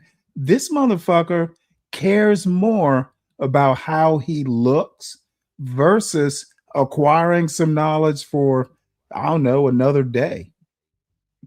And that's Get how they off roll, Stanley. Get But off now your since ego, YN. yeah, Hey, so y'all now that know he's in that's the not back, true, you man. know, Stanley, y'all started disrespecting me. Mike, if you disrespect people, they're gonna disrespect you back. I didn't do it. I didn't y'all. You addressed me to Dude, begin with. you literally I would have just still sound like been a mute. whiny. I would have You still sound been like mute. a whiny child. Y'all interrupted me. Y'all don't like the way I talk. Okay, bitch. well, So what? it ain't got nothing to do with the way you talk. I just got one question. How many years did you pee You on had your a lot hand of before you questions and figured still out haven't got you to a needed to move complete it answer. back a little bit on your dick when you pee? How many years did you pee on your hand this till you is figured it sad. out?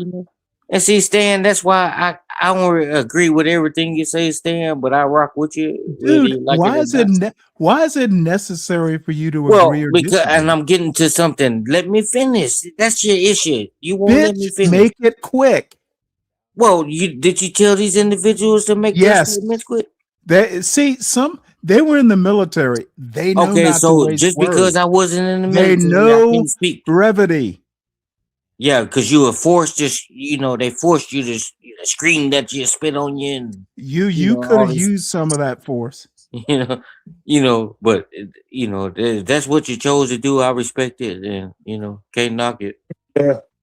Can't Well, knock it. But he couldn't be in the at least military. you He did wanted something to, productive. he was a forest ranger. At Rabbits and least y'all did squirrels were his something only productive. danger. If I was in the military, I would have been on Navy SEALs. If Navy me, SEALs. you don't have what it takes. I got what it takes. I can go No, join you the don't. military right now. No, you don't. No, you How can't. much you want to bet? I can go join the military right now. And you will be out of there. Right now. I'll be a fucking 4856. lieutenant general in that bitch. No, you wouldn't.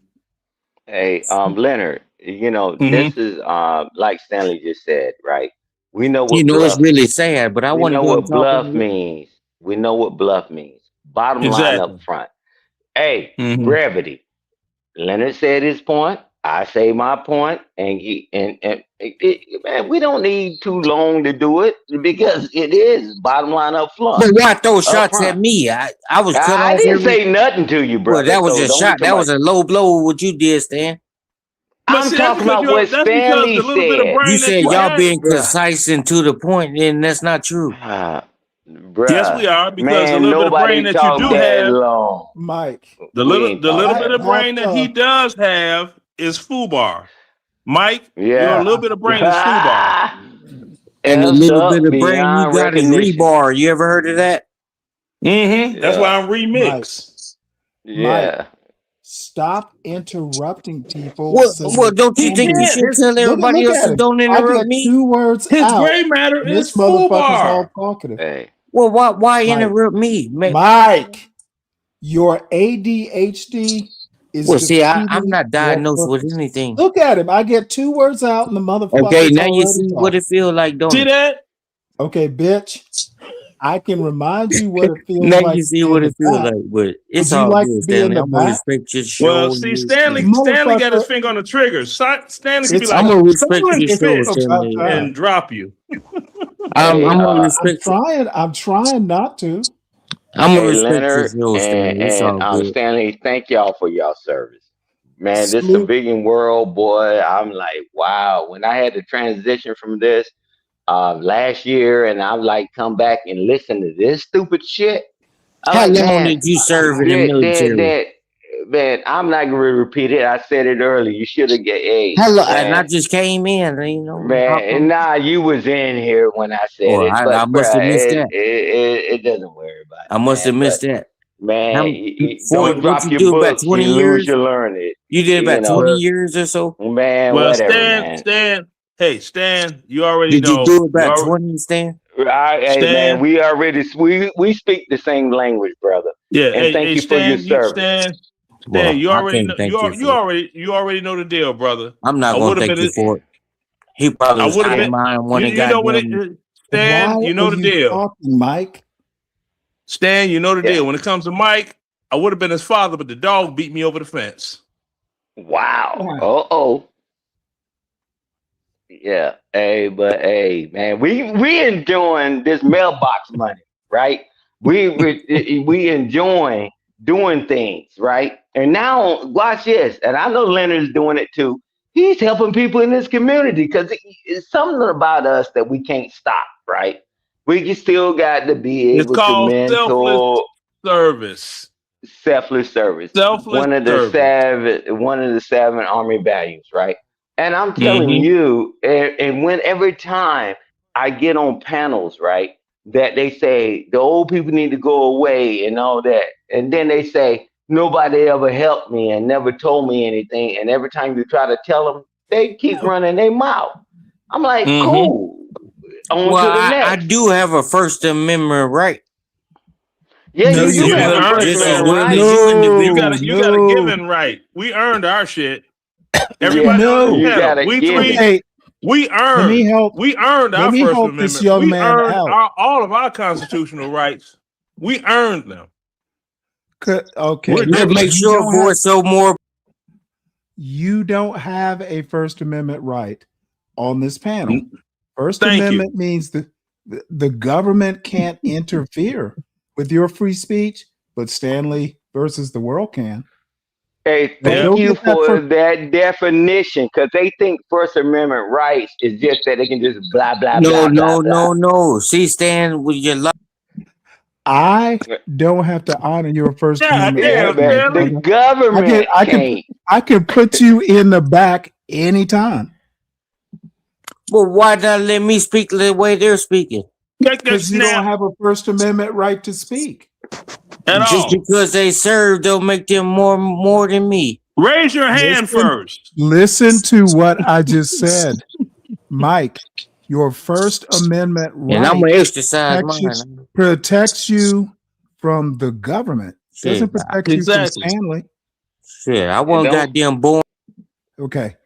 It don't See there? He's protect so you. busy. Thank you, He's Stanley. so Can you say he's that one so more busy. time? He's Can you so say it one busy more time? talking, he can't even hear what I'm saying. You don't Hey, have a First Stanley. Amendment right on this Thank you. panel. Yeah, Shit, I was because it born just was to like you. I protect you bleed from just the like everybody government. else. Bleed From the just like everybody government. else. Just It was because you from the chose a government. career didn't, Hey, Stanley, can you say that definition? Put it in the back for a second so you can No, you give the ain't gotta put me in definition shit. again. Yeah. Well, Oh, it's a mute your negative. mic. It's a negative right. The government, state, The local, government. federal, cannot interfere with your free speech rights. Now, there are caveats. If the speech Thank is you. damaging, if it's going to cause Right. damage, Thank they you. can. But just the Right. ordinary, stupid, the situation room, this, that, or the other. No, Right. the government can't stop you, but Stanley can. Well, Stanley, why That don't part. you interfere with their First Amendment? Because they're not abusing the privilege. So you won't let me get 3 or 4 words out? Not if you're going to abuse the privilege. What the hell did I do? Oh, come You were on. I'm born. staying on topic, addressing the topics. What did I You do? are literally interfering with people 3 words into their sentence. Well, see, Stanley, that's not true, man.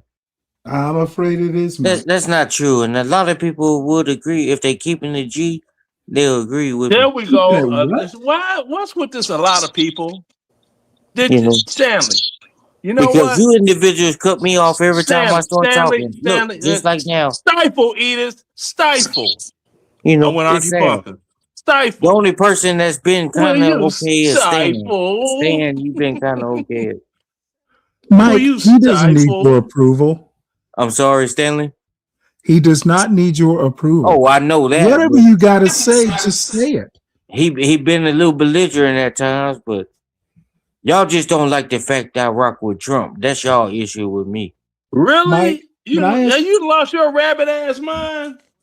Hey, Mike, did you even I'm a Trump vote? supporter. Mike, did you vote? I did. I've been voting since I was 18. Hey, can you read been this hat? Republican That's every if you time. can read. Can you read this hat? If you can read. Ever since I was 18, I've been Well, voting. somebody read this because he can't read. What says Veterans for Trump? He can't Right. Thank you. Hey, So but watch this. what are you talking? What are you talking about as a Trump? Stanley, You think you the but only Trump watch supporter this. on here? Man, hey, Stanley, You with the my only Trump supporter on here? with my career, right? I served under like 7 or 8 presidents, right? No problem, right? I didn't have to believe in whatever was totally what was going Yeah, on. because y'all apolitical. Yeah, no. It is for the good of the soldiers and for the Well, good of the no. crew. And yeah, nah, man. If you keep talking about somebody, hey, you don't like the president. I mean, man, that's just like Y'all the don't have a weakest choice to position. like or not like. That's the weakest. That's the weakest But you all position you don't. can ever When you're in the play. military, you don't get When the you choice keep to like him talking, or not, because it's still the get, commander in chief. yeah, you do have You a don't get the choice. choice. Yes, you do have a choice. No, you You don't. have the right I to don't agree with that. And disobey Stanley don't agree with that. unlawful order. You have Thank a you. right to disobey an unlawful order. We do That's have in a choice. anything you do. It's just not the No, military. jackass. So why Just you not the talking about military. we ain't Just have not the no damn military. choice? But Bruh. whoever is your commander in chief, you gotta take the Hey, order. guess what? If it's You gotta take unlawful the order. order, we It's have the not. right It's only to unlawful to disobey y'all it. because you don't We like them. have a right to disobey it. And Nah, that's what yeah, I'm telling because you, you're gonna civilian. disobey it because That's you what don't I'm like the telling you, Republicans. civilian. I'm telling you, You're gonna civilian. disobey the order because you don't like the Disobey an Republicans. unlawful order. Yeah, We got an officer on the panel. because He you don't like the cannot make Stanley wasn't no somebody fucking do officer. anything. Yes, he was officer. Man, stop the Well, bullshit. 4-year officer, 5-year officer, that's not nothing. Yeah, to you. But you been a Well, bum your whole motherfucker, it's damn more life, than but you you did. something. You a bum your And whole with life, Stan, but when you you make a mean something. statement like that, when you make You a a bum statement your like whole that, life, but you gonna shit on his career? you ain't got no choice but to respect the commander in chief's order when you in the Man, military. you are crazy. Hey, Leonard, how many times you disobey a He didn't. He's unlawful scary. order? Look at him. He's scary. Oh, yes, he did. He said, He "This ain't is never not the disobeyed nothing. SOP. This is not the protocol. Leonard This ain't is never not the disobeyed policy." nothing. Look Yes, at he him. He looks did. so innocent. Okay, Don't he? you want to drop sweet lips so we can See, have a Stanley, conversation Stanley, standing this out. is your. And see, Stanley, you Snipe call. Stanley, I'm you know telling this. you. Snipe call on Sweet Lips. Okay, check it out. See, what Sweet Lips don't understand is this. Right. If we're on a patrol, right, Mhm. and we see some people and we just assume they're Al Qaeda and we start firing on them, okay, we've just done something illegal. Or we're told by the lieutenant, enemy, fire on them. No, whoa. The rules of engagement, we can't fire unless fired upon. PID, So that's an illegal pilot's order. And we don't, identification. oh my God. You let them up too quick. PID, pilot identification. Yeah, Leonard, don't. He let him up too quick. Don't Yeah, address he me like do. that, man. Okay, enough. He let Sweet Go Lips up ahead too on. quick.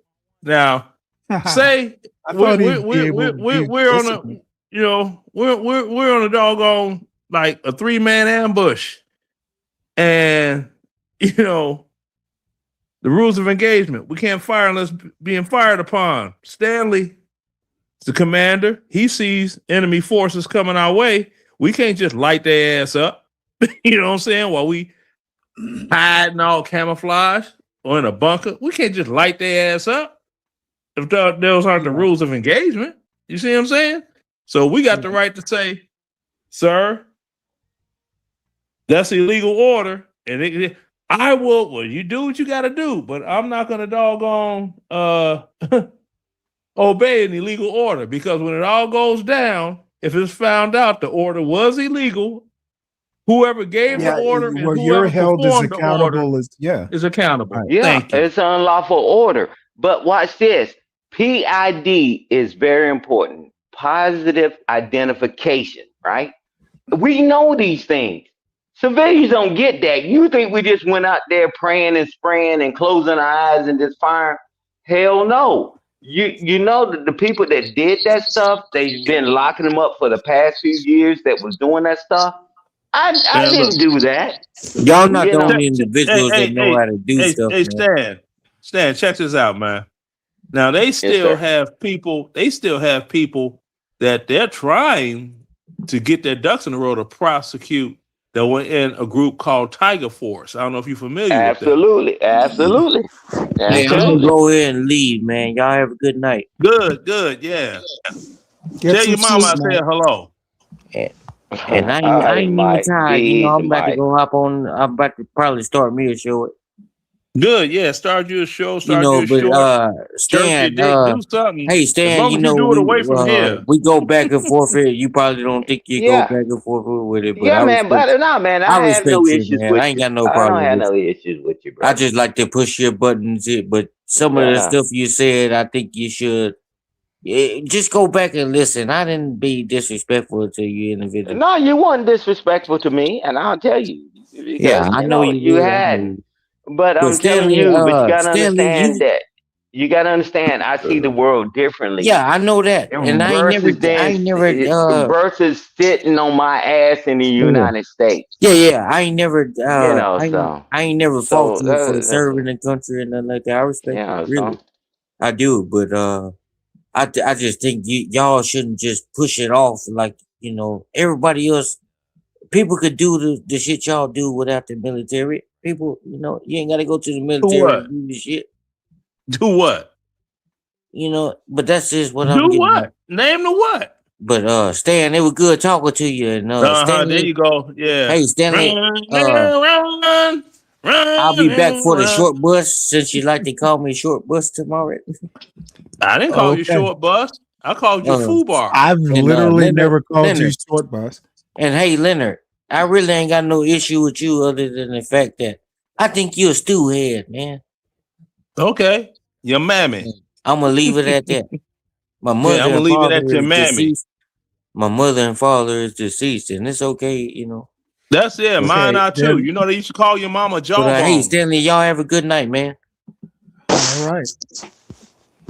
Yeah, I'm about to wrap this up in any case because I've been on here. It's right at 9 hours, so too much for an old man to put in my work. Yeah, man. That's the thing, Steve. The only thing you could get is so much information that could be spread going forward in a more condensed amount of time if the peanut gallery is not allowed to cause a delay of game, or in this case, a delay of information. My theory is that some of these people that are right around Mike's age, you hear it all the time where they just, the boomers this and the boomers that, the boomers F this up, the boomers F that. Dude, they come into these panels with zero respect, thinking that they know shit that they simply don't. Exactly. It's like, how do y'all, these motherfuckers are raising kids. That's the scary part. Mm-hmm. And the thing is, They don't have any doggone guidance of their own as of how to rear their own children. But see, with mine, you would never see mine speaking in that manner or whatever to a person of a certain age. If anything, they're going to listen. And then they're going to, well, can I give my opinion? Let me tell you, this is what I think. And they'll convey it from there. But then again, all of my children, you know, they served in the military. You talk all that, whatever, Right. you know. Right. Because, you know, you know how they rag on cooks? They rag hard on cooks. Well, You know, my they daughter. don't on the ships, on the Navy ships. They don't. Yeah, well, you know, they don't want you spatting their food, but y'all real close. But yeah, my daughter, she's the first Black American woman in the history of the 101st Airborne Division to receive a Purple Heart for being wounded in combat. She's a cook. She is wounded. See?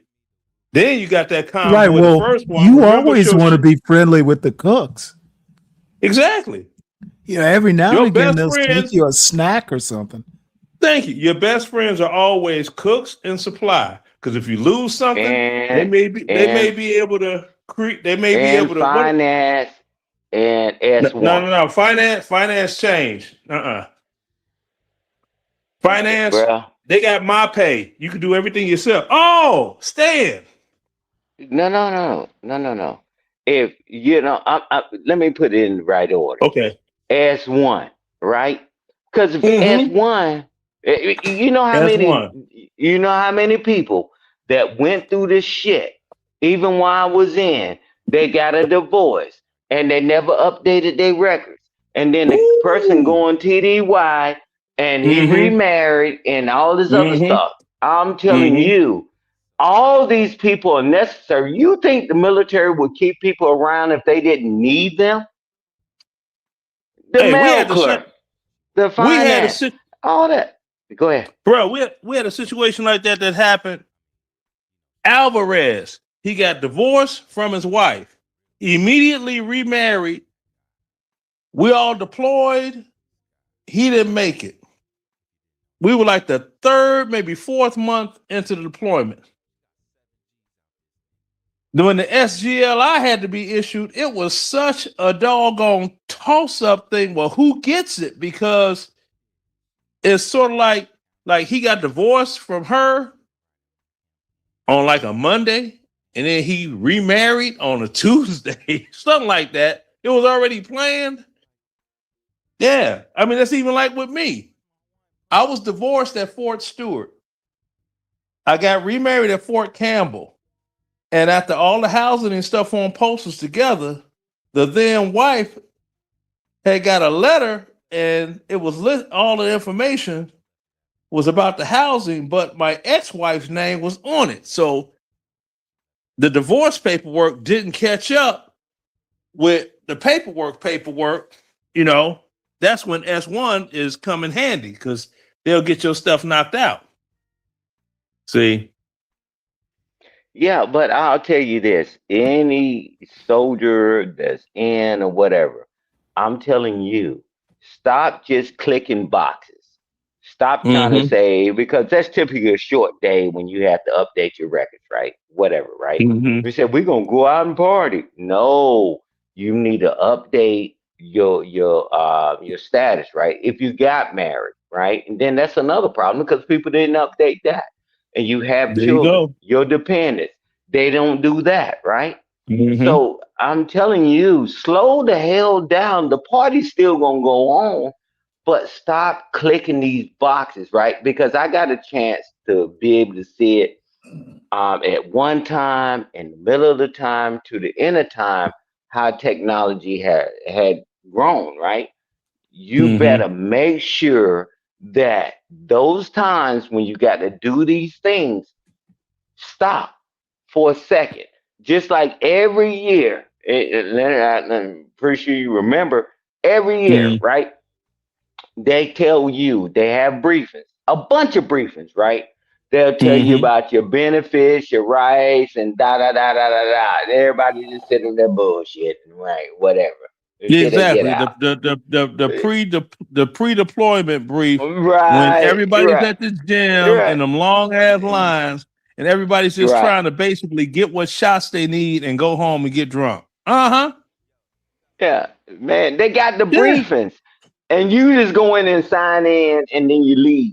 Don't do that to yourself, because Mm-hmm. if you played around all them times, no problem. But when you get ready to get out, you better make sure your ass pay attention now. And they still don't, right? So how do Exactly. you file a VA claim when you don't know even where to start? So And that's the thing. Yeah. Now check this out. You being a first sergeant, you should have experienced this. I was telling Stanley about it earlier. Had a soldier with the BAH debacle. He wasn't divorced from the woman, but he was deploying and he wanted her out.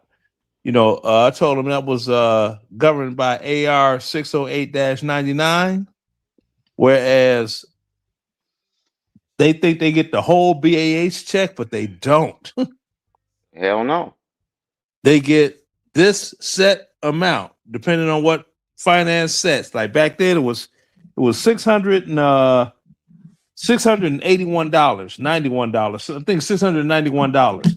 Anyway, what happens is that's what she gets. Now, if the service member is paying child support, quarter of the child support, that $691 gets split. If he's paying on two, it gets split twice. Yeah, So because you and the got to little set up an Filipino allotment. chick, yeah, that's what I'm saying. So this little Filipino chick, she was salty. And first sergeant was like talking to me, and I said, "Hey, Top, call finance. Ask them. They'll tell you." And he talked to finance, and then finance was like, "Yeah, well, according to AR 608-99, he only has to pay her $691 a month." He said, "Well, what if he's paying child support?" Okay, hold on.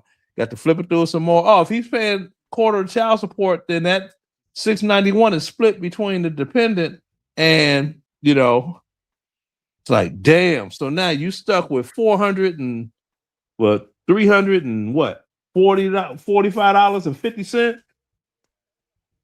Hey, And Stanley. that's all you got to do. You do that, and you're fulfilling your obligation by regulation. Hey, See, hey, you can hurt Stanley. you can hurt people, but you got to I know hurt them you're with their trying to regulation. go. I No, I know you need to not like go, I can't sleep but late. yeah, I love that too. Retirement is a wonderful thing, and but what I want to say, can we do a show and have a few soldiers up here and sailors or armed forces Oh yeah. soldiers and have the conversation, just like Leonard is saying things and putting people on how things work. That's protocol, that's policies, those are procedures. Mm-hmm. And for old buddy to say, throw that out the window. Hell no. Well, So I'm still trying to figure out, when did people start just talking about stuff they literally don't know? Oh, since the dawn of time. No, Leonard, I don't. Maybe I'm just inexperienced, but There it you just go. makes well, maybe that's it. It That's just it. makes no sense for someone who has never been in the military to start talking shit about the military. But they've been doing that forever. I don't know if you recall the show that we were talking one time, and I said you have a lot of young black men that want to go but end up not going because of their mama. They mama. My baby ain't going to doggone die for this country. Send him to some white man war and all that. No, not my baby. Daddy's not there. Yeah. You see what I'm saying? So what he do? He end up trying to find his way around, and the military would have been a one-way ticket for him out of there. But hey, You know, that's a Well, black I folk, don't the know. white You know, man war, his the white man war, fight for a country they never fought for you. But then the first thing I say is, all right, give me your last personal experience of racism and not doggone perceived. Like they're following well, you around in the store. That's racist. the bottom line is they're going to be fighting the white man's war for the rest of their lives. This is the United States. Uh, I feel sorry for those kids, those sons and daughters whose mothers Exactly. have that kind of attitude. Yeah, and that's the thing. They don't get it. And it's like, okay, well, if it was what do you mean if it was mine? Okay. Have My either of you ever granddaughter, worked as a my recruiter? granddaughter is somewhere. Okay. She's somewhere where they have no internet, no phone, no nothing. She's somewhere, right? In uniform, somewhere. She Right. gets a chance every 2 weeks to call her mom for 15 minutes. Mhm. And her mom dispatches all, and she said, tell this, that, whatever she could squeeze into 15 minutes. No emailing, no nothing, no texting. No, I know that's doggone tearing her soul out. You know, these kids, they lost without the phone, but it's a good experience for her. You ain't got that device in your hand. Now, shit real different. I don't know where she's at. You see what I'm saying? So I don't want to hear no, well, no. Who's to Hey, say I Dory, how won't you get doing? that doggone bad phone call? Huh? Have either of you worked as a recruiter at all? Nah, I ain't got the patience for it. I drink. No, I had quite a few partners that I partnered up with and helped them recruit. Because you know, you got to think about it. And I'm taking 17, 18-year-old that's coming into the world, and you know, it wasn't about me. It's just that I met them when they came in there torn and Mm-hmm. upset with the world, and they told him that you ain't gonna be nothing. You gonna be like your mama. You gonna be like your daddy. You ain't worthless. You worthless. Man, I got people, man, that are generals now that retired and sergeant majors and all that. And only thing you have to do is care a little, right? And talk to them, mentor them. And they like, wow, when that light bulb turned on. You know, that's Mm-hmm. if people ask me what I miss about the military, that's what I miss. That part of Yeah. it. But I'm doing it with, you know, Stanley, with my Patreon and all this other stuff. I got some other stuff I'm working on now too, Stanley. But Right. it's just my life is not worth it if I can't help others, right? Because I saw the people that they said they losers, they bums. I don't know what white men were, right? Because I managed to sit at the table and see what everybody was talking about. If we ain't at the Mm-hmm. table, how in the hell we know what's going on? Who in the See that? hell you think gonna defend this country where you got your family at? I'm like, bruh, y'all keep talking this white man stuff, man. Y'all gotta be kidding Mm. me, People man. I much stand. rather we have my finger in the trigger well, and I much rather. That's why I went all the way up to arson and sitcom and all that because I wanted to sit in the meetings. I wanted to know what's going on to help soldiers, and you know, and all that. And I landed with this, Leonard, and you can get the mic back, brother. Hey, Mm-hmm. I remember that when I joined, I went to basic training. You know, they give you rank, you know, before you go AIT if you got ROTC and all that. So no problem. And then I had a group of us, right? We said, hey, man, we don't like the way they treating us. Man, when we get some rank, man, we ain't gonna treat the soldiers like that. All right, bet. Made a pact, right? I'm in the meeting. Now I'm sitting in front of the colonel. And this bastard, both of us now E8 and whatever. I'm sitting in front of the damn colonel and this guy, and I say, hey, Stan, because they always just call me Stan. They never call me by my shit. They're like, because I helped them get to where they were, right? Like like Stanley attest, OCS and all that other stuff, right? And keep them on the right path when they were platoon leaders and whatever, right? However, the guy, and I was talking about, well, we need this, sir, this, and that. And the guy that we made a pact years ago with, he said, why you care about them?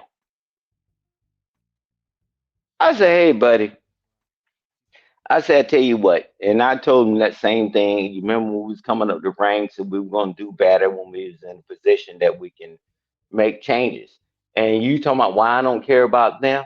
I said, sir, permission to speak freely? He said, yes. I said, let me tell you something. This is what leadership happens when you are a piece of shit. And I said, we can, I tell you what, sir, I don't want to take up too much of your time. I said, hey, buddy, we can finish this conversation outside. See, because I never played those games. I've never. Because when I was coming to the rank, I understood what it took to come up the rank. I knew it, and I kept my word. All the years I was in. But these bastards, when they get ranked, get prestige, they turn their back. And they're not on my watch. And the damn colonel looked back at me and said, you said why you care about now? Can you explain? No, I didn't mean it that way. And he started stuttering and stammering, right?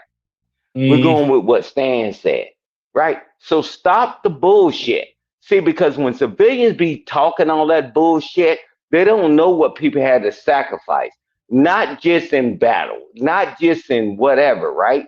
It's that you got to be that person. And they don't even do it in their civilian life. We know this. They're fucking cowards.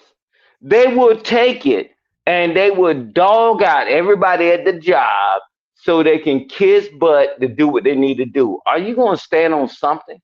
Or just say what you are, right? Man, hey man, if I become a supervisor, man, I'm gonna make things better. When they come to supervise, they make things worse. So, and I land the plane there. I'm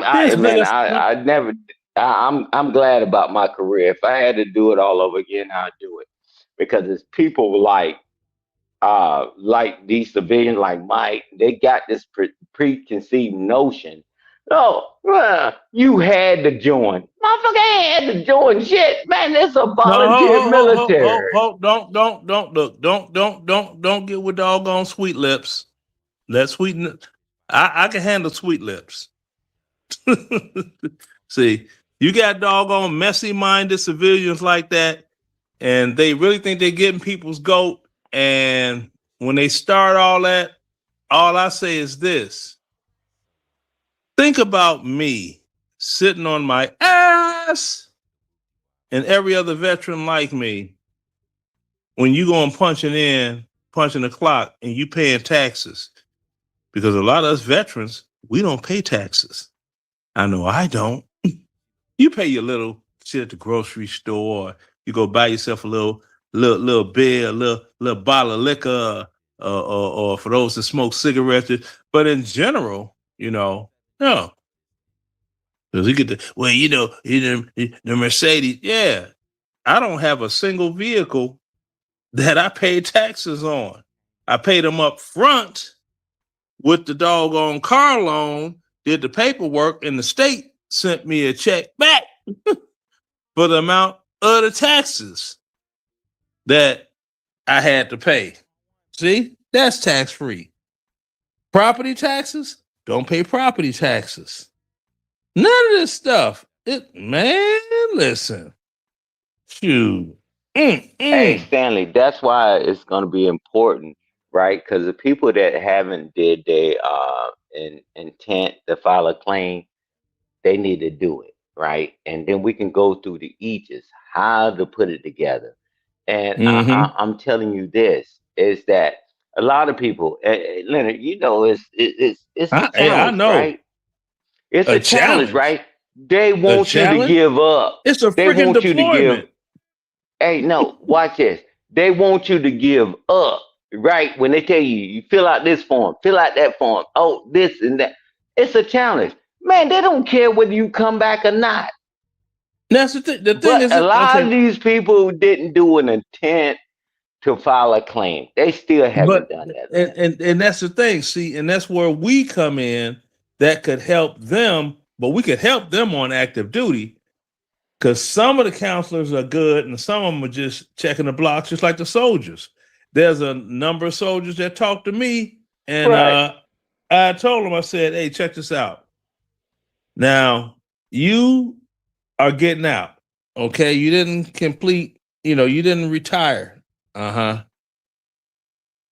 So what's going to happen is you're going to get 2 times your base pay times your years in service as, separation pay, right? Do the math. Man, you could, okay, hold on now. Before you get to talking about the bills you could pay off. You don't know how much, what your rating is going to be. Don't assume it's going to be 100%. Now, say if your rating, just to make easy math numbers, 50%. And that's $1,000 a month. Okay. If they give you a $32,000 separation check, that means that it's going to be 33 months before you see a single check from the VA because they're going to take all that money back that they paid you in advance. You see what I'm saying? So you don't want that. You bypass that, be like, no, I just want to get out because I'm putting in the VA claim. So when you know up front, you good. But you got people that put in a claim later and they didn't know. They get the letter in the mail. Okay, you're rated at 80% disabled, and that's going to pay you X amount of money. And then when they get near the bottom, that payment starts like this year down here. What the hell? Because what? That pay you got getting out, you got to pay that back before they give you new money. You got to pay back the old money. So They're not going that's to let why you it's double going to be dip. important. That's why it's important for if Stanley don't mind to have to set up a channel where we can just talk because I'm Oh going yeah. through the stuff right now and the world has changed some, right? It's always going to keep evolving, right? And so it's no problem. It's just about helping people, man. And Stanley, just you having a platform, you helping too, right? Yeah. It's just like, man, because man, I'm tired of people crying and whining all the time and ain't doing shit.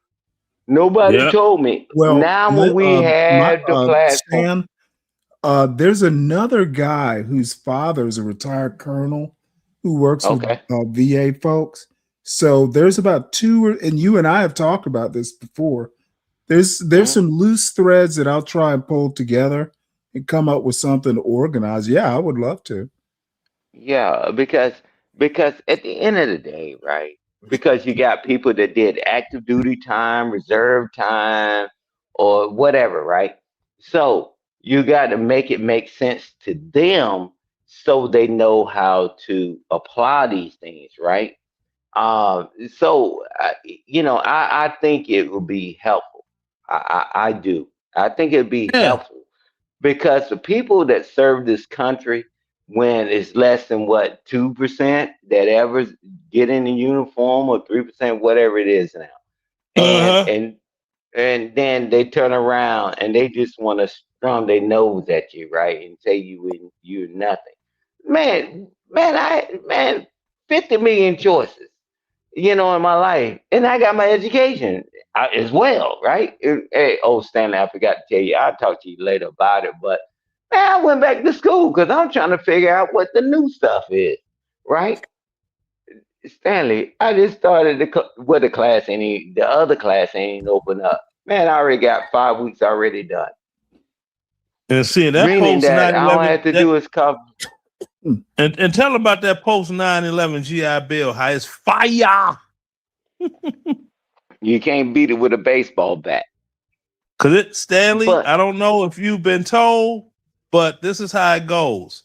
If you go as a full-time student, not only do you get the complete free college ride, and not only do you get $1,000 per semester for school supplies, you get paid BAH E5 with dependents. Oh, really? While going to Wow. school. Yeah. Yes. So remember the thing. Yeah. Remember the Howard University thing. Yeah. If they had went on the post 9/11 GI Bill, they would be getting $3,132 per month while they were in school, and that's just this year. The inflation rate right now is 4.4%. So what you do is calculate that into that pay, because that's going to be your cost of living increase for all your benefits next year. Hey man, I love it. You know, every time the It's government get an increase in their payment, my retirement check goes up. And I'm telling you, is that I think it would be helpful for people that is still serving, or people that got out, or the people that's getting ready to think about joining. It's just like, you know, you can't go in the military BSing, right? And video games is fine, right? And all that, whatever. Man, I put almost even on deployments. Man, I had a computer lab. Everybody bring their laptops out. Everybody joined the same dang on university. And I'm telling you that you better take advantage of it. Take advantage of it. And it's free. So, and I'm telling them, you know, ain't no cut, man. You got people that can help you, no problem, right? But I'm tired of the naysayers saying, "Hey, I ain't good in school and all that." Man, you got everybody around, but you good at sneaking all, having, backdoor alley stuff, and doing all the debauchery shit. But you don't have enough effort to get around the people that's around you.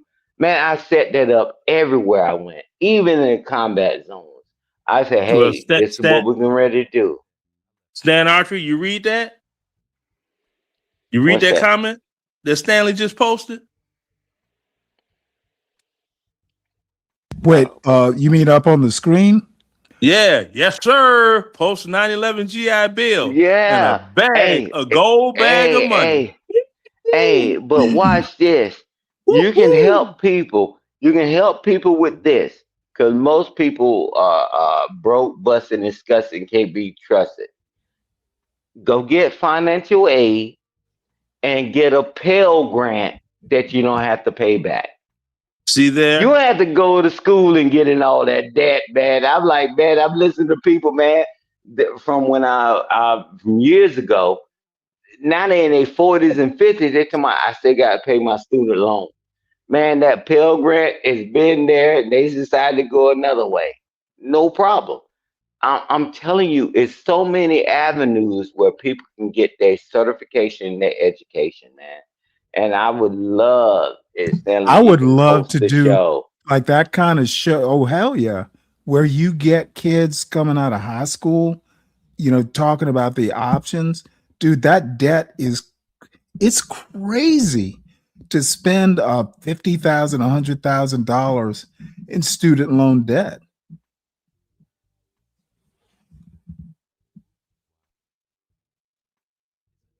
People don't understand that the more debts you go into, dude, you're going to be like 50 just getting around to being able to buy a house. That's crazy. But Stanley, check this out. You know what some other people don't know? And I found this out from this young lady.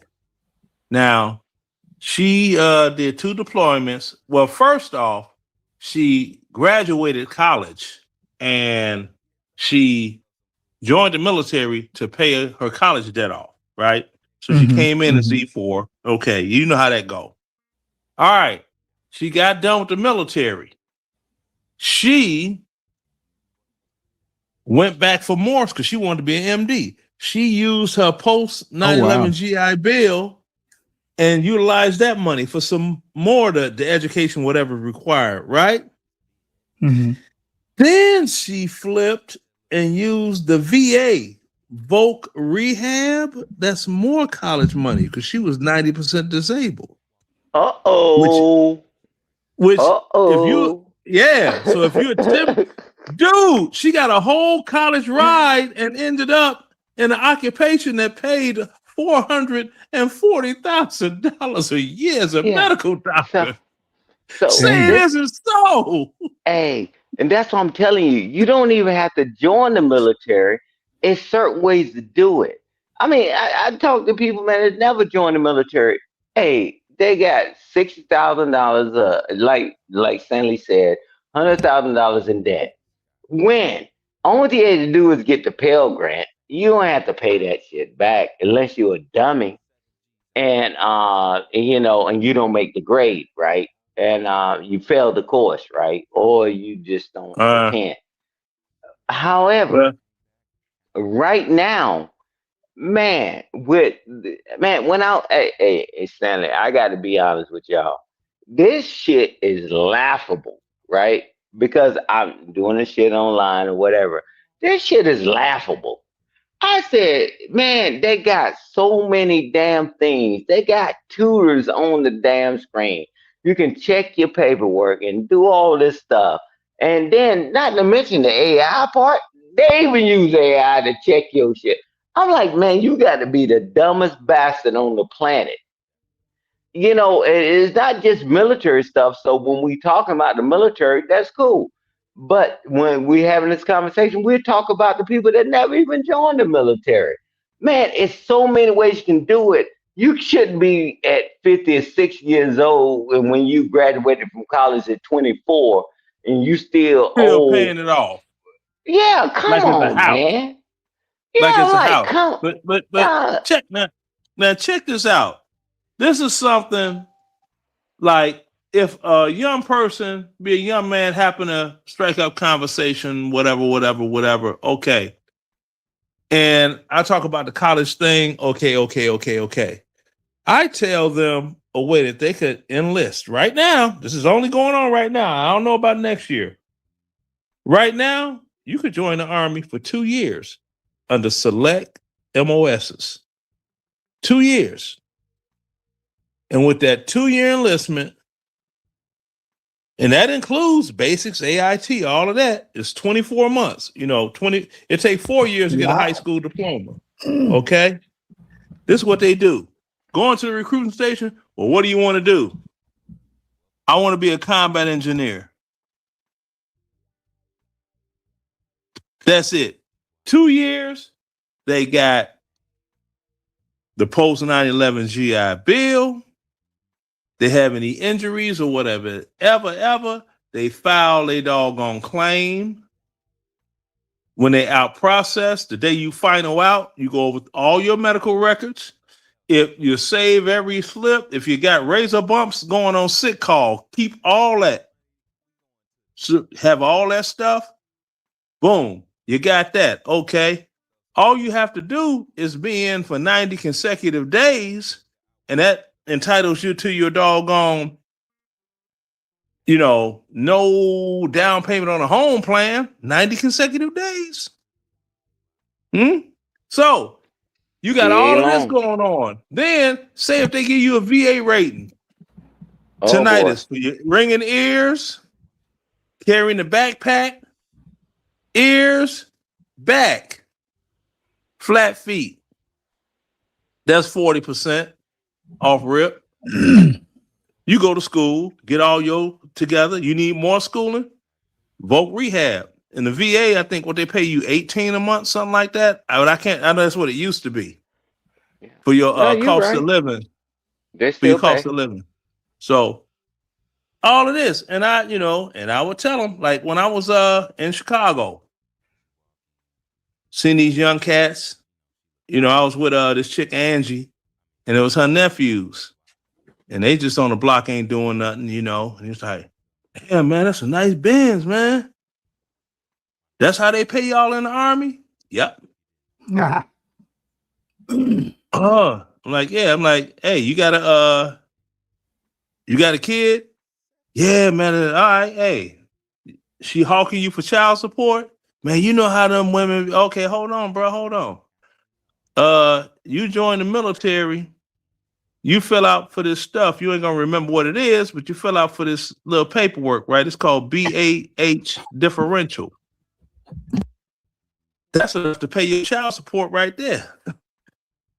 That pays your child support to that woman, plus that child has A1 health insurance, TRICARE. Now you go on with your life. You making your money. You ain't even coming out your pocket for child support. The Army's paying for it. Health insurance, the Army's paying for it.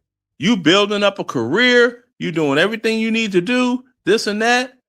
And you figure out where you're going to go from there. Then, if you on some love, whatever with her, you figure you going to stay in and do the whatever. You want to get married? Hey, you do the whatever you want to do. I don't give marriage advice telling people to get married or not to get married, to stay married or get divorced. I don't get that type of advice. Those are serious, critical life decisions. Individuals got to make that. But I give them all the information for it. And there you go, and then, it could be like, hey, let them go. Yeah, I'm gonna have to wrap this up. Okay. But all let right, me no, you go, before you two go, I want to Mhm. say this. First off, thank you for being up here. I've enjoyed it. But I have to take one final swipe at Mike 123. Dude, it seems like a lot of young black men, they care about how they look versus caring about how they actually are. And this is the sort of stuff that I personally don't even know about. Damn it. This is the real deal. What I've heard tonight is actually helpful, useful, not fucking bullshit stuff that young black men and women could use. And hearing someone like Mike 123 cut up, and I know a lot of it is just jokes, but there's stuff out there that could be putting these young folks in a good good start in life. And yeah, we're gonna have to get together and come up with something that we can do like a regular show on this military stuff, at least as an option.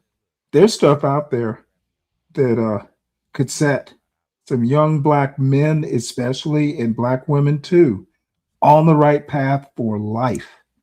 And we got to do it. I mean, we gotta. that I will figure out how to get us together on a regular basis to talk about this stuff. Shit, I got a Saturday show. We could do it then. Mm-hmm. Because there have been times this is real. This is real. It's time. I've hit the camera, and you see me on a panel or two. I hit the camera, and it's like, okay, let me go across. Let me show my squad. I'm the squad leader. I'm dad. I got my daughter in uniform. I got my son in uniform. I got my granddaughter in uniform. My daughter-in-law in uniform. Right across the whole thing. Now, my son-in-law, he was never in the military, but you can't win them all. I love them. The thing is, dude, these kids need to know their options. They don't have to do it, but they need to. It's better to, it's like I told my son, different context, but kind of the same thing. Dude, work hard, know what all the options are. It's better to reject an option in favor of another than to never have known the option was there at all. And you got, the more you know, the better decisions you make. Hey Stanley, And that's why my thing is I give a way, not the way. Stop listening to Right. people that have no way, right? Right. Because mm-hmm. that's very important. Because you have options. So if you're looking at the options, right? And that was a great officer explanation, right? Because Yeah. you're correct. He's like, okay, well, you get options, right? Hey, you can go to school and you can be the sonar person, or you can be the person that's scrubbing the deck or a firefighter, whatever on the ship, right? Mm-hmm. You say either one of them, you still tell them to get their dang on civilian education because you're gonna get your military education because that's the requirement, right? And Dude, Right. it's it, I knew this kid who came out of the Air Force, I think is an E5. Now, he was some sort of data technician or something. I don't know the Air Force MOSs that well. But dude, his last duty station was the Pentagon. Dude, this dude stepped out of uniform and into like a six-figure job. He was like 25. So I don't even think, if I recall, he didn't have like a college degree, but whatever he was doing in the Air Force, they snapped him up. They're just so many options. Mm-hmm. And that's the thing. I mean, when my son, he gets hurt, he gets out, all this other stuff, he gets married, he's in another country with her. They were trying to rag on her when she, first got there. It's like, oh, you married? Yes, I'm married to a civilian. Uh-huh. Oh, okay. Well, civilians and jobs. Because how male the husbands of the active duty spouse, if it's a female, you know how they get looked at, right? You know what I'm saying? So she's like, so jobs over is scarce. So I mean, what he's supposed to do for money? How you gonna earn a living?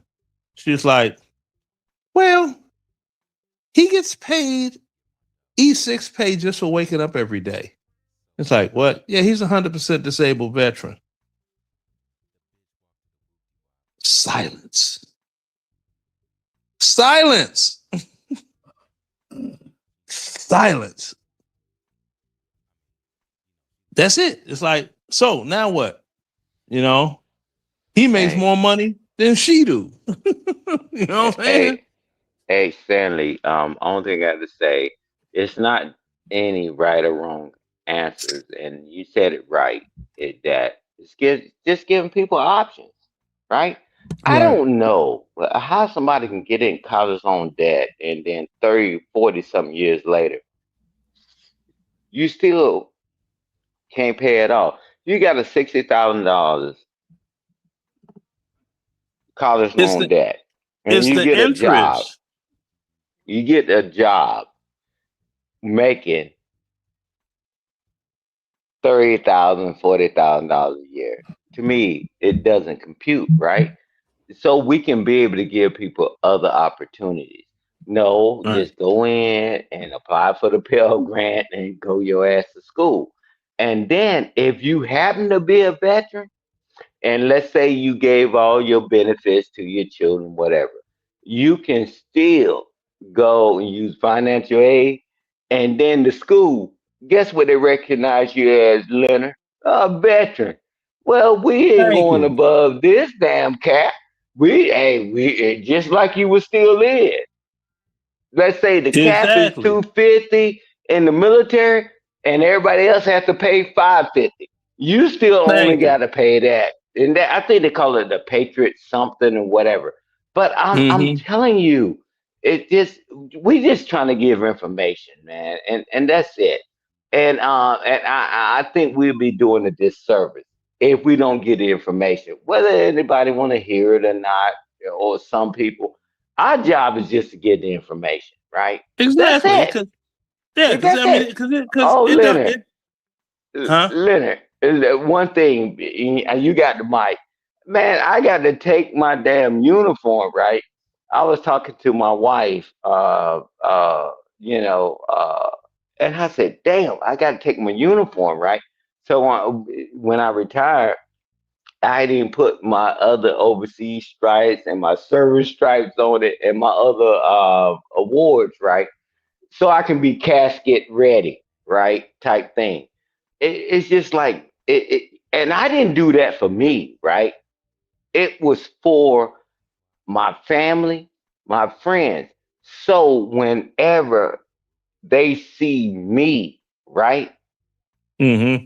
they're like, wow, this guy's that, he did this and that. Because once we gone, brother, I don't want my people be up there grumbling about me in the crowd, talking about "Hey, he ain't this and he ain't do nothing in his whole life, right? I'm telling you, every day you live on this earth, you write your own obituary. And I'm telling Yeah. you, and it's true, because whatever you do, whatever you say, Leonard, Stanley, we're in the record books. Them jokers is in the jail books.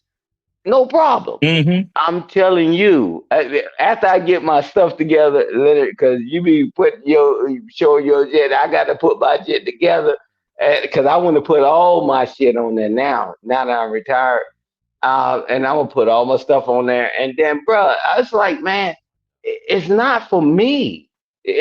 Man, we didn't do this shit for us. Shit, I much rather been sitting at home drinking a beer and chilling. But no, we know everybody can't go, right? So we expect y'all to be doing the right thing when we gone. Guess what? Every time, I don't know your experience or Stanley's experience, every time I left, before I left, they were bullshitting. When I get left and came back, they were still bullshitting. I mean, all this bullshit was going on. I've been on so many damn deployments. Every time I came back, they were still bullshitting. And now somebody want to talk shit. Man, kiss the camel's ass and bark at the moon. Hey, man, I'm going to tell you this. This is for my family and my grandchildren. And I'm telling you this, they can lift their head up high. You know, and all the things I accomplished, it wasn't for me. And that's what they failed to realize, Leonard. It wasn't for us. It gives them something to look forward to striving to become.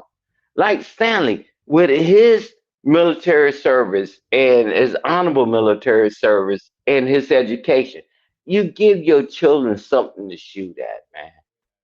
But if you're gonna be a bum, how the hell you shoot at being a bum? That's crazy. And I land the plane there, man. See, the thing is that with me, see, you're talking about the writing of this, writing of that. See, you get whoever saying whatever, okay, they can't do this. See, I'm something like a living legend. You know, they want to know about Chicago house music DJ Leonard Remix Roy. Click Google and hear. Leonard Remix Roy is a key figure in early Chicago house music, credited with helping to establish the name house music from records in his family basement. Yeah, it wouldn't be house music if it wasn't for me. Right. So Well, I'm gonna wrap this up. I'm a DJ. I'm a veteran. I'm an author. Bro, I covered whole gauntlet. So I'm like this.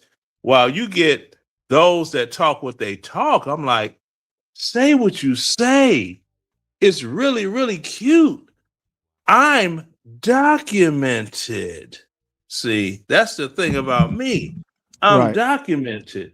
And my children are listed on everything that belongs to me, which means once I go, it becomes their sole intellectual property. No probate and all of that. So you get a lot of these people, they don't even know. They don't know. Once your child reaches age 14, they're starting high school. You get a whole other credit card. and sign them on as an authorized user. You don't give them the card though. They're an authorized user. So what does that do by the time they're 18? That gives them a credit history. Right. You see what I'm saying? So Yep. they're already ahead of the game. See, because they have a credit history. But you try to tell people that, see, and these, like I said, a lot you can't blame these young people for because they don't have fathers. See, men are planners, and we support, lay the foundation for the dream. These little knuckleheads out here running around, they're a bunch of bitches because they've been raised by women. They are doggone feminine. You got a physically aggressive being with a doggone feminine mindset. And that's a dangerous thing because they're going to take small emotional things to a whole level of physical violence. You ever seen how women get upset about stuff and she's trying to destroy me? All she said is, you should have bought a bigger dress. You know what I mean? They take it all up in here. Men be like, is the money in the bank? Okay. You know, that's it. All right. But you Well, got I'm gonna interrupt this. Okay. Hey, Stanley, I'm gonna get my last word, Stanley.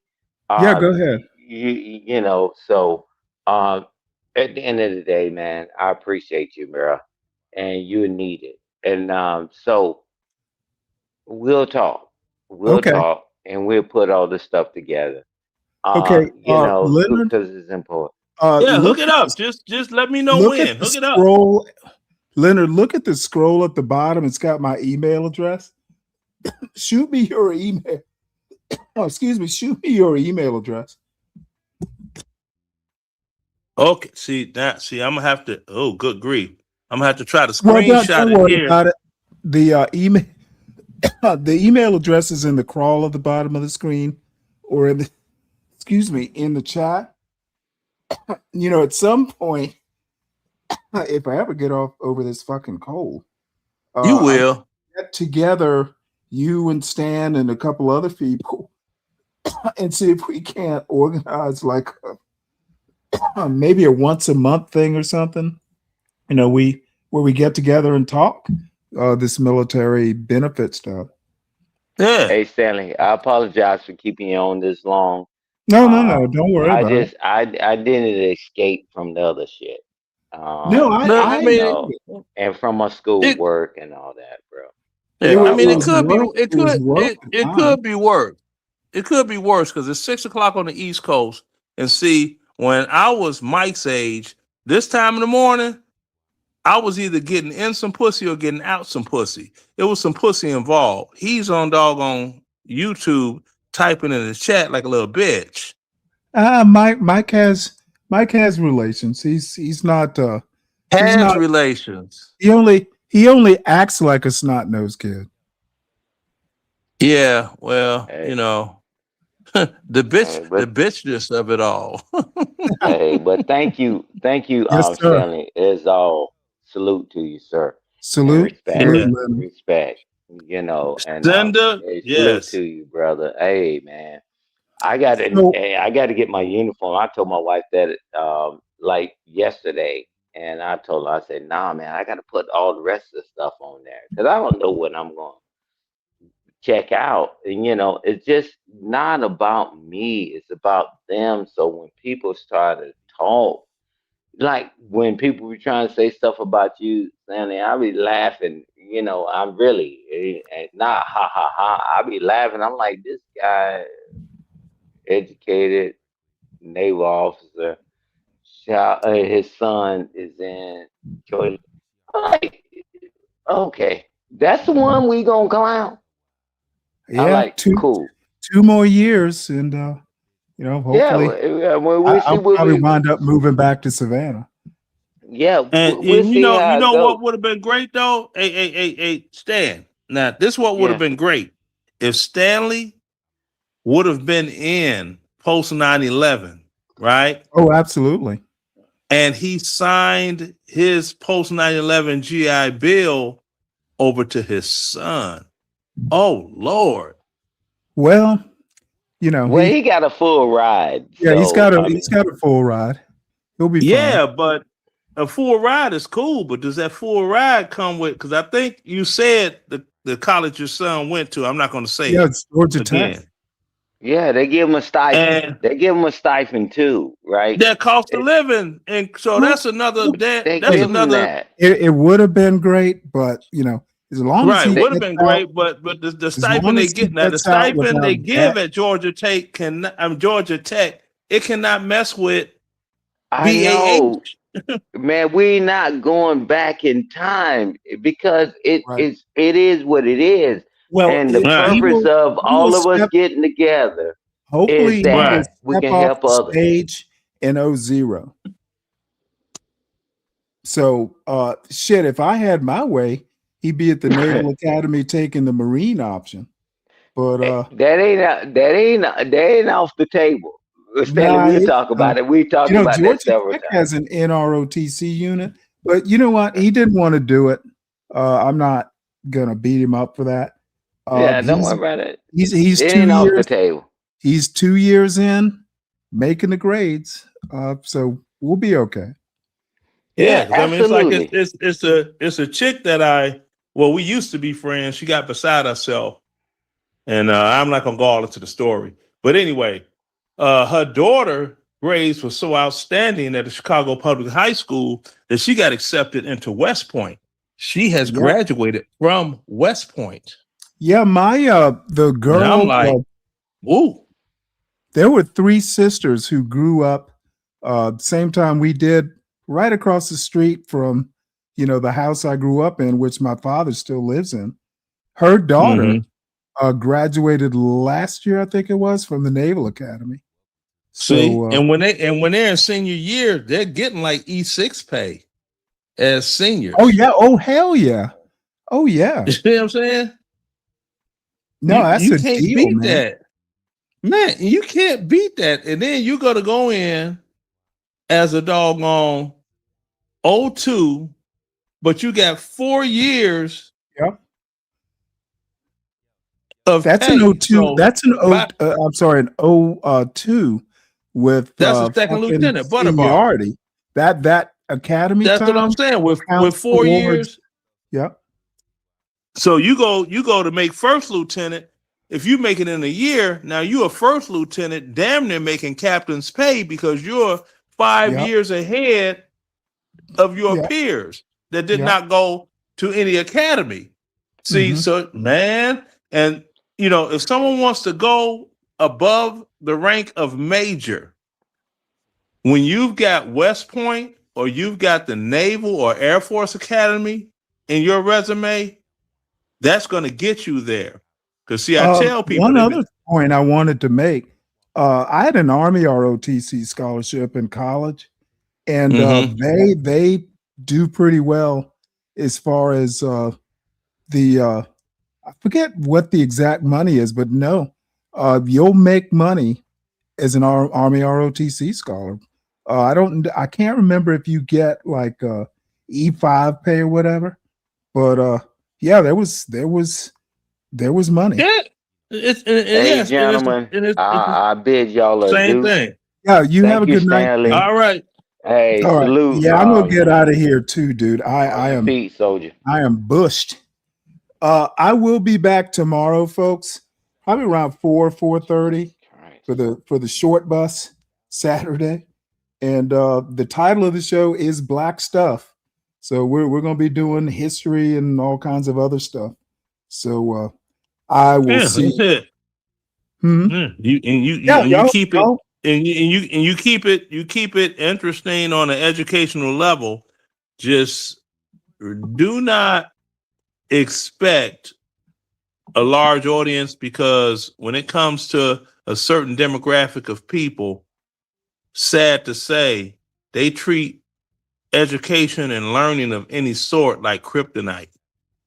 Well, What after did about a year and a half. What did Chris What did Chris Rock say?